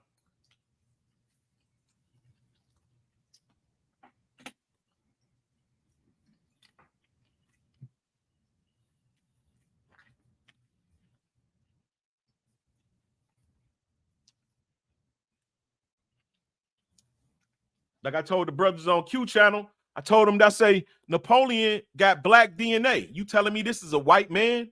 Well, what's black DNA? Well, he got E1B1 DNA. We know that's not white people. That's not nothing that points toward white people. Ashkenazi Jew got E1B1A. So what are you saying? That's because the Ashkenazi Jew was seeded by the black Jews. Bro, I'm gonna say this to you, man. You're one confused dude, but it is what it is. You could have it. I'm just one knowledgeable dude. I'm one knowledgeable dude. Look up King Kenneth. Kenneth Dubba. Kenneth Douglas. You'll see he's black. King Constantine III is a black man. These all related. Scottish, French, English, all of this is related, and it's in the same time period. You a whole black king, and right across the damn lake is some white kings, and all around you is white kings. No, all of Europe was people of color. And there's a difference between people of color, brown-skinned people, and straight African black-skinned people. Okay. Can you show me these black kings that was ruling Europe for 1,000 years? Yeah, take the debate. I'll happily beat up on you. I'm asking you right now. Take the debate. Let's do no, because I want to make sure that I got my support group too. I'm on Bareen's channel. There's no support here for me. What are you talking about? And it's people who follow you all over the place. You know how long you been online? Ain't nobody follow me over here. You know how long you been online, brother? I'm just saying, all I'm talking about is presenting information. What I proposed earlier is that light-skinned people had dark-skinned people in slavery. Prior to that, dark-skinned people had light-skinned people in slavery. It's just the truth. It's the truth. It just rocked back both ways. These people that's in power right now is those people that Bible says, I shall make a people who are not a people. My people. That's what's happening right now. We're in the midst of that.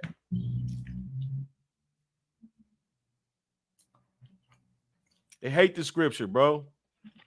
You know what I'm saying? And me, I don't subscribe to the New Testament. I see the New Testament as something showing that they have conquered us and they have placed their kings in our lands. King Herod is not a Hebrew king. He's an Edomite king in the land. Who has the authority to write a New Testament?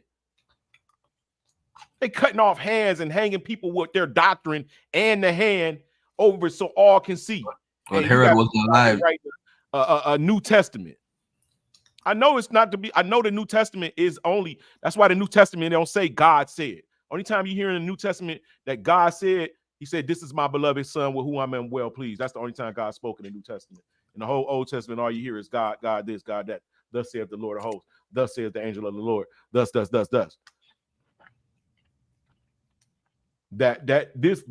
This whole doctrine of black people coming from slavery and that's all we ever been is ridiculous, man. It's ridiculous. And then you got people saying, well, if we in control, if we was once in control, how we lose our power to these people? I told you, God judged us because we were not righteous. So and you believe in 70 AD, that 70 AD we came from 70 AD?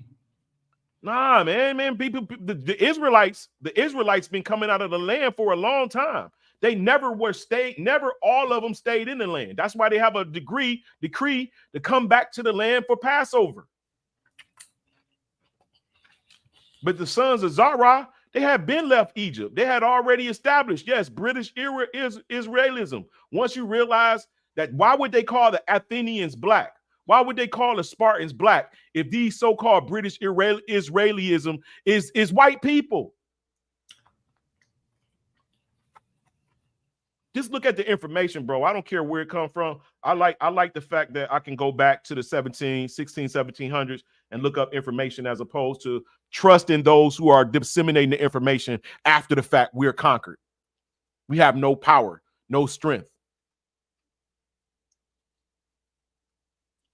Yet we still, man, brother Garfield, my name is Lance, they call me Uncle Lance. I'm Pseudosciences University. Whenever you're ready to debate this. What about pseudoscience? Yes, because pseudoscience is what I'm finding is that pseudoscience is the real science and the actual science. Let me give you an example. Let me give you an example, if you will. Does the moon create its own light? Yes or no? The moon create.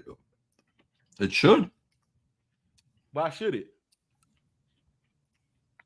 I'm not going to argue with. I'm not trying to peg you on where I really want to have a dialogue. So listen, science teach us that the sun shines its light on the moon, and the moon in turns reflect the sunlight to Earth. That's what we're taught. However, when you study further, you seem to realize that they're using a play on light. The light that's being shined on the moon from the sun is actually invisible as it crosses space. You do not see the light go to the moon. You know what I'm saying? So it's something more to the light that they're expressing. It's something within the light. We know that light is actually electromagnetic waves, right? Within the electromagnetic waves, we have electric, magnetic, photon, ultraviolet, X-ray, gamma ray, right? We have all of these in one beam of light. And each of those properties affect something, as like when the sun passes through the upper atmosphere, which is that blue that you see, that's noble gases being agitated, the electrons being agitated by the sun's electron. The photons from the sun is causing the particles in the upper atmosphere, which is noble gases, to light up. And that's our daylight. But we're under the impression that the sunlight is shining and we're seeing the daylight because of the sunlight shining. It's like a two-headed dragon, because that's not actually true. The sun does not leave the sun and we see the light cross the space and then hit the earth and it makes us see light. That's not how it works. It's invisible light that crosses into our barrier, and it kind of like when you see a helium light, or what do you call those lights? Neon light. Neon ain't nothing but neon gas, which does not originate on Earth. Neon gas being kept in a vacuum, and electricity passes through the neon gases and causes us to see light. Well, that's the same thing that's in the upper atmosphere. And those gases have different densities and layers that causes us to see light at certain heights of the sun, right? At the lowest height, which is nitrogen or neon, nitrogen glows red. So you see a red hue in the sky. But that's not what science teaches. So there is something going on to where there is a pseudoscience created in place of the real science, and they have called the real science pseudoscience. It's pseudo history. And it's like crazy. And it's once you realize that, yes, the earth resets, and those who come out victorious within those resets, those who maintain most of their knowledge in their land, is the ones who be victorious.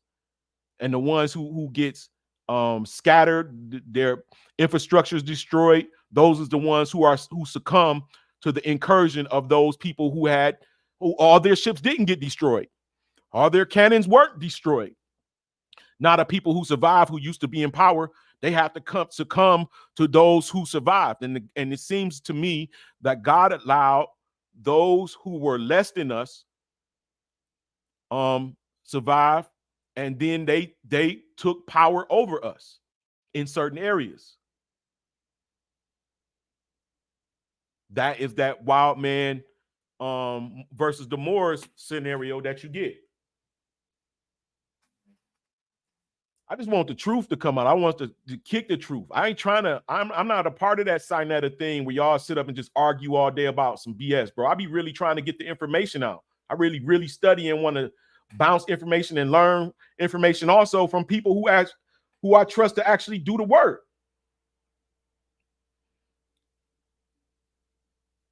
I don't know why I'm going to listen. I will be if I be the only guy on the planet that lets people know that the earth is 3 portions.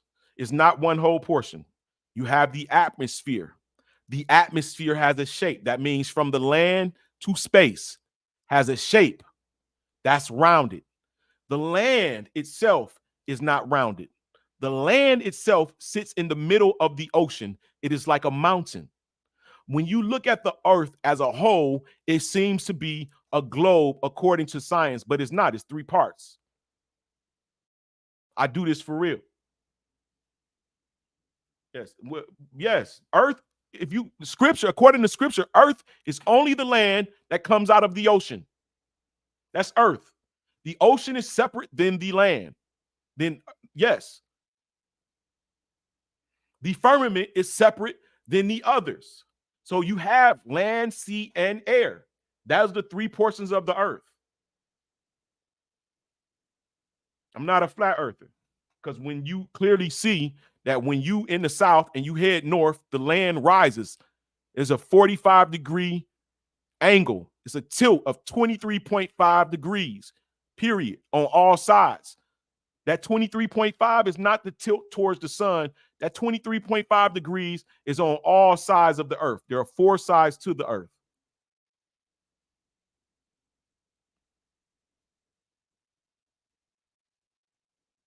I don't know. I don't like to sit up and argue about. I do this for real, bro. I really research. I really want to teach my children the truth. It's just so happened. You know what, bro? I hope you're not able to teach anybody because you're ridiculous. You're crazy. You think you're saying some crazy stuff. I was just eating something a while ago. Bro, listen. First of all, you gotta have a methodology when you have to have a standard so you know whether you're right or wrong. You post pictures up And because they look dark skinned, that means, hey, they black or white people. Some of these pictures are so old, you can't even tell what they are. And then we use phenotypes. Any person can be a different phenotype. If you look at Leo's picture right now, look at my picture, look at your picture, and Brother Bareen's picture. 4 different phenotypes, 4 different skin tones. So, and then we're all supposed to be black. So you see, what happened is when we call ourselves Are black, we all black? Hold on a second. We call. Listen. I trying to refer myself, whether I'm African American, I'm a United States citizen, or I'm a Jamaican American. I'd rather use those terms than black, because we use in black. If you look into it, I don't want to get too deep into it, but because we didn't decide to use black, it was given to us by default, which was a bad way, because black is normally given by the people who are in charge, the slave masters, the traders. They'll give you those lesser names, and they have their own meaning for it. But what I'll say to you is this.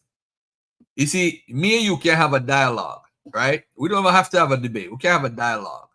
And I'm gonna raise certain issues to do. A while ago, you just gave me an image, right? You said it was a guy that was connected to the store. And the reason why I asked you for your source, because you have some websites like African Resource and Real History, www.com, and that's run by a white man, by the way. That's pushing all that black stuff. And what I'm trying to tell you is, you can't research, because you jumped out the window and said this is connected to the Stewart family. So when I started digging up now and I Google image it, it came to that this is not connected to King James at all. But you wanted to show an image that said this is a black person and somebody whitewash it. That's the main point you were making. But you couldn't even get the guy who's Charles III, who it was. So it just shows me that you can't research. You're fronting. You might read a lot of foolishness because you want to read and adapt stuff and accept stuff that might agree with your belief, but you don't research thoroughly. I wouldn't jump out the window and do that, and that's what you do. I feel, this is what I feel. I could admit where I'm wrong about something. And if you point out something and say, Garfield, you're wrong, I'm going to be like, yo, I'm wrong. For the whole time, you can't say you're wrong. So that means I can't trust anything that comes out of your mouth. So if people trust me because I've been doing this for 10 years and I can be corrected. I can say, hey, I was wrong about this. You know what I'm saying? I've said it on here on Bareen's show before. I've admitted I'm wrong, but you can't admit that you're wrong. Once you can't admit that wrong, nobody should listen to you. Nobody. Nobody at all. I'm saying to you, if you believe King James is black, no matter what I bring in front of you, you're not gonna believe. I went into the museum. You know, you're supposed to know Priest Daniel from Lands of Israel. He always teaches about the secret room that they have. Bro, I went to the room. I went to England to promote. I brought like 200 books. Went to England promoting my book in July 2021. And I said, yo, before I leave, I got to go look at this museum and look at what the brother, Priest Daniel always talk about. So what I did was I went there. When I went there, they had a book with some images of King James I've never seen before. And then I started taking pictures with my phone. And the dude said, no, it's over there in the museum. You can go buy it over there. Buy it at the museum store. So I said, all right, I'll buy it at the museum store. Then I started sending people in the Americas these images because I've never seen these images on the internet. So then I started saying, maybe he's black, maybe he's white. I don't know what it is. I'm going to go there with an open mind. So when I went downstairs, bro, it was like Fort Knox. It's like an FBI room. And then when I had to look at the images that they drew of King James, and these are primaries when he was alive, he authorized them, then there's no need to discuss if he's black or white because he's clearly a European. He's clearly a European. Then you have the graven image ones that makes him look dark, like the one that I showed earlier. And then they say, oh, he's black. No. Look at the features. Look at the features of how his mustache. He got the lumbar mustache and all that stuff. Those images aren't real images. Bring that image down more. Let me see the face. So I could Google image it. Hold on. I got to... Yeah, bring it down a little bit more. Yeah, you believe in if King James is white, it shouldn't matter. Not when you want to. I don't know if you deal with the New Testament, but that it don't make no sense to me. Yeah, I know he's not white, brother. Why does it matter if he's white or black? Why does it matter though? Well,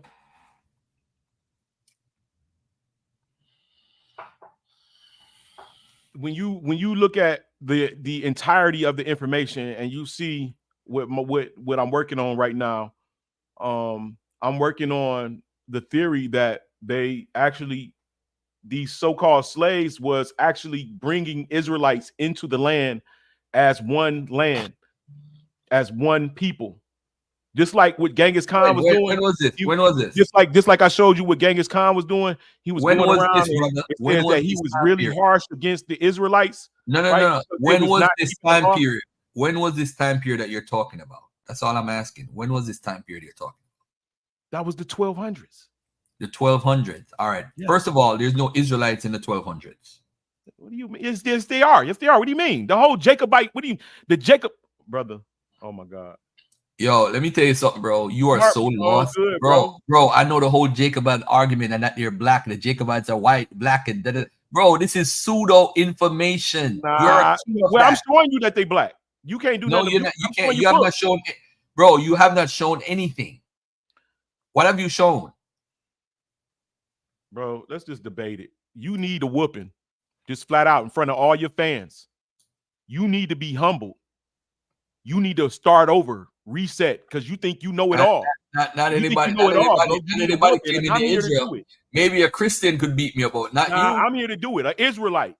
No, you can't do it. You ain't no An Israelite, bro. An You Israelite. ain't no Israelite. And I'm way different than. I'm not one of those.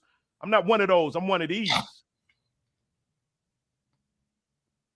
It's time for Okay, you to so get. this is the straight, picture. bro. Who's all right? That picture that you have on your screen. What is that picture of?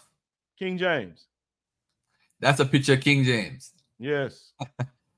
I see what you get it from. You get it from that Pinterest picture.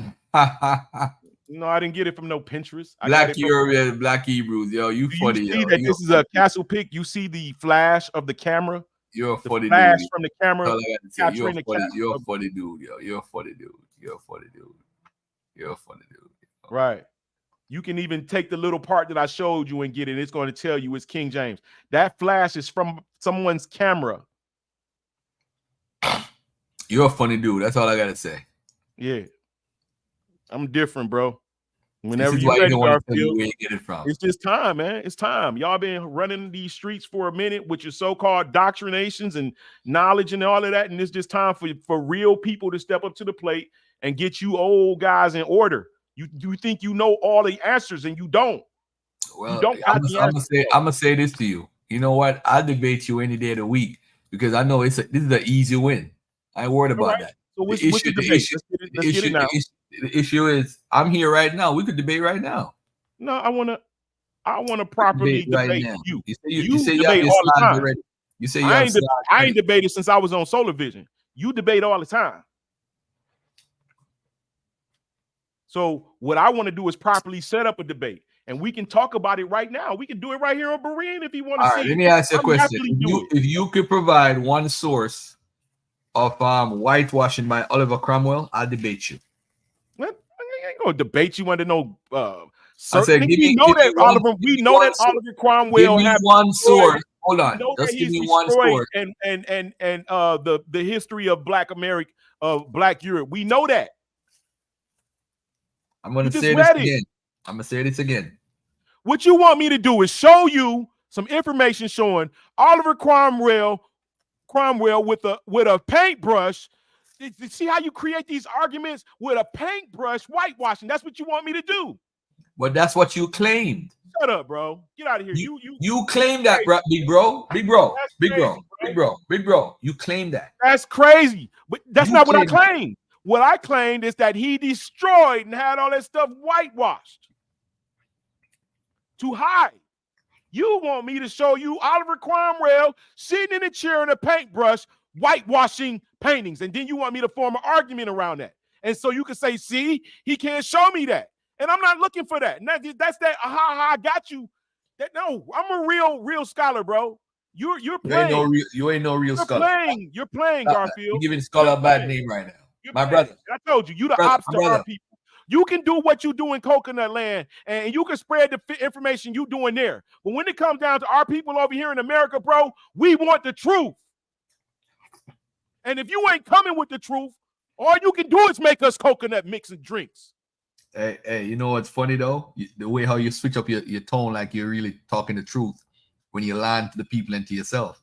The issue here is y'all see people. I'm showing you information, and he's the really issue here is what I'm showing you. I show you an apple. He said, that's not an apple, that's an orange. Ha ha, he got y'all. That's The issue stupid. here is They you're seen the mixing same up. thing. All right. The issue here is you're mixing up Oliver Cromwell with Thomas Cromwell. That's the first error.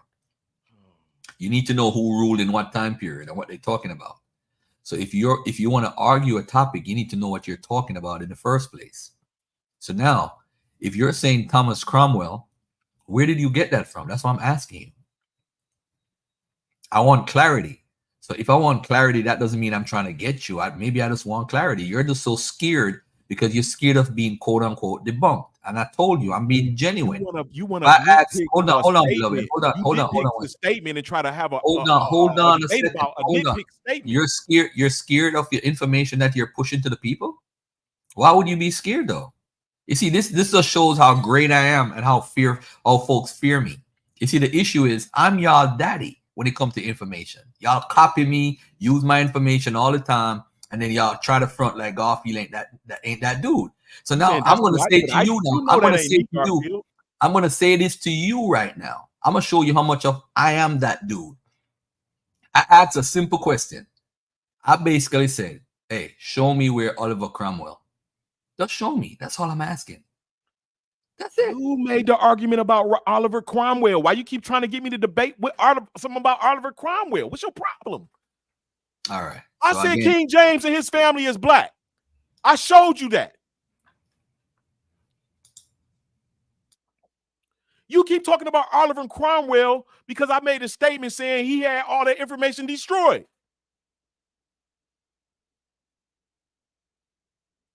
Then you want to add whitewashing because you already debated people about him whitewashing stuff, which I didn't state. I know your tricks, bro. I really do this, man. You playing. You playing. You need to get back on your P's and start opening books. Stop looking at these old, outdated PowerPoints that don't have the right information. Really teach the people if you're going to teach. When I send my dollar in, I want to be sending it to somebody who's giving me something back that's worthwhile, not trying to destroy me. Man, people, like I said, bro, you and Stu Peas and Amen and all of y'all, bro, y'all, it's like y'all planted in the black community and y'all pretend to be blacks like us, but then y'all teach us false stuff to teach us and guide us away from the truth. And I'm sick of that, bro. Either you with us or against us, and just state it so we'll know how to treat you. You a cousin, not a brother.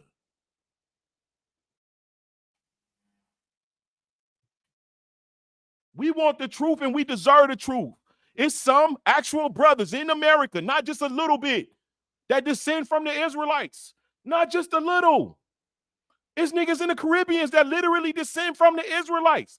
Not just a little. It's clear in history. I don't know why you want to hide that. I don't know. Is it a spirit? It's like, that's why I mentioned you, Amen, Buddha, and y'all just got the same wicked ass spirit. This wicked spirit that's amongst black people that makes us think that you're with us, but you're really against us the whole time. You're frenemies. You don't have a right to teach us nothing. You can teach us about your culture. This here is our culture. You gonna tell us we got y'all black Americans got 20-something% European. You want us to think that's the white man, but when we proving that this so-called European, the percentage of blood we got is black, you get upset at that. Because you want to have one up on us for thinking that we part white people? No, nigga, we are Jews. We black. Benjamin, Levi, Naphtali, Simeon, all of them here in America. Ephraim, Manasseh, we mostly Ephraim and Judah here. Ephraim and Zara, Judah is mostly in North America. Whenever you're ready to fight, if you're really ready to fight, I only need 2 days to prepare my slide and remix my slide. Whenever you're ready, OG, I'm letting you know in front of the world. I will put that Jesus Christ beating on you, boy. I will put that Jesus, all the American people, American blacks descend from Jews. I'm not going to say that every one of us do, but I will tell you that more than 80% of us are. whenever you ready for that fight, I'm letting you know right here on Berean, I will put that white Jesus beating on your ass, boy.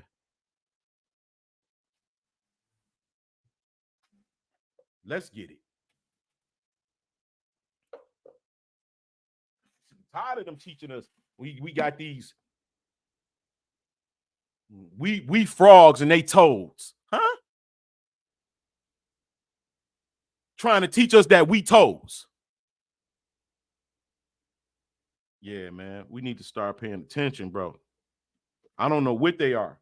I don't know what the spirit is about these people that's teaching this false doctrine and arguing with the truth. I don't know what it is. See how I just told the brother the truth about the moon? He argued it. If I tell the brother the moon is in Earth's atmosphere, he's going to argue that. The moon is in Earth's atmosphere. All they did was extend Earth's atmosphere beyond 232,000 miles. But in reality, the moon is in Earth's atmosphere.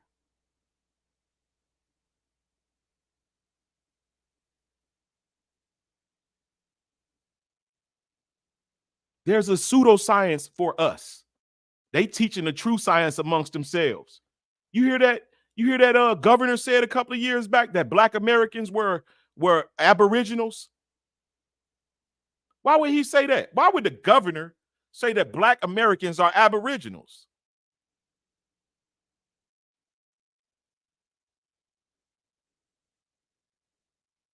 Oh, no, man. No.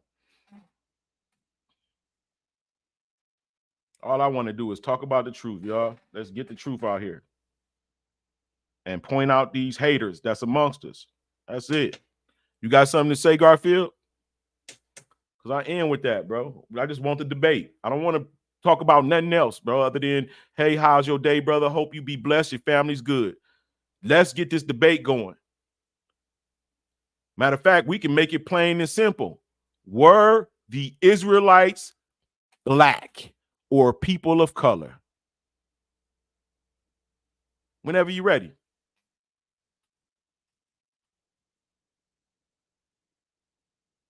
Whenever you're ready.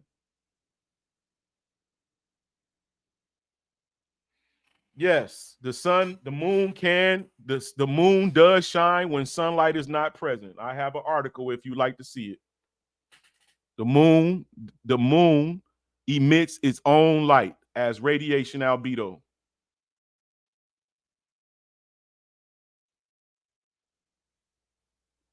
Which is exactly what the book of Enoch says.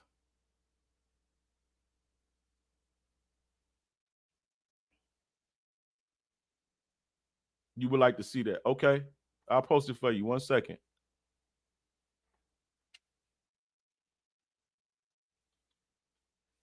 It's called the photoluminescent moon. And as I explained earlier, the sun gives. Here, let me post it for you.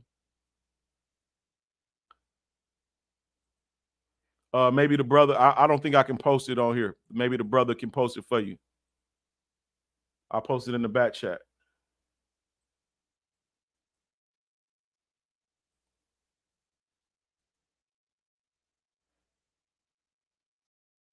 Yes. Yes. The earth is a mountain. Lance, what shape of the earth? It's the shape of a mountain. It's a petrified pyramid that's in ruins. Yes. God's holy mountain.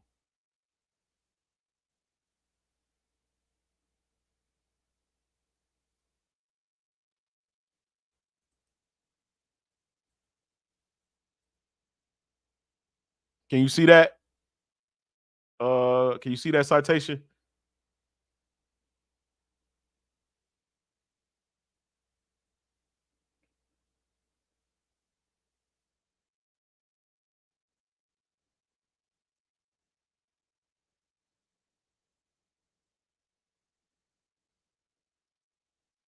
Yeah, Boule. Yeah, that's good. That's a good book, bro.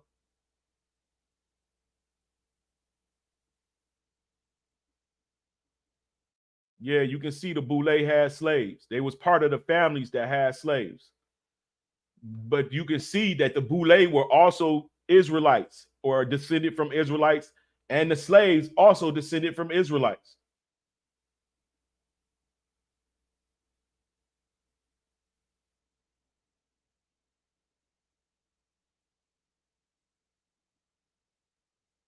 Oh, shoot, my battery about to die on my laptop, y'all. I got to go out to the whip and get my dang on battery. Wow. I didn't even hear nothing that he said, but it's looking at the comments, it looked like he said a lot. Anyway, since I'm here and the brothers aren't here, let me just go with the audience. What y'all want to talk about?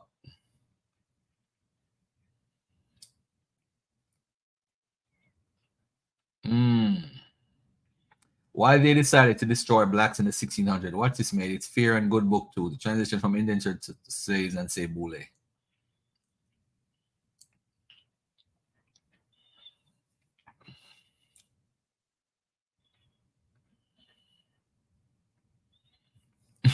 Got cooked. Ah man, I'm going to debate you, Garfield, because you're very clever at changing gears and muddying the topic. How Mongols are the true Israelites.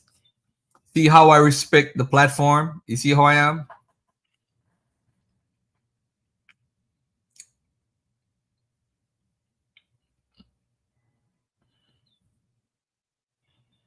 Are the Israelites black or not? That's what he said. I hope that dude never comes back on the channel. Good grief. I tell you, he made the day go by fast, though. I don't know who told me to get on this today, but boy, I got on here, and boy, oh boy.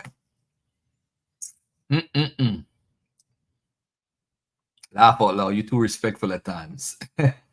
Energies, you funny. All right, I'm back. Sorry, y'all. I had to go pick up the kids. What's going on? Hey, hold on. Give me a break. I got to take my phone call. Go right ahead. Go right ahead. Go right ahead. Let me see if... Let me see something.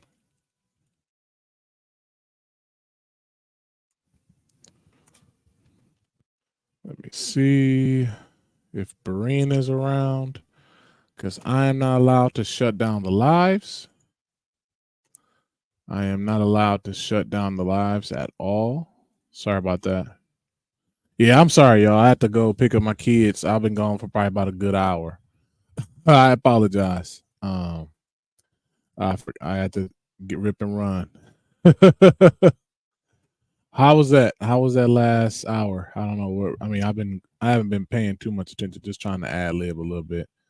I'll probably play this video, and then whenever Berean comes on, hey Berean, just shut it down when you back on, Berean. Yeah, just shut it down. I'm back. Hey, go ahead, Garfield. You don't say anything because I'm gonna start. I don't know. Do you have any questions for me or anything? Or I mean, no, I'm good. I mean, you've been here for a minute, so we good. Tell Berean don't leave this live up. Energies, where do I start? Pseudoscience. Mac Yaw says, I want to debate you at Garfield. I'm coming with sources, thought, laughable. I just got to get on my schedule.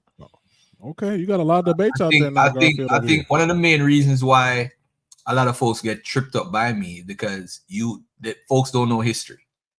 When you know history, then it helps you to balance how you're understanding of the biblical text. So the biblical text has theological and political writings, in my opinion. And some people just take everything for what it says and take it by the word like it's 100%. I just look at it for the history, man. The history is fascinating.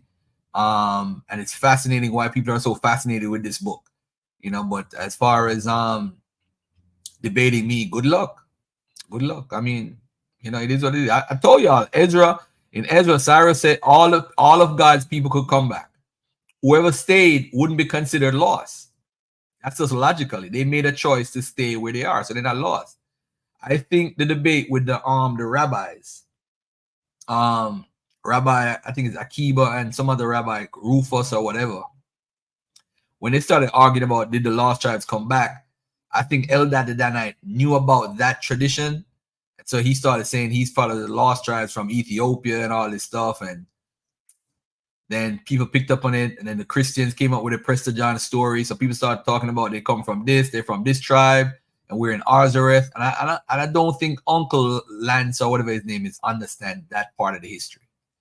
So that's when people start saying it. But you can't show and prove any tribe moving or anybody moving and say they're a tribe. That you just don't find it.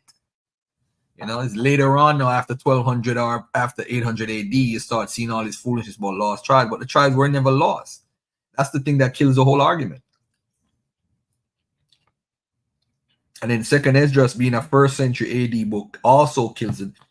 You see, with One West, their doctrine is so easy to kill. All you got to do is take Second Esdras away.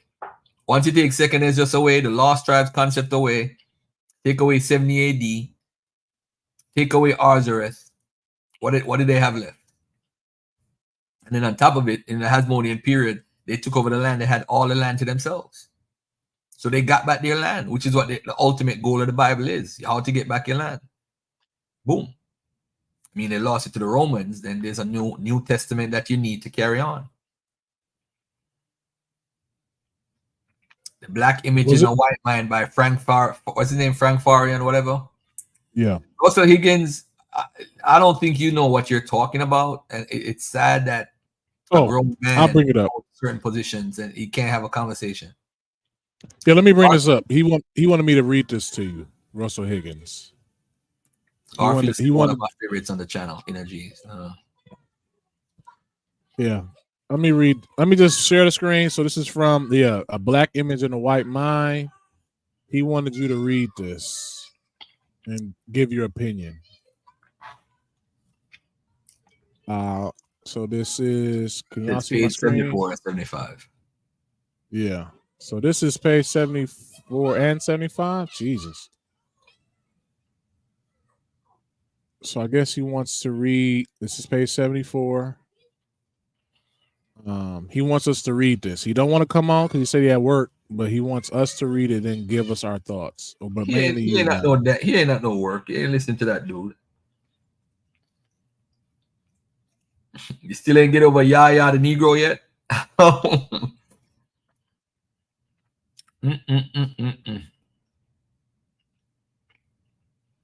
Yeah, I guess he wants us to read it. I don't feel like it. I know you tired, Garfield. Been talking for a minute, but if you have anything else, I'm about to just start playing videos. And then just when Brian comes on, he shut it down. All right, go ahead. You could, I'm gonna jump off. All right then, peace, Garfield. All right, peace. Okay. Let's go right here and watch this. In context of what Berean had, the live is today.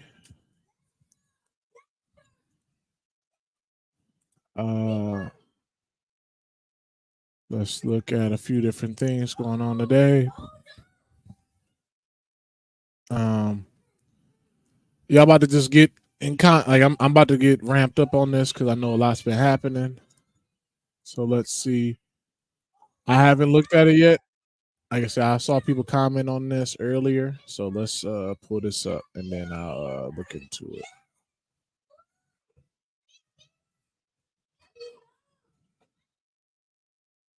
This is CNN Breaking News. All right, we do have breaking news, perhaps very important breaking news, stemming from the tension, the conflict in the Middle East right now. Israel launched ground incursions into Lebanon overnight, targeting Hezbollah, the terror group that operates inside Lebanon. We are getting a sense this morning that Hezbollah, which is a client of Iran, may be about to get assistance from Iran itself. I believe CNN's Arlette Saenz is ready at the White House for us. Arlette, the White House has new concerns about what Iran may be about to do. What are you learning? Yes, John, a senior White House official is telling us that the U.S. believes that Iran may imminently launch a ballistic missile against Israel. I want to read you a quote that we have from a senior White House official who says the United States has indications that Iran is preparing to imminently launch a ballistic missile attack against Israel. We are actively supporting defensive preparations to defend Israel against this attack. A direct military attack from Iran against Israel will carry severe consequences for Iran. Now, this comes as U.S. officials had some concern that Iran might try to launch some type of a retaliatory attack against Israel in the wake of Israel's killing of Hezbollah leader Hassan Nasrallah on Friday. The U.S. has been in close coordination with Israel over the past few days, particularly zeroing in on their joint defense efforts. And various statements from the Pentagon have made clear that the U.S. would be ready to protect the interests of U.S. personnel as well as U.S. allies and partners if Iran or any of its proxies were to take steps to try to launch this type of attack against Israel. So we will see what exactly the U.S. is preparing to do in this moment. The Pentagon has stressed that they have significant capabilities in the region, including a carrier strike group. The U.S. has also made moves to try to increase the force readiness posture in the region to activate potentially if needed. But it does come as U.S. officials have been watching the situation with great concern and the possibility of an attack by Iran. Now, you'll remember that back in April, the U.S. actually led a multinational effort to try to defend Israel in the wake or in anticipation of some attacks from Iran. So we will see if there is a similar type of mobilization that goes into effect to try to intercept any type of missile that could be coming Israel's way. But this morning, we are receiving word from a senior White House official that the U.S. is preparing for the possibility of an imminent ballistic missile attack by Iran against Israel at any time. All right, stand by for a second here, just to give people a sense of the geography about what we're talking about here. Israel right here launched these ground incursions into Lebanon overnight, focusing and targeting on Hezbollah. What we're concerned about now, the White House is not return fire from Hezbollah and Lebanon, but this turning into a more regional conflict. Iran launching ballistic missiles into Israel. Now, as Arlette noted, this did happen once before. There was this exchange, frankly, between Iran and Israel, where Iran launched into Israel. Then the United States, with the Israelis, the Jordanians, the British, were able to repel almost all of those launches. Israel retaliated. Again, that was seen a little bit as a show. Both Israel and Iran, while they were firing at each other, showed some restraint. Arlette, if you're still with me, any sense whether the United States has concern this time that what Iran will try to do here is perhaps a more intense strike, or a strike with the intention to target Israeli cities, maybe even Tel Aviv? It's not exactly clear what the U.S. is expecting in this moment. All that we know is that they are saying that they believe that Iran will be imminently planning a ballistic missile attack against Israel. Now, it does come as you have heard U.S. officials really across the board stress their belief that there needed to be some preparations for the possibility of an Iranian attack against Israel in the wake of the killing of Nasrallah. You have seen the Pentagon talk about some of the capabilities that they have on hand to potentially respond or deter any type of attack. But it has just come as U.S. officials have been watching with this closely. They haven't detailed exactly what or where this Iranian missile attack might be heading, but it will be something that they will be trying to work with the Israelis to try to prevent if they can. And to be clear, Arlette, the United States has had a presence in the region, carrier fleets that have been operating both in the Mediterranean, that at times down here, or at times even in the Red Sea. There has been an effort by the Biden administration to position military assets in case something like this would happen, correct? Yeah, and that is something that the Pentagon has been stressing over the past 2 days. They've said that they have significant capabilities in the region, specifically pointing out that they do have that carrier strike group. You also had just yesterday, they said that an unspecified number of troops from the U.S. have been preparing to potentially deploy if needed. So this is something where the U.S. could try to utilize some of their defense capabilities to try to help Israel defend themselves in this moment.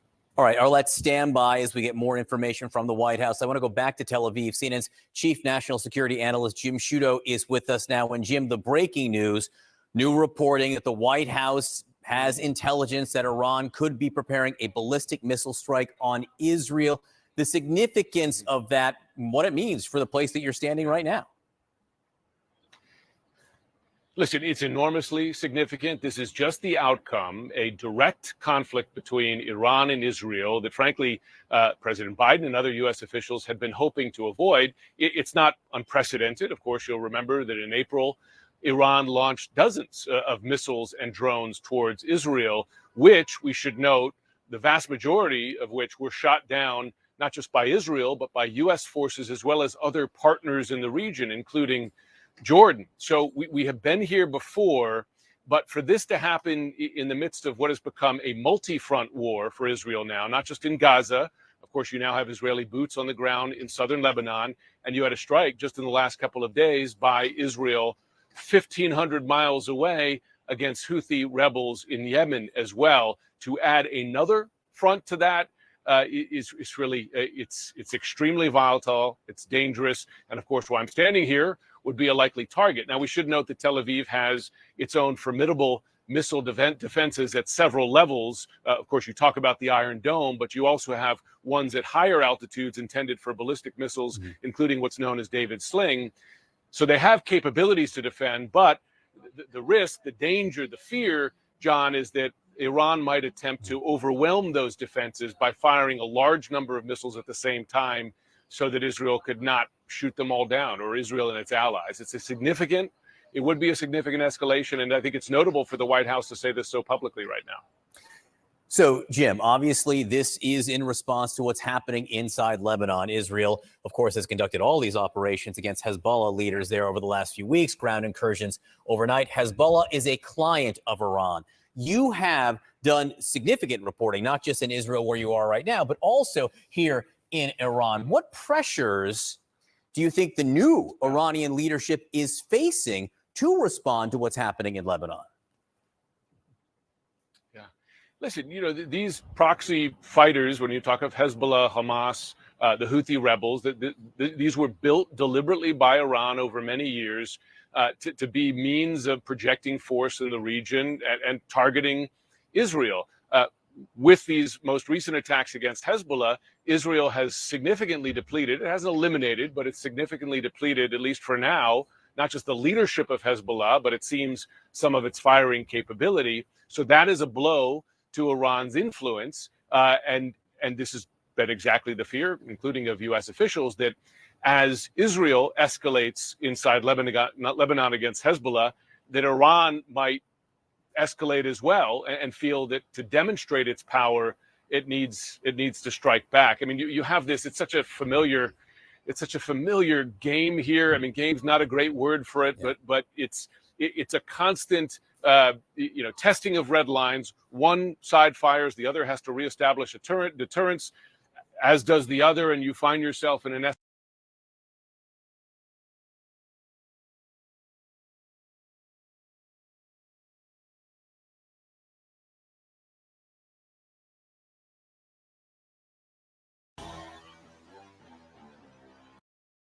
We are coming on the air because ABC News has now confirmed Iran has just launched a retaliatory missile attack targeting Israel. A U.S. senior administration official telling ABC News now that Iran is expected to fire 240 to 250 missiles at 4 targets in Israel. This includes the Mossad headquarters, Israel's spy agency, 3 Israeli air bases. We are told it'll take about 15 minutes to actually reach their targets. The U.S. and Israeli military with their defenses at the ready at this moment, including Israel's Iron.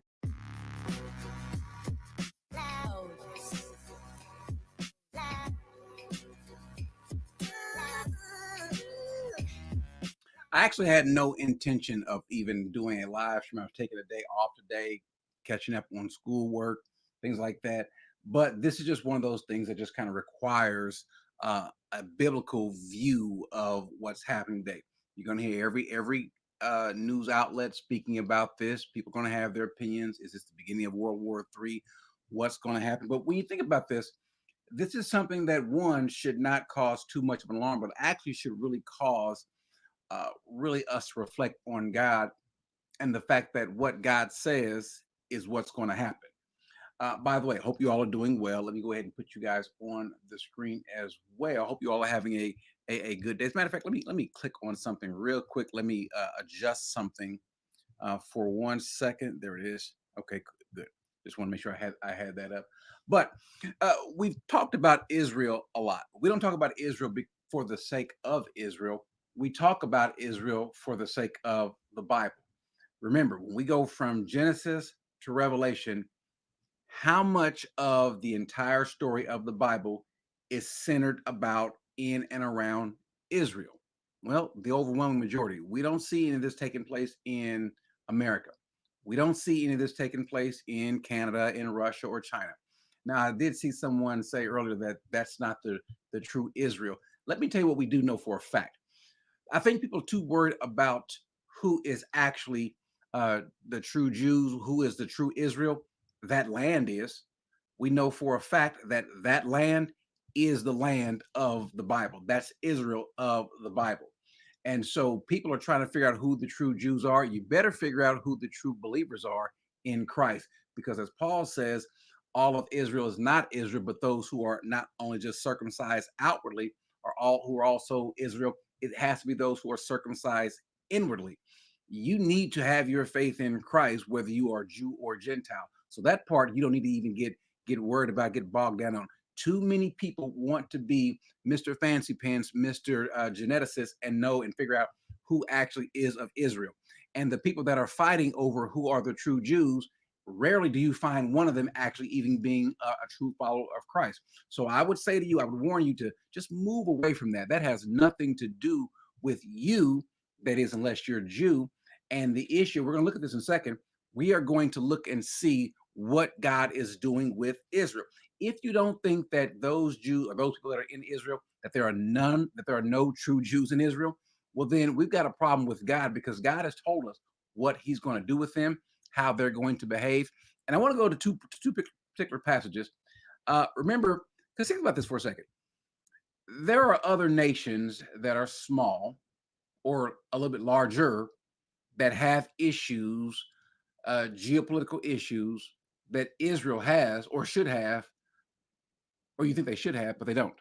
Why is that? Why don't we? Why not the big fuss about the Philippines or Taiwan? We talk about what's happening over there in the South China Sea with China and their encroachments on the Philippines and their encroachment on Taiwan, but nothing arises to the level of what's happening with Israel. We talk about any other country. What about Ukraine? Doesn't rise to the level of Israel. And is it just something that is strategically located? It could be possibly that. Obviously, Israel is a strategic location, but it's more than that. It's more than that. You think about how